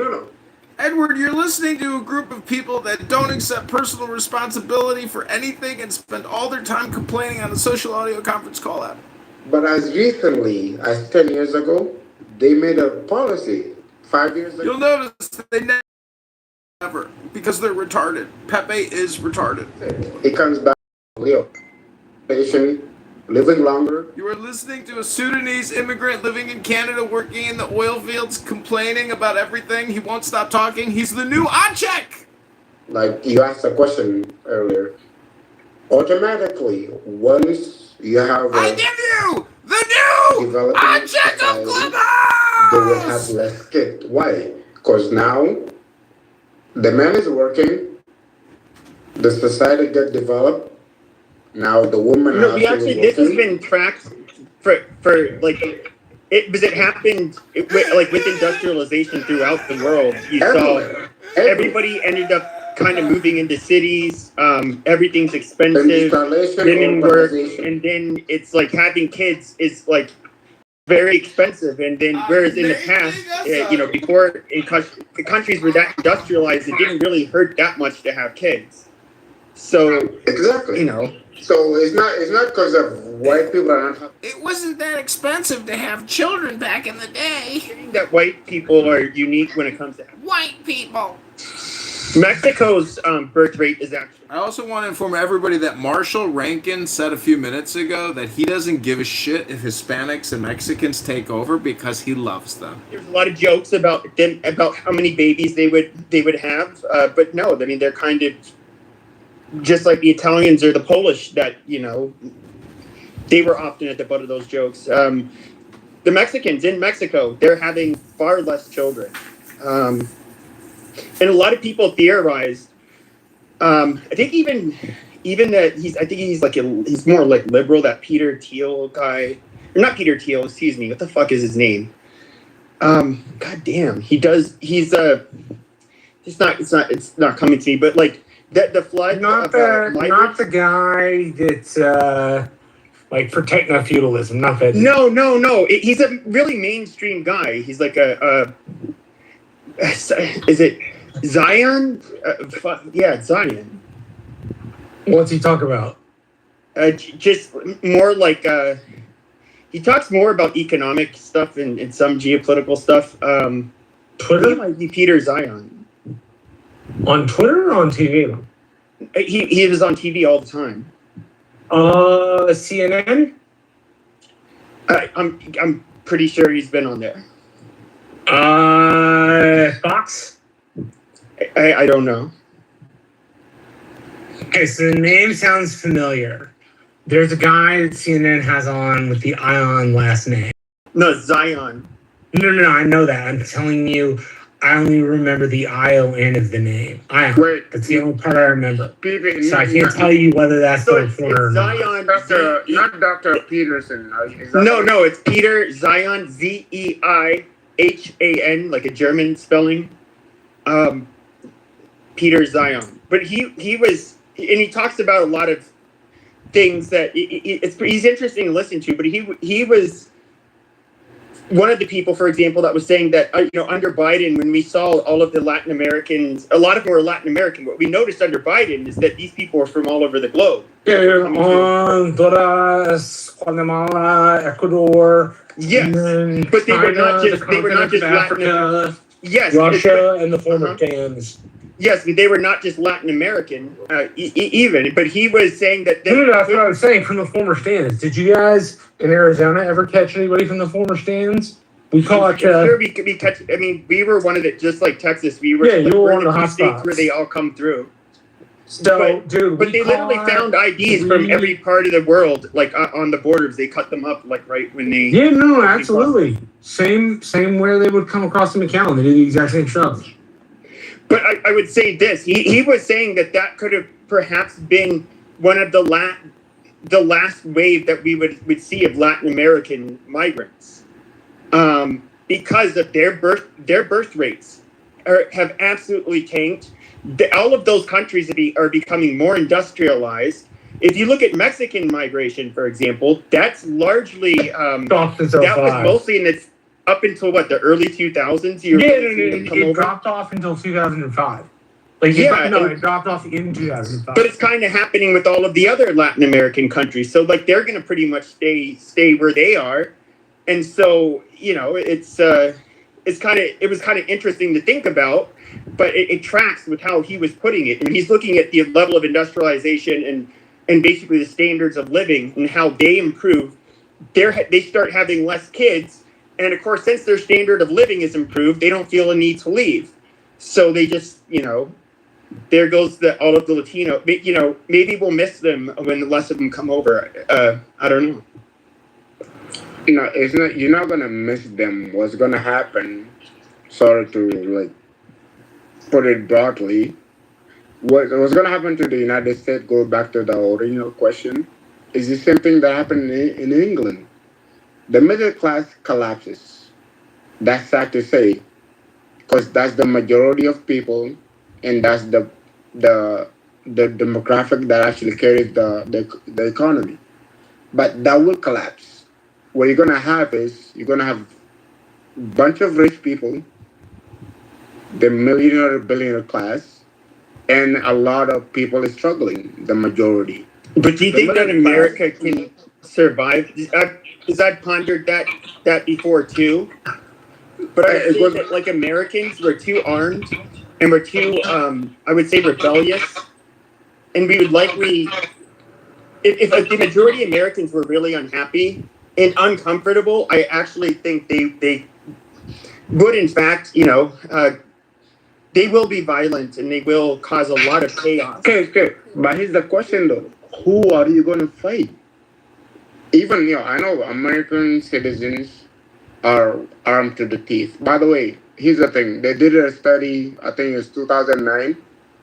Canadians have more guns per capita. Not more guns, but per capita than Americans, right? Abby, before you continue, how many guns per capita do they have, please?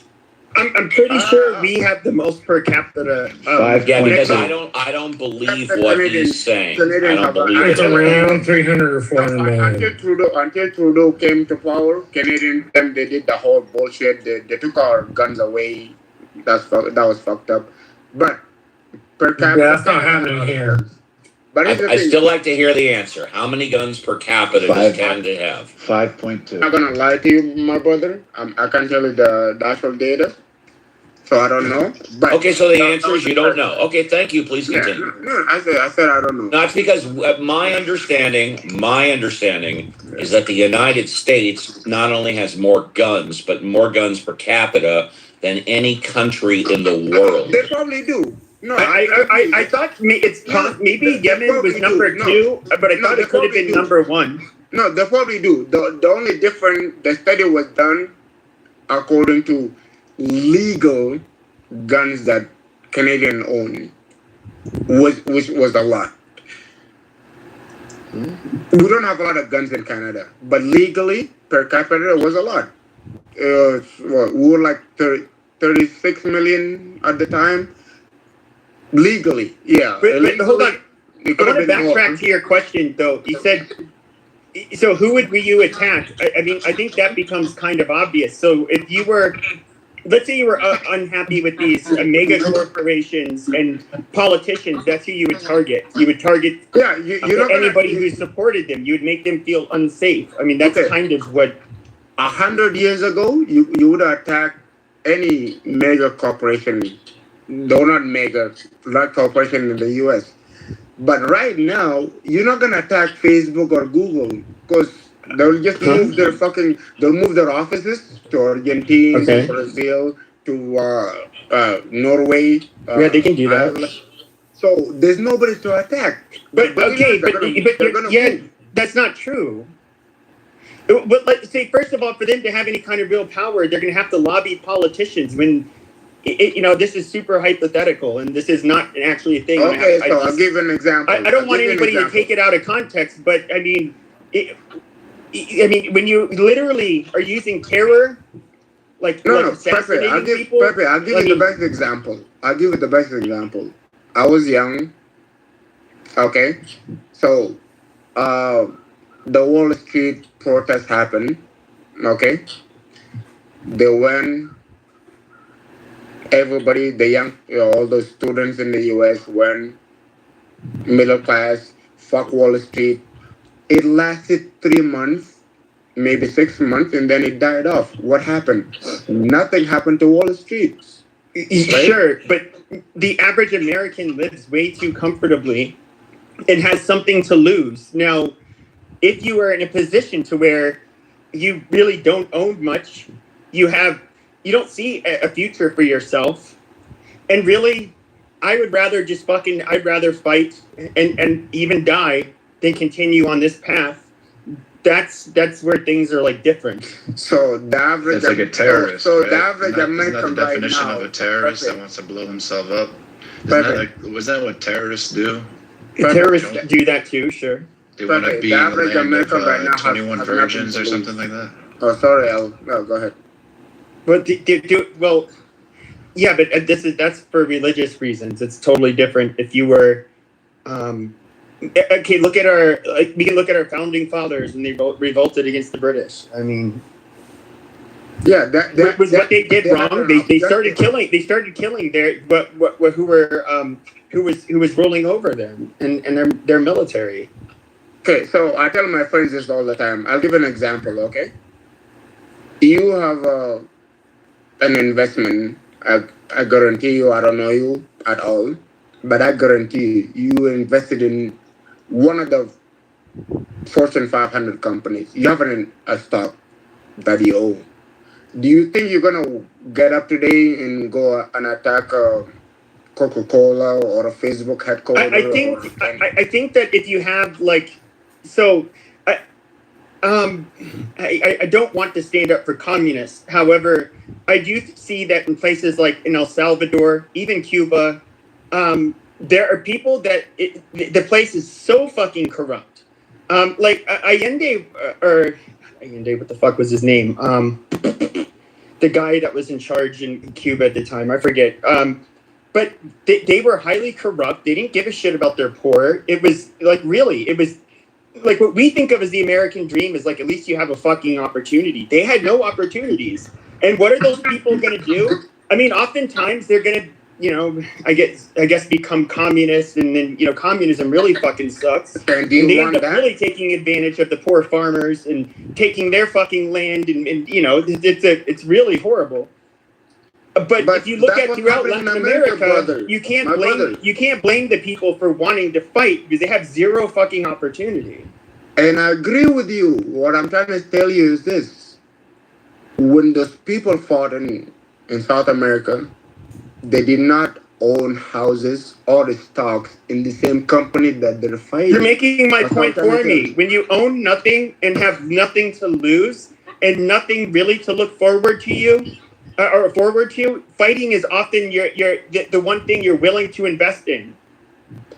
But the people that fight are the same people that they have their invested all their Not if they life didn't savings. have much in the way of investments. Oh no, you're right about that. That means it has to go to the point where even their stocks are not worth shit. Their 401k they're not worth shit. Oh yeah, I know what you mean. Yeah, when there's nothing at all, you can't feed your family. Yeah, Like, the average male is not going to leave his wife and kids to fend for themselves, and to fight this what they think is a unfair or tyrannical system. That's generally not how it's going to work. It's generally things have to be bad. Humans are, I would say, almost rather predictable. No. If it gets to that extreme, where little like you could go with $100 to the store and you can't even buy like an apple, then yeah, I could see that happening. But like the question said, 100 years from now, we don't know. The political system, economic system might change, but for the foreseeable future, America is going to be fine. Well, what if you had a bunch of technocratic feudal overlords where maybe you could kind of live like you live in China, but these people are going to spy on you. They were going to take away freedoms and privileges from you, harass you, make it so that you're unemployable, do all of these things through their surveillance state. I would say even that would cross the line for me, where I would be willing to, fight So them. my brother, I have bad news for you. Okay, that already happened. Not to I the have same really bad extent news. as China. No, it's not. No. We always talk about China. I live in Canada. We talk about the social credit in China. We're like, holy fuck, we don't want that. And then we saw what happened during COVID. Our government in Canada literally control our economy, trying to give us money to shut the fuck up and get vaccinated. That we saw that they try to do that in the West. But I have bad news for you, my brother. They already doing that. They know where you live. They know your credit. They know your paycheck. I could barely. I don't mean this disrespectfully, but the Chinese do not have the history, or excuse me, the Canadians do not have this history of being rebellious like we do, and quite frankly, I do not. Our populations, even though yes, you guys are very close to us culturally, I think if you look at in many different parts of America. Did you eat the pizza and ice cream? No, hold on. This is Misa's 420 Lounge. We got Manfinity modded up with Patty. Yeah. Wait, why are we shouting out Tyrone? He got a problem. Hello? Misa was on her Tyrone Bigham. She's a Tyrone Bigham I can't argue with you. on the cruise. You angry? What is it called? The I'm happy. thing that Leave me shoots off the alone. water. You went there. But you start. Why are you doing this? Why did you ask me that question? No, why did you ask me that? Oh, because I got that same picture that you have. Oh, but you looking at my profile picture. Why? Because you be looking at some picture. What? Because I I'm gonna restart Clown House. It crashed. There's no No. coercion. You can't say they don't force you. You can't The say government has a monopoly on violence. The government is the one that Well, coerces. You're missing my point. I agree with you. This is what I'm trying to say about the whole America thing. So. Okay, but wait, here's where you've got. I think this is where I hear this like conservative bullshit, and they're always like, this like remnants of the George W. era where we would, and even what is that movie like where they're like America, fuck yeah, and it was like dolls, and they were shooting everything, and they made their fucking song. It was just naming off corporations, and like there was this weird worship of the free markets and capitalism and okay, capitalism is better than any other system we've seen, but it doesn't mean that that it can't be like really fucking obscene, and to act like corporations aren't like they can't mistreat people, like they aren't something you should be pessimistic towards and question, just like you question your own fucking government. Hello? I mean, and yeah, some corporations fucking suck. Like just like some governments suck. Why? That But you doesn't have a make you choice. radical to You have a dislike choice. them. You have the power to choose with corporations. No one's shit. forcing you to buy their products. You don't care about the shareholders if you don't. Oh, you could have done that with deal Microsoft with in the them. '90s. Sure. No one's forcing you to deal with Coca-Cola. Yeah, you He said- kinda he have said he to. want- He said he wants to attack Coca-Cola. Yeah, try that for What the hell is he something like talking about? Exxon or Mobile Oil or Shell or BP. Try telling me our lives aren't connected to that shit. Yeah, like Thank with you, Microsoft Marshall. in the '90s, That it was was going to my be point. unavoidable, and Bill Gates absolutely fucking had had a monopoly, and however, he had so much money. With what he would do is he would just steal whatever it is that you ended up creating, and then he would tie you up in litigation for fucking years. But He has the money to do it, and as soon as that, and basically by the time the case would have gone through, I mean, nothing would really happen to him. It's his fucking product. But actually, Pepe, I would argue that the corporations still have to answer to what's now become a lot stricter laws on the ability to go after shareholders' derivative actions and 10b5s. I mean, there's a lot more ability to get redress against corporations than there were before. I mean, there are still states like Delaware with very liberal laws to protect under their corporate statutes, but there still is a way for the public to get some relief from what those corporations are the damage that they're doing, and that's why there's. Edward, I think why most people here are so retarded is because they're not musical. The Bible is actually lyrics. People think it's just, wisdom. No, it's lyrics to a song, Edward. And all these people who come to Clown House day after day after day, they're not musically inclined, Edward. Jesus was a musician, a politician, and a magician. I give you the world famous retard faggot pee-pee! Power is going to be the shareholders. Then it's going to be the company, and then it's basically the person that they end up ripping off their IP or, their employees. They're kind of more or less on the shit end of the stick. And I'm not like a person who's pro-union or any of that shit, but I mean, I do think that like companies, in comparison to the past, they've offered fewer benefits, like much less in terms of retirement packages. You're overestimating the power that they have. It's a responsibility that they have. They have to face intense competition constantly. A little laundry list that Marshall listed off about oil companies, big oil. You forgot thousands of additional oil field operators, smaller operators. Getty was a wealthy family.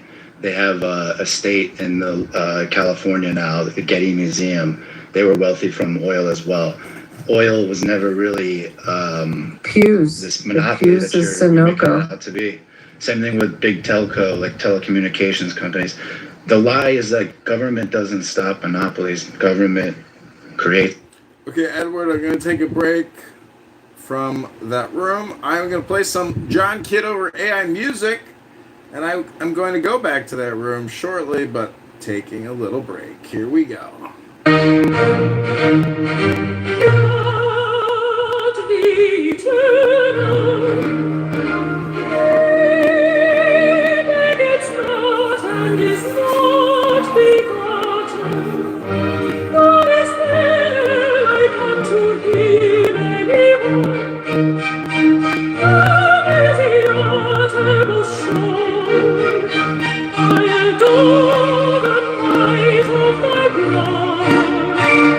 Supreme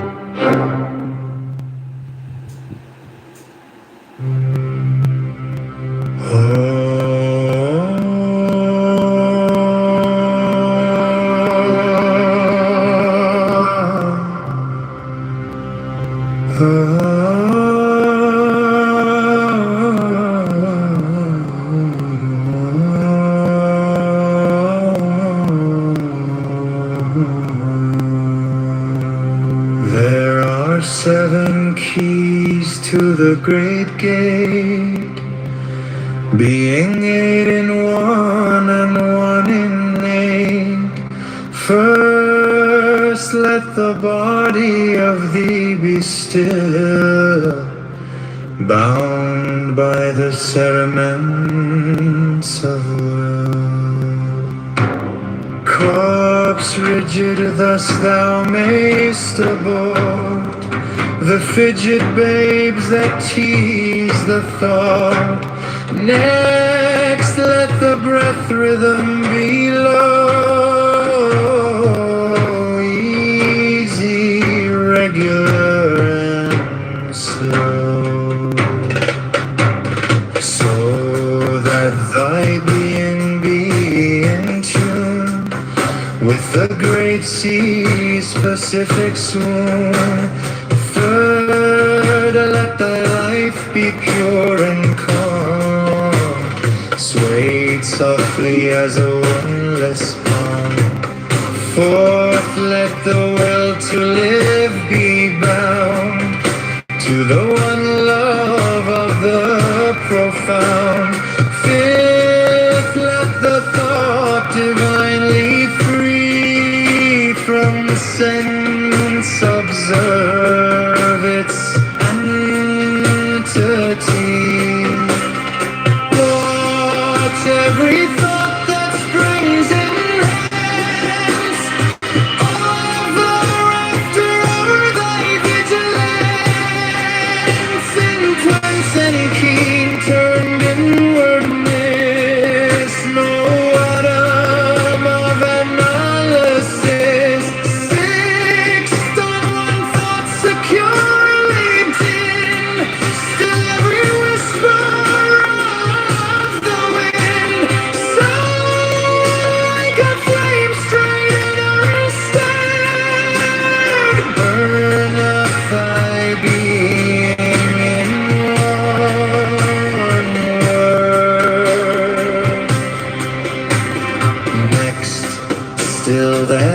ecstasy prolong. Thy meditations deep and strong, slaying even God should he distract thy attention from the chosen act. Last, all these things in one o'erpowered, time that the midnight blossom flowered. The oneness is yet even in this, my son, thou shalt not do amiss. If thou restrain the expressions to thy wax direction, sparkling root, discarding name, form, sight, and stress, even of this high consciousness, pierce to the heart, I leave thee here. Thou art the master I revere. Thy radiance that rose afar, brother of the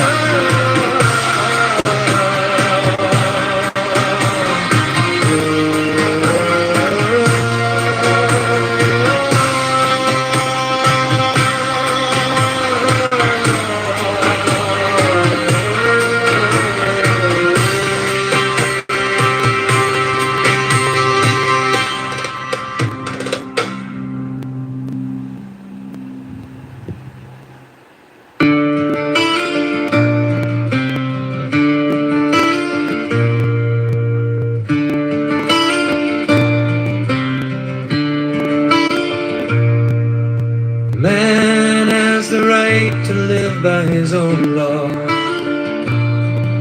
to live in the way that he wills to do, to work as he will, to play as he will, to rest as he will, to die when and how he will.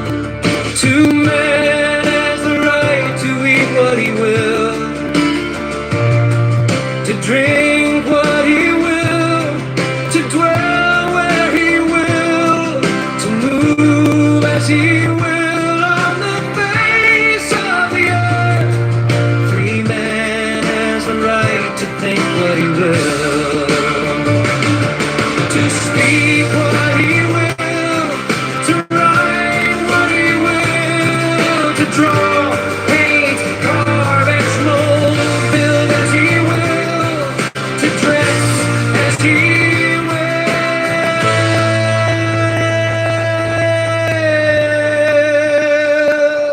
For man has the right to love as he will. Take your fill and will of love as you will.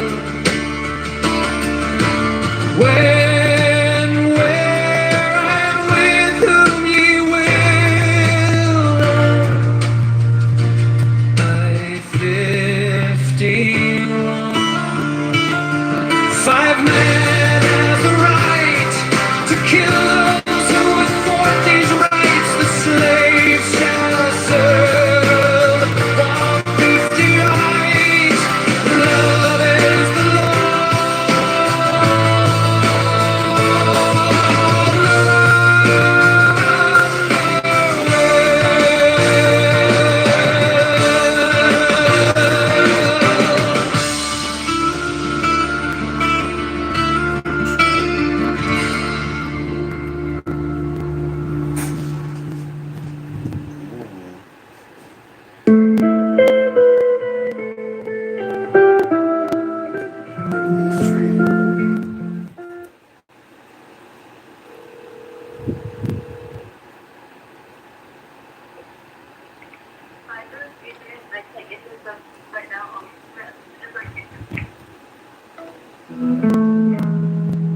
Tao can be talked about, but not the eternal Tao.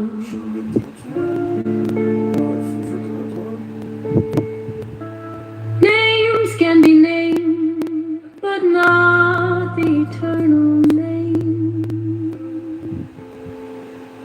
As the origin of heaven and earth, it is nameless. As the mother of all things, it is nameable. So, as ever hidden, we should look at its inner essence.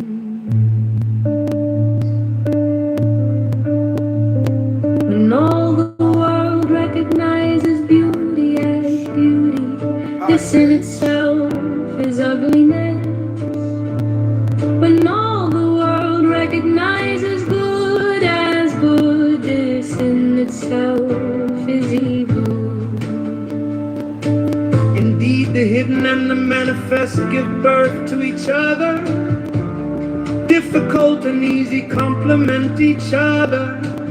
Long and short exhibit each other. High and low set measure to each other. Voice and sound harmonize each other. Back and front follow each other. Therefore the sage manages his affairs without ado, and spreads his teaching without talking. He denies nothing to the team in things, he rears them, but lays no claim to them.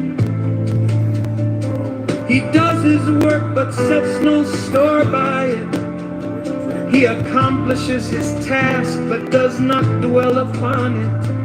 And yet it is just because he does not dwell on it that nobody can ever take it away from him. As always manifest, we should look at its outer aspects. It's almost over for AFC. These two flow from the same source, though differently named. Alright, we're gonna jump back into the clown house real quick. Much, I don't know. But then, they would, one of them was telling me, like, his son, he injured himself and he had to have surgery, and then it's just like the medications, the surgery, everything's covered. And according to him, it happened immediately. I mean, that does. I've heard that with Germany too, Pepe. Germany supposedly has excellent healthcare system. So maybe it is a Canadian problem. No. Germany has the same health, what do you call it, with Then both are called mysteries. The mystery of mysteries is the door of all essence. By not exalting the talented, you will cause the people to cease from rivalry and contention. By not prizing goods hard to get, you will cause the people to cease from robbing and stealing. By not displaying what is desirable, you will cause the people's hearts to remain undisturbed. Therefore, the sage's way of governing begins by emptying the heart of desires, filling the belly with food, weakening the ambitions, toughening the bones. In this way, he will cause the people to remain without knowledge and without desire, and prevent the knowing ones from any idol. Practice none of those, and everything will be in order. The Tao is like an empty bowl, which in being used can never be filled up fathomless. It seems to be the origin of all things. It runs so sharp as ease, it unties or tangles, it marries its holy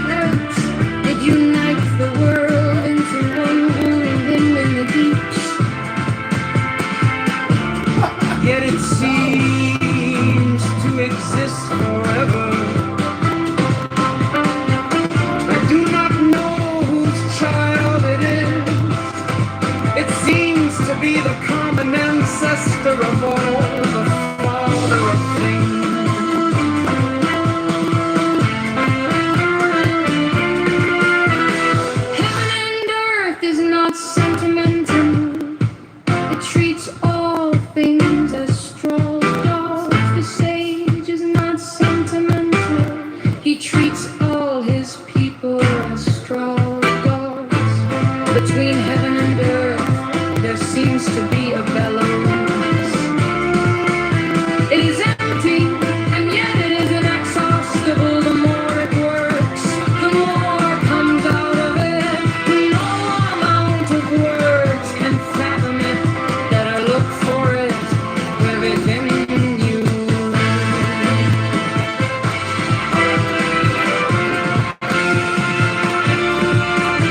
The spirit of the fountain dies not. It is called the mysterious feminine. The doorway of the mysterious feminine is called the rotor tavernumber. Lingering like gossamer, it is only a hint of existence. And yet, when you draw upon it, it is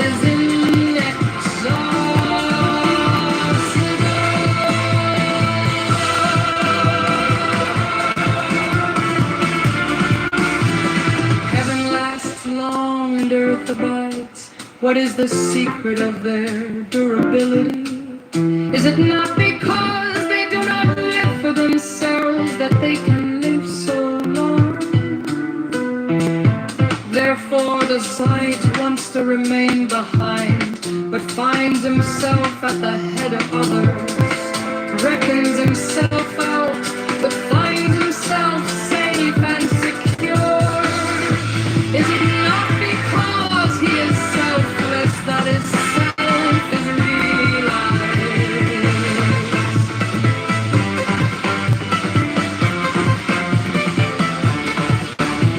The highest form of goodness is like water.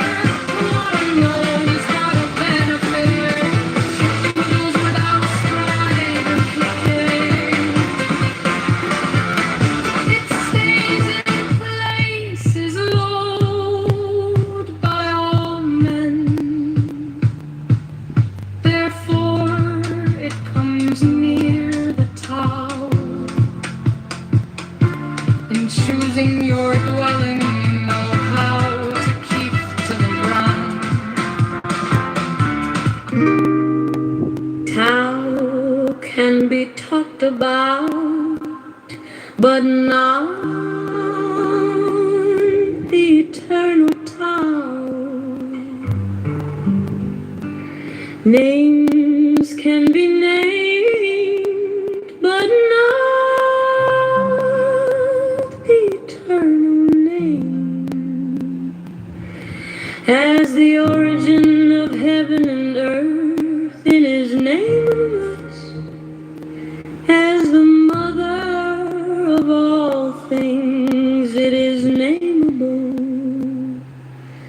So as ever hidden, we should look at its inner essence.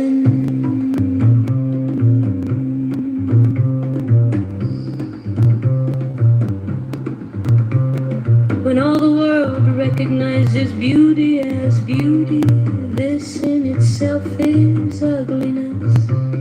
When all the world recognizes good as good, this in itself is evil.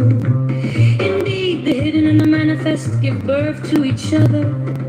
Difficult and easy complement each other. All and short exhibit each other. High and low set measure to each other. Voice and sound harmonize each other. Back and front follow each other. Therefore the sage manages his affairs without ado, and spreads his teaching without talking. He denies nothing to the teeming things. He rears them but lays no claim to them. He does his work but sets no store by it. He accomplishes his task but does not dwell upon it. And yet it is just because he does not dwell on it that nobody can ever take it away from him. As always manifest, we should look at its outer aspects. These two flow from the same source, though differently named, and both are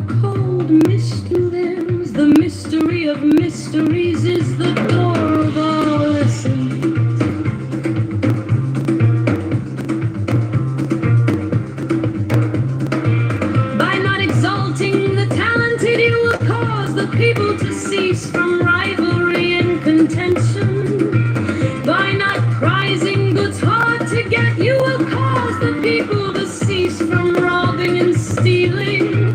By not displaying what is desirable, you would cause the people's hearts to remain undisturbed. Therefore, the sage's way of governing begins by emptying the heart of desires, filling the belly with food, weakening the ambitions, toughening the bones. In this way, he will cause the people to remain without knowledge and without desire, and prevent the knowing ones from any ado. Practice none ado, and everything will be in order.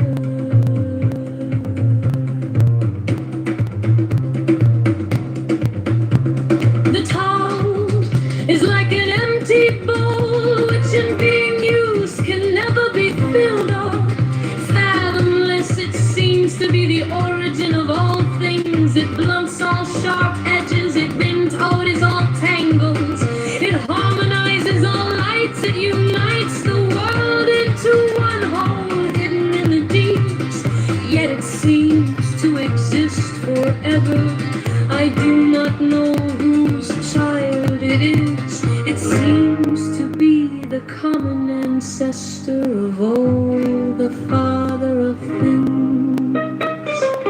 Heaven and earth is not sentimental. It treats all things as straw of dogs. The sage is not sentimental. He treats all his people as straw dogs. Between heaven and earth there seems to be a bellows. It is empty and yet it is inexhaustible. The more it works, the more comes out of it. No amount of words can fathom a better look for it within you.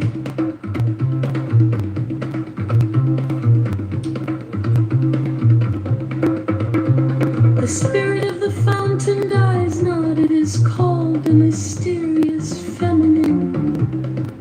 The doorway of the mysterious feminine is called the root of heaven and earth. Lingering like gossamer, it has only a hint of existence. And yet, when you draw upon it, it is inexhaustible. Heaven lasts long and earth abides. What is the secret of their durability?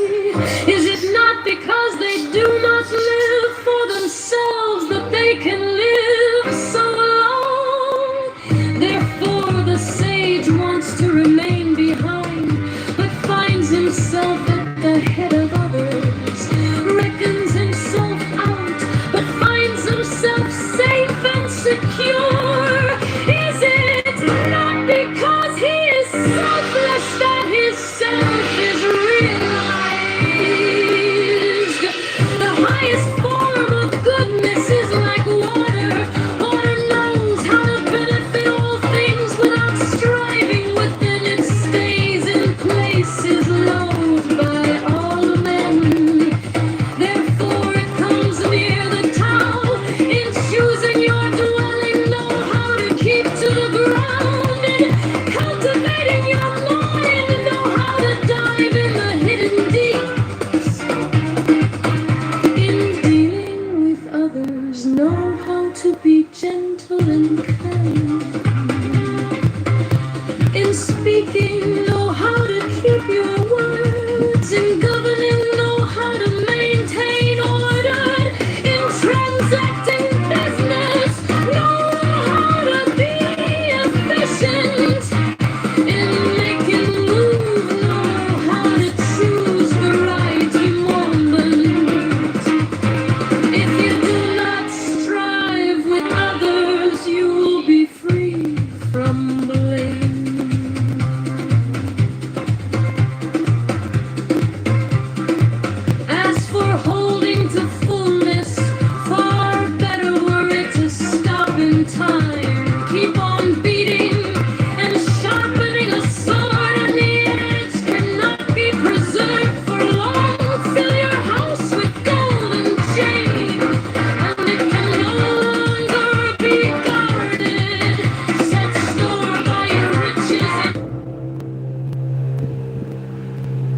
If you are walking lost in wonder,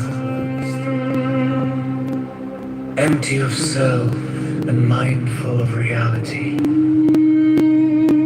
and suddenly you interrupt this piece to exclaim, how beautiful is this tree, how magnificent this field. You forfeit life, the intrusion of self, and the imposing of judgment separates you from reality and snares you in the net of words. Be still and know, embrace it all in silence.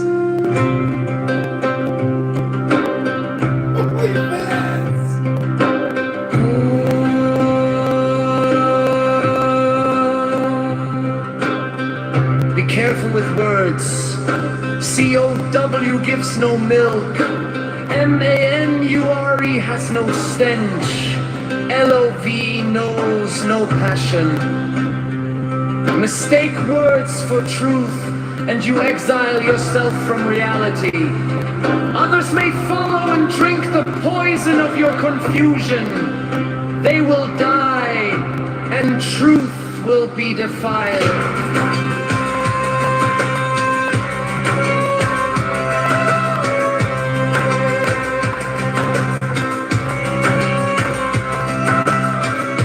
Hillel and Shammai received a teaching from Shemaiah and Naphtalian.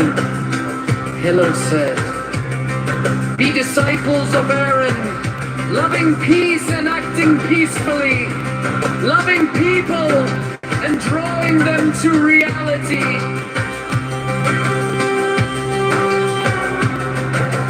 Pursuing fame is self-destructive. It distracts us from reality and focuses our energy on ourselves. Those who do not increase knowledge, decrease knowledge. But don't mistake knowledge for talk. One who knows acts knowingly, fools talk, and that talk too often fools. Those who cease to learn cease to live. Life is learning, attending to reality.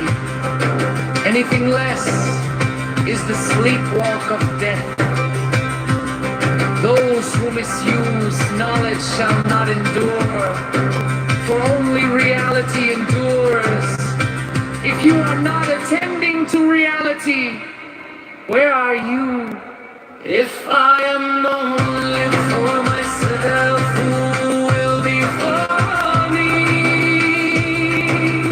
If I am only for myself, what am I? And if not now, when? Attend to reality diligently, say little and do much. Receive all people with kindness. Make yourself a sage. Rely upon reality, not authority. Free yourself from crippling self-consciousness. Attend to each moment and act without hesitation. Do not tithe by guesswork. Justice is not a matter of whim. Today you may feel generous. Tomorrow you may feel stingy. Give what is just because it is just.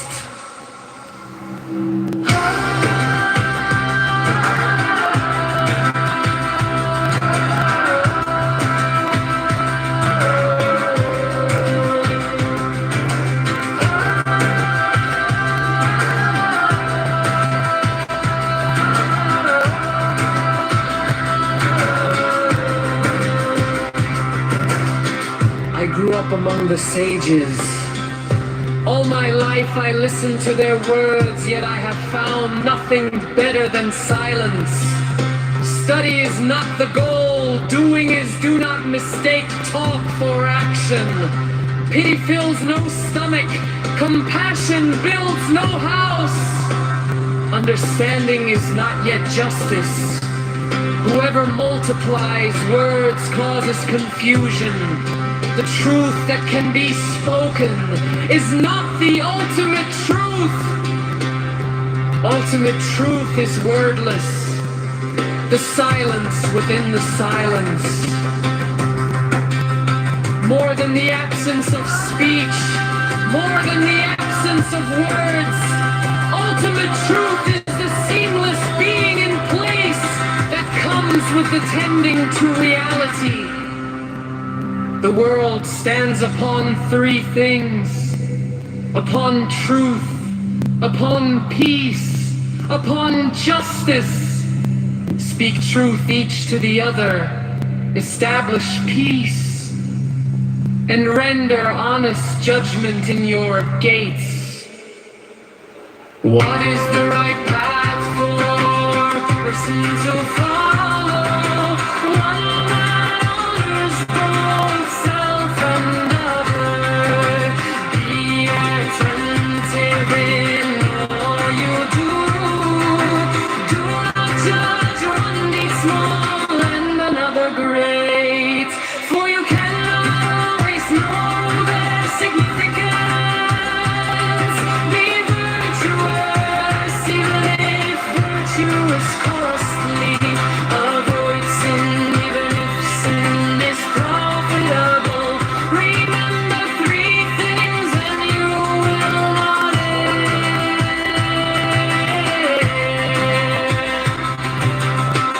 If your deeds shouldn't be known, perhaps they shouldn't be done. If your words shouldn't be shared, perhaps they shouldn't be spoken. Act with attention, for all your deeds have consequence. Engrossed in study, engaged in good work, one forgets selfish desire. Learning without labor is barren. It does nothing to better the world. Without learning is empty. It does nothing to enlighten the world. If employed by the community, labor for the people and not for poor. If you carry on the good work of your predecessors, their merit will sustain you.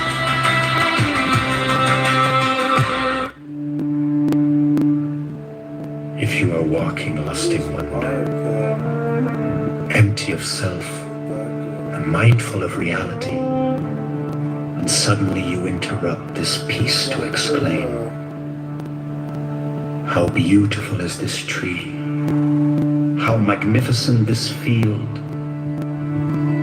You forfeit life. The intrusion of self and the imposing of judgment separates you from reality and snares you in the net of words. Be still and know.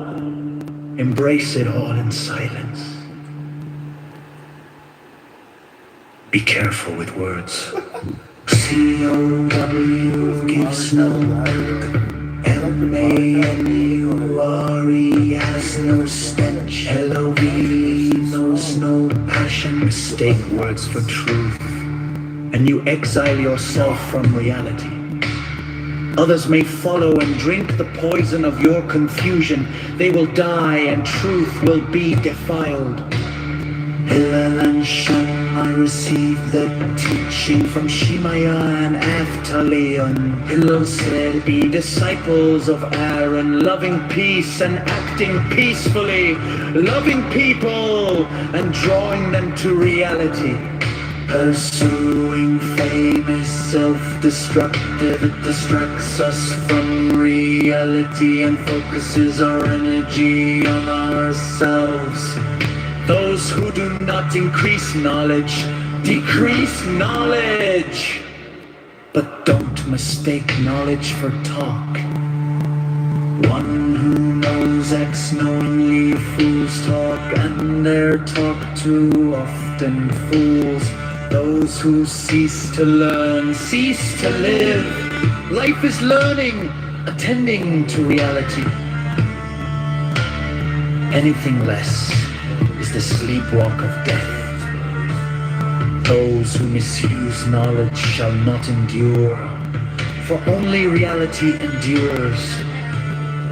If you are not attending to reality, where are you? If I am only for myself, who will be for me? If I am only for myself, what am I? And if not now, when?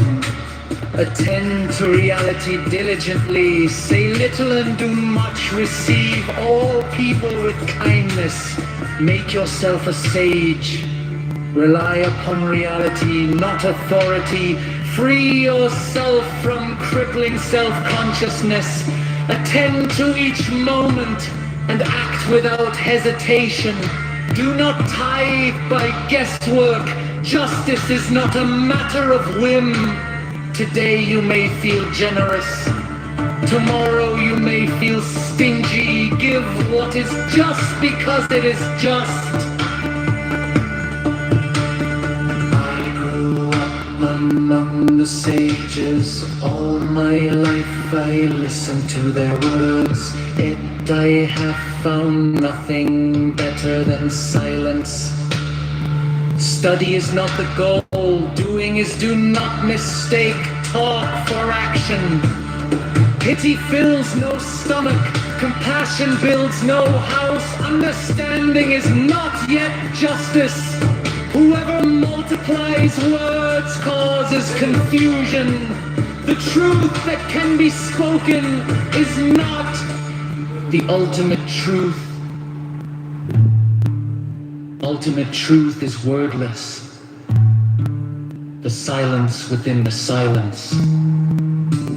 More than the absence of speech, more than the absence of words, ultimate truth is the seamless being in place that comes with attending to reality.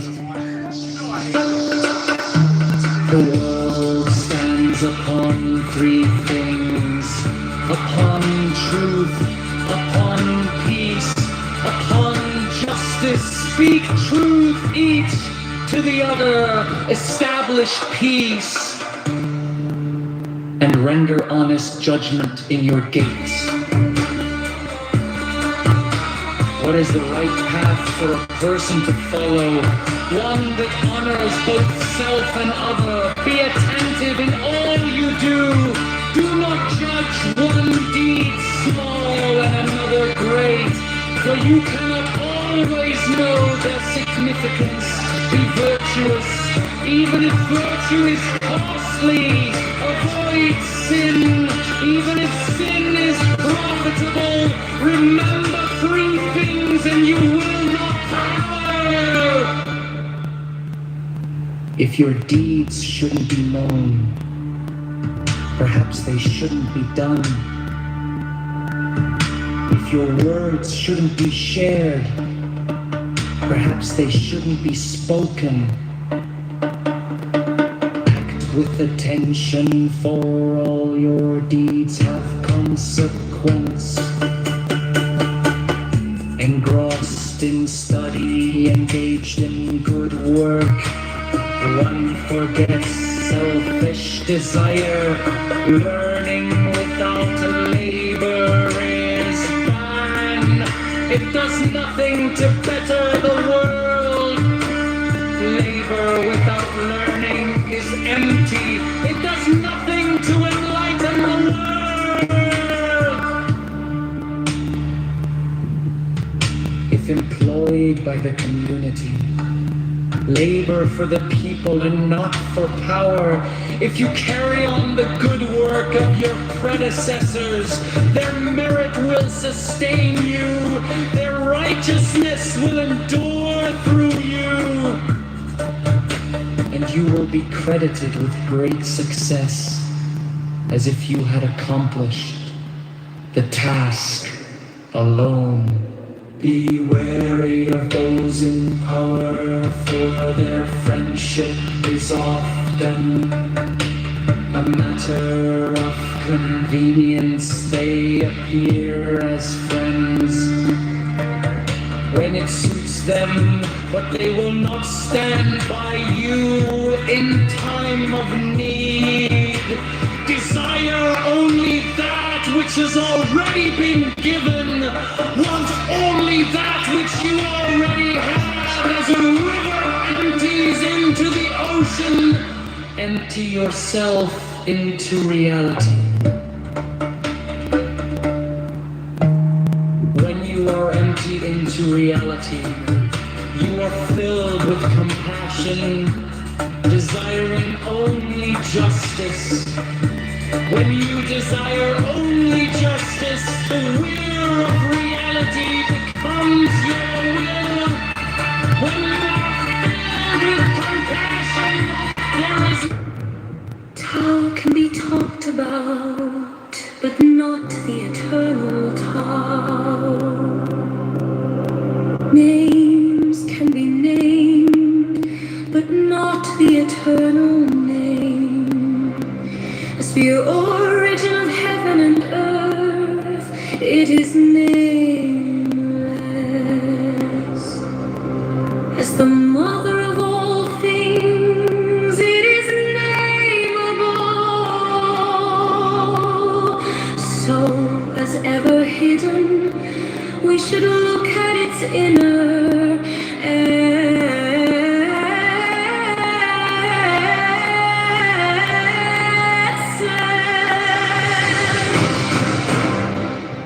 When all the world recognizes beauty as beauty, this in itself is ugliness. When all the world recognizes good as good, this in itself is evil. Indeed, the hidden and the manifest give birth to each other. Difficult and easy complement each other. Long and short exhibit each other. High and low set measure to each other. Voice and sound harmonize each other. Back and front follow each other. Therefore the sage manages his affairs without a doubt,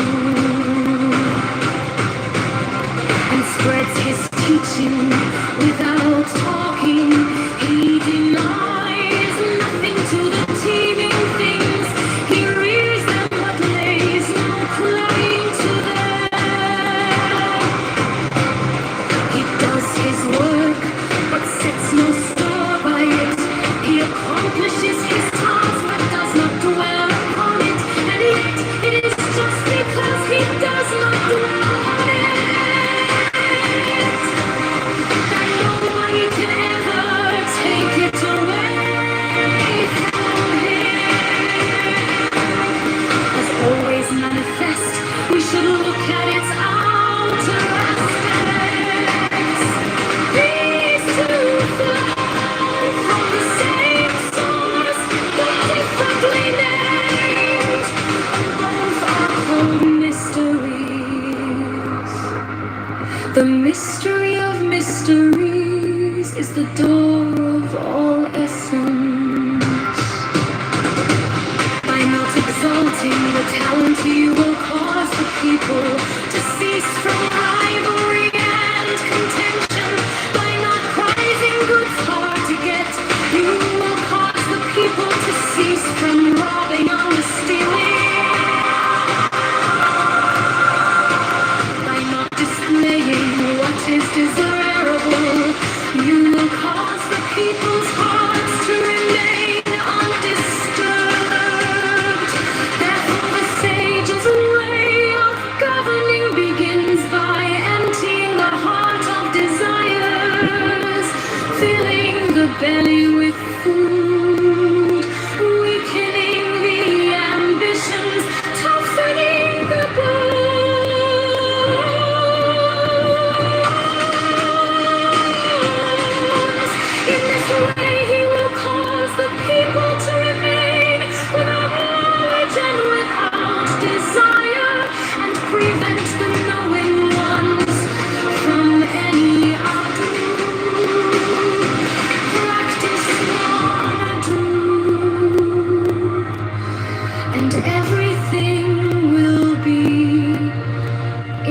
order.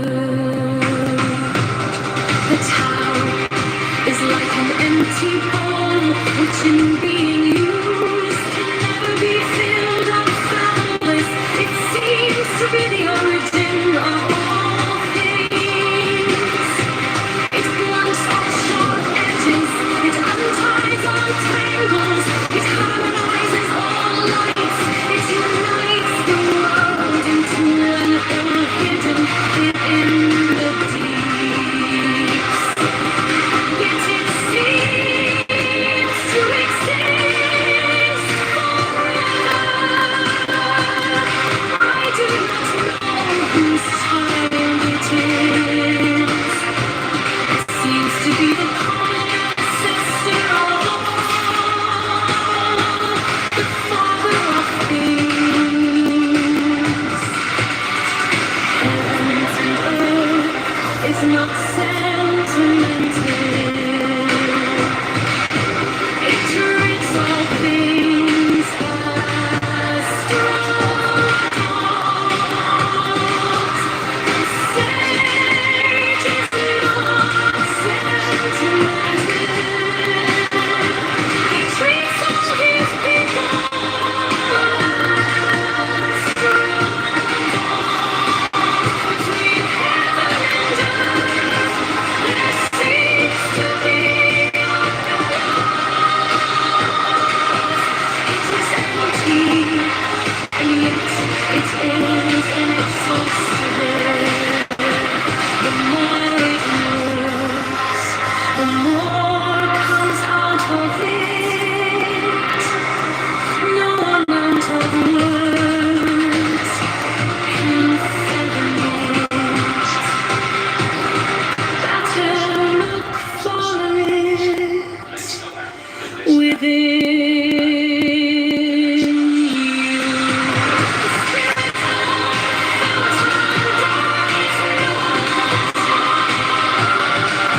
It is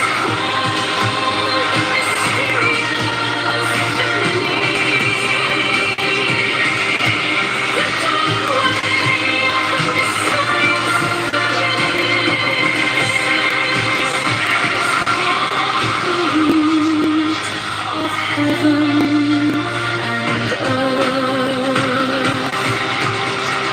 Lingering like gossamer, it has only a hint of existence, and yet when you draw upon it, it is inexhaustible. Megatron, I would like to answer this question very quickly and succinctly. You are absolutely not a Protestant because you have no work ethic. You found my channel. This site is hiring people to watch videos.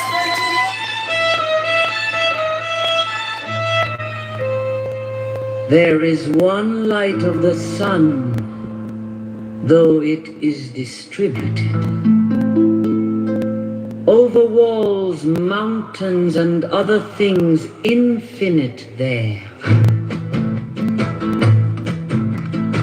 There is one common substance, though it is distributed among countless bodies which have their several qualities. There is one soul, though it is distributed among infinite natures and circumspections. There is one intelligent soul, though it seems to be divided now in the things which have been mentioned, all the other parts, such as those which are air and substance, are without sensation and have no fellowship. And yet even these parts the intelligent principle holds together, and the gravitating towards the same. But intellect in a peculiar manner tends to that which is of the same kin and combines with it, and the feeling for communion is not interrupted. Man, thou hast been a citizen in this great state. What difference does it make to thee whether for 5 years? For that which is conformable to the laws is just for all. Where is the hardship then? If no tyrant nor yet an unjust judge sends thee away from the state, but nature who brought thee into it, the same as if a praetor who has employed an actor dismisses him from the stage. But I have not finished the 5 acts, but only 3 of them.